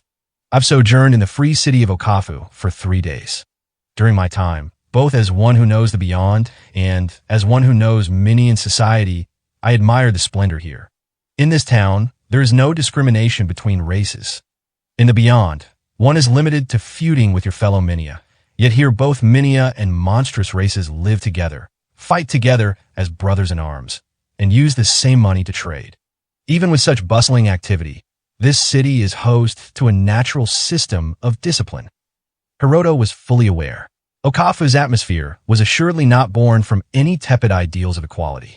Theirs was simply the natural outcome of their liberalism and economic activities. Ogres and lichens were generally warriors that far outstripped the physical and mental abilities of Minia. If they were only employed as mercenaries in wartime, there wouldn't be any of the dangers from training a standing army of minion-eating soldiers. This was a point where the free city of Okafu differed from the new principality of Lithia, who tried to utilize a wyvern army as their own domestic air force. There was a high demand for the monstrous race mercenaries that Okafu commanded, and by traveling from battlefield to battlefield, they were easily able to supply themselves with their food. As a result, the monstrous races in Okafu weren't driven out like in other Minion cities. That was simply the extent of it. However, Hiroto used that fact. If he lauded the group they all belonged to, people would be naturally uplifted and release the caution in their hearts. Anyone with a mind of their own was always starved for pride. Now then, I ask those who have seen Oriatia to think about them for a moment. How is it in Oriatia? Not only do they not accept the monstrous races themselves, Could you say that the warriors wounded in the campaign against the Demon King were properly compensated in the end? Would you say their long-held Minia supremacy, their aristocratic reverence, is a natural method of governance, worthy of a world where anyone can communicate their will to another via word arts? Neph the Nirvana, from the first party, was a Leakin. Yet after returning from his battle against the true Demon King with his sanity intact, a triumphant achievement to be sure, he was forced to live in exile in the Gokashi Sand Sea. When the people of Oriatia tell tales of the first party, does the name of Lumali, the poison ground, ever get mentioned? Though not a Minia, she should still be remembered as a grand champion, one that none should be ashamed to recognize. He paused. He wasn't unleashing a continuous rapid-fire stream of words, but guiding his audience's subconscious along a particular track. The soldiers themselves all understood their current situation, where worsening relations with Oriatia had put Okafu in a precarious state. He would use that enmity. While he himself remained their target, he would guide the focus of their hostility toward Oriatia. Yes, it goes without saying, I am a Minia myself. Am I even qualified to expound on a prosperous coexistence among all races? I am sure some among you harbor such questions. Let me tell you about myself. I said I would do just that mere moments ago. Who is this child anyway? What's he going on about after popping up out of nowhere? Did this buffoon mistake that roof for a church confessional, and hasn't he realized it yet? He confirmed there was sparse, stifled laughter escaping from the audience. Now that he had turned their hostility toward a different target, he returned their attention back to himself. Allow me to introduce myself again. I imagine that there was some among you who have heard the name Hiroto the Paradox while bargaining for a musket. Do you know where those things you carry in your hands day in, day out are made? Oriatia? The ruined Nagan Labyrinth City? Or the Hakina microregion perhaps? He gestured to one of the guards to come over and stood him in front of his audience. Originally meant to keep Hiroto in check, he was unable to resist Hiroto's skill with words and the attention from the audience. Hiroto gave him a new role, separate from his close observation of Hiroto's movements, right on the spot. Directing the guard with a simple wave, he had him hold up the musket in his hands. It would be vital to show that it was not Hiroto himself, but someone the mercenaries considered one of their own, who held up the musket and instilled that idea in their state of mind. None of those places, in fact. The guns I make are not produced here on this continent. Then they're from the beyond, you ask? That, too, is not the answer. Yes. Now, then, here I shall introduce myself to you all. I am Hiroto the Paradox. Over 69 long years, I have created another world, a third world, a world unbeknownst to you all. A wave of amazement and disbelief was rippling through the audience. From the beginning, there had been preparations in place for this series of events Hiroto had incited. Allies who had already infiltrated Okafu stirred the audience with their own cheering and, with their regulated and trained attention, guided everyone's focus on to Hiroto. At the edge of the world, beyond the sea, I have created a country of goblins. Look for yourselves and see. They are my compatriots. His words the signal, a concealed group advanced forward. With their faces covered up by their cloaks, they resembled short leprechauns. A group of goblins he had slipped into the city while he was bargaining with Morio. Hiroto's preparations had begun before he had been invited that day, before venturing into the city for negotiations. Signs of confusion and caution rose up among the crowd. An obvious reaction to see a group of goblins, thought to be already extinct, right before their eyes. Nevertheless, it had been necessary to burn some type of definitive proof into them. A degree of fluctuation between anxiety and excitement was what truly allowed for his words to impress themselves in the minds of his audience. It was a risky method, to be sure. He needed to bring the situation under his control faster than their dormant feelings of hostility toward these goblins could make their return. People of Okafu, can you believe me? That it's possible to continue across the oceans where krakens dwell to the end of the world, that there is already someone who has discovered such a water route? That goblins, reviled as lower and base, have a civilization capable of producing such high-quality firearms, that they are now in fact synonymous with the word guns itself, that they could create a nation, form a society, and are able to coexist. With a Minia like myself, of course you can. You are bearing witness to such a society right before your very eyes. Clenching his fist, he looked fiercely down over the crowd. Hiroto the Paradox was serious. It It would never be possible to make others believe his words if he didn't firmly believe in them himself. I'm sure you all know that it's possible for the monstrous and the minion to coexist, that the monstrous races have power that is far more outstanding than the minion races believe. More than anything else, all of you, even those in Oriatia, have placed your lives in the hands of goblin-made weapons and have survived by doing so. You must have seen plenty of proof with your own eyes. Let me say once more, this free city of Okafu, it is a wonderful city. Hiroto could hear the sound of someone climbing the tower steps. Morio the Sentinel had come to put an end to his speech. Even if Morio had an inkling of the purpose behind the speech, Hiroto had chosen this specific observation tower, far removed from the command room, to ensure Morio couldn't quickly stop him. Despite this, the man's intuition and speed were beyond Hiroto's original prognosis. He likely had left the command room immediately after the speech began. He even came personally instead of leaving things up to his men. This man won't be the type to be won over with simple, smooth talk. He needed to make several revisions to the staging he had prepared around his speech. Hiroto continued to speak. Now, however, Oriatia threatens this land. This system of shared prosperity that Lord Morio built is on the verge of being lost. But because of that, now is when I wish to help you all. For my profit? That's right, for my own self-protection. Indeed, I am no upright and pure man, and I do not intend to wax on about ideals and peace. Nevertheless, I can promise you results. I promise that, just as I saved the goblins previously driven from these lands, I will save each and every one of you. The Hiroto, the paradox you see before you, and this large goblin army will be your allies from here on out. Just as I promised Lord Morio, I will lend you all my strength. That was as far as he got. The wooden tower door opened, and Morio appeared. Matching up perfectly with his calculations, timed at the exact moment Hiroto brought up his name. Drop the megaphone. Morio ordered, still just as calm and level-headed. Smoke wafted up from his cigar. Hiroto couldn't surpass Morio with violence. If he thought to do so, Morio could have slit Hiroto's throat with a knife on the spot. Hiroto took his mouth away from the megaphone and came up beside Morio. Yes, I understand. It's a bit heavy, so could you take it from me?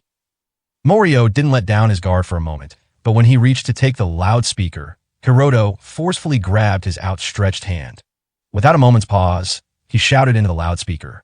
Here now, I pledge my fellowship to you, free city of Okafu. It was a trap to draw out Morio's handshake. A cheer erupted from the audience.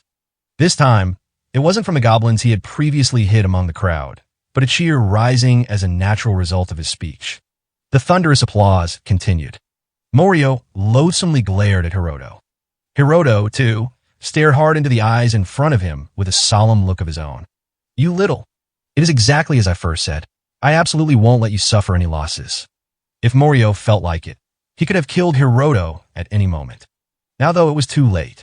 Even the self-proclaimed Demon King Morio, in fact, precisely because he was a self-proclaimed Demon King, was a statesman whose position stood entirely on his people's trust in him, and he couldn't ignore their disposition no matter what he may have wished to do. Taking a deep breath, Hiroto once again called out to the audience. People of the free city of Okafu, I have made a promise to Lord Morio, that with my victory, my army, my weapons, and I will be your strength, I pledge to you civilization and progress beyond what has ever come before it. What say you?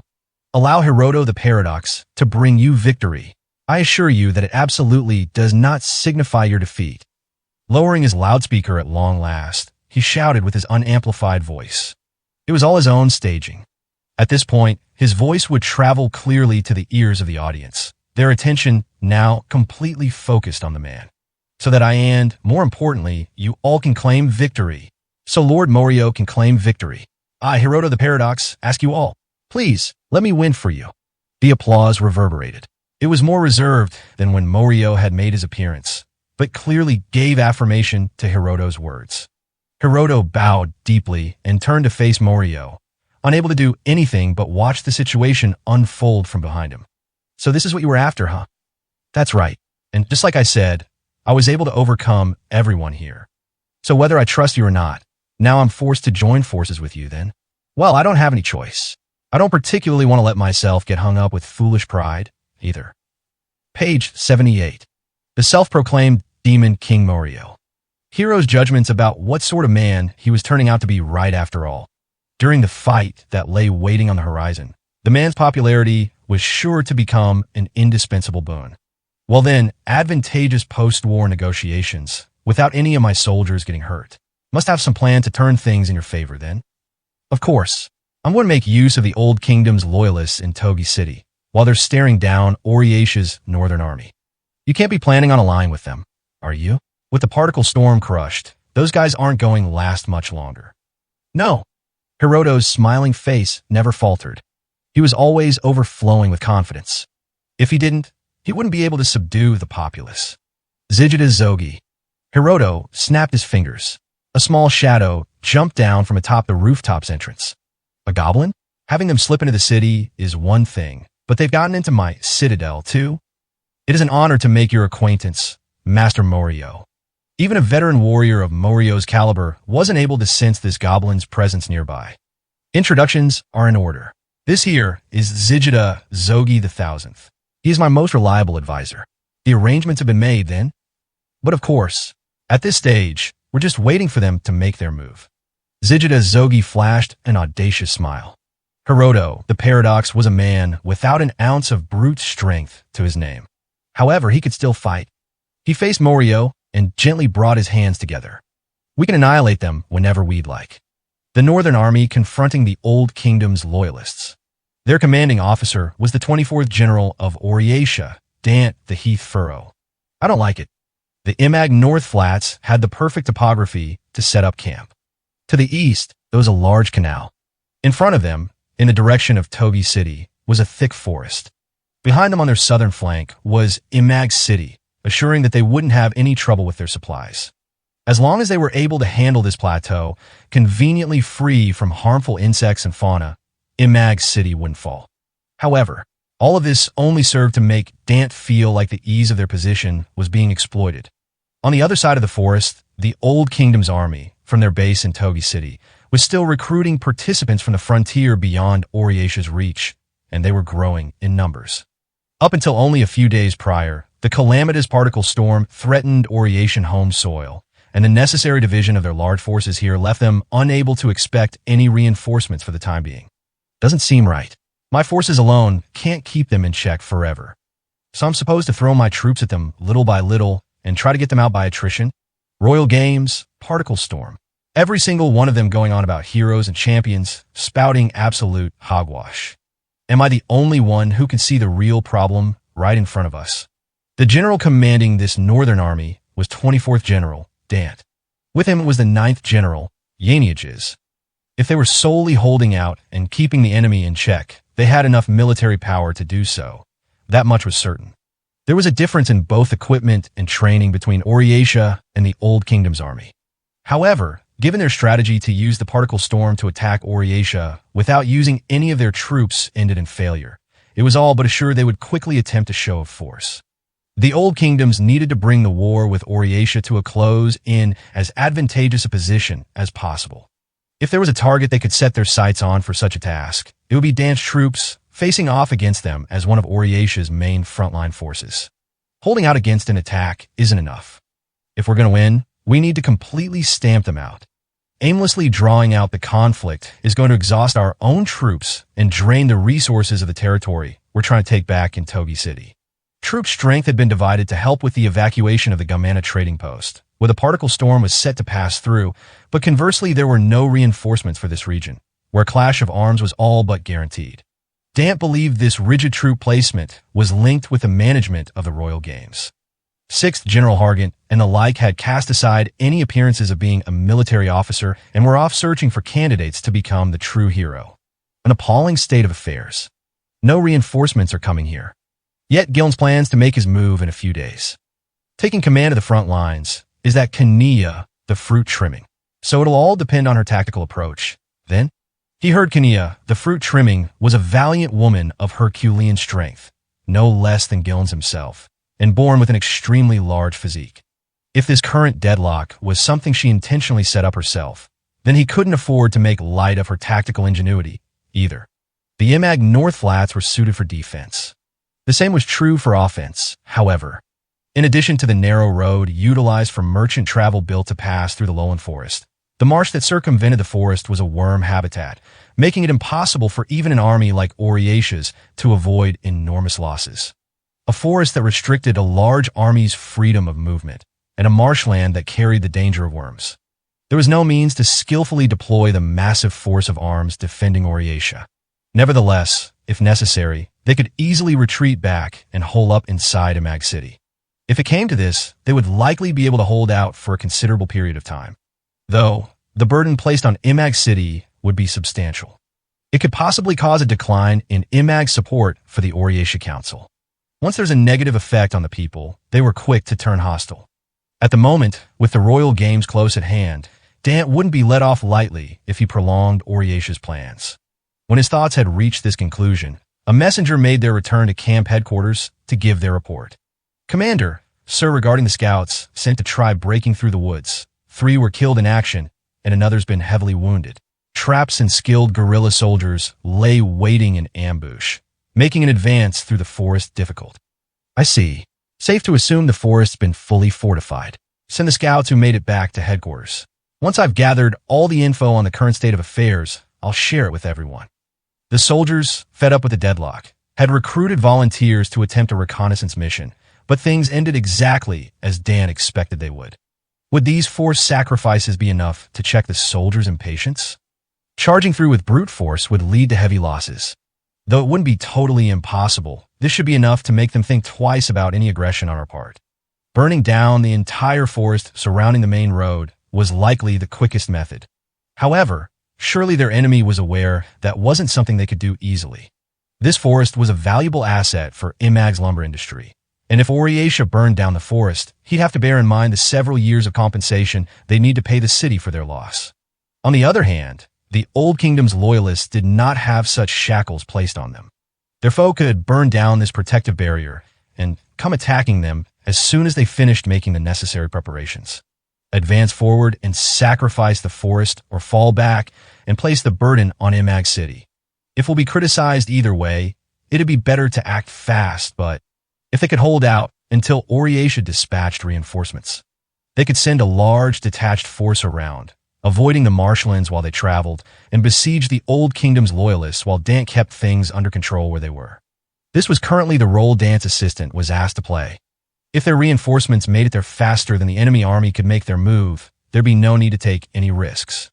However, that truth also served to make them hesitant to act at all. Commander, reporting, sir. An army believed to be with the free city of Okafu is currently advancing this way. Okafu, 2,000 strong. Currently, they're marching down the Kamik Highway. Dant quickly spread out a map. The arrangement was supposed to have 27th General Hardy, keeping Okafu's movements in check. In fact, they had suffered significant losses from the attacks of Kazuki the Black Tone, who Hardy had dispatched to handle things, and Dant had assumed they'd be unable to make any moves. That wasn't it, though. First of all, why were they purposefully making their way to Dant's encampment? Even if they did have plans to make an attack on Oriatia, there were a number of other important positions it would be better to attack first. Mercenary bastards. Are they trying to join up with the Old Kingdom's loyalists? Muster all the unit captains together. We're turning back to Imag City. You're saying to abandon the plan? That's right. They're charting a course to split the battle lines from the flank. If our retreat path is blocked off and they restrict our link to Imag City, this plateau turn into nothing but a weather-beaten tomb. We need to withdraw as soon as possible, or we're all going to dry up. There is time to withdraw the entire army, judging from the Okafu army's position. As long as they had the forest blocking their advance, the Old Kingdom's army wouldn't be able to charge down Dant's retreating forces. Nevertheless, Dant had ultimately been driven into choosing to retreat. Did this mean Okafu's schemes had gotten the best of that old man Hardy? If the Old Kingdom's loyalists anticipated reinforcements from the free city of Okafu, then just how much were they playing into their hands? Dant gnashed his teeth. I don't like it. Really? Commander of the front lines, Kania the fruit trimming, smiled and nodded, just as she would have in peacetime. The soldier's eyes weren't able to judge whether she was truly smiling, but even when standing on a blood-drenched battlefield, no one had ever seen this expression of hers waver. What exactly is Okafu's goal here?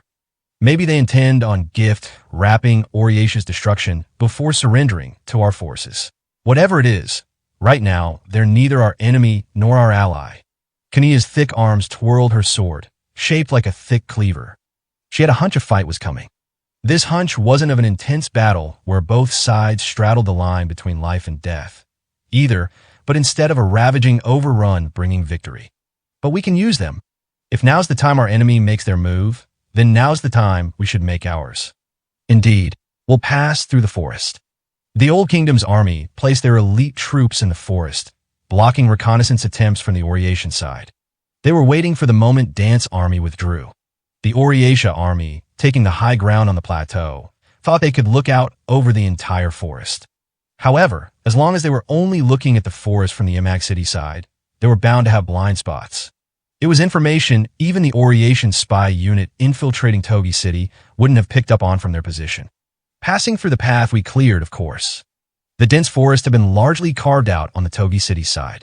The impenetrable wood that blocked any invaders was deforested except for the single defensive stretch and carried by the canal to the east side of the forest. From a moment she had created a deadlock with Oriesia's force, Kania had begun planning for this moment. Without the dense forested terrain, their cavalry troops wouldn't have their mobility limited. Quickly launching a large force was possible. Using this defensive opening, they would charge into Oriesia's retreating forces with everything they had. None of the Oriesia army would be safely arriving in Imag alive. Let's go. Gilens is sure to be happy too. Yes, ma'am. Thus, Kania placed the cavalry unit under her command on the vanguard, and the large army made the ground quake.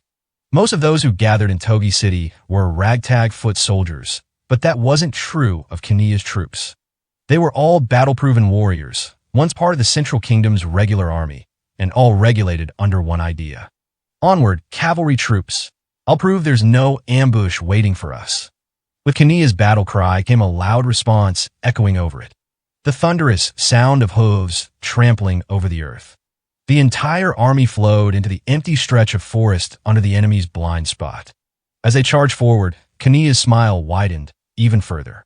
The enemy general remained unaware that such a massive host was closing in right behind them. She envisioned her enemy awakening to their tactical defeat and dying amid complete bewilderment. All right. 24th General Dant. Your head's mine. She charged up a hill at full speed. Naturally, there was no ambush after she exited the forest. In response to the free city of Okafu's movement from the flank, Dant must have acted to ensure the smallest number of casualties. Since he had always had a secure path of retreat, there was also no reason to risk his troops' lives by placing some of them in the rear guard. When she created the deadlock, that terrain became the winds that would drive her army and her army alone to victory, as if she had personally ordered it made that way herself. Suddenly, a suspicion flashed in the back of Kania's mind. As if I ordered it myself? It was at that exact moment. A terrifying rumbling, different from the kind made by soldiers and horses, sounded along with agonized cries at her back. The soldiers charging alongside stopped their horses one after another, looking to their comrades behind them. Kania saw at last. Disaster had struck. Turbid waters flowed out from the canal like a powerful dragon, fully swallowing up all the soldiers left behind in the lowlands. As if she ordered it herself. The trees that originally would have prevented any flooding, Kania had cut down herself. It can't be. The levee. Right as the large force behind Kania passed through the lowlands, the levees on the eastern canal were destroyed. Why? There shouldn't have been any elements of the deforestation that had been leaked. At the very least, not to Oriesia. Who? It was someone, not Oriesia's army. It couldn't have possibly been Oriesia. She could see from atop the hill. There were people lying in ambush on the higher ground, shooting down and killing the soldiers as they fled piecemeal from the floodwaters pouring in.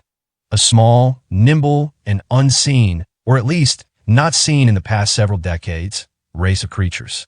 Goblins appeared from within the forest and killed her soldiers. A trap, battle strategy, group tactics. Her elite guerrilla troops, completely and unilaterally bested by base, inferior goblins. Rescue those who lag behind. Any objections? General Kania. What is that? Instead of answering her, the staff officer pointed at the hill. Kania looked at the individual up in front of them. A grotesque monster was waiting for them. as if it had known somehow that Kania's troops would show up at this spot. Anyone has, in their body, the grounding of a hero. It looked like a massive wolf, but its gleaming silver and blue fur was nothing like a wolf's natural fur. The creature slowly moved its head and looked at the young new recruit. The tendons of that man's feet possess wonderful, instantaneous force, just as legs' strength alone have talents even rivaling Dumont the Green Sash. The soldier didn't wait for any orders before aiming his bow at the wolf. A dangerous creature, beyond any doubt. The wolf didn't move. It seemed to be sizing up the people in front of it. That you over there, you possess a body ill-suited for archery. The condition of your brachial muscles suggests an up and down motion. Techniques that involve swinging downward, swordplay, for example. There was the twang of an arrow being loosed, and the monster violently shook its body. However, that was the extent of it. The beast tossed the arrow it had stopped with its teeth to the ground before continuing to speak. Otherwise, this is all you can muster. I'm going to bring this thing down, Kania muttered as she twirled her massive sword. With eyes betraying none of its emotions, the monster replied, "It is regrettable to be met with hostile behavior. Though, I am as much to blame. Let me tell you my name." With a loud smacking sound, its colossal back spread open. It was an indescribable transformation, an inconceivable shift from its elegant wolf form. Sprouting up in droves from within its body's cavity were an innumerable number of arms. I'm Ozonesma, patched together with tendons and gold wire, each one carrying sharp medical instruments, the white arms of Minyan corpses. Page 79. I am a chimera. Shortly after wiping out the Old Kingdom's army, an Okafu army messenger contacted Dant the Heath Furrow. The contact came promptly, as if they had foreseen Oriesha's path of retreat. So what's going on? He thought it was a trap, attacking from their flank to cut off their retreat, but given that the Old Kingdom's army was annihilated in an instant, it was clear to Dant that they weren't a military force he had originally taken them for. Okafu made their move. The Old Kingdom's army is destroyed. None of this makes sense. Not a pleasure to make your acquaintance, my Lord Dant. The messenger coolly began to speak. A lone goblin followed at his side. His name was Hiroto the Paradox. The musket distributor, the gray-haired child. An enigmatic visitor. Hiroto the Paradox. What? Just were you plotting? Working for Okafu, are you? Not at all. This is not under Okafu's orders, but rather my own idea. I came calling because I felt it best to assist you, my Lord Dant. You think I'll believe those words? Trying to feel me indebted by stepping into a battle out of the blue and saving us? Your pretext for conquering Oriesha, is it then? My Lord Dant, please think over it carefully. Hiroto casually leaned over while lacing his fingers together. How does the Oriesha homeland view this situation? I imagine they don't want you making any unnecessary moves during this deadlock with Togi City and are planning to suppress them with reinforcements from the homeland as soon as the aftermath of the particle storm is dealt with. Wouldn't these current events be viewed as you making negotiations without permission from General Hardy, tasked with suppressing Okafu and utilizing their mercenaries as your reinforcements? And from that situation, I'm saying that this all must be some trickery of yours. Do you think I won't arrest you right here and make you tell me the truth? I'm not speaking about the truth here. I'm talking about whether there's any room for interpretation. Why, my Lord Dant, are you delaying reinforcements during this most difficult turning point in the war? The other general commanding the Northern Army, 9th General Yaneages, is behind in Imag City. Yes? He isn't standing on the front lines himself as the one in charge. My Lord Dant, you're part of the Queen's faction that doesn't wish to see a hero-led reformation, yes? From the outset, I think it's very likely that your stationing here was something directed by the Reformation faction organizing the Royal Games, to drive you into being routed back to Imag City and diminish your position and political influence. You must have realized this yourself, though. The circumstances around the response to the particle storm have been different compared to a response to a one-time disaster. A military operation that incorporated multiple end goals. There was an acceptable reason behind the delay in reinforcements from the Oriesha homeland. They were dealing with an unprecedented calamity, the particle storm. However, because it was such an understandable reason, it also prevented any criticism about the excessive division of troop strength between the Homeland Defense Forces and the particle storm operation. If they were just keeping the Old Kingdom's loyalists subdued, Dant's army alone was enough for the job. However, Maybe if Kenia, the fruit trimming stratagem to utilize the terrain, had actually been realized in this battle. It will be all too easy for the Reformation faction to trap you by claiming you hired Okafu to snag an expedited victory for yourself. With that in mind, we would like to aid not Oriatia, but the Queen and you yourself, my Lord Dant. In front of Dant, unable to give his answer, Hiroto used his open, outstretched palm to indicate the goblin standing beside his chair. Let me introduce you. His name is Zijida Zogi. During my dealing with Togi City, I manipulated the market craftsman contractors for cheap, while conversely buying lumber at high prices. Everything was based on his ideas. The shape of that deadlock, with the forest in the middle, was simply Kenia, the fruit trimming, turning the image she conceptualized into a reality. It was natural to think, from the Old Kingdom's loyalist perspective, they'd want to use the delay and reinforcements caused by the particle storm to their advantage to settle things quickly. In truth, the forest was blocking their march and getting in their way as well. I made them consider what the quickest way for them would be to clear out that obstacle. Quahaha! Zip, his mouth twisting hideously. Really, with military strategy, the more you think you've hit on some brilliant idea on your own, the easier it is to fall right into the trap laid out for you. What do you think? Your army is unscathed. Furthermore, our goblin army is filled entirely with his personally trained soldiers. Behind them still is the army of the free city of Okafu. I can lend it all to you. Hey, are you trying to instigate a revolt? Or is that intimidation? His outward appearance was of a boy in his early teens. His grizzled hair was the only thing that aged him. This man was weak, that was much was certain. Weaker than both Kenia, the fruit trimming, and Dant the heath furrow. Despite it all, this man, well then, who's to say really? You're the ones who can decide the answer for yourselves. What the hell do you take me for? I'm not a shameless man who would sell out Oriatia like this. Nor do I plan on pulling the trigger on starting a civil war, either. In that case, I can arrange a path forward for you that involves neither option. A path where the free city of Okafu's army is dissolved, and they are placed completely under Oriatia's jurisdiction. I will present you the achievement of brokering such negotiations.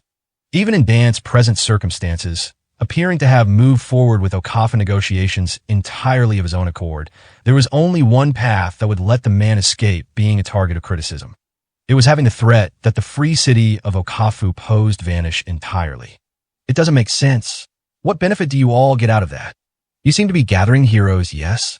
Oriatia's 29 officials are searching for them, I've heard. Heroes, yet again. It was the only thing anyone was concerning themselves with. Dant didn't like it. From the very start, nothing about this battle had sat right with him. What rubbed Dant the wrong way more than anything, though, was that he himself was getting caught up in the tide, too. Now, what would happen if, say, there was in fact more than one hero? No one has yet to confirm for themselves how exactly the true Demon King died. What if, for example, there was an allegation that someone with a huge army at their command defeated that same true Demon King with that said troop strength? That'd be totally impossible. Have you ever seen the true Demon King's power to drive anyone mad with fear? The power to bring death. The weaker you are, the more numbers you amass, the more you face off against, the more you're driven into insanely killing each other. It'd be absolutely impossible there'd be more than one hero. Even a child can. Understand that. That's not something anybody is able to prove. I'm talking about whether there is enough left up in the air for that interpretation. If that hero had a nation behind them, for Oriatia, or perhaps for a majority of this world population, could the residents of said nation be considered enemies? The Royal Games. So you lot are after the Royal Games, too? I'd like to dispatch him as a possible hero. Zijida Zogi the Thousandth. He's received the support of a goblin army and Okafu's army, and defeated a demon king. They are champions of a shared fate. Sweat slowly began to bead on Dant's forehead. The meaning here was not only limited to the right to appear in the Royal Games. As long as there was a chance they had some relation to the hero, Oriatia would no longer be able to make any moves against Okafu. At the very least, their public position would be forced to abide by that. Hiroto the Paradox. From the very start, this man was aiming for a participation slot in the Royal Games. If he had been the one to guide every part of the situation to this end, then I'll take 2 of the slots. 2. Yes, I'd like you to give a recommendation to a member of the 29 officials you find easy to manipulate and who you have some rapport with. I'm sure a general of your renown has at least one person who can fit. I'd like you and this other official to back two of our choices. He agitated the old kingdom's loyalists using both material and immaterial information, driving them to their doom. He ended the battle without spilling a single drop of Okafu soldier blood. He entered into an advantageous peace between Oriatia and the free city of Okafu. And finally, he prepared the newest battlefield. Hiroto the Paradox had carried out all his promises to the Okafu public. Hiroto, a giant silhouette, landed from inside the encampment walls without a sound. It looked a bit like a wolf, but the beast's appearance was unlike anything Dan had ever seen before. There had been no voices from outside that forewarned the threatening infiltration. No one had even noticed. You are still going? I have already finished my duty. I see. Thank you for your help as always, Ozonesma. I am not helping you out. Our relationship is nothing more than equal collaborators. He didn't know when things had shifted. Dant was no longer able to kill the frail boy where he stood. While keeping his attention wrapped with their negotiations, the boy summoned two types of brute force to his side. What was there Dant could do now? Okafu's army would be dissolved. The achievement would be credited to him, clearing him of any doubt, and in exchange, he would back the two in front of him as hero candidates. Could Dan think up any other solution right here on the spot that would surpass Hiroto's demands? 2 slots. These two here are my hero candidates. Tactician, Goblin, Zigida, Zogi the Thousandth. Medic, Chimera, Ozonesma the Capricious. And finally, you, damn you, Hiroto the Paradox. Just what in the world are you? Standing before Dant as he smacked his desk and jumped to his feet, Hiroto spread out his hands. Now, shouldering the control over all of this military force, he gave a flawless smile. You're the ones who could decide the answer for yourselves. He possessed world-transcending speech and negotiating gifts that sealed away any deviating choices in his audience. He was able to understand one's mind with a simple glance, fully learning all of his enemies' wants and fears. He birthed an unknown nation, achieving a degree of development that outstripped Minian civilization. A cultural invader who twisted all the olden logic according to his otherworldly logic. Statesman, Minia, Hiroto the Paradox. The glow of a single camp light flickered along the roadway. Even without a horse, as long as you skillfully divided up the distance, the trip to Oriatia didn't require an overnight camp. That day, however, the calculations were thrown off a little bit. The distant alone still wasn't accustomed to traveling. Journeying together with a visitor who couldn't adapt to the common sense of this world, Sudru the Willow Sword, they were wandering through various regions under Oriatia's orders. This time, Sudru was apparently nominated to act in Kazuki the Blacktone's stead after she failed to conquer the free city of Okafu and headed out to present himself to the 27th General Hardy, in command of said operation. However, as soon as the two arrived, there had been some sort of understanding reached higher up the command chain, and Sudru never had the chance to participate in the operation to conquer the city. A complete waste of a trip for Yuno as well.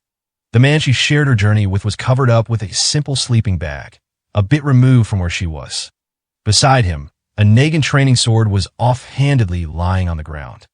I wish I had studied more about what tools you need to make camp or about gathering plants and berries.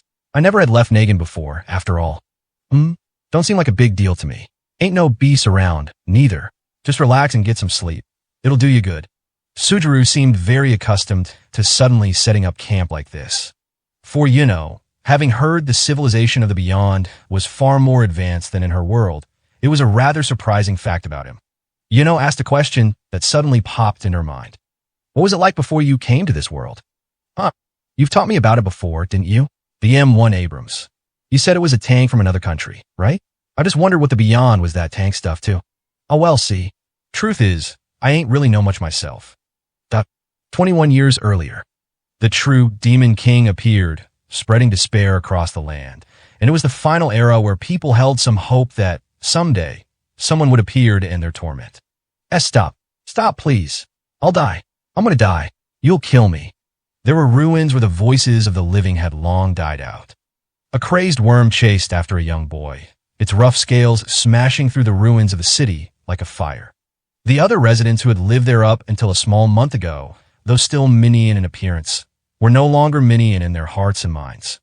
Up ahead of where the boy desperately tried to make his escape, a mountain of crumbling debris blocked his path. He roughly scratched at his vibrant red hair. This was going to be the end. He truly believed this was it.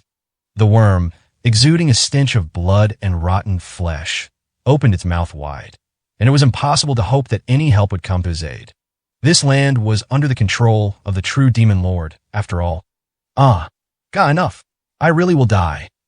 A track of light rushed in far faster than the worm could consume its prey. The spearhead seemed to have grazed the inside of the worm's mouth as it flew by it. The young boy landed, pulling a small trail of blood spatter behind him, and the colossus, still under the momentum of its attack, dug into the earth before it came to halt. Aha! Damn it. What the hell am I supposed to do if I die, huh? I'm doing my damn best out here too, right? I'm working hard. Nothing but this every day. Everyone under the stars comes at me, trying to kill me. What reason is there to do this to me? Using his red spear to prop himself up, he panted. A young genius of spearcraft. At the time, there weren't many who knew the name Elena, the benighted white wind. Wahi! On top of a stone fence was a young girl who had watched over the fight sequence. She remained seated as she clapped her hands together and laughed. Phew, you're as impressive as ever, huh? You really sure you're Minia? Lumily, were you watching the whole time? Watching me, as I almost died? Almost died? Give me a break. Her black hair, giving her a sense of composure, swayed as a nasty smile crept across her face. She was a young elf girl known as Lumily the Poison Ground. She didn't appear to be too far apart in age from Elena, though elves were a race that maintained an outwardly youthful appearance for a long period of time. So even her traveling companion Elena had no idea if they were close in age. What he did know was that Lumily was an arts caster of truly unfathomable ability, and that was apparently the reason why she was driven out of the village she was raised in, and nothing more than that. You start groaning, no, I'm gonna die whether you're facing off against a dragon or a damn mouse. Who the hell's gonna take that seriously, huh? Go really get yourself killed for a change, will ya? Hey, I'm always fighting for my life out there. I don't want to die, and that's why I trained every day, let out 100% of my full power nonstop, until I was finally able to move this fast, okay? It always feels like I'm shaving off 2 or 3 years of my life every time. I'm not some carefree genius like you, Lumily. Oh, you got the gall to treat me like some genius, huh? Dang, you were a hell of a funny guy. Oh well, maybe it's better if you think of me like that. Why? Lumily the Poison Ground was, without a doubt, a genius. The legend that she had fought a word arts battle against Isaac the Chromatic, said to be the strongest and most wicked demon king, was common knowledge to everyone in the Western Kingdom by that point. There wasn't anyone else who could manage such an extraordinary deed. He had seen the light of the thermal arts she casted, black and corrosive. She was a girl who used an irreplicable superpower, interfering and overriding the word arts of others. If you're here, I'm guessing the others are, too? Yup, that damn Isaac was dragging his feet about some stupid preparations of his or whatever, so I came to flush him out myself. Finally, still squatting on top of the fence, she was glaring at one of the fortresses. Page 80. She must have hated them more than anyone else in the party. The true Demon King. Finally be able to kill him dead. The young girl seemed to sneer at justice, morality, and all the values esteemed by general society. Like Elena himself, she also didn't appear to be fighting with the sort of aspirations befitting a champion. Why was Lumily trying to challenge such a terrifying opponent as the true Demon King? Elena wondered if the day would ever come where he could ask her. Maybe if they truly managed to defeat the Demon King. A worm is dead. A different voice. Get mixed up in another fight, young Elena? Casually turning out of an alley was a man of unrefined features, wearing round glasses. He was named Ramzo the Star Map, another one of their traveling companions. Come on, master. These aren't petty little scraps we're talking about here. Would any sane Minia pick a fight with a worm? Everyone under the sun says not to get involved with the Demon King army. And I even tried to run away, too. But today I really did think I was seriously going to die, for real honest. It's all the same. Behind Ramzo, there were residents scattered on the ground, fallen and without any power to stand back up. He was a veteran master, capable of neutralizing those at the edge of madness, fully transformed into the Demon King army like this, without causing any harm, and more importantly, without ever being swallowed up by the fear. Whether it's a brawl on the outskirts of town or a Demon King army riot, lay your troubled mind bare, and it will simply fan the emotional flames of your opponent. That's why it's so easy for you to get wrapped up in misfortune. That's got nothing to do with it, though. I can't do anything about being scared, can I? I should have stayed behind with Synop too. That's true. You had that option. In that case, why are you trying to take on the true Demon King? Well, he wondered why. Some in this world had to do it. There was no doubt of that. But did Elena, the benighted white wind, possess the convictions necessary for the deeds of a champion? Even now, he couldn't help wondering. Despite his journey coming to an end where he stood, right at the true Demon King's doorstep. All right, the three of us can go together. Isaac's getting impatient. Okay, let's go. He's the one who's kept us waiting this whole damn time. Guess that bastard's not going to learn unless I beat the piss out of him. 21 years ago, there were 7 people known as the First Party, going from servant to champion solely off his skills with a bow, Fralic the Heaven. A fighter who mastered the martial arts of his tribe, passed down uninterrupted through the ages, Neph the Nirvana. A black-hearted arts caster, forsaken by the world, Lumley the Poison Ground.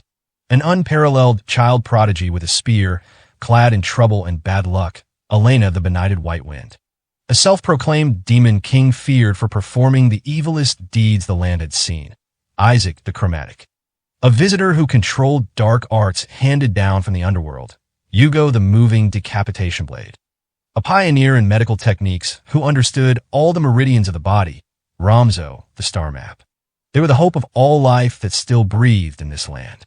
The 7 who first harbored the courage to challenge the true Demon King. Each of them transcendental champions, possessing equal strength. They sometimes squared off against one another and sometimes joined forces to fight against the Demon King army. But at long last, today was the day they would head for their final battle. A man with a black scarf covering his mouth came to meet Lumley and the others as they arrived. Lumley, haven't seen you since our fight in Tylete Ravine. Hugo, I still remember that promise you made, you know. I'll be a big help, I swear. Conceal the blade of your heart. You said that to me, didn't you? Hugo the Moving Decapitation Blade nodded mildly at his former enemy's words. He wasn't the only one. Right now, every one of them, except for Synop, was assembling in front of the Demon King's castle. There was only one among them who was sitting cross-legged on the ground. He was a middle-aged man wearing a green overcoat, appearing to have seen better days. He was peering into the castle with a window he made with his fingers, with the same aloof and detached attitude he always had. Icharamum, who boy, this is bad news. Oh yeah, this is going to be a real tough one. Hey Isaac, you asshole. Ow. Lumley mercilessly kicked him in the back. Her demeanor the complete opposite of how she had spoken to Hugo. What did I tell you this morning? Quit moaning and whining about every damn little thing. No chickening out now, asshole. Now, Lumley dear, I'm not scared at all, you know. Actually I might have lied. I might be a bit scared, honestly. Strange, isn't it? Cold and heartless Isaac the Chromatic scared. The true Demon King, their mere presence enough to stain a whole area with madness. No one had seen their true form before. Anyone who approached them, and those they approached, were all driven insane. Courage was needed to face off against the unknown terror. Without true power that could sustain oneself, like the 7 gathered here together, they wouldn't have been able to get this far. There was a terror that made one want to turn away and run. It should have been a completely normal fortress of a local lord, and yet one look made it clear that the true Demon King was there. So powerful was the clear terror, given physical form, that lurked inside its walls. What should we do, Fralic? Attack or not? If a man of Isaac's caliber is saying so, truth may be that our chances aren't good. I'm fine either way myself, Hugo asked, still with his arms crossed. MRM. Fralic the Heaven only replied with a brief momentary grunt, his gaze fixed hard on the castle. His throat hadn't been functional ever since it was crushed while he was still young. Short verbalizations were the only way the man could express his will to others. Fralic's saying he'll go. Then I'm going too. GRRF. Killing them today is our only option. A city lies just ahead.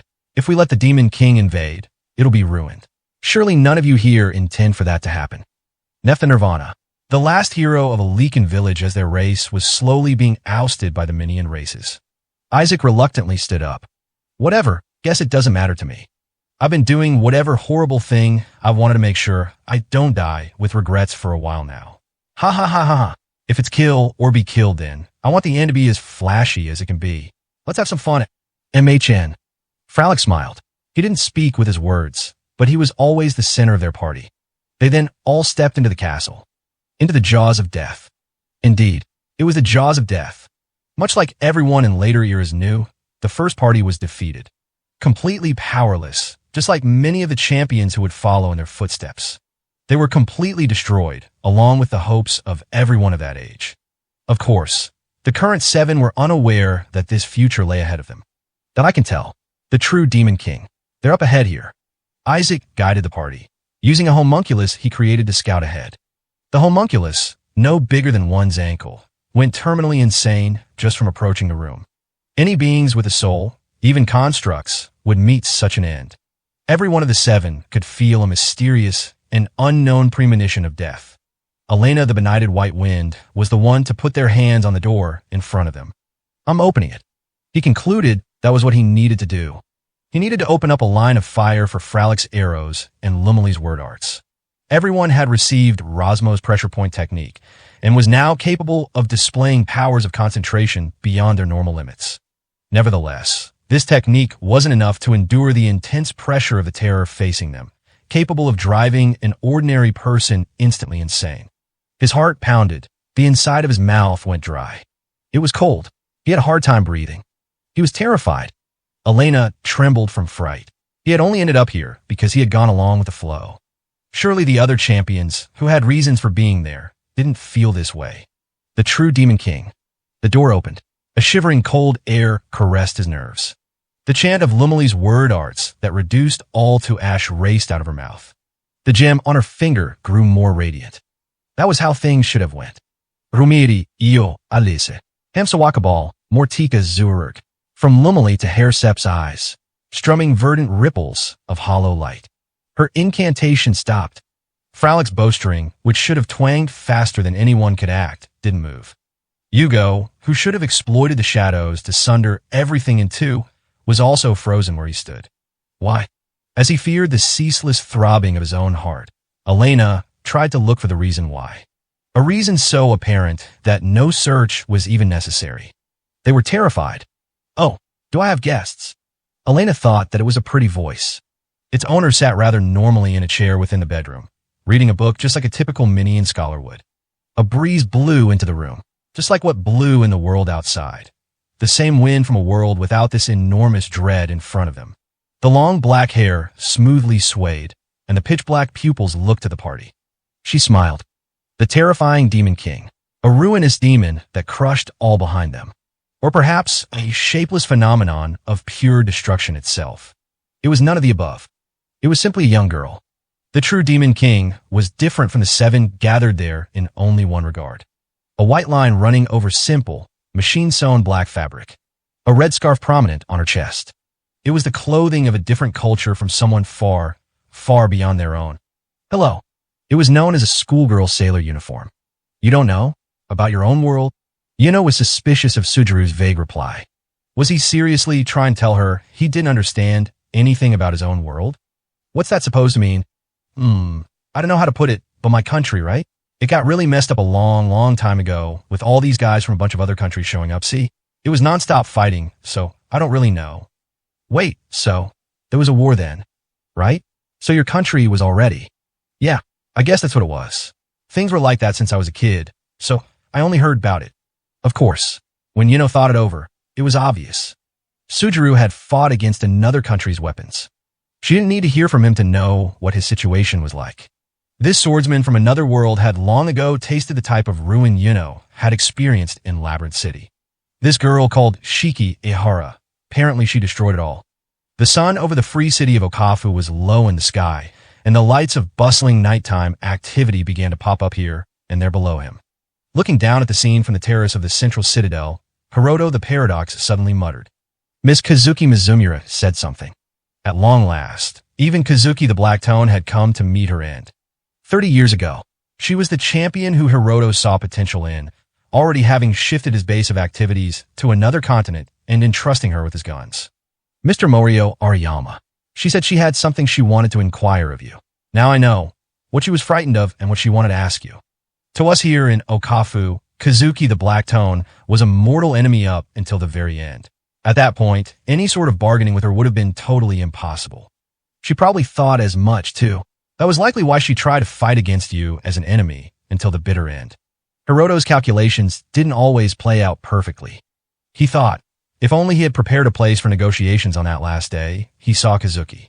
For these past several decades, there were far fewer instances where he had been able to handle matters without losing anything than those where he hadn't. So then, what did that woman want to know? She only gave me a few hints to go on. Why exactly have all the visitors who've shown up here recently been people from our country? Or perhaps, she might have been thinking that the conclusion my surmising has led me to was dangerous information. That's right. You might have a point. You're different, but Kazuki, Yukihiro the Twilight Diver, and we've all arrived in these past 20 years. And that's why I had Mr. Yukihiro investigate things for me. He placed a scrap of torn fabric on the desk. Almost all the inhabitants of the world would be unable to grasp the meaning behind the article. Morio looked at him with a complex expression, not quite anger nor animosity. A rotted section of a student uniform, a schoolgirl sailor uniform. I likely don't need to go into the full account of how this was obtained from the land of the end. Mr. Yukiharu Shirjima, Zijita Zogi, I was the one who sent them both there. I took the liberty of joining in on Okafu's operation. Information on the true Demon King. Kazuki was after it, too, then. That's right, Mr. Morio Ariyama. I believe you wanted to ensure that one piece of information wasn't known by anyone else. Yes? That's why you feared the land of the end the most of all. You were always tense, enough to intervene with a small farming village's request to clear out the land. Hiroto immediately used the light of a candlestick to set the scrap of cloth on fire. Didn't hesitate to light it on fire. Indeed, I felt that was the best thing to be done. The existence of this material evidence had been his final trump card to get the self-proclaimed Demon King Morio to agree to direct negotiations. However, it was no longer necessary. It was an all too dangerous fact, not only to Morio, but to Hiroto himself as well. The true Demon King was a visitor, weren't they? From a certain period of time onward, it was only individuals from their country who were transported to this world as deviants. Hiroto had knowledge concerning the superhumans who were introduced here from the beyond. Pilots and soldiers who left inconceivable military exploits in the wars there. Or warriors in history who performed superhuman and unbelievably strenuous feats of battle. Drawing on individual concrete examples was beyond necessary. Even if their abnormality didn't reach the level of total world divergence, it still meant there was an environment there that birthed superhumans who eclipsed all human understanding. Both Morio, the Sentinel, and Kazuki, the Black Tone, had been soldiers in the beyond. It was these very wars, bringing chaos and death, these ages of chaos where no one would take any notice if someone disappeared entirely, that gave birth to these deviants from the world, these visitors, these Shura. In which case, it would mean the beyond had to be in a continuous widespread maelstrom of war, beyond anything Hiroto could imagine. Let me make it clear that, even in this country, I'm the only one who knows. Even those guys I had sealing off the land of the end weren't filled in on anything outside of the scope of their mission. I erased any of them who try to find out themselves, since this is something that concerns all of us. I know, the true Demon King was a visitor. This single fact being brought to light would be enough to upend the world once again. The word maker who guided visitors from another world and established the heavens and earth. The knowledge of visitors who had already permeated this society's civilization in various forms. The foundational base behind the sense of values held by all the current living beings in this world would be feared and expelled. As a result, at the very least, it would no longer be a world where the Order or visitors could live. Miss Kazuki Mizumura didn't intend on telling anyone about it, either then. I'm just fulfilling my obligations to this world. As a champion, Hiroto no longer had any way of knowing how exactly, when faced with this fact, in what way Kazuki planned to carry out her atonement to this world. He knew, however, that in the face of a monumental disaster like the true Demon King, thinking so nobly was a very difficult thing to do. Miss Kazuki Mizumura, you were exactly the champion I expected you to be after all. To Hiroto, the paradox, unable to become champion himself, it was impossible. Though, I'm sure you would deny it yourself. The true Demon King, Yugo the moving decapitation blade, understood the moves he needed to bring an end to his enemy. Page 81. Throw his short sword low, skimming the ground, and cut her ankle. from his low, throwing stance, like he was crawling on the ground, immediately jumped to the ceiling. Force her attention on the ground and use that chance to split her skull with a descending sword slice. A technique he called smoke. That would kill her. If she tried slashing at him from the front, he'd be able to take the initiative. He had a technique, darkness, where he slashed sideways while deceiving his enemy to think he was swinging his sword down from above. That could kill her, too. In the back of his mind, he imagined his various moves. Opening, soot, sleep. None of the numerous techniques Yugo had mastered would fail to kill this girl in front of him. I should be able to kill her. Yugo the moving decapitation blade's feet weren't budging a single inch. It wasn't that they were restrained, nor was it from pain or exhaustion. He stayed kneeling down on one knee and wasn't able to fully stand up. He was supposed to move faster than anyone else in the party, and yet he hadn't at all. Come on now. Come on, guys. From behind him, Isaac the Chromatic was mumbling. Say something, would you? For this whole damn time, I was acting weird, wasn't I? His voice was mixed with laughter like usual. However, he was emphatically terrified. Why? Didn't any of you notice? It's strange, right? The moment I realized where the enemy was, why didn't I, tear down the whole town with locust revenants or something? I'd totally do that, right? Of course I would, you all know. Isaac, it's almost like, haha, like I got cold F feet or something. Must have thought trying would have been pointless, that it'd be the end for me, and chickened out. Right, quit screwing with me. He tried to send out a fleshy tentacle from the inside of his sleeve, a living weapon that corroded any living creature and disintegrated them. But this, too, came to a stop without reaching the girl. She hadn't done anything. It was Isaac himself who prevented it from reaching his target. Though the tentacle had no will of its own, its wielder dreaded it. Gotta be kidding. Impossible. Lumley was also dumbfounded by the scene in front of her. Even while 7 champions stood before the true Demon King, not a single one of them could even attempt a single misguided attack. None of them was capable of doing what they needed to do, as if they were nothing more than a gathering of fools. Word arts. The shouting voice seemed to belong to Elena. Lumley, overwrite things with your word arts. With your word arts, just maybe. That's not it. That's not what this is. What are we even supposed to do? This isn't from word arts at all. Yugo's thoughts raced as he desperately tried to bring his breathing under control. That's right. This isn't word arts or any kind of special technique. This phenomenon isn't some compelling force. It's simply our minds feeling this terror. That's all there is to it. He could move his body. He could feel hostility toward the true Demon King. Just my fingertips is enough. 2 fingers to lob a needle at her. That's enough to kill her. It's clear now that the true Demon King possesses no fighting abilities. This is the perfect chance. Right now, I have to kill her quick.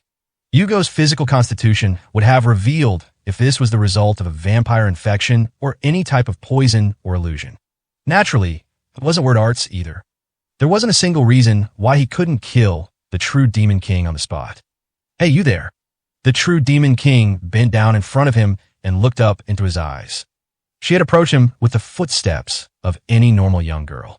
In the time it took for her to stand up from her chair and walk over, what had Yugo been doing while he watched her?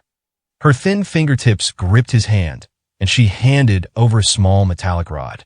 Into the hands of a man who boasted of speed faster than the eye could see, who had never let any enemy get close to him. Into Yugo the moving decapitation blade's hand. You want to try stabbing with this? Yugo looked at the item lying in his own palm. It was some sort of something, its point crushed and stained with blood and brain fluids. It was an implement originally known as a ballpoint pen. However, even for someone with knowledge of the items of the beyond like Yugo, it was difficult to identify it at all. If I'm as close, her eye, my weapon's in my hand. Finger, I just need to move one finger. Then I can kill her. Her black eyes, her voice. Kill the true Demon King. The true, terrifying. She's terrifying. His breathing was staccato. He couldn't maintain his breath control. He couldn't hear the world around him. He could see, and yet it was only her dark pupils that were visible. Terrifying. He wanted to escape. There shouldn't have been any reason to feel such dread. She was looking at him. She was smiling. It was frightening enough to tear out the back of his brain, to make him go mad. Scary. Horrifying. Terror.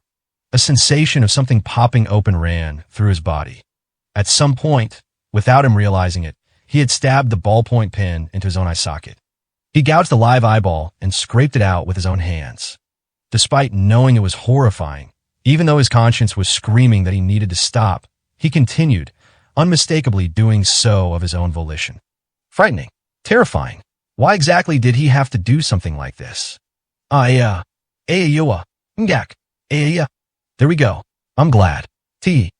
The true Demon King looked at him and laughed, whatever she found so amusing an absolute mystery. It wasn't from relief or joy, but an innocent and pure laugh, like a child's. Why you? What the hell were you? Damn it, dirty coward. If I could just use word arts. And my voice, so hoarse, damn it. Damn you. Lumley's voice hadn't actually gone hoarse at all. It was but a very mundane phenomenon, her voice caught in her throat from her dread. The true Demon King strolled among the champions, frozen where they stood. I'm just human. She then turned her sights on Neft. It's okay. You don't need to be scared at all. Feel free to relax. Okay. Stay away. GRRNGH. Stay away. Stop. You don't look at me.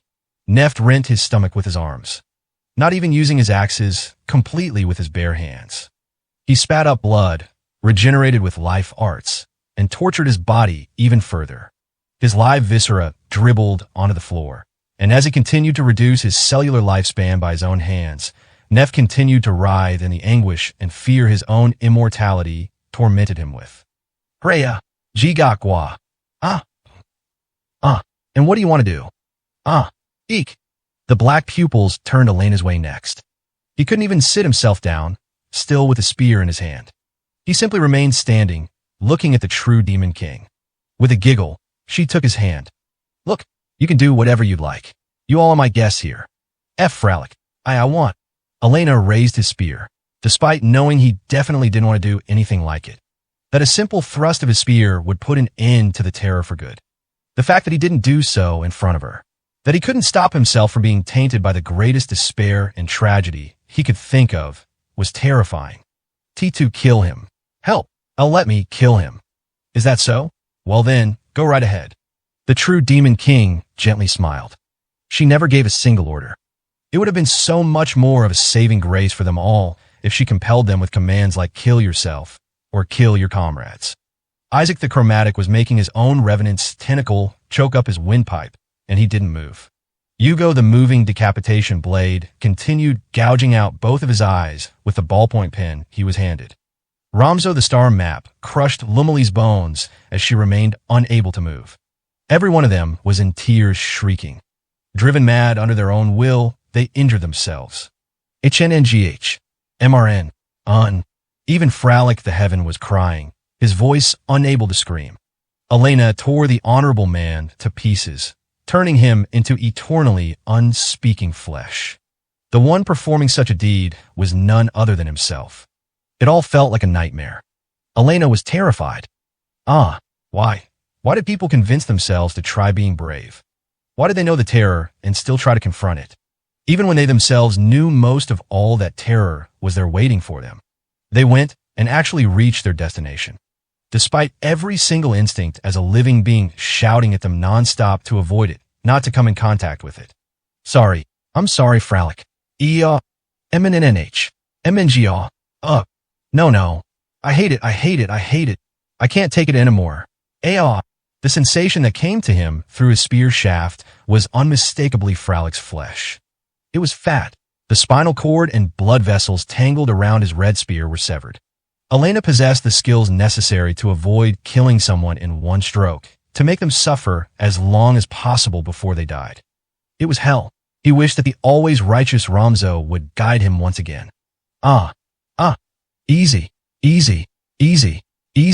Easy. The Ramzo who still continued to punch Lumley long after her head had been torn off. The elf, the ultimate word arts caster as far as Elena knew, died unable to do anything whatsoever. Neft continued to die in unending toil. Isaac's cursing was long gone. Terror was all there was. Terror. Oh, that's right. I need to read what happens next in my book, the true Demon King said as though nothing had happened. Amid a scene of complete waking hell, she alone remained a normal young girl. There had to be some reason. Some thoroughly mastered psychological technique, an undiscovered system of word arts, or superpower would have been enough. It must have just been because they weren't strong enough. That's why they wanted to believe they could lose. There was some unfathomable contrivance at work, that she herself had some sinister motive, and was thus spreading terror over the whole world. That was what it had to be. There was assuredly some reason to it all. If there wasn't, then what could anyone hope to do? Sign up. The body that had preserved its youth long past its prime in a single day was pushed to the limits of decrepitude and senile decay. Ramzo, Elena, Isaac, even bringing the others, who weren't beyond saving, with him as he escaped, he had been able to survive. Since the true Demon King hadn't even tried to finish them off. However, he wouldn't be able to escape for the rest of his life. The true Demon King's terror would always haunt his mind, forever sullying his champion's pride and heart. A genuine terror too hideous to speak of. You shall not challenge her. You cannot beat her. That monster. He measured the vitality of the cells that were being continuously revived with his life arts. 2 years. No, less than 1 year left. There isn't anyone who can beat her anymore. Neph the Nirvana. He went on to stand watch in the Gokashi Sand Sea and protect the only comrade he had left in this world. Protecting him not from outside enemies. He was protecting him from the same hopeless death they met, challenging an opponent he had no chance of defeating. There was the shabby-looking figure of a man wandering on the outskirts of the Asiel fiefdom. Piss off. Ha! I'm the Demon King Isaac, damn it. Hey Charanke, why you think this is enough to make me give up? It was a self-proclaimed Demon King, at one point called the evilest in all the land. He continued on aimlessly, the whole while vomiting up the viscera he had burned raw with his own techniques. What he could do by not giving up, no one knew. I'm still alive. I'm gonna kill you, got it. Haha, I'll create the strongest construct of all time. Next time, for sure. Cough bleared. Coming out from a mountain road appeared a group with a similar appearance as Isaac. Stained in the blood of their own family, smeared with tears of despair, they were monsters wearing the same expression Isaac now had on his own face. All of them were originally Minia. They were still Minia even now. Ha, don't play with me. He wore a stiff, twitching smile. As if drawn in by his fear, the Demon King army flocked to him. Come on, come and get it. Like some ignorant gutter trash like you, don't make me. Ngh ha gawawuff. Oh, easy. To think it was so easy. Hee. Ramzo the star map returned to the city, looking hollow and empty. No one's words seemed to reach him, and he simply repeated the same mumblings over and over again. He was the only one who returned back to civilization from the fight with the true Demon King without any injuries. Together with Neph the Nirvana, they were designated the only 2 survivors of the first party. However, unknown to others, in Ramzo's case, his psyche had broken down. 3 years later, and despite outwardly appearing to have recovered his senses on the surface, this remained so. It was this easy. Ever since that day, any Minion coherence had disappeared from his heart, as it was gradually reduced to the heart of an unruly beast, unable to believe in any sort of faith or justice. He eventually began living a life of retirement, casting away everything. Killing one's comrades was so easy. Within Ramzo's eyes, he always saw his own hands, stained with blood. I'm scared.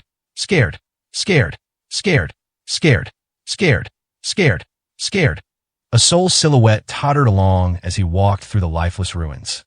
His mouth was dirted with human flesh and blood, telling a story of a fall into depravity he could never recover from.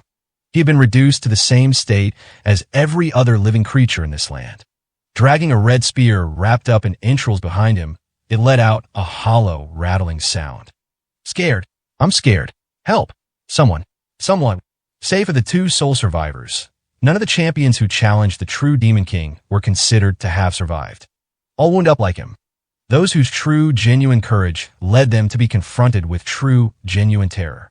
Scared. I'm scared. The Demon King's watching. I can hear that voice. Therefore, there was nothing more to be told about this man's story. The whereabouts of Elena, the benighted White Wind, were unknown to all. She was without any past or motive, endowed with no power or skills. She didn't possess any word arts or superpowers, without even the power of magic tools at her disposal. She was just one single Minia, and not every and all phenomena had a reason behind them. Nothing more than a ghost from the past, long since defeated. She was already dead. Archenemy, Minia, Shiki, enemy of all. A pure white field of ice, as if the stars in the sky were twinkling. Quiet and still to the far reaches of the horizon, without any enemies to battle or friends to exchange conversation with. She serenely closed her eyes.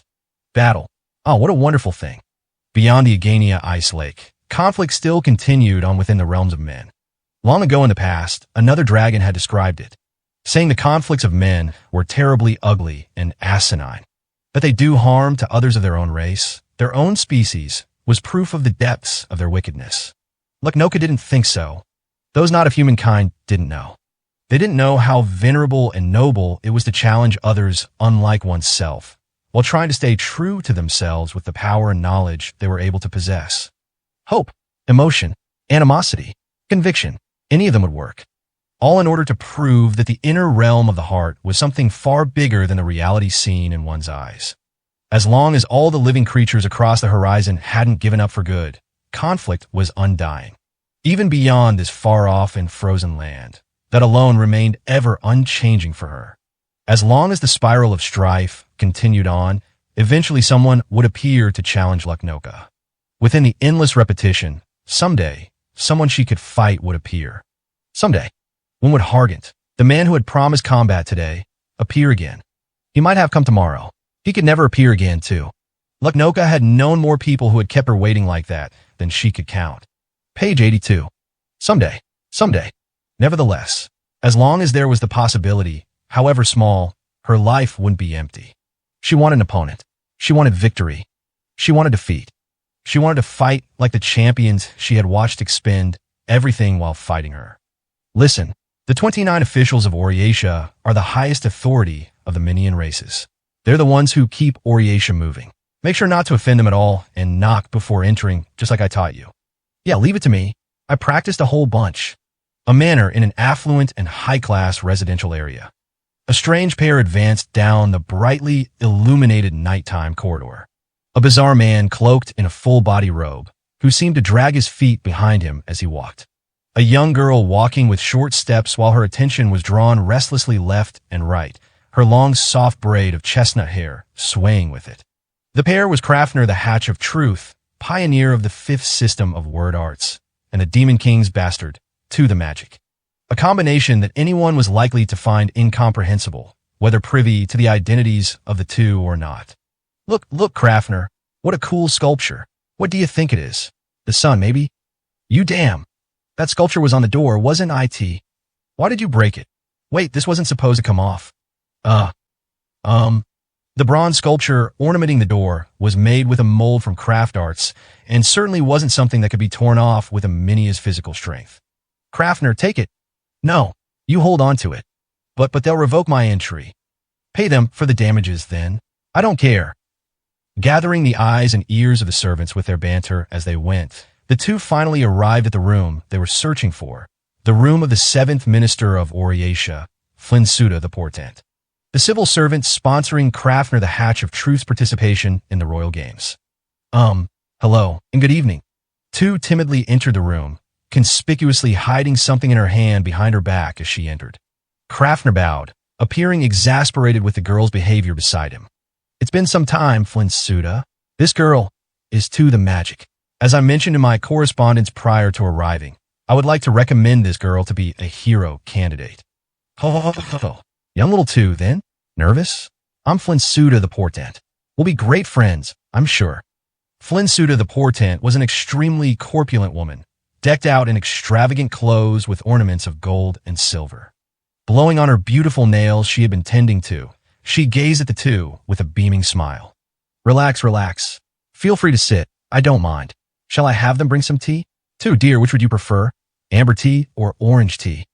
Oh, am I? I want to drink both. What did you say? Oh, no, it's fine. In that case, I'll have them bring both. You don't need anything, right, Crafner?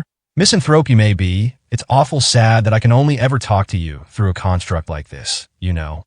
Yeah, Crafner, you coward. See, coward, this isn't cowardice. Remote construct synchronization. In order to show, not keep secret, this unrivaled technique to the masses and make them recognize the utility of mind arts. We don't need to get all technical now, Krafner. Now, what were you here to talk about then? Flynn Suda's cheerful smile never faltered as she hastened the conversation along. The Six Ways exhibition. You need to back an unparalleled fighter, one who's certain to win out over the other candidates, yes? Of course, I don't plan on losing myself. But, and you're saying little two here is stronger than you? Behind Krafner, two carried one cup of each of the different teas in her hands and looked to be alternating between them, but she ended up finishing both in the blink of an eye. That's right. None of the methods I can think of can defeat her. No injuries no matter what sort of attack she's hit with, and neither poison nor fire have any effect on her. If that is indeed true, it's quite unbelievable, isn't it? Now who's sturdier, I wonder, her or the vortical stampede? The vortical stampede ultimately died. She may been a construct with a high degree of perfection, but I think that given her pilot requirement, that left behind room for weakness. And what about two? Can you definitively say that the girl has no weakness you can think of? Look into her yourself. I'm leaving two with you. What? Stuffing her face with a tea cake, two looked at Krafner with surprise. She should be left in your hands so you can inspect her. There's plenty of lead time before the matches start for that. If you're so insistent, Krafner, then I think perhaps it is indeed worth a try. What am I supposed to do here exactly? Two didn't understand most of the conversation going on in front of her. She was brought along to this manor today, similarly under the vague pretext of consulting about the next steps forward. Don't you worry now, too dear. If you come here to this mansion, I'll treat you to whatever sweets or teas you'd like, every day. I'm happy to hear that and all, but she dropped her eyes down to the plate, still sitting in her palm. Will I be able to meet with Sepp Height? With the Queen? She's the girl I wanted to see. I came to Oriatia believing I'd get the chance to meet her here. If I participate in the games, will I get to see Sepp Height too? Sepp Height. It was the name of the queen who sat at the top of Oriatia, not a person some mysterious unknown being called the Demon King's bastard could get an audience with, as long as said being wasn't a potential hero candidate. I'd say so, as long as you keep on winning and advancing, dear. I'll give my all, Flint Suda. Although he gazed at two as a smile blossomed on her face, Krafner's inner thoughts were spinning. With this, I've removed myself as a candidate. Krafner was very well acquainted with Flint Suda's overall character. She was a pragmatist who only believed in financial power, instead of her longtime friend Krafner or the power of heroes. She also needed a peerless candidate for the games herself, unmatched enough to compel the other powers at play into trying to court her as an ally. With the money she gained from this, she was planning on expanding her own influence even further and solidify her authority for generations. There were some like her among the 29 officials, simply using their hero candidate for their own political goals. If it was only being manipulated as part of Flintsuda's schemes, that would be one thing. This Six Ways exhibition is dangerous. It's all preliminary groundwork for the era that will continue afterward. These true duel contests, both candidates struggling for their life, have to be nothing more than a plot to get rid of Oriatia's foreign elements, these deviant individuals. If Krafner was going to survive, he couldn't afford to get himself involved in such a plot. At the very least, he was different from two. He wasn't a truly invincible being like her. The gray-haired child has wormed his way into the Six Ways exhibition, a meeting room in the Oriatia Central Assembly Hall. Rosclay the Absolute spoke to the room filled with his main supporters. Golden hair with red eyes. The beautiful features that charmed all the citizenry didn't currently wear the smiling face he could present to the nation. Not only is he simply appointing a hero candidate, but he's forcing us to accept the entirety of the free city of Okafu itself as a hero, an interpretative use of the hero idea beyond our expectations. Now, at the stage where Oriatia could no longer stop their machinations ahead of the Six Ways exhibition, the gray-haired child had made his move. He skillfully used information control to create a threat out of the Old Kingdom's loyalists, using the particle storm to their advantage, and then through his eloquence and negotiations to influence the free city of Okafu's movements, he personally destroyed the Old Kingdom loyalists himself. The new Principality of Lithia. The particle storm, an inevitable result of these priority threats to Oriatia piling up one after another. He had led them into this final state. The gray-haired child's aim from the very beginning had been to take part in the Six Ways exhibition using the power of an entire nation itself. Rosclay, there's no need to accept them. They're foreign enemies of Oriatia. Immediately replying was a tan-skinned man wearing dark-tinted glasses. The 28th Minister of Oriatia, Mantle the alignment. If we accept their demands, they'll trample us all best they can. Right now, while we were forced to concentrate our focus on the Six Ways exhibition, the whole of Oriatia might be swallowed up by the gray-haired child. Another concerning factor is that the gray-haired child went and colluded with that idiot Dant. Now that they count an entire nation among their allies, who's to say how much the Queen's faction is going to try to get in our way? The snaggle-toothed and wiry man was the 9th General, Yeneages the Chisel. On the front lines against the Old Kingdom's loyalists, he was the general, together with Dant, tasked with defending the nation. Yeneages, it was your role to begin with the watch over Dant and make sure he didn't get caught up in any of the enemy's schemes. Why did you so easily let him make contact with their messenger? I definitely kept a close eye on him. However, they carefully aimed for the moment he was in the middle of a sudden retreat to contact him, so there wasn't anything I could do. The agents I had watching him were all mid-retreat, too, see. What? Are you saying you would have been able to stop it, Antel? That's enough, Yeneages. Rosclay reigned in Yeneages' provocation. Nevertheless, he's right. The gray-haired child choosing Dant's retreat to make contact means that was all a part of his calculations, too. By showing the Okafu military force, who never actually fought at all, he had made both the Old Kingdom's loyalists and Dant's forces move all at once. It signaled that he had a perfect understanding of the current internal factions within Oriatia. Antel pushed up his tinted glasses with his middle finger. At the very least, though, our moves going forward are pretty cut and dried. We shouldn't recognize his participation as a hero candidate. Okafu's already exhausted their national resources from the Blacktone's unconventional warfare. We need to move forward with negotiations while we hold the advantage. That is, a shrewd-looking man wearing thin glasses replied. Third Minister, Jelki the Swift Ink.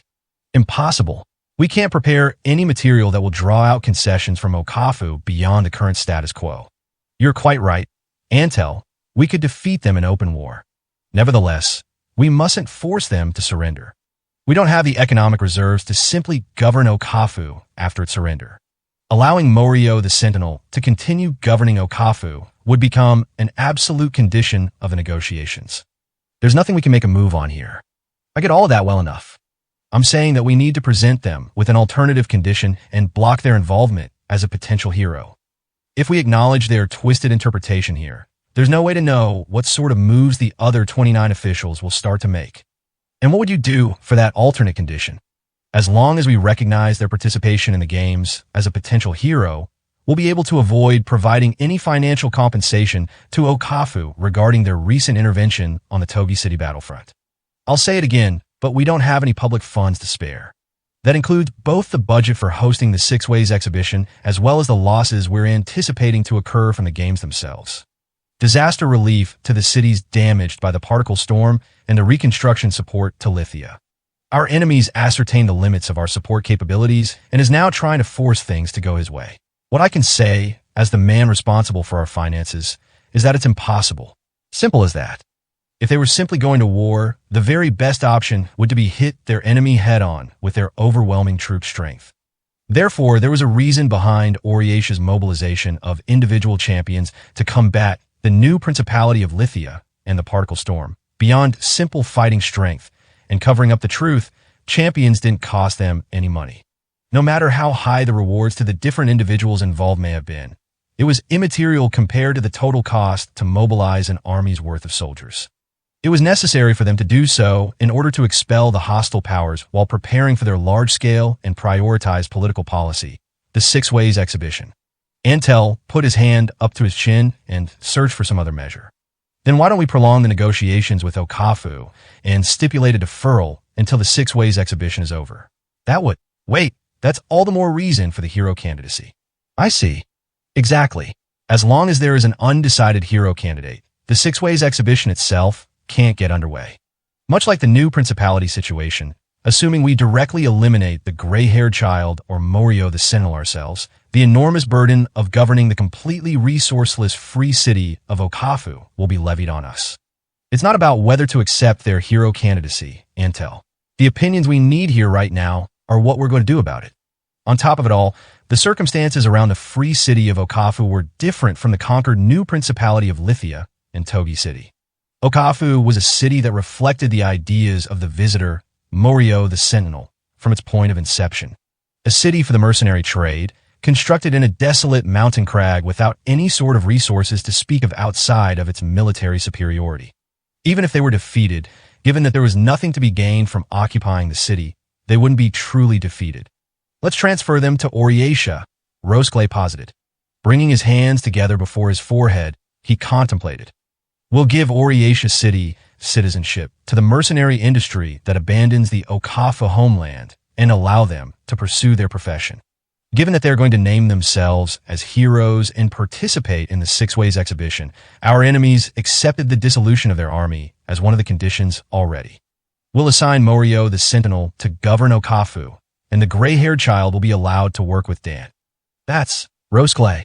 You're basically saying to open up our gates and invite an enemy army right inside our walls. We can't completely ban mercenary work anyway, right? We won't be able to stop contracts on an individual basis. Naturally, I don't think this will totally keep their threat in check either. What we need is to divide up their forces between their homeland and Oriatia. Then, for all intents and purposes, we will be holding Okafu's only current source of capital, the gray-haired child, hostage. The wrinkles in Jelki's brow furrowed deeper as he replied. So we'll be the ones pressuring Okafu's finances instead. In exchange for allowing them to infiltrate the heart of our country, we won't allow them to raise the funds to wage an organized war. The gray-haired child's assets and Okafu's coffers. Since the Six Ways exhibition's overall duration isn't set, it'll turn into a contest of resilience then. That's right. I don't believe that by operating solely off their mercenary trade, the free city of Okafu has anticipated this type of situation and amassed the capital to deal with it. However, the budget for everything involving the Six Ways exhibition has already been fully appropriated on our end. Isn't that right, Jelki? Yes, just as I mentioned earlier. With both sides stopping each other's attempts at war, then that means the Six Ways exhibition will ultimately decide things, after all. Intel bitterly nodded. I think some serious consideration is necessary, but Rosclay's proposal might be the only way to go. If the money's not there, not much can be done about it. I think we're favored enough, Rosclay asserted as the one shouldered with the name Absolute. As long as they fight in Oriatia, they won't have the power of the people on their side. There were too many threats that exceeded all possible estimations, and they couldn't wield unrestricted power. Despite this, their only option was to expend all their strength to maintain order. Until peace eventually came. Oriatia, the largest and strongest Minion nation, seizing control of the Shura that threatened the very continuation of the world itself, plotted to use the power of the people to bring the world under their control. Okafu's movements were unexpected.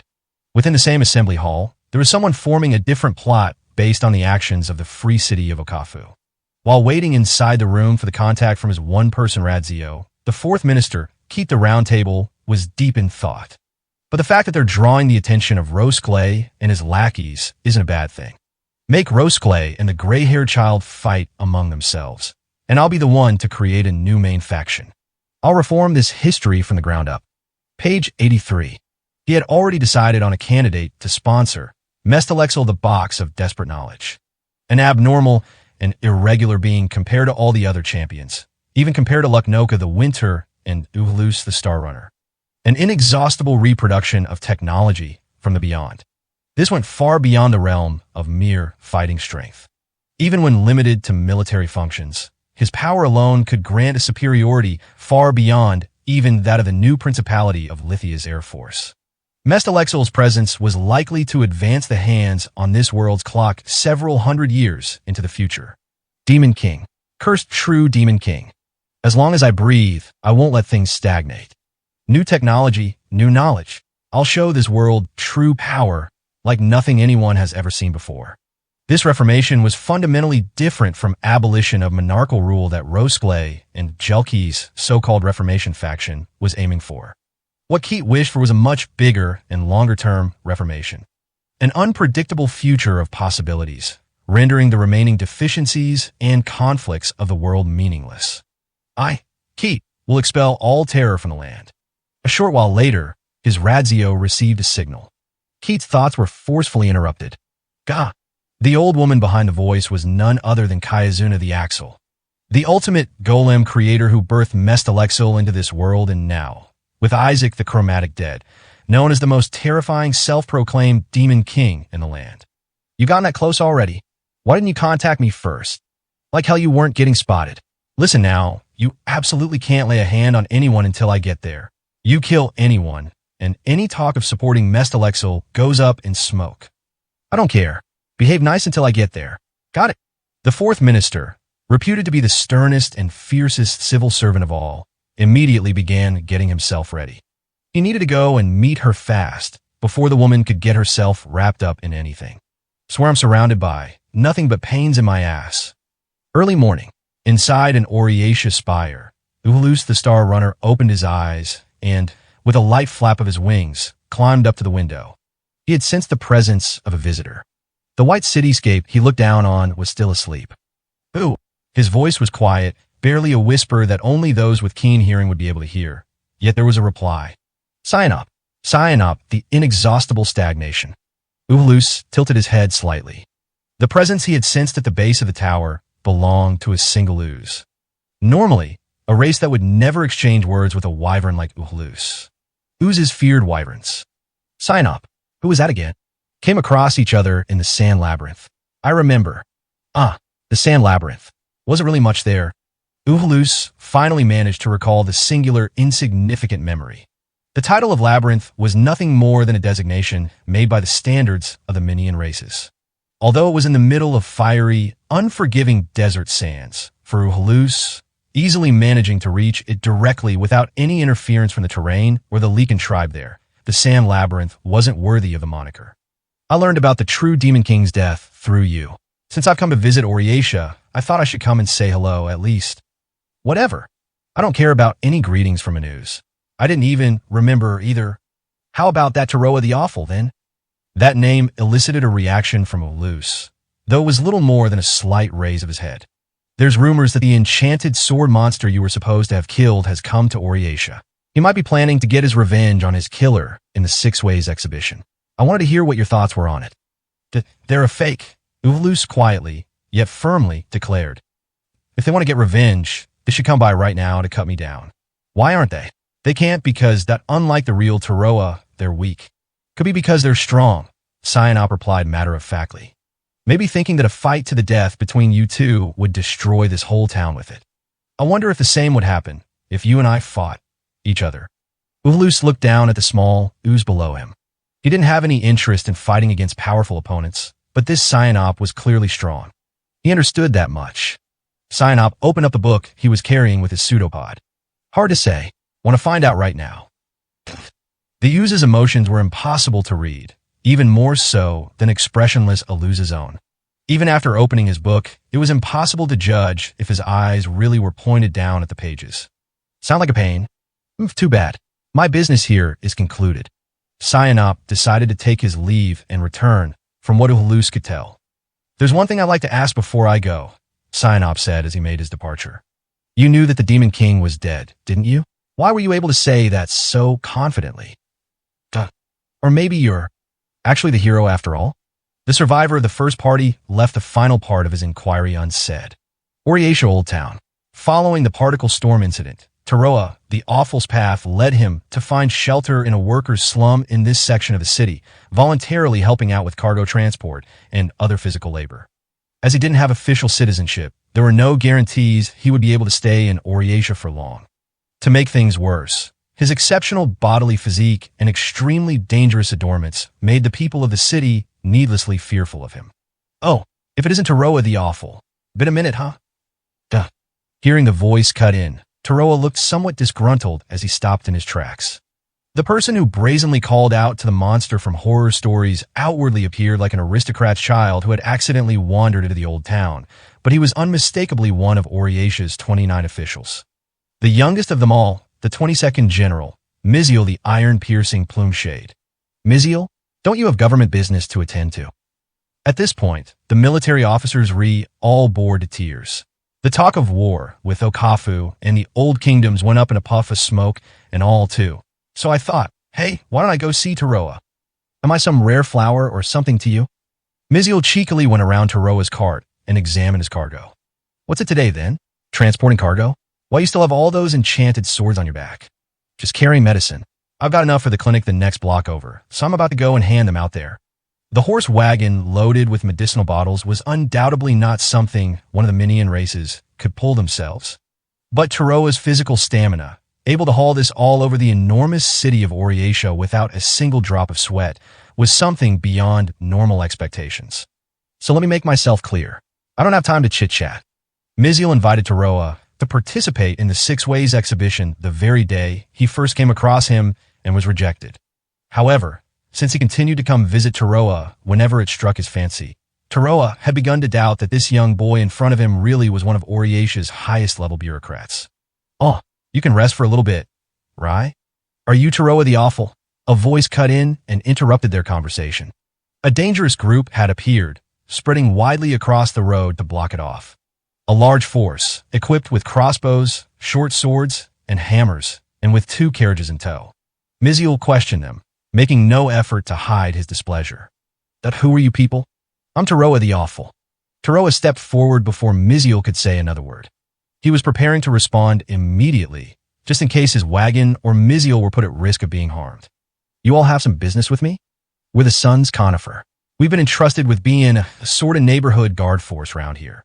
That's why we can't ignore a request from our model citizens, see? Talking about you roaming Oriatia all day with all those nasty weapons of yours and scaring the people. On top of trying to pass yourself off as Taroa the Awful, too. Duh. Everything he said was true. Even while residing in Oriatia, Taroa didn't remove his hands from any of his enchanted swords, even for a single moment. Offering protection was, currently, Taroa's calling. Not only that, but apparently you're not a citizen either, huh? Well, looking like that, you bet I'd believe it. That's why we're going to step in for those dimwits on the Oriatia Council and drive this dangerous character out of our city. As long as the council gives their permission. With his hands still in his pockets, Miziel scowled at the armed group. Even non-citizens are allowed to reside here for over 3 small months. 4th class, Article 2, Emergency Evacuation of Sick and Wounded in Wartime. Taroa is working hard and hasn't built up any criminal history here in Oriatia. You lot don't have the authority to forcibly evict him from the city. Quiet, brat. Listen, we're talking to that bum right now. This ain't a problem of laws or approvals. We've received actual demands from the citizens about him. Now, I bet all of us here want to settle things peacefully. Understand? The tobacco-smoking man smiled wide.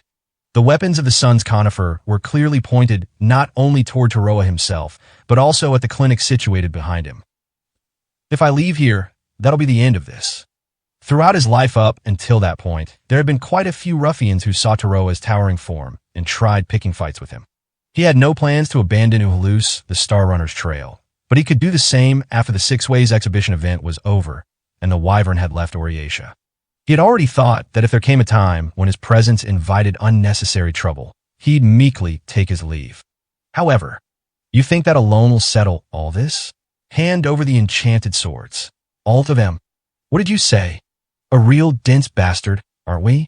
I'm saying if you give up all those enchanted swords of yours, we'll let you head home unscathed. Don't think I don't know. You may be using a fake name, but those enchanted swords are the real deal, aren't they? Where did he get that information? Taroa inwardly went on his guard. Anyone who believed that he was Taroa the Awful, back from the dead, wouldn't try challenging him in a fight in the first place. On the other hand, anyone who determined he was an imposter taking Taroa's name would likely think there was no chance that the enchanted swords he carried were genuine. The Sun's Conifer were different from all the ruffians who had picked fights with Taroa before. Listen, you're talking to the 24th General here. Me. Now appearing to be ignored, Miziel loudly asserted himself. You know, causing all this fuss right in front of me like this? Knock it off. It makes me feel like I'm being looked down on. Because we're looking down on you. Miziel the iron-piercing plumed shade. There's a hero above us, see? You 29 bums. You're bringing them all here to Oriatia, telling them to enjoy themselves, aren't you? Huh. Stealing the enchanted swords for their own hero candidacy. So there's someone backing their show of force here. He had realized for a while that he was currently surrounded. What Taroa was most anxious about right now was the medicinal bottles in his wagon breaking and causing damage to the city and citizens. Wicked Sword Selfesk. Divine Blade Ketelk. Mushine the Enchanted Wind Sword. Shouldn't be a problem. Immediately afterward, an arrow whizzed right by his face. Raising it with the barest of movements, he deflected it with the hilt of an enchanted sword, a sword composed of a hilt with nothing else.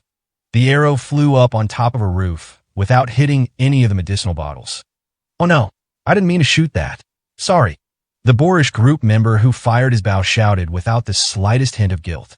The tobacco-smoking man grinned as if everything was turning out as planned. Whoa now.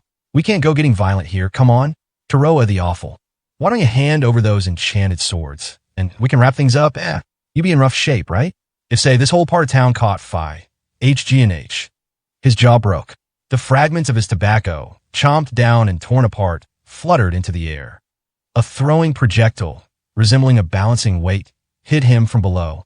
Miziel the iron-piercing plume shade.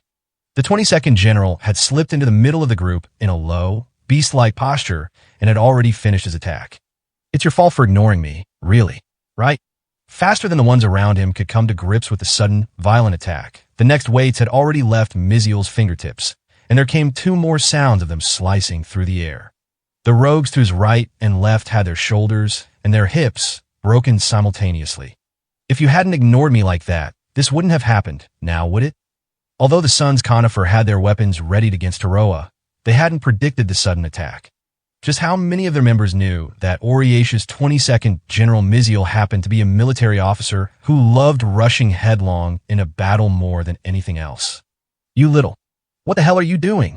He had plunged straight into the middle of the armed gang. A number of fists and kicks flew Miziel's way. Forgetting their original mission there, the rogues reflexively started raising their weapons against the boy. Wicked Sword Selfesk. A storm of wedge-shaped metal fragments swooped in from the flank and deflected all the threatening weapons away.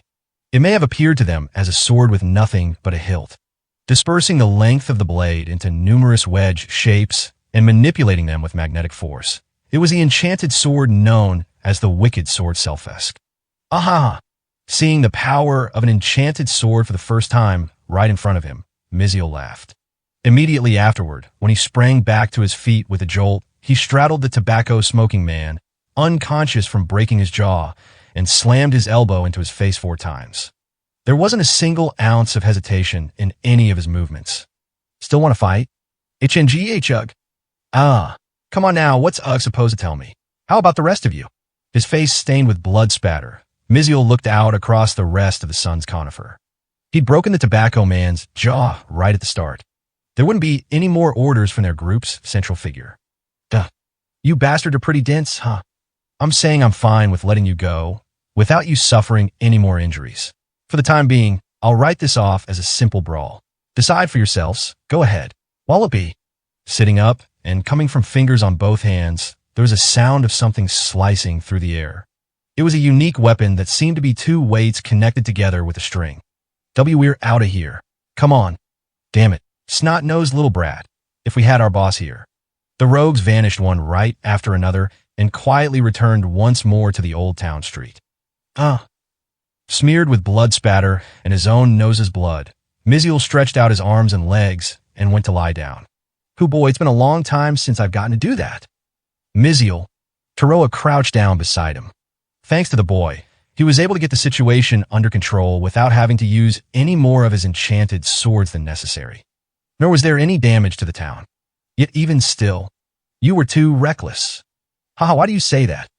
Miziel wiped his bloody nose with the sleeve of his luxurious coat, but another stream immediately flowed down.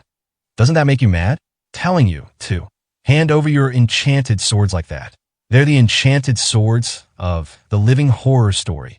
Himself. Taroa the Awful, right? Duh. He was one of Oriace's 29 officials. He was trying to sponsor Taroa the Awful's entry into the 6 Ways exhibition. Page 84. That may have then meant that the enchanted swords Taroa kept safe would end up being used by someone else. Miziel, I know now isn't the best time, but is there any way for me to get citizenship too? I want it fast. Miziel was able to understand the meaning behind Taroa's words. This is just a street brawl. Don't have to feel you owe me. You may be right. Killing Uhlus, the Star Runner. Reclaiming Hillensingan, the enchanted light sword. Until that time came, his life wasn't his to live. He needed to fight as a god of death revived from hell. That was why he never thought about anything like it before. But that sounds like more fun. The Oriatia cityscape was the ground. The upper floors of buildings were connected with wood or iron footpaths, and the scenery of the old town in particular had a chaotic crisscross of stories going every which way. So Taroa got through everything all right. For now anyway. There was someone lingering on the edge of an iron footpath jutting out into the air. A leprechaun wearing a dark brown coat. The old town he gazed down on also had more than half its area hidden underneath a network of crossing pathways, but his azure eyes could clearly see all the way down to the movements of the grains of sand on the ground, everything all at once. I don't believe it. Are you actually worried about Taroa the Awful? Catching the voice from behind him, he glanced over his shoulder. Of course, even if it didn't, he could perfectly perceive the approaching person's body shape, their gait, all the way down to their heartbeat. Such was world Kuro the cautious saw. Cresting the stairs was an elf woman with bandages covering both her eyes. Her name was Lena the Obscured. Interesting. That's a pretty good laugh. From the presence of her concealed weapon and her demeanor as she approached, he already knew she wasn't hostile. Therefore, Kuro replied with nothing but a simple question. What do you want? The two were not unfamiliar with one another. Previously, Kuro and Lena had both been agents of the land's largest spy guild, Obsidian Eyes. After Kuro deserted, Rayhart the Obsidian, leader of the guild in the final days of the Demon King era, passed away, and it was said the organization, too, collapsed. Oh, come now, like you need to ask. Do you feel like coming back again? Back to Obsidian Eyes, is it? The rumor that the leader's dead, then, is a lie. Kuro glanced at Lena, the movement of her fingertips, the change in her heartbeat, perspiration, the pupils hidden beneath the bandages. So, it isn't a lie, then? Who's Obsidian now? Lady Linares? Got it. That's much better. Kuro, cut that out. To be honest, it's creepy. We're old friends. No need to hold back and all. It was known by the name clairvoyance. Supersight, superhearing, a sixth sense, synesthesia. With any and all superpowered senses combined together in one, he could even find the answer to his questions from the minutely perceived reactions of a living creature without waiting for them to say a word. It's just as you said. Obsidian Eyes is still alive. In order to continue on the will of leadership she inherited, Our Lady is earnestly maintaining the organization. Right now, we need your power. The power of the strongest man in Obsidian Eyes. Well, you must really be in trouble then. Kuro smiled cynically. If we weren't, I wouldn't be asking questions that I already know the answer to. His past of bloodying his hands as part of Obsidian Eyes was a difficult one for Kuro to forget. He had taken a gruesome roundabout path to discover for himself that piling up corpses wasn't his true desire at all. Even still, as a former comrade of ours for a period of time, you need to see your obligations through, right? Going forward, Obsidian Eyes, we'll be making strategic moves here in Oriatia. The one who will know our movements from the very start is you, Kuro. And you're worried that when the time comes I'll leak that information to another organization. Is that it? With both hands still in his pockets, the leprechaun gazed at the sky, closer to it now than from the ground. Don't worry. What would doing something like that get me? It'd be worth little more than pocket change. I don't plan on joining up with you all again, but I don't intend on taking Oriatia's side, either. No matter which side I'd end up taking, I just get forced to take on worthless work. You defected from Toby City. As collateral for that, you must be under obligation to collaborate with Oriatia. I paid that back during the particle storm incident. You think Oriatia wants to keep eyes that can see all their troop placements and the location of all the 29 officials always on hand? The reason they lured me away was simply a precaution against the Old Kingdom's side using my gifts. They're even thinking that they'd like me gone once I'm finished here, and fast. He felt the wound in his side. While it was almost completely healed, it had come from being pierced right as the particle storm was defeated. Actually, to be more precise, I think there are some people actively trying to get rid of me. The ones who fired on him weren't Oriatia, but Obsidian Eyes. The moment the particle storm was defeated, they did so to eliminate any eyes that would observe what happened afterward. They had even planned their operation to ensure Kuro would point his suspicions at Oriatia in the event they proved unable to kill Obsidian Eyes' strongest man. Of course, Kuro couldn't possibly gain the full picture of their network of schemes, however. I was shot by an Oriatia soldier. That's a laugh. I heard you were wounded during your mission to observe the particle storm. So you got done in by those Oriatia bastards once they didn't have any need for clairvoyance anymore. Seems so. From their mannerisms and the weapons they carried, it had to have been an Oriatia soldier. It took all I had to avoid being killed on the spot, but I still got to look at their face. No matter how far away they aimed at him, even from a blind spot, he could see them. Conversely, he hadn't been able to see them up until the moment they shot at him. At that time, Kuro's senses had only perceived one person, Kuro himself. That day, I looked at all the faces of the soldiers who went in and out of the camp. The one who shot me was someone I never saw in camp. Maybe I should think of it as another faction trying to use the observation mission to put an end to me. If they viewed my clairvoyance as a threat, then why would they even expect their assassination attempt to succeed? It very nearly was successful, wasn't it? You're not able to see as much of your surroundings as you're used to. Want to see for yourself if that's true? Zizma, the miasma. He said the same thing. That my clairvoyance had declined. Zizma, part of the same obsidian eyes as you lot. Let me ask you, Lena. The ones who tried to assassinate me. It was actually you all, wasn't it? His blue eyes looked squarely at Lena. Her heartbeat, reflexes, breathing. However, all he did was ask. No matter how well-versed one was in techniques to deceive their own mind, be they a member of Obsidian Eyes or not, he could unmask everything. That was the power of his clairvoyance. Lena's faint smile could only be seen in the subtle move of her lips. I don't know, do I? Kuro understood the meaning behind her words. Her reaction neither confirmed nor denied anything. Right? Lady Linares wouldn't send someone who knows the details of the operation to me on purpose. Besides, even if my guess was off the mark, you also can't say for sure that, since you weren't privy to the knowledge, the operation hadn't actually been carried out, either. As long as this is Obsidian Eyes we're talking about. Your senses haven't dulled at all. Huh. Kuro the Cautious. It's very hard for me to believe you've been away from active duty for so long. I really do want you to come back to us, after all. During these past few years, we've lost too many of our comrades. Even still, it's impossible for me to go back. I can't become a corpse anymore. Kuro put his index finger up against the back of his neck. When they brought me here, they injected me with a blood serum. Since I was formerly with Obsidian Eyes, me being a corpse was Oriatia's biggest concern. You figured that from the start, didn't you? That doesn't matter. Even if you're not a corpse, Obsidian Eyes needs you. Actually, it's better if you're not a corpse. I'm sure Our Lady would say the same. So, she really is different from Rayhart. Then, he lowered his eyes, mumbling with an almost peaceful glow. When Kuro was part of the organization, the young miss was still young. Just what was she like now? There was part of him that wished he had seen her grow up. By then, give a lady my regards. Kuro. Lena called out to Kuro as he turned his back to leave. Do you still plan on remaining in Oriatia? Don't worry. I won't be here for long. Footpaths of wood and iron. There wasn't anyone who knew that, in a corner of the tangled old town, there was an unbelievably powerful individual, a cut above the rest. A Shura unaffiliated with anyone or any power, whose name wasn't even included among the Six Ways Exhibition's roster of hero candidates. Have his theater I've gotten real fond of. A forest thick enough to block out the sun. Inside a room in a mansion, there was someone listening to Kuro the Cautious conversation. It was voice communication from a one-way radio Lena had hidden on her. If the receiver had allowed for two-way communication, even without saying a word, Kuro's clairvoyance would have seen through everything just from the sounds of breathing or bodies shifting through the receiver. Master Kuro.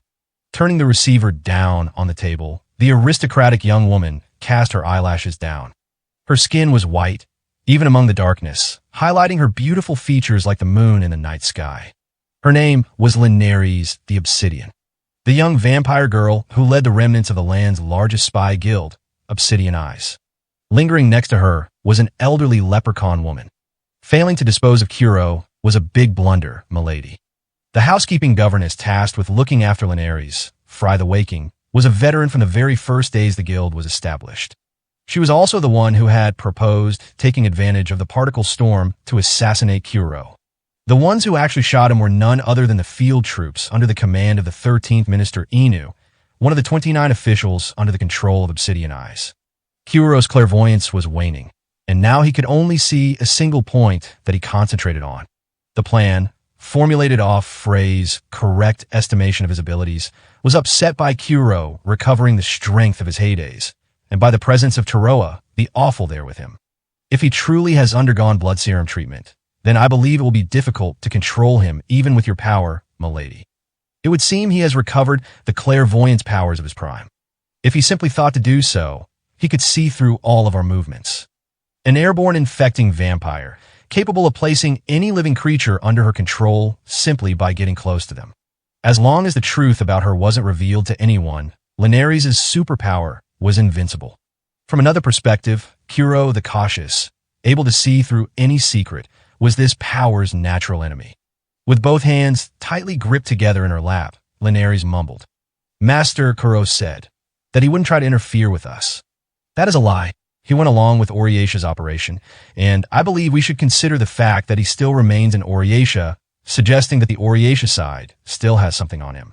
Milady, your desire not to doubt an old friend, a comrade. I understand it very well. However, Kuro is no longer part of Obsidian Eyes. Kuro was likely still a champion in Linares' eyes, having never once stepped outside the organization herself. Much like there were some who still believed the first party to be the strongest there ever was, and like how many citizens thought similarly of Rosclay the Absolute. Do not worry, milady. I will take responsibility and kill Kuro. I cannot expose you to danger, no matter how small that possibility may be. I suspect, given Kuro's character, it is not a thing or information that Oriesha is using to keep Kuro in their clutches, but likely a person instead. In which case, I promise to sniff them out and bring them under our control. No. Linares stood up. The look she sent Frey's way was tinged with something different from criticism or reproach. Please don't do that. For our sake. Her eyes looked slightly scared, yet with firm conviction. Master Kuro will not try to oppose us of his own volition. I feel simply learning this. Learning that he believes in us means that Lena's negotiations with him were fruitful. We failed to kill him once before. There's nothing worse we could have done to sour his relationship with our organization. Miss Fry, have you ever seen Master Kuro when he's angry? When he's angry? She recalled Kuro's face. His expression was always gloomy and sour. Every look a scowl. However, he was a man who was always indifferent, handling every job he was asked to handle. He never showed a glimpse of truly strong emotions, nor did he expose any deep-seated pain. Now that you mention it, I watched him for quite a long time, yet never once have I seen him angry. I myself have. Kuro's anger doesn't come out when someone's trying to kill him. Given my dealings with Master Kuro, I am convinced the ones truly in danger, the ones who have gripped the blade barehanded, are the people holding something over his head, Oriesha. As long as his eyes were waning, Oriesha had plenty of opportunities to make use of Kuro at will. However, now that he had regained his eyes' full power, even that wasn't absolutely true. Miss Fry, we believe he has regained his clairvoyance. Oriesha, at least, doesn't know that fact. I'm sure they still believe they can maintain a tight grip on him. And eventually Oriesha will find him beyond their control and self-destruct. That's right.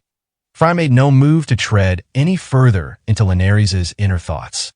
She simply deliberated over what the girl was holding in her heart. Her reasoning that she should avoid decisive hostility toward Kuro does indeed have some truth to it. Nevertheless, Milady is still unable to erase her fear of losing a comrade. After all, Linares' machinations, adhering to a thorough callousness toward their enemies and those who betrayed her trust, also invited danger from being unable to cut down those who were not. To bring another era of warring chaos to the land. An age for Obsidian Eyes to live in. Thus, she needs to guide everyone there. She needs to ensure we all survive specifically to see this warring chaos. Milady's carried that contradiction within her this whole time. In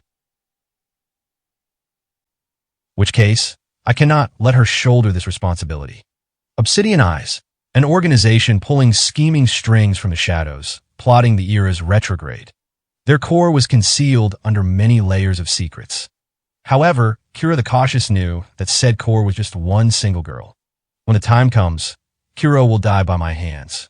The small room was tiny enough to faintly make out its features from the light of the lone candle. It resembled a confessional room, and in fact seemed to have been one before being remodeled, with 2 chairs facing each other and a round table in the middle. It was all the furnishings the room had. Regarding the 6 ways exhibition matter, the assembly appears intent on holding the matches as true duels. Really now, that'll be rough. The elderly priest sitting across from Q's was named Mercure, the sky's lake surface. Putting aside his continued relationship with a man like Q's, he was an intelligent and benevolent leader, deserving of respect and love. I wonder why they're going with a true duel in this day and age. It's a barbaric and outdated rule at this point, used for stuff like a duel among aristocrats or fighting over the monarchy back in ancient times. That's probably all the more reason, I'd wager. To the people, the appearance of the hero is a huge event on par with a true king's return in the green times. All the more reason to model it after something from that age, and it makes sense as a way to introduce the hero's power in the people's presence, too. They must be out of their minds. Do they plan on making this hero they've picked out from all these gathered champions turn around and murder them all? I don't want to admit it, but the citizenry probably want that, too. A large-scale, true, dual royal tournament like this hasn't been seen, nor will be seen, for several hundred years. It was an era of powerlessness before. The hearts of the people are starved for strength. The heart that desires champion bloodshed, and the heart that desires to see the hero claim victory over it all. They're both still the same heart. Page 85. Weapons, skill, word arts. The fights would substitute none of them, where nothing would be held back, where each combatant would put everything on the line in the match. Everything, including their life. That was the agreement inherent in a true duel. There had indeed been time in this world where such a right was necessary. However, hold on now. What's going to happen if the hero dies during one of these matches? Their big debut would be flushed straight down the drain. You think they'll die? You think that the true hero, the one who killed the true Demon King, would die? Other people out there might assume that, but I don't feel the same way, honestly. Living people died. Everyone dies eventually. In that case, there's another way to think of things. The elderly priest knew perfectly well that there wasn't anyone else who could hear them, but lowered his voice anyway. The assembly hasn't found the hero at all. They're not planning for the hero to win out over anyone, but they're planning on making whoever ends up winning into the hero. Nah, that couldn't be. Hughes laughed it off, but he didn't have any grounds for his denial. Nor did he think that his agile mind could pull even with Mercure. Well, if that's the case, maybe I've got a chance of winning out in the end, huh? There's still time to call it off and withdraw your recommendation from the order. Hughes understood that this old priest was concerned about Hughes' safety. Failure could result in death. It was clear from the start as well that, should he win and advance farther, he'd get even more tangled in the schemes and plots at play. However, assuming the hero would be born out of this event, it was already clear to see how things would play out. The new principality of Lithia, the old kingdom's loyalists, the free city of Okafu. Right now, Oriatia was dismantling the organizations that posed a threat to the existing authority. The order was next. Assistance from Oriatia was openly on the decline, and the populace's continued discontent aimed toward the order clearly wasn't solely the result of disbelief in the Wordmaker. The hero, a true idol and ally of the people, in place of the Wordmaker who failed to rescue society from the threat of the true Demon King. The fact that the order was allowed to nominate candidates for the games might have simply been to show the hero defeating the symbol of the order for all the masses to see. I'm serious. I don't have any plans on losing. You know for yourself, Father, I have Nastique with me. Think about it carefully. Could you say the same thing when up against Rose Clay the Absolute? Or if what Oriatia says is true, and the true hero does actually exist? Boy, fair enough. Those guys are unmatched champions. Definitely not anyone I could beat, that's for sure. Hughes laughed flippantly. He needed to act like that, at least on the surface, or he wouldn't be able to continue on as the order's cleaner. Nor would he be able to remain peerless and invincible. But here's the question. Are all of them peerless champions even while they're eating or while they're sleeping? And their friends and family, they must be peerless champions too, right? What about their family while sleeping? Their friends? It was Hughes alone who could sense Nastique's presence. The White Angel of Death had the authority to expunge any sort of being before her. And most likely, Hughes was the only one for whom such a fighting method was possible. Besides, there's a chance that I've got a young disciple out there. His angel didn't save anyone besides himself. Though he was unexpectedly given a chance to save Cunity while making his rounds, Hughes had been unable to save his former teacher. The massacre of Alimo Row was said to have been caused by a monster from the land of the end. However, Hughes knew the truth behind the incident. In his notes, he had written the name that carried out that slaughter. Uhak the Silent. Someone Hughes had yet to see and another butcher of the order like himself. I get the feeling I'll have a chance to see him in the 6 Ways exhibition. Cues. I don't even want to think about it. Just how many kids will be left out in the cold should the order fall? If someone's got to do it, then it's me, right? I'm invincible, after all. The old priest hung his head for a few moments. Giving up on the words he went to cast at Cues. Then finally, he spoke, as if forcing the words from his lips. Cues, please, it's all up to you. To stop them from losing any more of what meager salvation they had left. To prevent the start of a new age. Kill the hero for us. There were many forces that had begun making their moves in anticipation of the imperial competition. However, theirs was the most powerless and waning organization among them all, as they were more than likely to be washed away in the colossal current of a new age on the horizon. They needed to make some move of their own, in order to keep their compatriots alive in the world ahead. The Order was trying to put its final plan into action. A garden spread out between the buildings, with a well-managed row of roadside trees. A large metropolis not far from Oriatia, Gamina City. In the middle of the roadside trees, there was a huge cargo being transported by a giant-pulled heavy freight carriage. Hey, be careful carrying that now. The screaming voice belonged to a remarkably large-built gigant, even among the other gigants.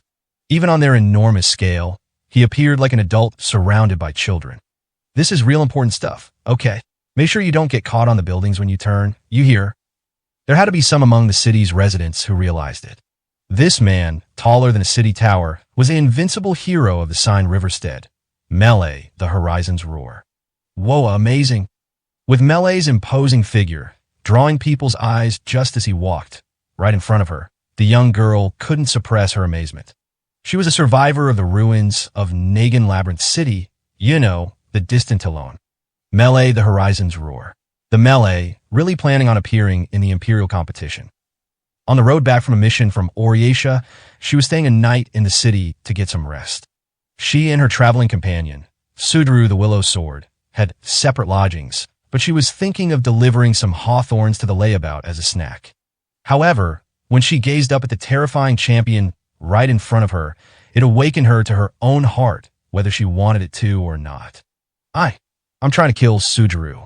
Would the Sudru who cleaved the dungeon golem in two, on the day her homeland was destroyed, be able to kill the gigant champion before her eyes? Yeno's reason for sending Sudru to participate in the Imperial competition was to lure him into the jaws of death and get her revenge for these feelings of hers that she still wasn't fully convinced of herself. Melee isn't the only one. The second General Rosclay, Uhalus the Star Runner, or maybe even some far more terrifying monster that was totally inscrutable to someone like me. It was impossible for Yuno to step into that sort of vortex of Shura. She thought there were certain to be games that required true courage to battle. Just how long had she been standing there? Yuno suddenly realized the situation before her eyes. A thick roadside tree, caught by the heavy freight carriage's cargo, had snapped at the base and was falling toward Yuno. Oh, the dim-witted words slipped out of her mouth. She was going to die, here in a place like this. The realization came too late. Hey, you all right? Yet things didn't end up that way. A colossal hand grabbed the tree. Melee, the Horizon's Roar, keeping an eye on how the transport was going, handled the unexpected accident with agility wholly disproportional to his massive frame. He casually placed the broken tree back in place on the opposite side of the road. Don't go spacing out like that. You many are a bunch of weaklings, you know that. Doesn't take much for you to end up dead. Wahahaha. Thank you. Still blinking in surprise, Yuno managed to express her gratitude, but it appeared the legendary gigant had already stopped listening.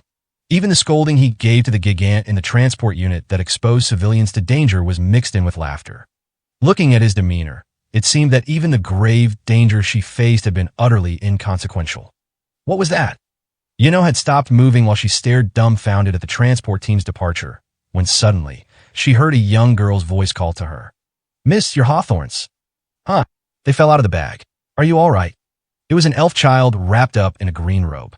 Her pretty turquoise eyes, so clear they were almost transparent, looked up at Yuno. See, look, they got some dirt on them. Wash it off and you can still eat it, but many get queasy about that stuff, don't they? Sorry, a lot happened at once, and I didn't notice. Thank you. The 3 hawthorns she thought were in her bag had fallen out and were soaked in the mud from yesterday's rain. Well, looks like I'm going to have to buy some more. I'd be fine eating these, but I was planning on giving them to someone. Mm. The young girl didn't look particularly interested as she gazed at Yuno. Then she took out 3 hawthorns from her own bag and showed them to Yuno. Here, have them. Huh, B, but I can't just take the food of a girl passing by on the street like that. But making the trip back to the market from here would be a lot of trouble, right? That tree wasn't even your fault anyway. Ugh, those gig ants are so careless and annoying, aren't they? Seriously, I hate gig ants. But you're the one who paid for these hawthorns, right? Does it seem that way to you? Yuno wasn't sure why, but the young girl flashed her an impish smile. This isn't anything to worry about, seriously, since I can do anything, after all. In the mountains far away from Oriatia stood the free city of Okafu. Although there were a great many mercenaries living in the city, very few of them met Morio the Sentinel in the central citadel face to face. However, that day, a skeleton mercenary had made a visit to his room. Shook the sound slicer then?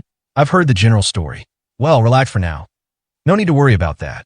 I'm plenty relaxed as it is. I'm here about the Imperial competition, Morio the Sentinel. Shulk didn't go sit in the chair he was offered. He remained standing up against the doorway as he spoke. I'd figured there wouldn't be anyone who'd back a construct like me, but apparently there is. I've been given the empty spot that the Black Tone left behind. Sorry to do this mid-contract, but I'll be leaving Okafu. My soldiers are free to find their own battlefield. If you attempted to deliver me to them right now, that'd be a great achievement to present them with too. Save the jokes. I don't intend on allying with Oriatia or allying with you lot, either. Been so from the very start. I just want information on the hero, the identity of who slayed the true Demon King. You think it might have been you, is that it? The way I see it, the hero who defeated the true Demon King must not know who exactly they are, either. That's why they haven't come forward. Makes sense, right? Though I doubt it's really that simple. Morio lit his cigar. From the death of the true Demon King up to the present, no one had the slightest idea as to their true identity. Even himself, one of the parties actively covering up the truth regarding the true Demon King. If there was evidence left behind regarding the true Demon King, that meant that somewhere out there in the world was evidence of the true hero as well, whether they were still alive or dead. That one fact alone was something any living creature in the land wished for, yet no one was able to uncover. Shook the sound slicer. Why did you come all the way to Okafu? I told you, didn't I? To get information on the hero. You must have wandered among the other powers that undertook investigations into the land of the end, save the minion nation of Oriatia. There must have been a reason you didn't first pick the mercenary city that readily accepts constructs into their ranks. You're going to make me say it? Morio smiled dryly. What? I just figured that sort of future'd be pretty interesting, too. Shulk might have known from the beginning that Okafu wouldn't actually hand over any information on the land of the end as laid out in their contract. Perhaps instead, there was a chance he would end up in a fight with Okafu like Kazuki. Enough. It's a boring story to tell. Let me also ask while I'm at it. Why didn't you go to the land of the end yourself? With enough skill to kill Kazuki, you should have been able to step into that Hell's Cape and survive. Even if there was a group scheming to keep you quiet, I doubt they'd be able to keep up with your spear. Morio the Sentinel was an aberrant visitor and a self-proclaimed demon king who had established an entire nation. He had a more thorough knowledge of the psychology of a warrior than even the warrior himself. Scared, were you? You may be right. Shulk didn't reply with a joke. I might be scared. It was terrifying. That's why he needed to know the truth about the true Demon King and the hero. In the town below the citadel, in the same free city of Okafu, a man was visiting a building resembling a small commercial office. Phew, I nearly got myself killed quite a number of times on this investigation, I'll tell you. A man with a short and round stature, carrying a wooden box on his back. He appeared to be a garrulous man, beginning to speak as soon as he slipped through the door. This time really was the scariest of all. Scarier than any battlefield, that's for sure. I got a true sense of it now, but to think that something like that was alive just a few years ago, it's got to be my only regret about coming to this world, honestly. Thank you for your work, Mr. Yukaharu Shirjima. The young boy sitting on the wooden rotating chair gave a small, seated bow. He looked no older than a 13-year-old boy, but such standards couldn't be applied to visitors, particularly to the one known as the gray-haired child, Hiroto the Paradox. The investigation into the true Demon King that Zijida Zogi requested Yukaharu the Twilight Diver, was a commission to obtain materials to aid Hiroto the Paradox's negotiations with the free city of Okafu. However, there isn't any need to do any further investigations regarding the true Demon King or the hero. For now, I've achieved the goal of this first stage. Oh, you sure? If you'd like, Mr. Hiroto, I was thinking I'd use this momentum to start investigating the true hero too. His claim seemed nothing more than big talk, to be so flippant about the mystery that no one across the land had come close to reaching, but it showed just how confident in his abilities he was. The journalist, Yukaharu the Twilight Diver, was also himself a deviant banished from his original world. There's not really any reason to go along with this whole imperial competition hullabaloo, is there? If we reveal the true hero to the world with proof to back it up, we'll be able to blow their whole scheme out of the water, imperial competition and all. Heck, you could just directly back them yourself, Hiroto. I think the faster, the better here myself. That isn't a very beneficial approach for me. Hiroto forced a smile. For many years, Yukaharu had been hurrying across the continent as Hiroto's eyes, but that didn't necessarily mean the man understood all the facets of Hiroto's plans. That would result in Oriatia being destroyed, wouldn't it? The mobilization of Okafu and making use of the imperial competition is a much gentler and more peaceful infiltration than that. Oh, come now. Mr. Politician, that's simply another way to say invasion, isn't it? Yukaharu, an invasion is a loss. It only decreases the number of potential supporters. My goal is ultimately, here in this world, there was even someone trying to turn it into a reality, an ideal that seemed perfectly impossible. A happy ending. I need to settle things in a way that benefits everyone. The world's enemy, the true Demon King, who had plunged the whole land into terror, had been brought down by someone. That individual's name, and whether they truly existed or not, was still a mystery. Now, with the end of the Age of Fear, it had become necessary to determine who this hero was. Now, there were 16 Shura. Page 86. Sujuru the Willow Sword. Uvulus the Star Runner. Kia the World Word. Nastique the Quiet Singer. Mele the Horizon's Roar. Linares the Obsidian. Taroa the Awful. Mestalexel the Box of Desperate Knowledge. Kuro the Cautious. Rosclay the Absolute. Luknoka the Winter. Cyanop the Inexhaustible Stagnation. Uhak the Silent. Shulk the Sound Slicer. Tu the Magic. Hiroto the Paradox. Now at present, 16 all told. I'll share the candidates' information here too. Gross the Foundation Map. First Minister of Oriatia continued. 16 names. More than half of the 29 officials gathered together in the provisional chambers were sponsoring a hero candidate, each one confident theirs was the strongest. They staked their own futures on the victory or defeat of their chosen candidates, themselves staking their life or death on the true duel stage. Thus was the Six Ways exhibition. If there's 16 of them, should we do them in the order they applied? Fine if I start. That'd make things easiest to understand. Then, starting with you, 20th Minister, Hito the Clamp.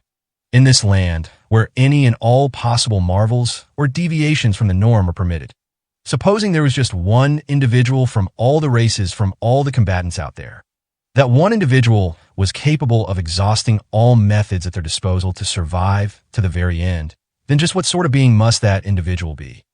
Uvulus the Star Runner. Don't really have to explain all this, right?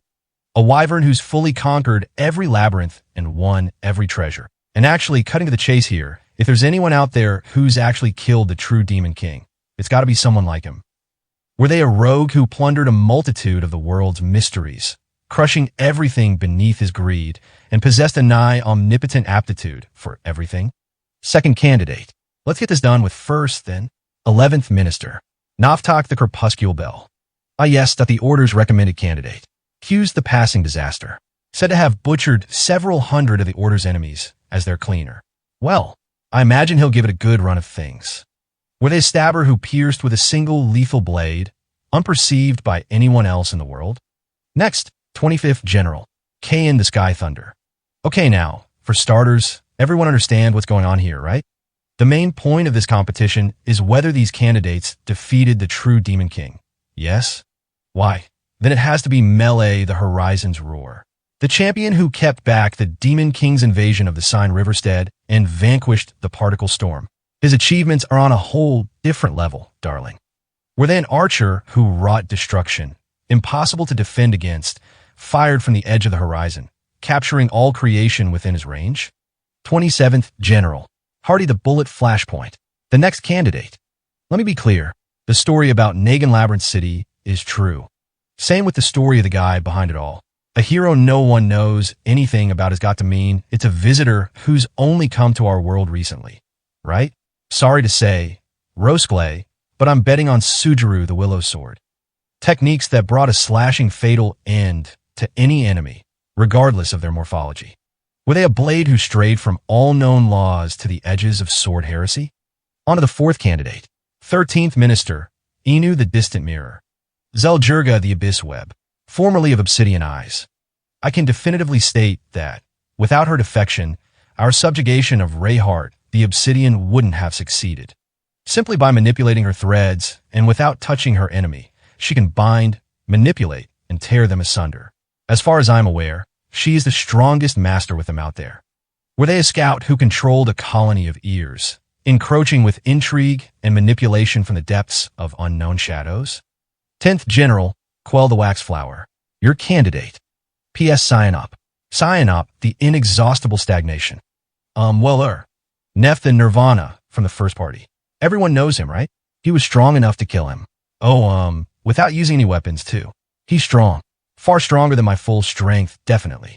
Were they a grappler whose aberrant physical form was honed into the ultimate weapon from an accumulation of knowledge and training with an obsession harder than iron?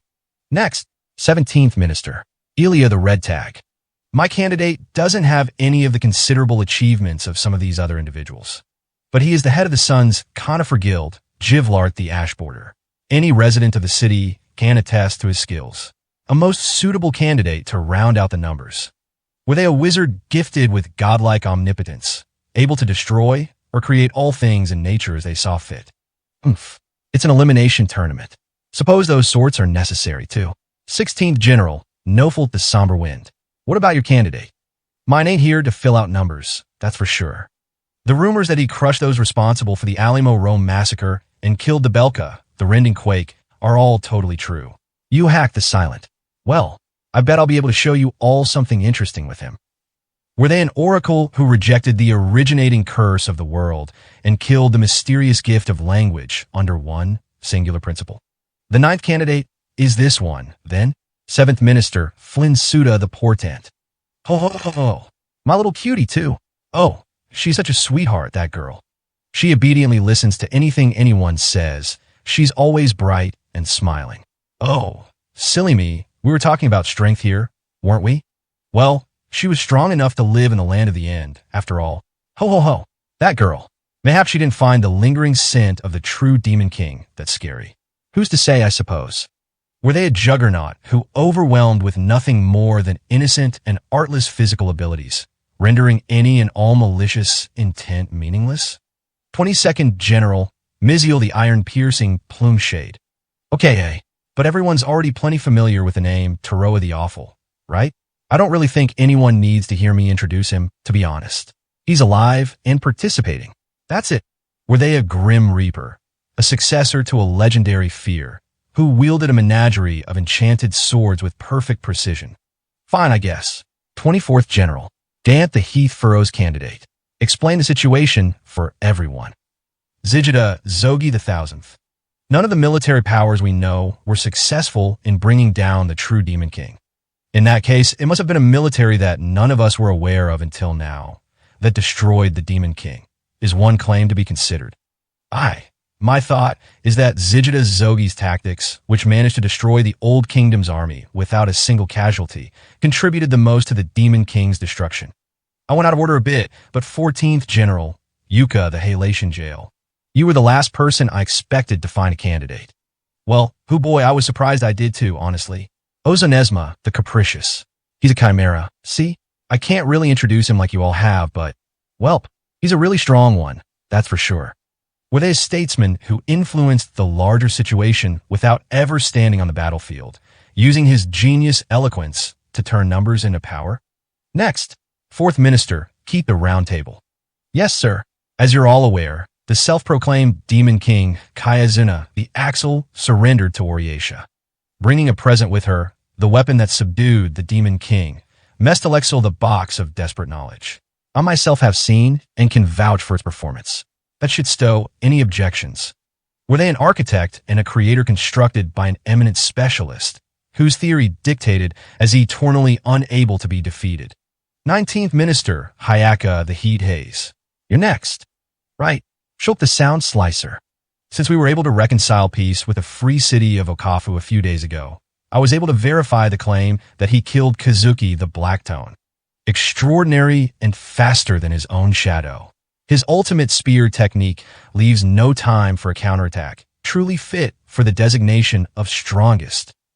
Godly speed that left everything and everyone in the dust. Were they a spearhead for whom the reach of their spear meant unavoidable death? Hargant's last then. 6th General, Hargant the Still. How about you? Luknoka the Winter. Wah, ha ha. There can't be anyone who hasn't heard the name. She truly exists. Those claws have shattered champions, swords the world over. That breath. Wait. Anyway, she's the strongest. The strongest candidate. Were they a silencer whose continued dominion over the final moments of champions throughout history and unwavering, unmatched strength brought despair, even to herself? That makes 15. Now, Roseclay. Understood. Were they an infallible knight and schemer, enlisting help from the very administrators of the games to create an undefeated idol? 2nd General Roseclay, the Absolute. It goes without saying, but I will be victorious. The Six Ways exhibition was about to begin. It was a golden light, a sea of illumination brimming over from the opposite riverbank. When the carriage began crossing the bridge, it consumed Kia's sights as it lined both sides of the streets. Terrestrial light more powerful than the light of any star, and like nothing she had seen in the Ada Sylvan province. That's amazing. It's like it's still daytime out. Kia leaned her tiny body out of the carriage so far she nearly toppled out of it. The nightscape reflected in her turquoise almond-shaped eyes like a mirror. It was unbelievable. All this light shining up into the dark night sky, long past sunset. Everyone was still awake. They were working. What in the world could they be doing? Ha ha ha. What do you think, lassie? Oriasha's impressive, ain't she? Though her reaction would have certainly earned her a scolding from Elia, the elderly driver responded in good faith. He must have felt a sense of pride for dazzling Oriasha himself. You know what those lights they're burning? It ain't animal fat or firewood. I'll tell you that. Gas. They're gas lamps. Air you can set on fire without thermal arts. Through pipes from the Mariland Burrow. Pipes of iron. They're burning those. That's what it is, right? Well, what's this, lass? You're still a wee girl, and you know a whole lot more than me already. Ha ha ha. Even I didn't know that much. Golden light. To think there could be such a big difference between here and the lamps in the town she had passed through before now. It had to be because they were gaslit. Elia, Professor Viper, was the one who taught me. She's the one who saw me off in Gamina City. That jaw-dropping beauty. Now you're making me jealous. Lassie, if I could do my life over again, I want to have a looker like her teaching me. I tell you what. Well, I'm super glad she didn't come along. If that woman was here, she'd just be annoying me nonstop. The carriage continued to run forward, and before long, it flew right into the middle of the otherworldly light. Unlike the previous dirty roads, they were now on a neatly arranged straight brick road. This had to be the marketplace. Red, green, the numerous colors illuminated in the golden gas lamplight, as well as the voices of the people, flowed in from each side of Kia, too many for her to pay attention to each and every one. Deluxe Katie sheep meat, today only. You won't be able to buy it any cheaper than this. Have you ever seen these? The true, genuine article. The latest new machinery from the beyond. Try these binoculars today. Are there any who wish to spend the night at the Blue Beetle? Come one, come all. We have a real bard from Minatsu, Wellspring City performing. Everyone shouted in an almost obnoxiously loud voice, asserting their own existence. Though completely opposite from her quiet and peaceful homeland, the hustle and bustle was still wonderful.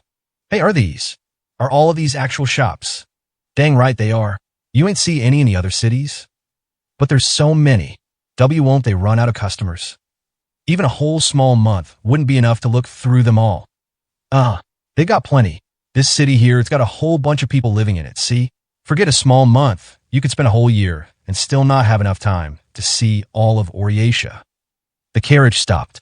When Kia once again leaned out and looked around, she saw an iron pillar with a small flag projecting out of it. The checkered flag made a loud clatter as it was lowered with a pendulum mechanism. With this, it guided the flow of carriages going lengthwise and horizontally through the crossroads. Ivy never seen anything like that, not even in class. Indeed, Kia's carriage wasn't the only one. Many carriages were coming and going down the alleyways. Roads wide enough to allow 4 carriages to pass on both sides stretched out wherever she looked. The rare carriage not pulled by a horse passed by Kia together with a puff of white smoke, startling her.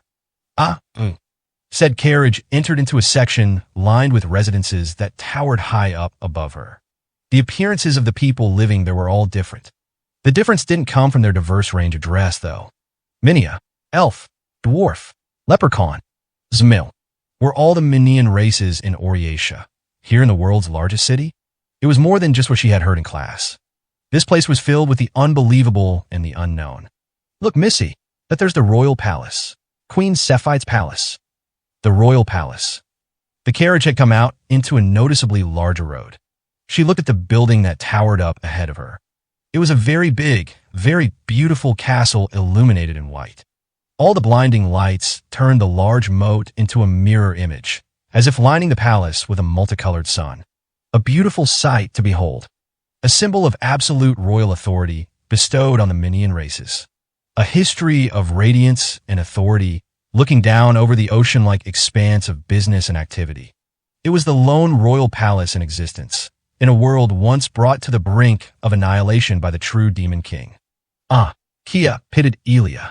She wasn't able to be here, next to Kia, looking up at this heavenly palace rising into the darkness of the night sky. Wow!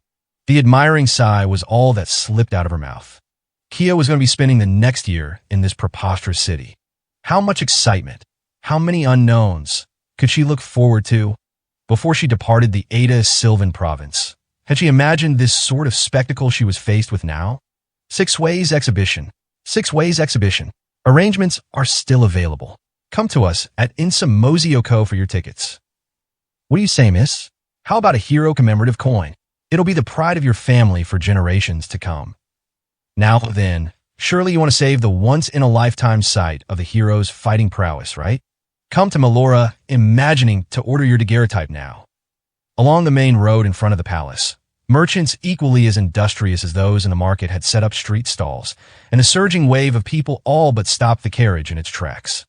The words that seemed to be the main focus among all of them were completely new to Kia's ears. Hey! What's this 6 Ways exhibition? Well now, the knowledgeable little lass doesn't know about the 6 Ways exhibition. I'm in shock, I tell ya. It's the biggest royal games the palace has ever held. It's a fight, see? A huge true duel tournament, like back in the times of myth and legend. Whoa, who's supposed to appear in them then? Why, the hero who brought down the true demon king. The driver's speech was filled with passion, making Kia think that, even in this amazing city, it had to be something truly special. She wondered if she'd be able to go and see the games herself.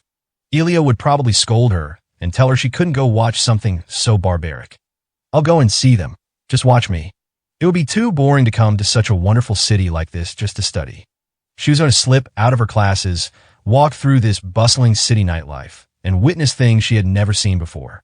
All sorts of things and events. So many that she'd be recounting them all to Eureka and Tien for the next 10 years, and still have stories left to tell. The winner will get any wish of theirs granted. That's how incredible the prize is. That's why the strongest champions around are all gathering for it. Seriously? Then maybe I'll take part in them too. Page 87. Well now, didn't know I was carrying a tiny little champion in my carriage. But it's probably best you wait for another 10 years, lass. When I say strongest, I truly mean the strongest now. Even Roskle, the Absolute himself, is going to be appearing in him. Well, I'm the strongest there is. A breeze passed through the alley and then through the passenger car. Kia's golden hair fluttered, dancing on the wind and glittering in the starlight. Then it flapped violently in the breeze from a deafening, explosive rumble. She reflexively looked in the direction of the roar. Overtaking the carriage at a terrifying speed was what seemed like a colossal ironworm. Amazing. It was Kia's first time seeing the steam-powered vehicle, known as a steam locomotive. An incredible machine like that, and it was in motion every day. Inside its massive frame, a large number of people were on board. The fuel used to power it was being gathered from all across the land. People, an innumerable amount of people keeping all this activity in motion, were living here in Oriatia. Oriatia, Kia muttered as she watched the rear of the steam locomotive pass them by with its far greater momentum. She was positive that there were things beyond her wildest imagination waiting for her. This is Oriatia. He had the feeling that no matter where he went, he was bound to happen upon the same types of events. It had to be a delusion of his. But during Shulk's existence, the same misfortune repeating 2 or 3 times seemed like enough consistency to say it had taken up a sizable chunk of his life. In any case, it happened again here in Oriatia. Shulk, sitting in the corner of a tavern known as the Blue Beetle and purchasing a glass of undrinkable booze to pay for the seat he took up, was listening to the performance of a cheerful wind instrument and a female bard. Perhaps because he himself was a skeleton, he didn't enjoy gloomy music. He could have said that this establishment he picked out on the incomprehensible Oriatia streets was at that moment a lucky find. Well, pretty, which one should I choose? The first omen that he had made a mistake was the unrestrained and cheerful voice of a young girl. The young girl looked to be around 19 years old, her first impression animated and lively. She restlessly waved her long chestnut-colored braid behind her, gazing at the colors of the bottles of alcohol lined up on the bar shelves. "Mister, this one. Give me this one. The green stuff." Ugh. The taciturn proprietor, a mismatch to the music in the tavern, silently began preparing a glass. The young girl lightly trotted through the crowded tavern interior and, seeing that the only open seat was the one across from Shulk, plopped down in the chair without a moment's hesitation. Hey now. Given the condition the proprietor, the person who should have originally kept things in check, was in, Shulk took it on himself to rebuke her. "Deep casket whiskey. At your age? If you didn't know, then go get him to swap it out for something else. One sip's going to send you under the table." I'll be all right. Oh, mind if I sit here? Ask that before you sit down. If I had a problem with it, I would have told you. Shulk thought the girl was like a baby kitten who still knew no fear. Her long braid, continuing to sway restlessly in sync with her movements, even after sitting down, in fact, resembled a tail. "Tee, thanks. I'm To the Magic." "Who are you?" "Sound Slicer." Shulk the Sound Slicer. To the Magic. He recalled the names of the participants that his sponsor, Hayaka the Heat Haze, had told him. It was from earlier that morning, and Shulk hadn't seriously committed them to memory. However, he felt like one of the participants went by this sort of bizarre second name. "You're in a bar, but you don't drink any alcohol? Your ice is already melting. Lucky for me, this body of mine can walk around drunkenly even without a drop, see?" A finger peeked out from underneath Shulk's dark green rags. A true Minion skeleton, moving in opposition to biological reason, bleached pure white like a precious jewel. It was also the reason that, within the crowded tavern, the seat in front of his was the only one open. Shulk the Sound Slicer was a construct. Save for exceptions like the free city of Okafu, no matter what town he had traveled to. Even one like Oriatia with its racial variety, skeletons were avoided. Never know if you'll sober up, after all. If you're fine with this booze, take it off my hands for me. You sure? Who lucky me. Tu took the glass in both hands and loudly chugged Shulk's drink. "Oh, that's bitter. Still, it's tasty." "You seriously think so?" "Yup. Everyone likes alcohol, right? Kraftner said so." It may have made the girl happy, but he thought that perhaps he shouldn't have carelessly encouraged her. Although, despite clearly appearing and used alcohol, the fact that she could empty her glass like she was drinking down water maybe meant she must have been the owner of an iron stomach. Is this really one of my enemies in the 6 Ways exhibition? They know my identity and are still acting like this? Watching her shake her body along with the bard's music, she seemed anything but. There was a small month left until the start of the games. It may have been a good idea to challenge her here and take stock of his opponent's power. Shulk paid attention to the location of his spear, leaning up against the wall. "All right, Shulk, there's something I want to ask you." Right as the drink she ordered was brought to the table, an angry, quarreling shout came flying from beyond Tu's seat. You can shut your damn mouth. What does that money I borrowed have anything to do with this conversation? A pittance like that, and you're getting bent out of shape, huh? Quit whining about the little stuff. Whoa, trying to cheat me, huh? Go ahead and try it, asshole. Want me to spill those guts out on the table and use that to pay for your damn booze, huh? Shulk heaved a weary sigh. No matter where he went, he always got caught up in the same type of events. "Shulk?" "Yeah."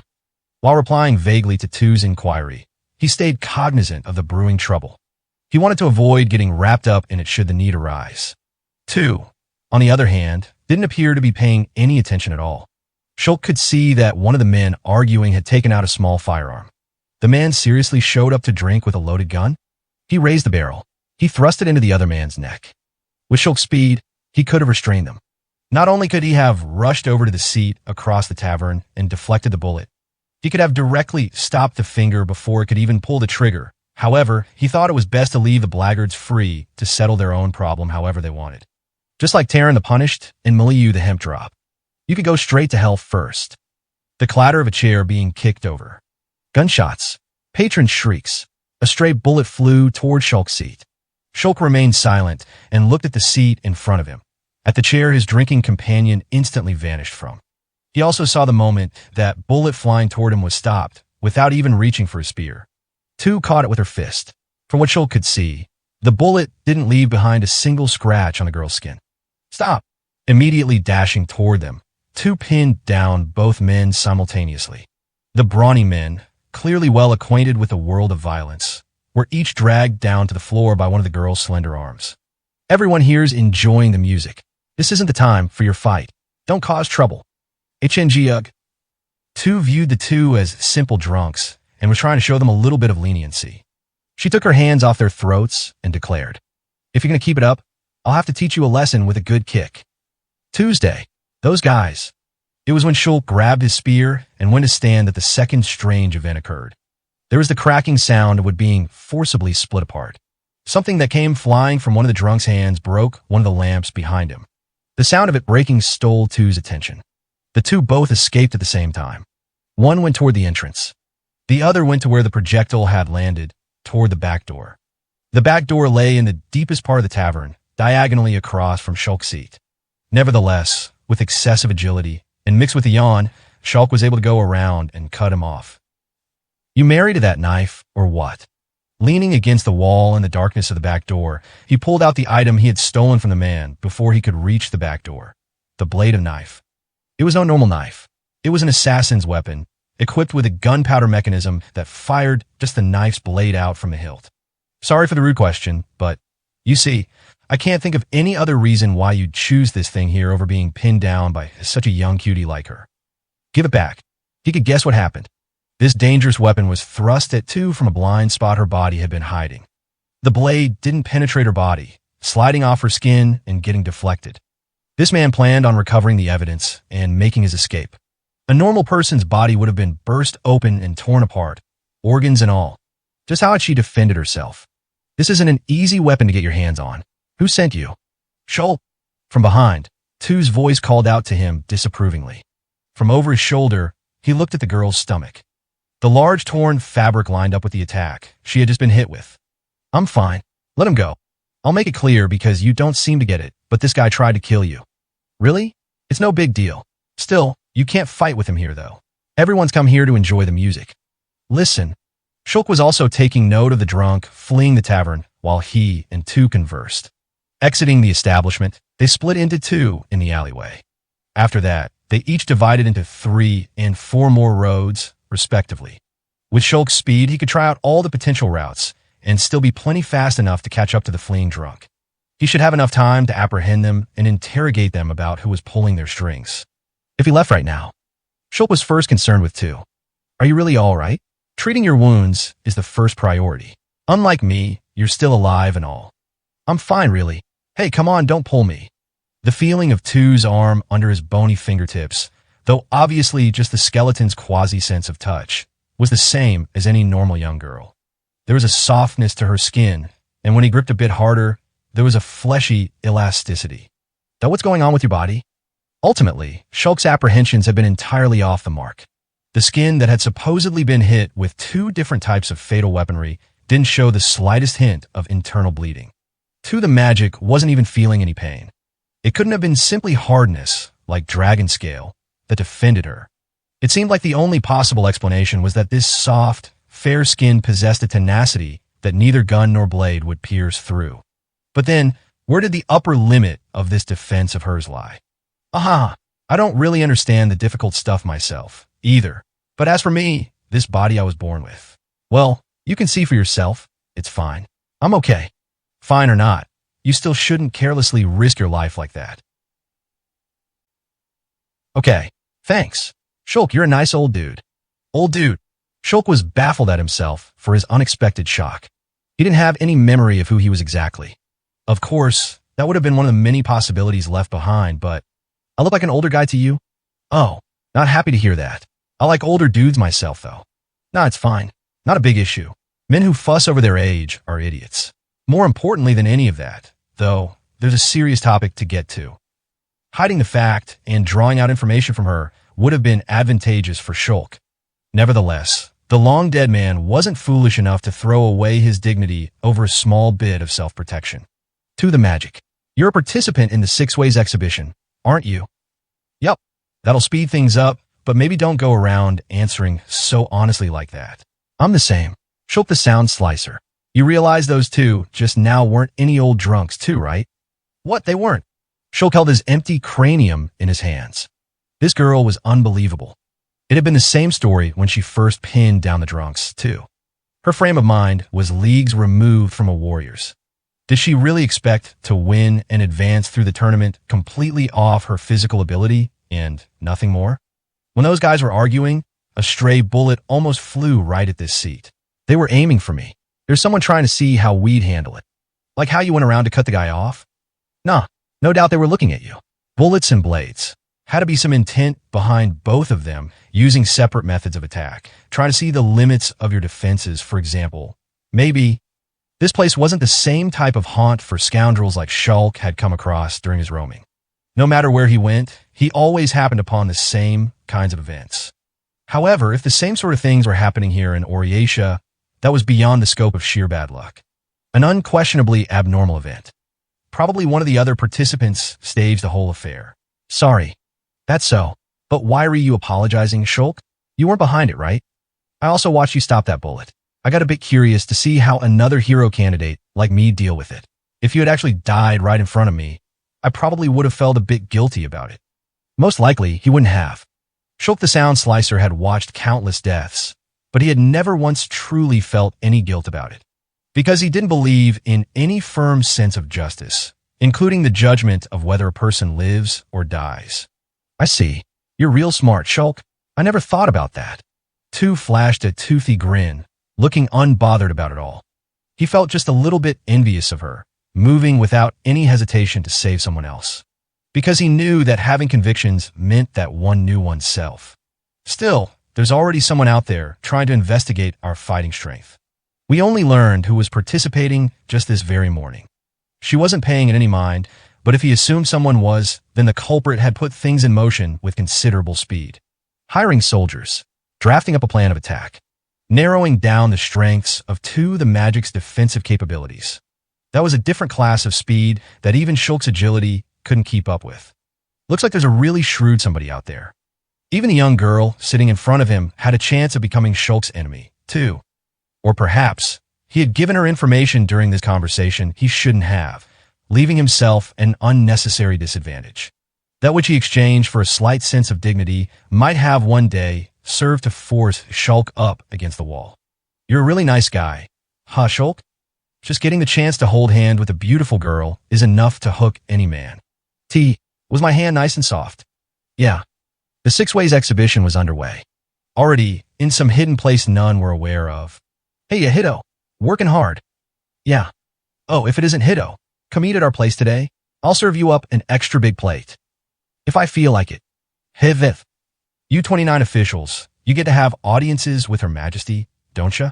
Give me the scoop. Hito, what's Queen Sep height like? Gotta be a real beauty, yeah. I'd say so.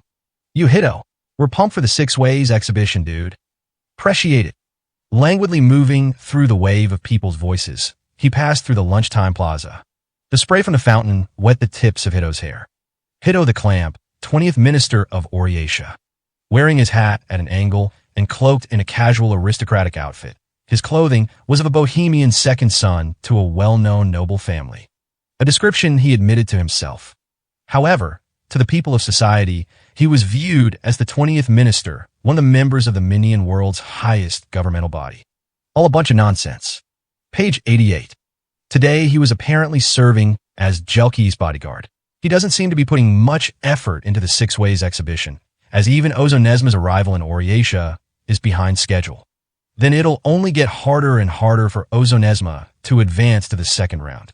With Ozonesma, both his true identity and his actual abilities were a complete mystery, but this fight wasn't going to be an easygoing affair where someone without adequate support behind them could hope to advance.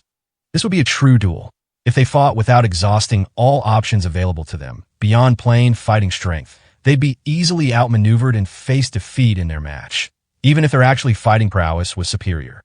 Then, for the third round, continuing, Shinek's finger trailed over to the pairing for the second match. The two seen as the strongest among all 16 combatants. Uhulus the Star Runner and Luck Noka the Winter. One of these two is sure to advance that far. I'm thinking the same thing. This isn't great either. It's impossible to win against a dragon. Rosclay the Absolute was a dragon-slaying champion. That was how he was seen in the public eyes. However, should he exhaust every one of his true avenues to victory, the ones unbeknownst to the world at large, would he really be able to win against Uhulus or Luck Noka? Whoever confronted them, be it Sinop or Taroa, couldn't possibly be able to hold either of these two dragonkin back. Let alone Taroa, who had already been defeated once by Uhulus and had his enchanted sword of light stolen. A man of Rosclay's caliber must have arrived at a similar prediction himself. Well now, here I was thinking that you'd definitely be able to win one and advance, Rosclay. Thus, the truth behind the list of names enumerated here was clear. He hadn't been able to show his strengths at the time. This was all decided. Just what sort of unforeseen circumstances had cropped up, it was impossible to say. Rosclay the Absolute had failed. He had lost the political battle and was forced into an unwinnable fight. Should we wrap things up here? The first round of matches. Sinop, the Inexhaustible Stagnation versus Taroa, the Awful. Uhulus the Star Runner versus Luck Noka the Winter. Ozonesma, the Capricious versus Sujiro, the Willow Sword. Rosclay the Absolute versus Jivlart, the Ash Border. Hughes the Passing Disaster versus Tu the Magic. Mestalexil, the Box of Desperate Knowledge versus Zeljurga, the Abyss Web. Shulk the Sound Slicer versus Melee, the Horizon's Roar. Zigida Zogi the Thousandth versus Uhak the Silent. When it came to Miziel the Iron-Piercing Plumshade's nomination as 22nd General of Oryatia, there may not have been a single soul who could explain the reason why. He was all of 16 years old. He was bold on the battlefield and would express his candid opinions during council sessions, but unlike Hito, for example, he wasn't someone who possessed acumen from the start of his tenure among the 29 officials. At first, he had social standing, and then he was simply driven by that position to acquire the abilities demanded of him. Around the time the wartime regime, known as the Oryatia 29 officials, was born, he was merely there occupying his seat.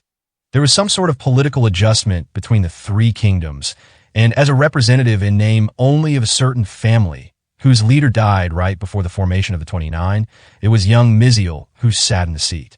It was a ludicrous story, but at the time, there were also rumors that he may have been the illegitimate child of the royalty from the true Northern Kingdom, first to be ruined by the Revolution of Madness. In any case, at that time, there had been a powerful backer supporting Miziel behind the scenes. However, during the chaotic, drawn-out war with the true Demon King, the powers supporting him disappeared one after another, and before anyone knew it, they had all vanished entirely. With this, only Miziel remained. In the 29 officials, even when compared to Hito the Clamp or Elia the Red Tag, he stood out as young, the youngest bureaucrat of all. Pardon me for calling at this late hour. I'm with the Marafa Farming Tools Company. Okay, Okaway, give me a seek. Miziel replied to the voice outside the mansion, still sunk back deep into the soft chair in his spacious room. He didn't plan on going himself. A servant would head for the door before long.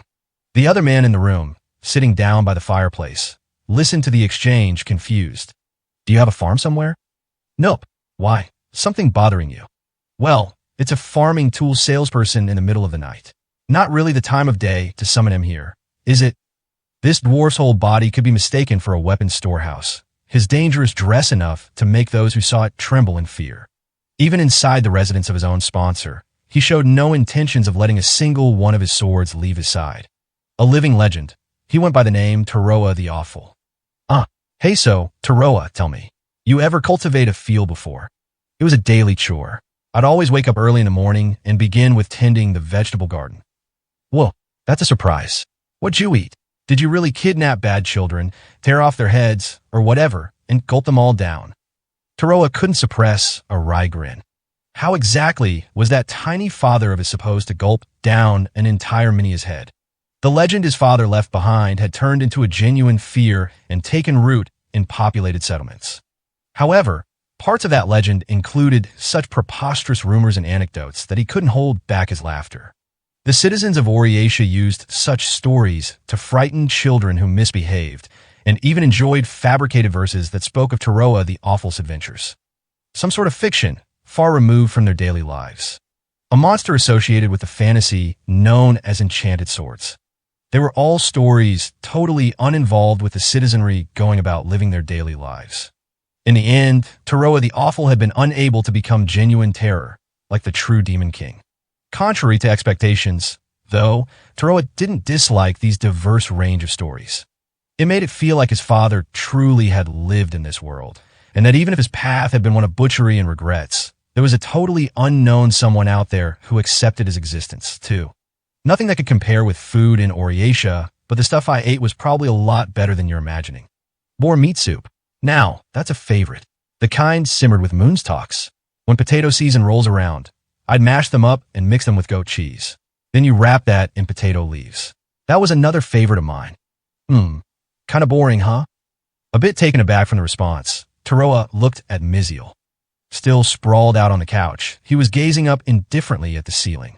Even when speaking to the legendary symbol of fear, Taroa, the Awful, Miziel didn't show an ounce of self-humility or denigration.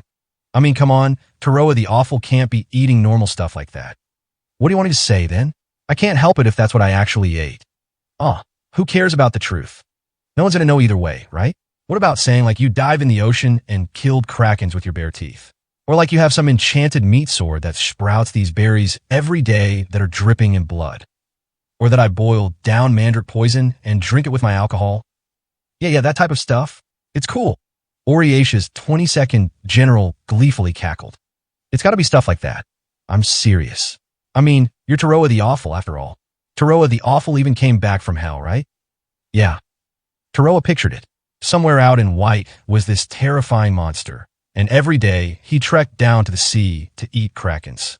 With his mouth split from ear to ear, he'd drain his cup of boiled mandrake poison wine with a broad grin. That awful monster would roam the night, kidnap bad children, and come back to life even after death to kill those who dared to wield enchanted swords. What was hell like? Hell was, let's see, terribly cold, and everywhere I stepped there were blades. A hellware. The ones who accumulated sins of the sword in life were dropped. With it was one other sight only he was able to imagine. The image of his tiny father tackling the ordeals of that vast, endless, and far-off world. For instance, holding on to a single enchanted sword, just like he did when he was alive.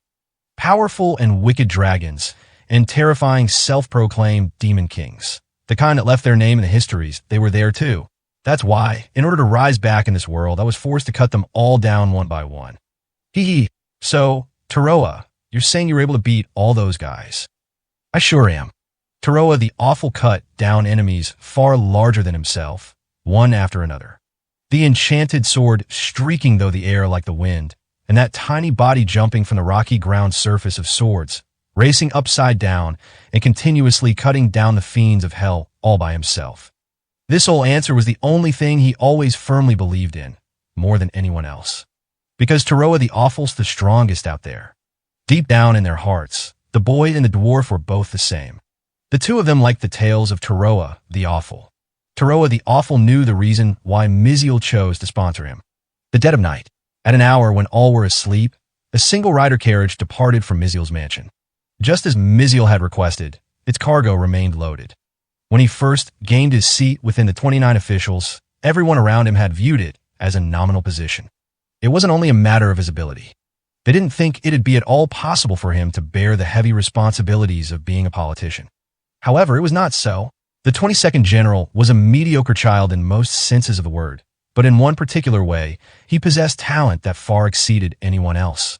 It was clearly this talent that kept his heart true while surrounded by schemes and trickery, and what guided him to military exploits beyond his physical stature on the battlefield. All right now, no one's around here, right? He stepped out of the carriage into a deserted Old Town plaza. It was the location where Taroa, the Awful, and Cyanop, the Inexhaustible Stagnation, agreed to have their showdown. A match at close quarters where both combatants could display the full extent of their abilities.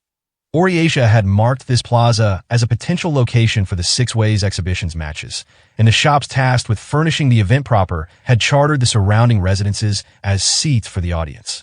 As he checked the condition of the sand he felt under the sole of his shoe, Miziel unloaded the cloth sacks piled up in the carriage bed. He didn't have much time to prepare. He needed to complete everything before the night was over. Nevertheless, the preparations simply involved scattering the white powder inside the bags over the battleground. Large-scale schemes weren't in his nature, and it was too much of a pain to push the responsibility for making it all happen onto someone else. As a result, Miziel had thought up an act of sabotage that was possible just with his own individual strength. Something Miziel could handle while humming to himself, while also fully aware he should be making sure that no one nearby found out about his actions. He was a mediocre child in most senses of the word, but in one particular way, he possessed talent that far exceeded anyone else. It was the talent of self-assurance. When he attended the 29 officials' meetings, surrounded by a silent pressure that tried to make the young boy conform, he had never once showed any diffidence or atrophy. Unafraid of powerlessness or futility, he was able to gain knowledge on the power he needed as it interested him. Even on the battlefield, facing off against a self-proclaimed demon king, he was capable of charging alone deep into the enemy's camp, like a runaway carriage, cutting his way through and taking the enemy general's head with his own Oriation general hands. It was because of this talent that Miziel the iron-piercing plume shade continued to be the youngest, and in some senses the most peculiar, general among the 29 officials. The voice didn't belong to Miziel. It was a faint voice, like the whispers of a butterfly, that he could hear from the darkness of an alleyway. Miziel's hands stopped moving, and he shifted his eyes in its direction. Is someone there? Yellow. Even after being witnessed in the middle of his sabotage, he showed, what was a fair thing to say, no sense of tension whatsoever. His talent of knowing no fear made even his apprehensions toward his own safety extremely diluted. If anything, the person who appeared out of the shadows was the frightened one. That's you, Miziel, right? The voice asked, feeble, like a frail birdsong or an infirm person on their deathbed. I wonder what you were doing, out in a place like this. It's late at night, so... Shoot. It's you, Quell. Shucks. He could make out her long bangs that covered half of her face, and the large eyes peeking out through the gaps in her hair. 10th General of Oriatia, Quell the Waxflower. In complete contrast to Miziel, she was a woman with a feeble demeanor, as if she was always terrified. She was the sponsor of Taroa, the awful opponent tomorrow, Cyanop, the Inexhaustible Stagnation. That bag. What is it? Lime. Miziel replied without any hint of guilt. Ultimately, she would figure it out if she traced things back to the Marafa Farming Tools Co. What he had planned on mixing into the sand on the battlefield was calcium oxide, used as an ingredient in soil conditioner. It's been on my mind for a while, actually. What had happened to an ooze if you poured lime over it? Would it dry up alive after all? Maybe it'd get burned? Makes you wonder, doesn't it, Quell? Wait, but that's where Cyanop's going to be fighting, right? Hold on. That's against the rules, right? Am I wrong? The reason he had agreed to fight here in the Old Town Plaza instead of the Castle Garden Theater lay in the characteristics of the soil. The sand was fine enough that he could inconspicuously mix calcium oxide in with it. Even if the opponent was a martial artist beyond all reason, without a minion body shape, the starting base for his techniques was always going to be the earth beneath his feet. The calcium oxide reaction, producing heat by absorbing moisture, would prove fatal to an ooze during both parts of the process. It won't hurt any of the citizens, right? What's the big deal? Want to help me, Quell? It's going to be fun, trust me. There was no deceit in his words. Nor did he doubt that Taroa the Awful would come out victorious, either. It was pure curiosity. He wanted to see if things would play out that way, even for the unrivaled ooze champion. That was his sole reason. Having spent his formative years with a cold and distant elder, even now at 16, Miziel was more childish than other kids his age, and he never corrected his immature behavior. I don't think you should do that. Why? Actually, what are you doing here yourself, Quell? Their positions were of a criminal and an eyewitness, but his attitude made it seem like the exact opposite. At the very least, Miziel didn't think that being seen by her would deal him a significant blow. Exactly as she appeared at first glance, Quell's personality wasn't one fixated on gaining power. She shouldn't have been overly concerned about whether Sign-Op won. Huh, wait. They said traps and ambushes were all fair game, right? Then, is weird about me being here. Miziel realized he had misjudged her entirely. A loud clang reverberated around them. Miziel finally became aware of the fact that Quell was holding a weapon. In other words, she came there with the possibility of combat in mind from the start. The thick blade, seemingly capable of slicing through heavy armored cavalry, horse and all, glittered on top of the stone pavement.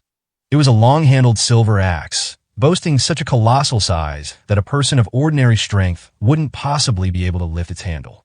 Well, so that means I could do that stuff too, right? Come on now, Quell. Let's not do this. Miziel was half smiling while he took out his balance weight-like weapons, which were suspended from strings. Holding them between both fingers, the weapons traced slight arcs before they began to spin. The 29 officials can't be fighting among themselves, right? He had the gift of self-assurance. He gave his remark knowing well enough the gap in fighting strength between the two of them. Miziel was in an unusual position among the 29 officials, but Quell was an exceptional case in a different sense. Page 90. A breeze came, brushing aside Quell's long bangs, and he got a peek at her other eye for just a brief moment.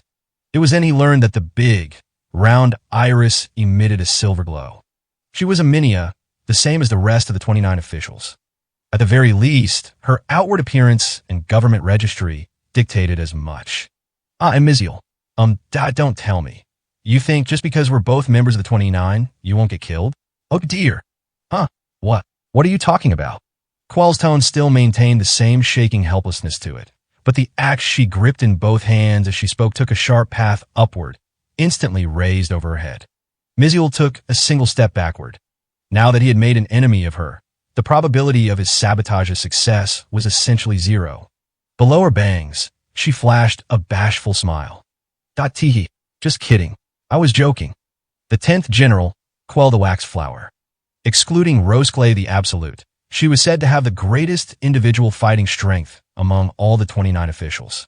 I promise I won't kill you. The first match, signaling the beginning of the Six Ways exhibition, was held right as it struck midday. The craftsmen and merchants all finished up the day's work earlier than usual. In the old town, the stage for the first match. Street stalls thronged the area for the spectators looking to grab an early lunch before the match, and all the shops that set up their raked in profits that more than offset the tremendous stall tax levied by Oriatia. Street performers scattered gaudy rainbows of confetti, and the Royal Winds Band delighted the citizenry's ears. The uproar was more magnificent than any festival held in Oriatia before, but as the time drew closer, little by little, step by step, it quieted down into what was almost a tense stillness. The first match, Taroa the Awful versus Sign-Op, the inexhaustible stagnation. It was Taroa the Awful.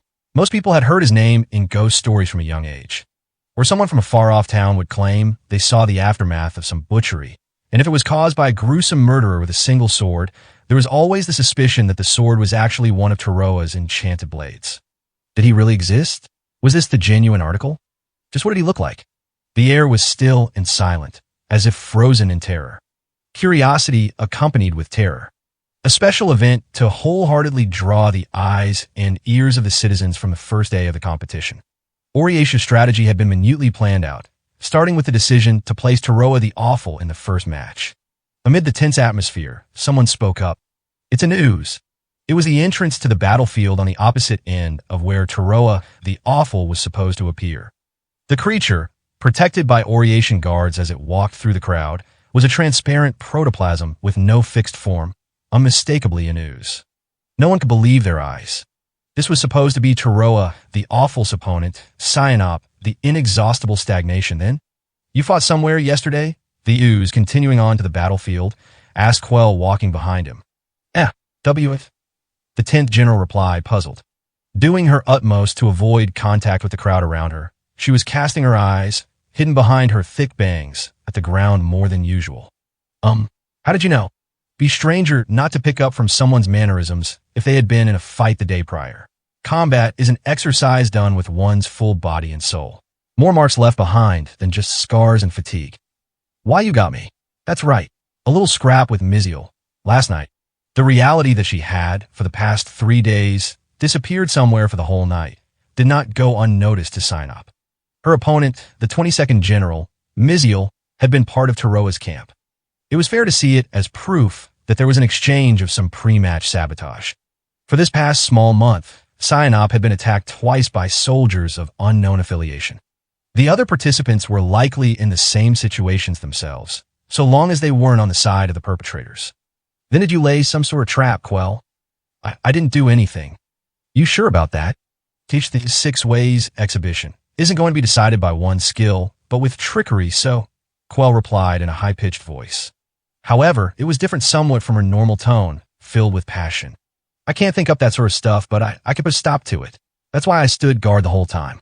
Schemes are another form of strength. There are times when not fighting is the real victory. But that's not what real strength is. Sinop stopped and looked back at Quell. The long-handled war axe that she had used across countless battles was trembling as she hugged it close in her arms. That's why, Sinop, why you wouldn't want to use any tricks, even if they gave you the advantage, right? If you're really proud of your mighty strength, teach then all that's nonsense. B, because it's not genuine. I haven't used any tricks. Please believe me. It wasn't a coincidence that Sinop had met Quell. He had left his home believing such a person had to be out there. Someone who brushed aside the brilliant glory of the past, as well as race or outward appearances resembling themselves, who espoused pure strength, was guaranteed to arise during a long-lasting age of strife. Sinop believed in his own strength, trusting that such a person was bound to choose him. Makes no difference. His enemy was a living legend. He was bound to be strong. There wasn't likely to be anyone who would doubt his strength. To Sinop, set to challenge the true legend of this age, this hero, this living legend, would serve as his benchmark. I'll win. That's the way I see it. Slightly earlier in the day. I ended up looking super uncool. A huge failure. The 22nd General Miziel, returning to the mansion that morning, had both arms and his right toes brutally broken, and after being left unable to use a carriage, he opened up the door and immediately collapsed. Taroa, hearing the whole picture of his plans to defeat the ooze, was totally appalled, but at the same time, he was impressed that a child like him would think up such a clever trick. Sorry, Taroa. It would have been so fun if things went better, too. Definitely can't hope to beat Quell, either. I don't want an apology. I never knew about any of this in the first place. That's not what I mean. Since Miziel's broken arms were in a fixed position, he couldn't even get out of bed with his own strength. The fact that the tone of his voice was completely unchanged from the night before came as a result of his innate impudence. Taroa, you came here because you wanted to fight Uvalus the Star Runner, right? You can't afford to waste your time fighting someone like Sinop. Then, that's true. That's the meaning of my existence. I won't die until I can get Hillinsingen back.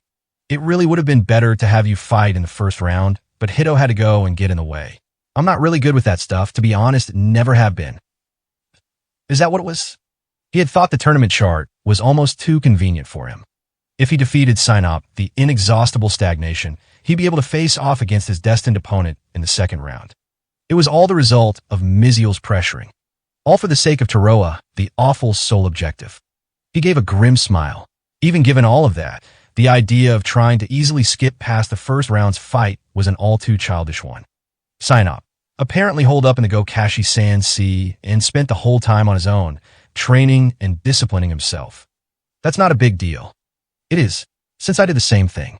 How many times had he actually crossed swords with his father? When it came to enchanted sword combat, the answer was 0. If one wielded an enchanted sword, one's enemy would die. Both he and his father didn't want to cut down their only family. Without any opponents to fight, the days he spent practicing his swings with an enchanted sword all by himself still lingered in his heart. The tree leaning slightly to the right. The sun rising up, then sinking below the White Mountains ridgeline. Drenched in sweat and thinking back over the day's results, he traveled back home with his father, the setting sun lighting the way. Within it all was the loneliness found from the spiritual search for truth. Whether he was facing a lone ooze or not, Taroa was never going to look down on a martial artist like him. Will you be able to see the match? I wonder. I'm all banged up like this, and I'd look super lame if someone was carrying me around too, but you want to see me fight? Yeah, guess I'll go watch. Taroa gripped his sword. All the swords he held were enchanted, killing any enemy they were brandished toward. Against an opponent that he bore no malice, would he be able to use them to cut him down? I can do it. He had already confirmed he could do just that amid the swirling particle storm. I'm Taroa the Awful. The masses were silent as they watched the two fighters facing each other. They both stayed silent, but the scene was impossible to look away from. The crowd gazed at one fighter with dread, and they were perplexed by the other. A clear, resonant voice broke the silence. Both sides shall agree to the accords of the true duel. Standing between both combatants was a solemn woman who appeared rigid and sturdy. She was Oriasha's 26th minister, tasked with observing the match, Mika the Whispered. If one of the combatants is knocked down and doesn't get up, or if one of the combatants forfeits the match on their own, the match will be decided. All matters beyond these two conditions will be impartially judged by me, Mika the Whispered, as one of Oriasha's 29 officials. Any objections from either of you? Perfect. No objections. The pair, facing each other at close range, responded. Taroa, the Awful, hadn't drawn his sword. Mika looked over the two of them with a scowl and withdrew to the top of the recently installed stone staircase. However, for this true duel, given it was between two fighters like Taroa and Sinop, masters of combat at close quarters, an adjudicator like her wasn't necessary to begin with. For this battle, the final outcome was guaranteed to be clear to all who saw it. At the sound of the band's gunshot, you may begin. Everyone took a big gulp and observed the pair. Someone began counting off in their mind. 2, 3, then. Half a step slow. Sinop let out a bizarre murmur. Taroa, the Awful, hadn't yet drawn his sword. A gunshot. Both of them stepped forward, and a cyclonic dust cloud flew up into the air. Taroa appeared to have swung his enchanted sword and missed, long before it would reach Sinop. However, Sinop dodged, far beyond the sword's reach. It was as if he could see the slash's elongated trajectory. Maintaining the same movement speed, he slipped through and struck. Hit soundly in the liver, Taroa's large body was sent flying 2 whole houses distance away. Flipping himself upright in midair, he landed on the ground, his feet leaving behind lines on the ground. Your movements just now. Though he knew it would leave him disadvantaged, he couldn't help betraying his amazement. Taroa was certain there were no records of any other minion race using this enchanted sword, nor should the Ooze have had any opportunities to hear about its abilities. Do you know about this sword? You were a half step slow to get in your stance. Therefore, the sword's range was a half step's worth in front of you. It was the divine blade Ketelk, an enchanted sword that elongated the trajectory of its invisible slash beyond the outer edge of its actual blade, disrupting the range of combat at close quarters. It was impossible to see the whole attack without being aware of its abilities. Sinop had dodged it. Jab punch. The name of the ultra-fast move, sent out at a speed that outstripped the magic sword, was spoken as though he was centering his mind for the next attack.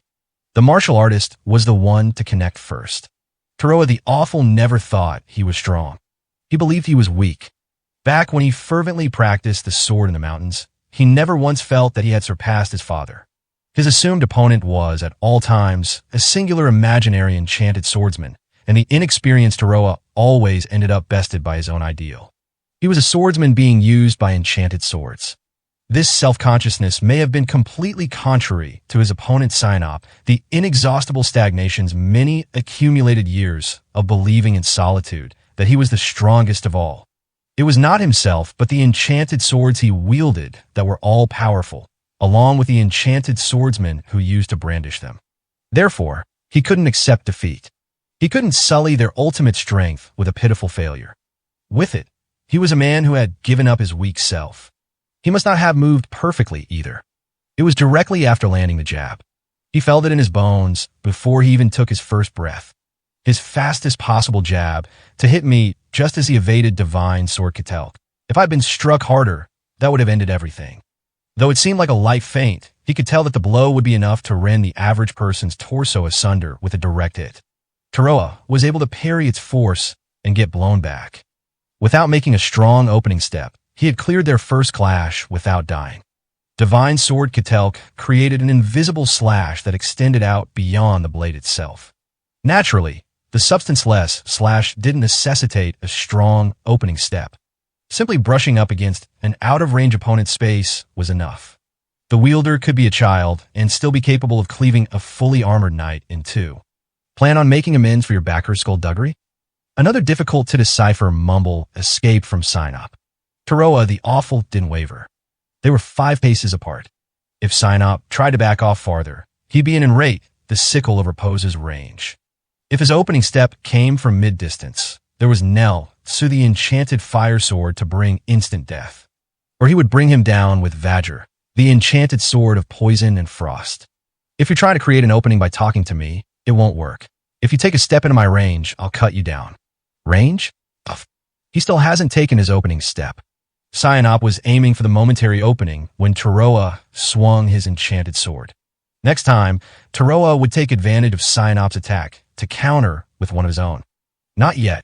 The enchanted sword dangling from a chain on his waist automatically sprang into the air.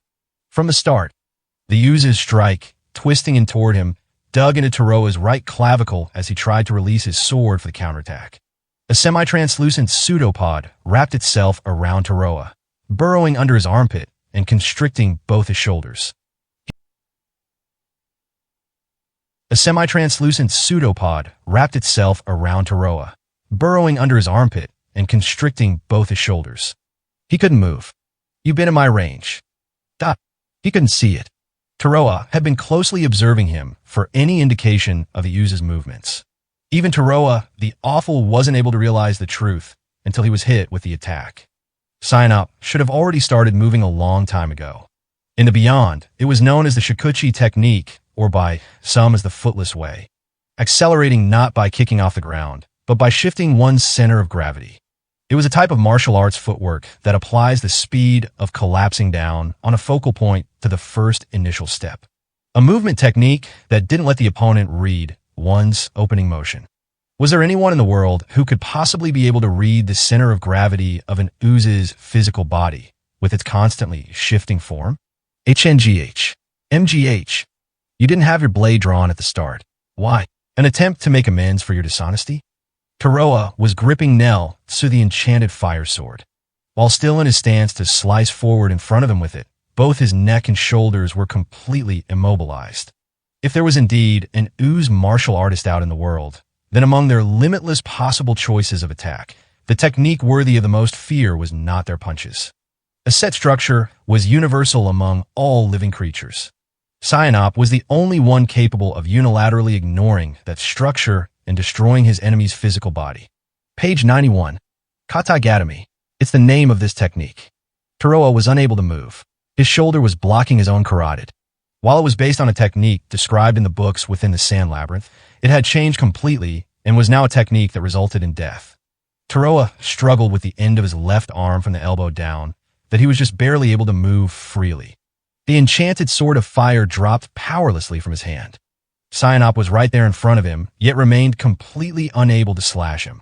Even his left elbow had its mobility, able to sever Sinop in two, cleverly constrained, leaving him no room to resist. The buzz of the crowd grew distant. This was the end. No, it's not. His reason for not drawing his sword at the start wasn't a way to address Miziel's dishonesty. It was because that was Taroa's most powerful stance. Sinop didn't know the shape that Taroa's accumulated training had taken.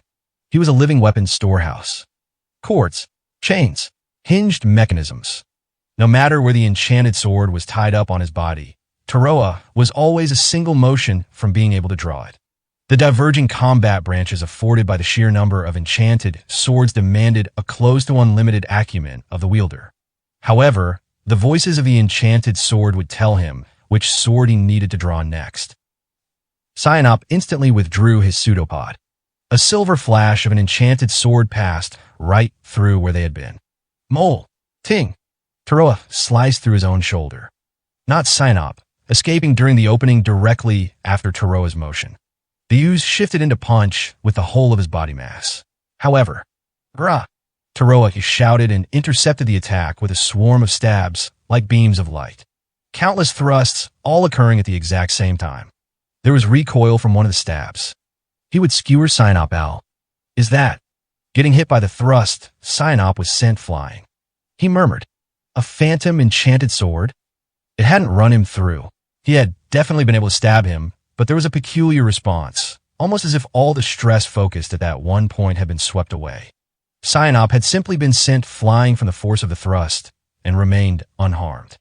For a surprise attack he had sacrificed his own arm to make. It was an all too pitiful result.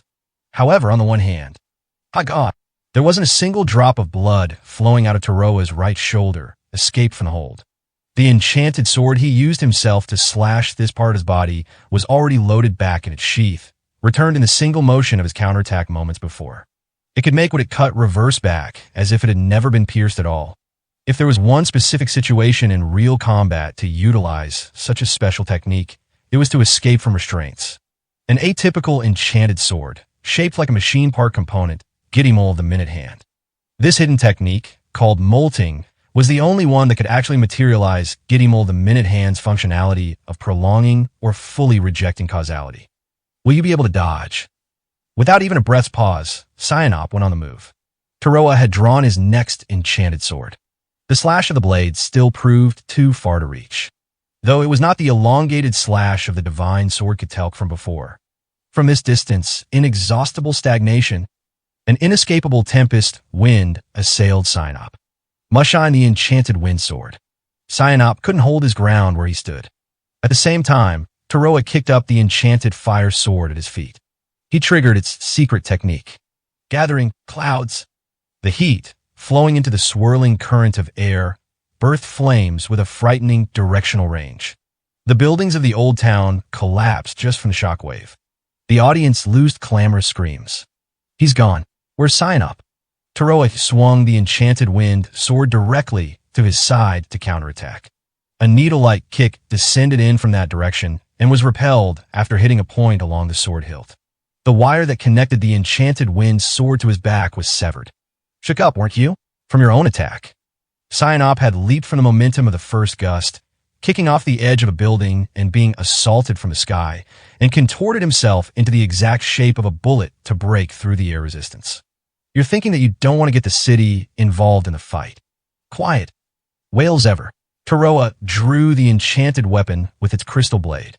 The sword's vibrations sent out an invisible force, similar to a sonic wave. However, Sinop deflected it with a minimal parry and closed the distance between them. A powerful strike to the chest, drilling destruction, breaking through the door of what once seemed to be a merchant shop. He crashed hard on the pile of old desks. Nah. The moment the strike found its mark, it had been disrupted by Whale Sever's wave of vibration. He was holding out right on the verge of losing his life. Sinop spoke. You'll send out that illusionary stab again. The countless piercing thrusts he sent out just as he was getting back up was an illusion from Downpour's needle. Sinop was no longer deceived by it. He slipped through and evaded the attack. Movement, the sound of cutting through the air. His sight lines. He was always gauging his enemies, making predictions more difficult than seeing the path of a bullet, yet proving accurate all the same. It was inches in front of him. The multi-spiral pseudopod sent out a knife-hand strike. He intercepted, sort of poison and frost. The pseudopod formed into a true blade, tracked an amorphous path, and evaded the enchanted sword of poison and frost that Taroa had launched in sync with his opponent's breathing. He blocked the slash, closing in on his head with Downpour's needle. He was blown backward, an instantaneous heavy strike that nearly broke Downpour's needle itself. Shattering the wooden wall, he was once again lying inside one of the buildings. In the middle of his attack, Sinop had dodged Taroa's own. With an ooze's body, did that mean he was even capable of evading attacks, perfectly timed to strike when his own attack was about to land? Above that, he had distinctly dodged the enchanted sword of poison and frost, just as he had with Whale Zever. He was discerning the characteristics of enchanted swords Taroa had never shown him. Enchanted swords only have two kinds of functionality, Sinop declared as he smoothly slid out from the burst-open building wall. A function that lets you easily hit an opponent, and a function to kill an opponent when it connects. The functions of any sword generally don't go much beyond that to begin with. This was the unknown member of the first party, deciding to grow stronger by making use of all the things his body was capable of, he had also mastered flustering and inciting his opponent with his words. A technique that Taroa did not possess. Think you'll be able to remain unhit up until the end? The enchanted sword of poison and frost in his right hand. Downpour's needle in his left. Go ahead and try. Don't take me lightly. I saw the abilities of that phantom thrusting sword just now. You dazzle your opponent's visual judgment by mixing a thrust attack in with the entrancing illusion, and then launch a lethal attack from the enchanted sword in your other hand. They were in a narrow alleyway, with tall buildings flanking them on both sides. As he continued to speak, Sinop closed the distance between them. You centered your gravity diagonally behind you, didn't you? If you pulled out that sword with a long-range slash, you'd probably reach me at this distance. But if I happen to read its trajectory and getting close, you're not going to be able to shift to defense with that sword. He mercilessly drew in closer. This was the pressure exuded by the ooze, a race none of the minion races had ever concerned themselves with. The enchanted swords that can handle both guarding and attacking are that sound wave sword and the two types of illusion swords. But I've already hit the phantom thrusting sword with 2 of my strikes.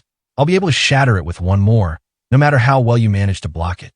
There was truth in Sinop's words. Something that the enchanted sword wielder himself knew most of all. He couldn't block Sinop's attacks with Downpour's needle anymore.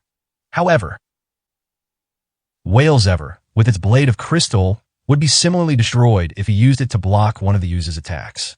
And I'm only 2 more steps away from being in your range. Before he had finished speaking, Sinop dashed forward. Taroa stabbed at him with a phantom thrusting sword. While evading the attack, Sinop lightly brushed the cart along the side of the alley. Disordered flock. It's useless. Sinop flowed inside Taroa's attack range. He slashed down from above with the enchanted sword of poison and frost. The cart flying and blocked the attack. Taroa's Herculean strength sent the splintered remains of the cart scattering in all directions. The lethal blade ultimately didn't reach. After all, had he calculated the exact trajectory to guard against his enchanted sword and threw the loaded cart up into the air? Sinop had only lightly touched it while he was mid-dodge. Taroa couldn't see it all, as the ooze had the complete flow of his power directly under his will. If you're trying to tire me out, maintaining his favorable distance, Sinop continued to speak. A strike. He was trying to seize hold of Taroa's joints, even if he evaded the attack. He could dodge the 2 punches, aiming at different places simultaneously, but then the 4th, then 6th, attacks would chain together after them. Sinop's movements were completely inscrutable, and with his terrifying mobility, he was always literally 1 step ahead. He'd survive at sword distance. He retreated. That's because you're panicking, right, Taroa the Awful? You're a real chatty ooze. He had gotten out of the katagatami that Sinop had used on Taroa a few moments ago. However, when Sinop was using it, the technique was one of instant death. If Taroa had stayed in that position for just another breath longer, Taroa would have been destroyed without any external wounds to speak of, or even worse, ended up dead from the blood flow to his head being cut off. Should he instantly escape it, he would be unable to close the seam he'd opened with his escape. From birth, the notions of exhaustion and fatigue had been foreign concepts to him. Nevertheless, the strikes from Sinop, the inexhaustible stagnation, together with the precision of their force, quite literally surpassed any weapon. Even the vitality of the monster that came back from hell would reach its limits eventually. One move was lethal. As he held out against that one move, he was being pushed up against a wall. He was deteriorating. Again, with the enchanted fire sword, blocked with the hilt. He's holding the advantage. Taroa cleaved sideways with the enchanted fire sword. With the hit, Sinop evaded the trajectory of the sword's instant death and launched a punch at Taroa. A lighter punch than the one before. However, he was still launched into the air. In midair, if I defend, the ooze was right in front of his eyes. The Shikuchi technique. The flurry of punches he launched right afterward thrust into him. He coughed up blood.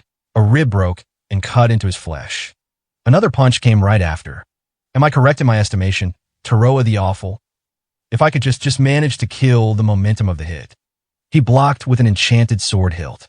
His arms and central line were all he was protecting. Everything happened exactly as Sinop had said it would. He had foreseen everything. Whenever Taroa tried to make a move, Sinop was already there, one step ahead of him. If he didn't continue to handle him with his enchanted sword techniques, or without Taroa's tenacious physique, one attack likely had enough power to scatter his body and limbs in all directions. He's too strong. There's the wall. With Cyanop's single sentence, he knew. There were words to make him waver. However, it was the truth. Taroa could no longer escape from the impact of his punches. The use was right before his eyes. He couldn't escape. Death was not yet. Taroa's giant body, he flew straight up into the air without any warning. The wedge that had flown up onto the roof of one of the buildings was pulling up Taroa's body itself with its invisible magnetic force as he gripped the hilt in his hands. The previous punch had been blocked with an enchanted sword hilt. It may have looked like a sword with only a hilt and no blade, splitting the blade from the hilt into numerous wedge shapes and controlling them with magnetic force. The name of the enchanted sword was Wicked Sword Self-esque. Cyanop could instantly maneuver in any possible direction, without betraying any initial motion whatsoever. However, even still, as long as he was a hand-to-hand fighter, there would always be one position that had become a blind spot. He's reading. The enchanted swordsman of horror stories was looking down at the city from the air. He's reading all my movements. But that doesn't mean he's seen through all my secret techniques. Causality rejection for molting. Wicked Sword Self-esque, and its main body made from invisible magnetic force. There were secret techniques among his enchanted swords that even Cyanop, continuously taking the initiative against any and all actions, couldn't completely see through. A respite of 1 second. In which case, the only way for his enchanted swords to best Cyanop. Let's see how you handle multiple swords at once. He drew his enchanted sword. Whales ever. He drew his enchanted sword. Wicked Sword Self-esque. He drew 2 more. Divine Sword Ketelk. Nell, so the enchanted fire sword. 2 swords for each arm. Every last ounce of his remaining energy needed to be spent on delivering the final blow. Down below, at Cyanop, the inexhaustible stagnation. 4 swords all at once. 4 chain attack. Song of Feather Swarm.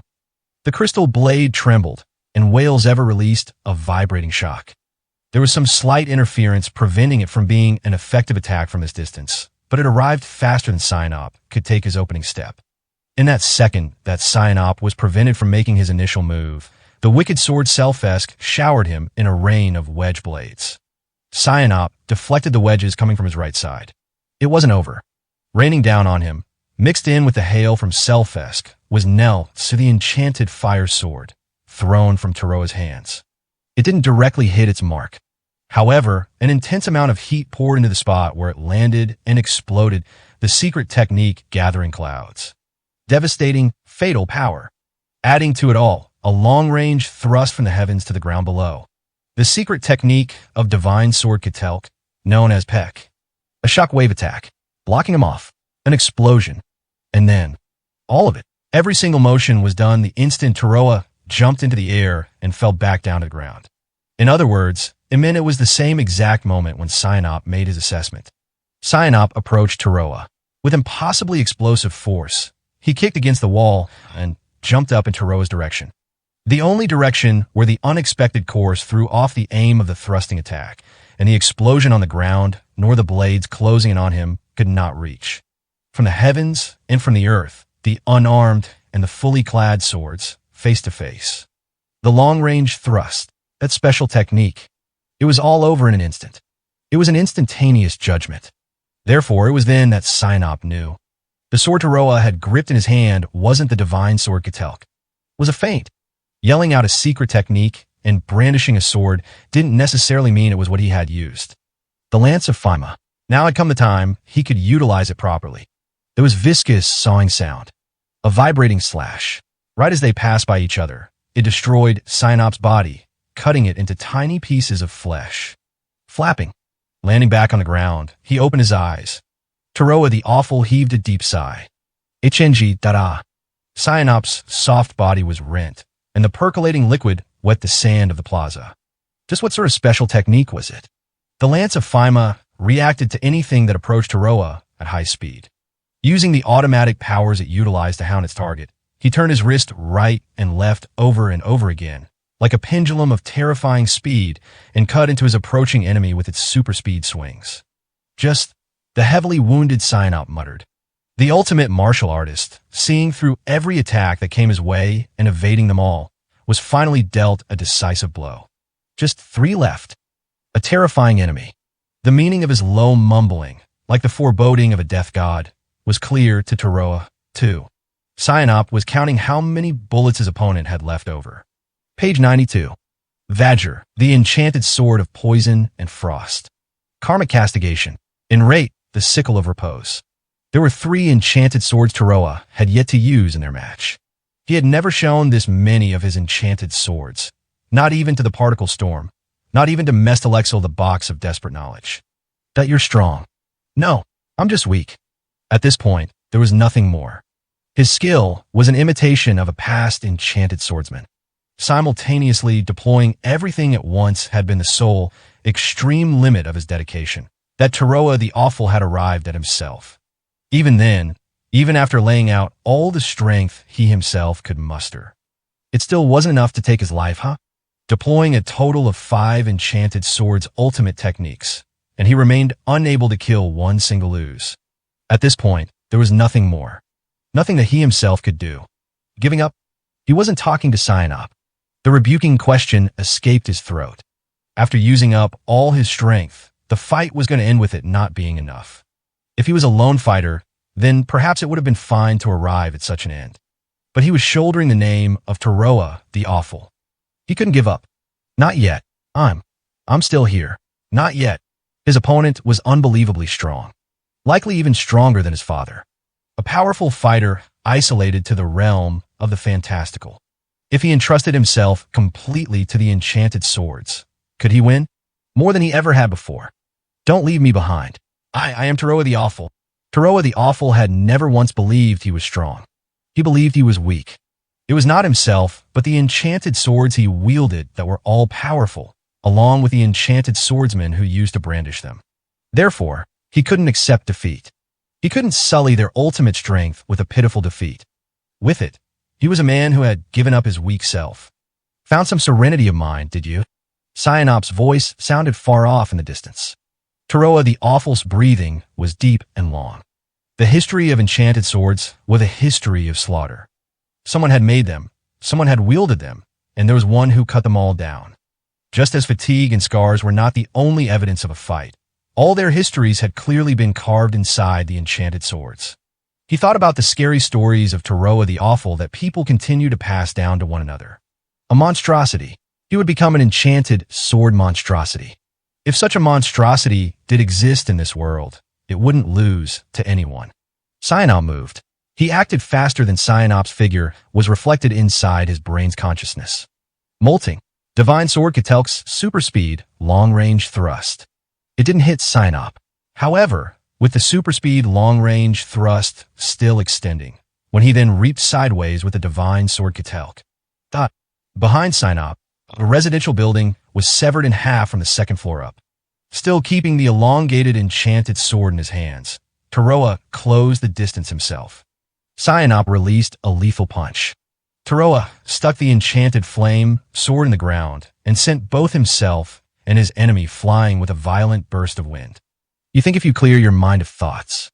With it, Cyanop was blown backward in the direction of the debris from the cleaved residential house. That I won't still be able to read them? The large mass of a full house floor, moments before it would have made contact with Cyanop, shifted its direction directly to the side and dug itself into the plaza. Tearing up all the cobblestones as it went, it crashed into the fountain and broke apart. The audience's screams echoed through the old town. Such was the power contained within Cyanop's punches. Greya! Taroa let out a bestial roar from deep within his throat. His forward-leaning battle posture lowered even deeper, and the hilts of Nell, so the enchanted fire sword and wicked sword Selfess were thrust into the ground, like the legs of a quadrupedal animal. He had killed people before. Though they were bandits who had swarmed in to plunder his father's enchanted swords, he had cruelly killed them, foes someone like Taroa could have handled without any need for death. In the pages of history, many enchanted swordsmen had stained their hands with mass slaughter. The ones who did so on the battlefield were known as champions, while those who did so in peaceful villages were known as horrifying murderers. Taroa understood these wielders' thoughts. All enchanted swords existed to cut others down, and the ones who held them allowed them to do that. As long as they held the form of a sword, they'd never once be used to save an enemy's life. Controlling the enchanted swords gripped in either hand like the legs of a bug, he jumped off the ground, then off the walls. His right leg reacted automatically to Cyanop's intercepting attack, and he cleaved across with the sword attached to it. The slash had definitely connected and slid off Cyanop's surface as though the power behind it had been swept away. The counterattack was coming. Taroa hurled the enchanted fire sword into the air. Once again, he caused an explosion and mixed himself up in the blast. Raising his head from his quadrupedal stance, he looked at his enemy. The crowd. There were so many people looking at his enchanted swords. So many people looking at Taroa the Awful. Taroa must have looked on the same way himself. Grrr. Kill them all. The voices of the enchanted swords were yelling at him. That was his true gift, accepting and taking in all the enchanted sword's thoughts. It didn't hurt. His body felt far lighter than when he fought while holding on to his own consciousness. I'm right here. For reasons unknown to him, his enemy Cyanop informed Taroa where exactly he was. The enchanted sword's bloodlust, scattering among the roars of the crowd, once again converged at a single point. Twisting his body, he threw Whale Zever. It flew faster than a bullet. The sonic wave's impact was repelled. He didn't need to think. Taroa once again threw himself at his enemy. It felt almost as if his own physical body had become one with the enchanted swords. Neltsu, the enchanted fire sword. Downpour's needle. Vajr, the enchanted sword of poison and frost. Downpour's needle. A monstrosity. He would become an enchanted sword monstrosity. The cluster of slashes he sent out simultaneously pierced through 3 buildings, destroying them. The tremendous explosion came 3 times. The debris, the fragments, fluttered. Amid the vortex of destruction, unable to even make out his enemy's silhouette, Taroa the Awful was sneering. I kill people who simply witness what I do. Innocent people. As he watched his own rampage, as if the work of someone else, this was what he pondered. Had his father wished for that, and thus done so from the start? Maybe, in fact, his father had been the same too. Had he wanted to ensure that the victims of his enchanted swordsmanship hadn't died in vain? If that was the case, as long as he, too, remained Taroa the Awful, we would do the same. That's not it. Taroa was aware. He had been heavily burned by his own enchanted sword's ability. If he was his normal self, this wouldn't have happened. His arm automatically drew his next sword. Cyanop closed the distance to try to forestall him. From Yuza's flank came wedge blades swarming in like locusts. The blade of the wicked sword Selfesk had been scattered by the previous attack. It had then turned into a storm, swirling in a vortex of magnetic force. Destruction filled the streets.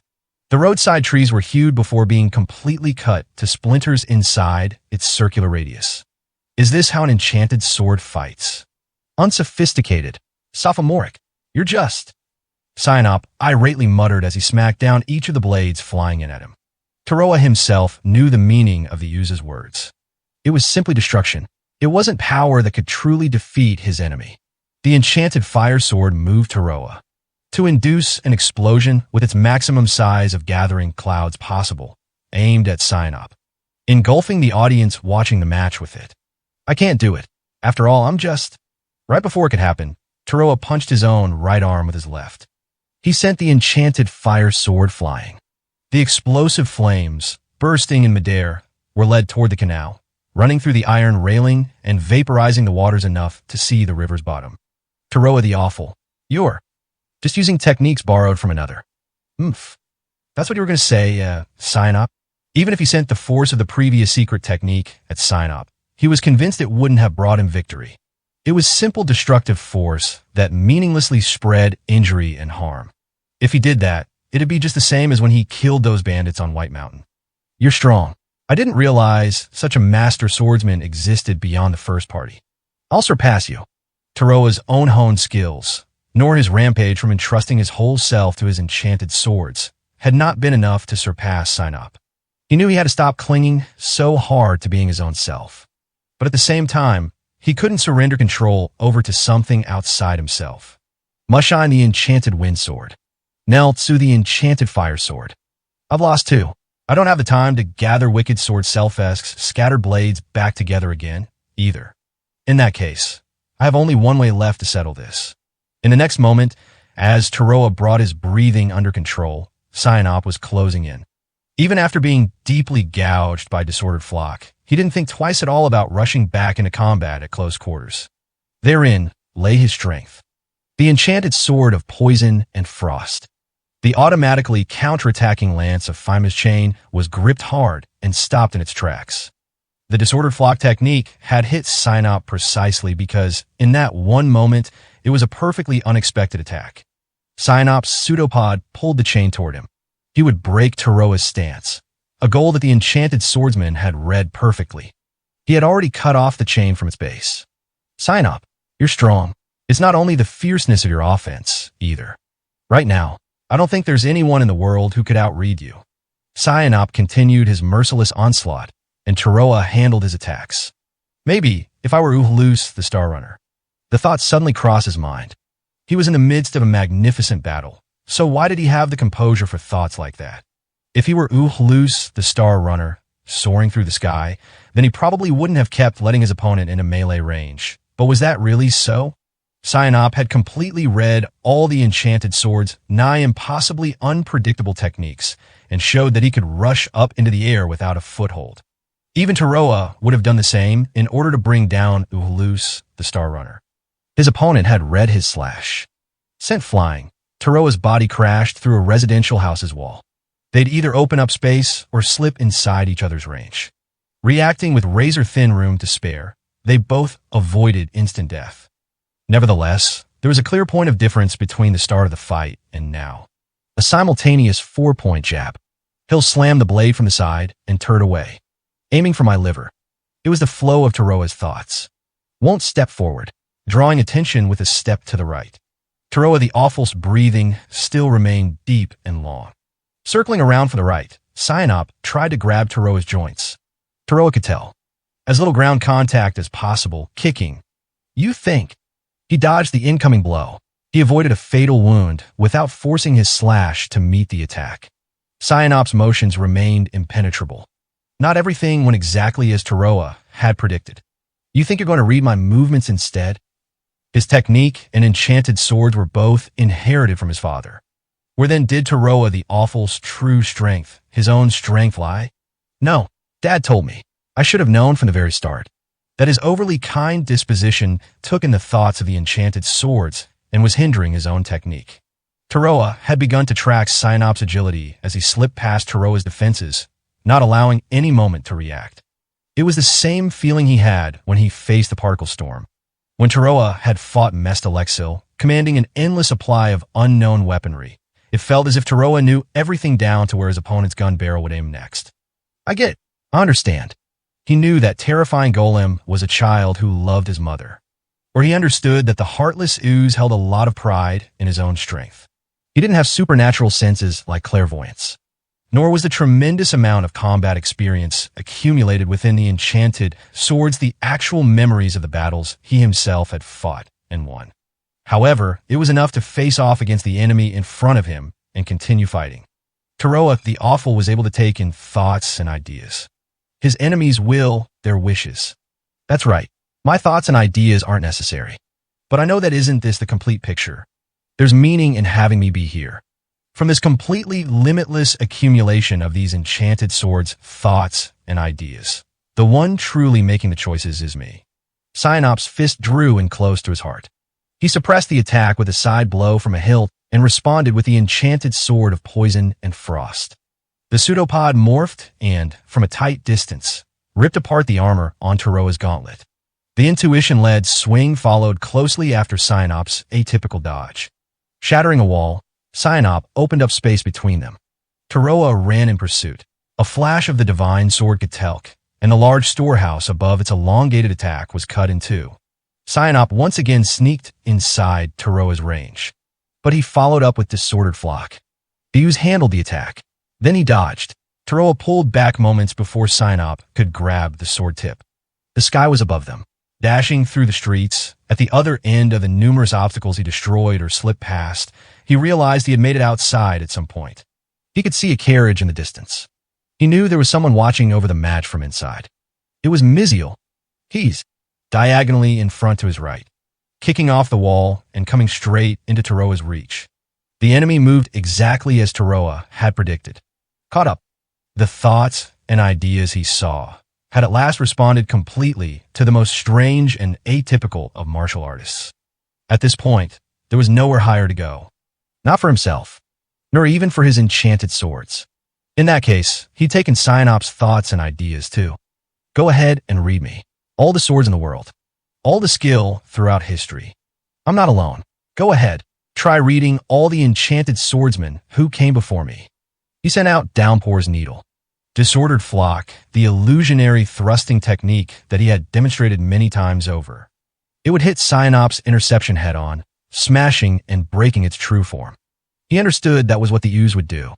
The trajectory of the phantoms created by the sword grew chaotic, filling up Cyanop's entire line of sight with wild abandon. Even if the enchanted sword was destroyed, that didn't mean its abilities were lost. It was a technique aiming to have the sword broken from the very start. A one-time use technique, only able to take his enemy by surprise because of the similar techniques he had aimed at the ooze already, avian death. Then Taroa the Awful with his cords. Chains. Hinged mechanisms. With every conceivable preparation at his disposal, he could send out all of the enchanted swords, wielding them with his whole body. Nest Descent. The thrust he launched, prepared to abandon Downpour's needle from the start, was replaced halfway through the motion to the enchanted sword with the forked blade, Vajr, the enchanted sword of poison and frost. Naturally, it couldn't be connected through Cyanop's evasion, reading all of Taroa's attacks ahead of him. However, the same wasn't so for the blood from his gauntlet that he had sent flowing through the sword blade. A drop of Taroa's blood that had passed through the thrusting sword blade fell onto Cyanop. Without the opening in the ooze's presence of mind that he had pried open with avian death, even that one droplet wouldn't have found its mark. He knew, too, that Cyanop possessed such a level of skill. He knew. Therefore, he surpassed him. What did you? The protoplasm violently expanded outward. Cyanop's body began mutating into a delicate crystal substance. Page 91. The enchanted sword of crystallized corrosion that instantly infected and eroded away any organic body that touched its blade. Even a single drop of blood became a transmission agent. Did you think? Taroa the Awful motion to the champion, unlike any the enchanted swordsman of history had ever encountered. You'd be able to remain undamaged until the very end? Not yet. During the final moments he would be able to act. Cyanop rushed to try to get his enemy in range. Taroa already knew he'd make this choice. His final enchanted sword was in rate, the sickle of repose. Chirp, spear, hand. A flash of sword.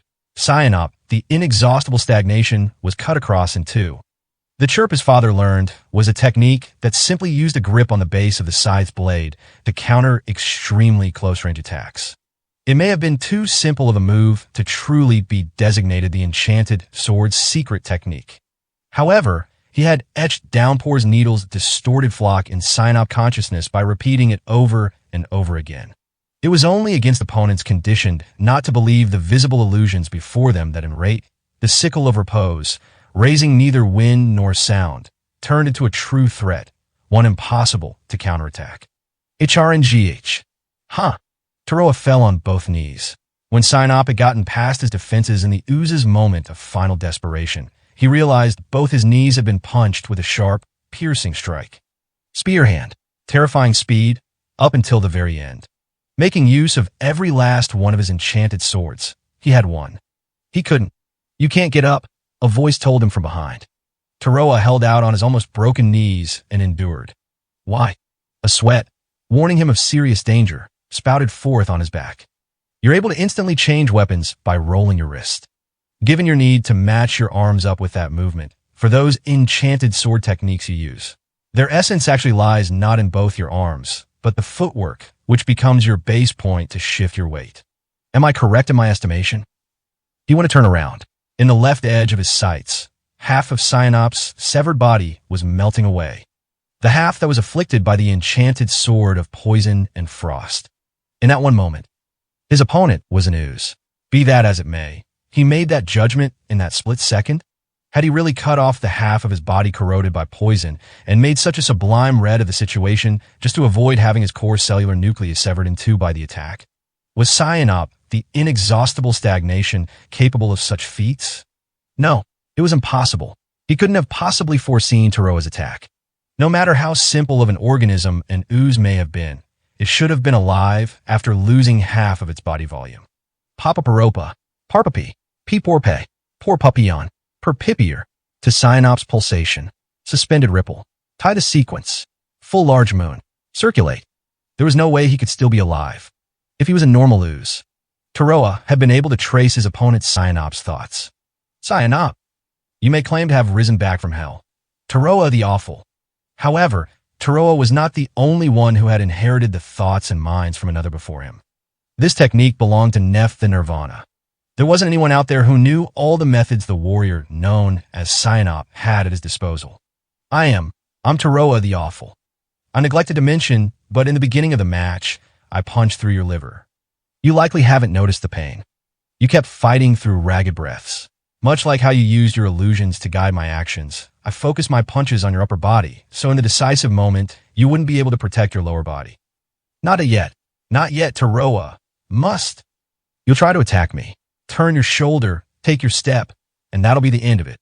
The technique that used the explosive power of his upper body will be finished with just a half of an opening step. Even from this range, an invisible elongated thrust narrowed down to a single point and piercing across long distances.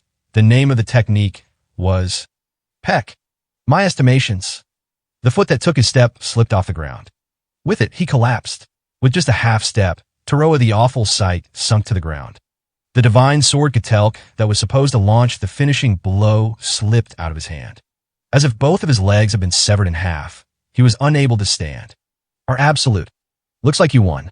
They were in a spot unbecoming of a victorious combatant, the shade of an alleyway, hidden from the crowd.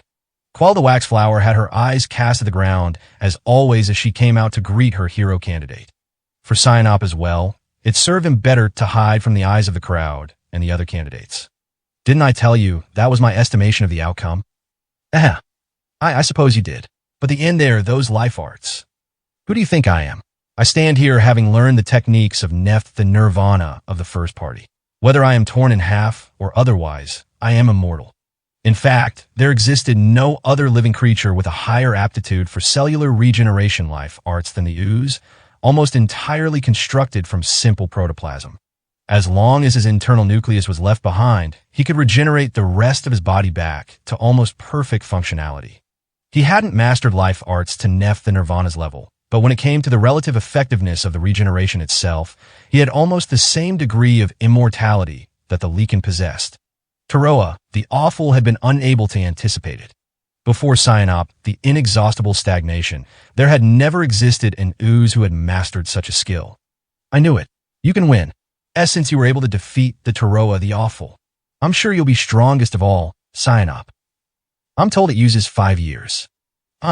Before this match, I faced a situation that required me to use regenerative life arts on this body of mine. I plan on doing the same in the remaining matches as well. With each regeneration, I lose 5 years of my cellular lifespan. He believed it was a worthy battle to do so. As worthy as the battle with Neph the Nirvana, or perhaps even more so. But ooze lifespans, Cyanop chuckled.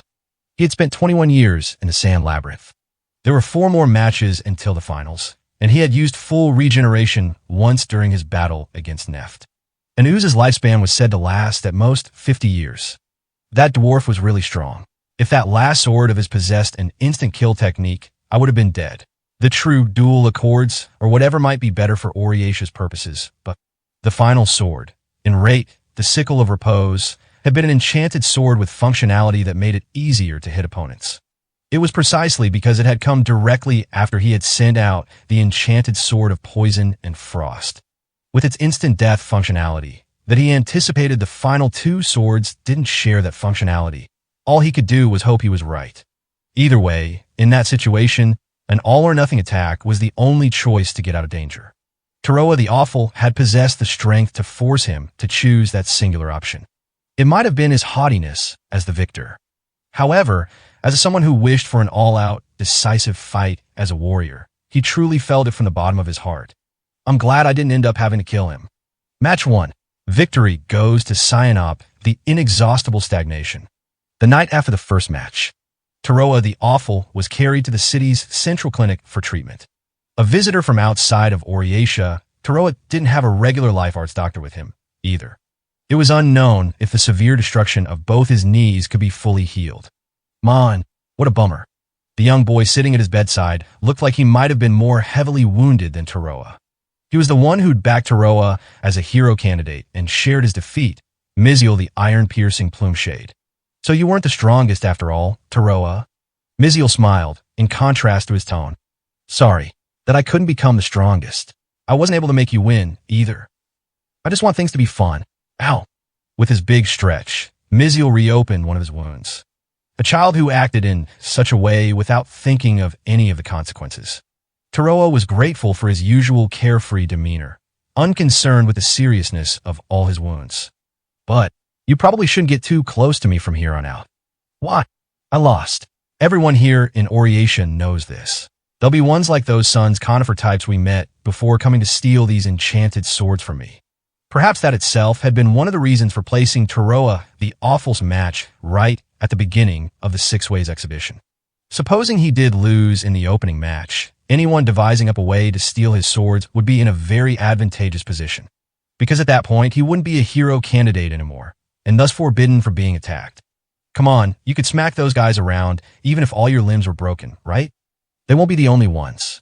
There have to be some who knew the extent of my power and never made a move because of it. Those are the real dangerous ones. He didn't say it clearly in front of Miziel, but Taroa was likely going to be killed. Even when limiting considerations to powerful players he knew about, if Uhalus or Mestalexil, for example, stormed in to attack him in Taroa's current state, there'd be nothing he could do about it. Also, there had to be someone behind the scenes of this battle, working out schemes too in-depth for Taroa to possibly fathom. He suddenly thought back to the gray-haired child he met in Togi City. The face of the mastermind who sent the bandit Elgite to fight him and who likely sent Taroa into the particle storm turmoil on purpose. A guy like him. Does he know about those sorts of behind-the-scenes conspiracies, too? The gray-haired child had talked big about being able to make up for the power Taroa lacked. He had to admit that, right now, that boy was probably the only one he could turn to for help in the current situation. It'd be utterly absurd if he had gotten in contact with me, knowing this was how things would end up. By his bedside, Miziel had, in a rare move, been keeping silent until he finally raised his head. In that case, I'll transport you out of Oriatia. The authority of the 29 officials can make that happen. That way. And how many days will the preparations for that take? Besides, if the person after these is serious, they wouldn't hesitate to chase after me outside the city. You don't need to be so concerned with me. You're not my sponsor anymore, right? Taroa hadn't given up. If anything, he needed to keep Miziel at a distance in order to fight it out until the end. It was possible that a marauder could show up in his hospital room at any moment. I don't wanna. I'll come by when I want to. Listen to me. I'm saying that you have no obligation to do that. We're friends, right? Duh. He had always lived together with his father. He had never been deeply involved with anyone else besides him. His father suggested that when he was old enough to live by himself, he should go down the mountain and find a settlement to live in, but he couldn't leave his father on his own. Miziel was the first person he had been involved with for this long and talked to this much. Maybe he could have counted him as a friend. Scared. Suddenly, a completely different voice came to the hospital room. That your enchanted swords will get stolen? The sword-stealing monster. Taroa had prepared himself for a fight, but when he looked at the man's face standing in the doorway, he lowered his sword. A dark brown coat, draped over a man shorter than a child. Blue eyes, dimly peeping out from underneath a flat cap. Miziel mumbled, taken aback in surprise. Kuro the Cautious. Haven't seen each other since the operation at Gumana Trading Post. Yeah, Miziel the iron-piercing Plumeshade, but the one I have business with today. Hey, been a while, Taroa. We got to see each other again. Without waiting for Kuro to finish talking, a creature resembling a blue songbird flapped and fluttered around Taroa. Its size and wings were exactly like a songbird's, but every other part of her was that of a Minion girl, shrank down to a miniature size. Kyone the Wanderer. The guests were acquaintances of Taroa's, after all. With Taroa the Awful there. What? Do you want with me? A sympathy visit for an enchanted sword monster. He had let himself drop his guard the instant he saw their faces, but he recognized again that he couldn't be optimistic. During the defense against the particle storm, Kuro had been a spotter working as part of Oriesha's operation. There was a possibility he had come to steal Taroa's enchanted swords on Oriesha's orders. If indeed that was the case, he had to fight him. I still haven't repaid my debt to you, see? The debt I owe you for saving my life that day. Here I was, thinking I'd try to get out of Oriesha fast, but you, me too, Taroa. I wanted to thank you. Kuro the Cautious. He wasn't a participant in the Six Ways exhibition himself, but he wielded the eyes of clairvoyance, extreme supernatural senses that saw through any and all intrigue and made it impossible to catch him by surprise. Until you're fully recovered, I'm going to act as your bodyguard. Any problem? No way, Mizuo replied instead of Taroa. You're amazing, Taroa, seriously. Getting helped out by the clairvoyance wielder himself? That's incredible. Look at you. You have a ton of friends. Wait, I didn't agree to any of this. Agree or not, I can't have you dying on me, see? Kuro gazed at Kyune, happily flying around. Taroa, you're still planning on fighting Uhalus the Star Runner, aren't you? That's right. The Six Ways exhibition is nothing more than a method to do that. When it's all over, if he's still alive, I'll take him down, of course. If the enchanted light sword is passed along into someone else's hands, then I'll take them down instead. I think that maybe it's not part of any grudge or some obsession, but I just have to do it in order for me to live my own life. The strongest enchanted sword, severing any and all matter it touched, Hilansingen the enchanted light sword. To Taroa, it was a symbol of his beloved father's death. Until he gripped the enchanted light sword in his hands, perhaps it meant he'd remain unable to accept his father's death as well. Even now, after his defeat, he remained Taroa the Awful. Uhalus might lose. Kuro declared, persistently level-headed. His first opponent is Lucknoka the Winter. If there's one among the 16 that is truly the strongest of all, it's got to be her. That wyvern also ended up drawing the worst opponent possible for his first match. You really think so? Taroa the Awful, to him, always was and would be the strongest. Surpassing the skills of any enchanted sword user in the land, he had continued to stain his blades in battle, until his own existence had passed beyond just legend and into fearful superstition. Strongest, legendary, champion, invincible. If there happened to be anyone out there that those words could be applied to. You already know, don't you, Kuro? In which case, by getting vengeance on the person who killed that strongest of all enchanted swordsmen, by fighting against Uhalus the Star Runner. What was Taroa hoping for? Did he hope for victory? Defeat? Even Taroa himself remained unsure of the answer. All of those are the exact types of opponents Uhalus the Star Runner has continued to win out over. The only plant life was blighted vegetation with shriveled yellow leaves. It was the only natural life that could be found within the Mari wastes surrounding enormous gas field of the Mariland Borough. It was a desolate land, with deep crevices running like lightning all over, covered in parched bedrock. The lights of Oriesha, filled with vivacious activity, were supported by this dead land. With the commencement of the Six Ways exhibition, there was a chance that there would be a battle between two monsters that far surpassed any Minia in scale, and thus it was determined there were no better candidates to hold such a battle than here, in the Mari Wastes. The gas mining facilities were still a ways ahead in the distance, and there wasn't any Minian race zones of activity as far as the eye could see. If there were any eccentrics who wished to spectate what was sure to become a calamitous fight, of course. With the spectator fee becoming tax revenue for the council, amid this terrain, absent any visual obstacle, it would also be possible to watch the flow of the match from a relatively safe and far-off position. Page 94. They had provided a special 2-day break-in between the first and second match. This was to allow the almost full-day ride it took for the caravans full of spectators to reach the Mari Wastes. It was completely different from the first match. The caravan's rations were enough to cover the spectators' dinner from the night before as well as the day's lunch, and they were all hushed in somber dread, as if watching over a myth.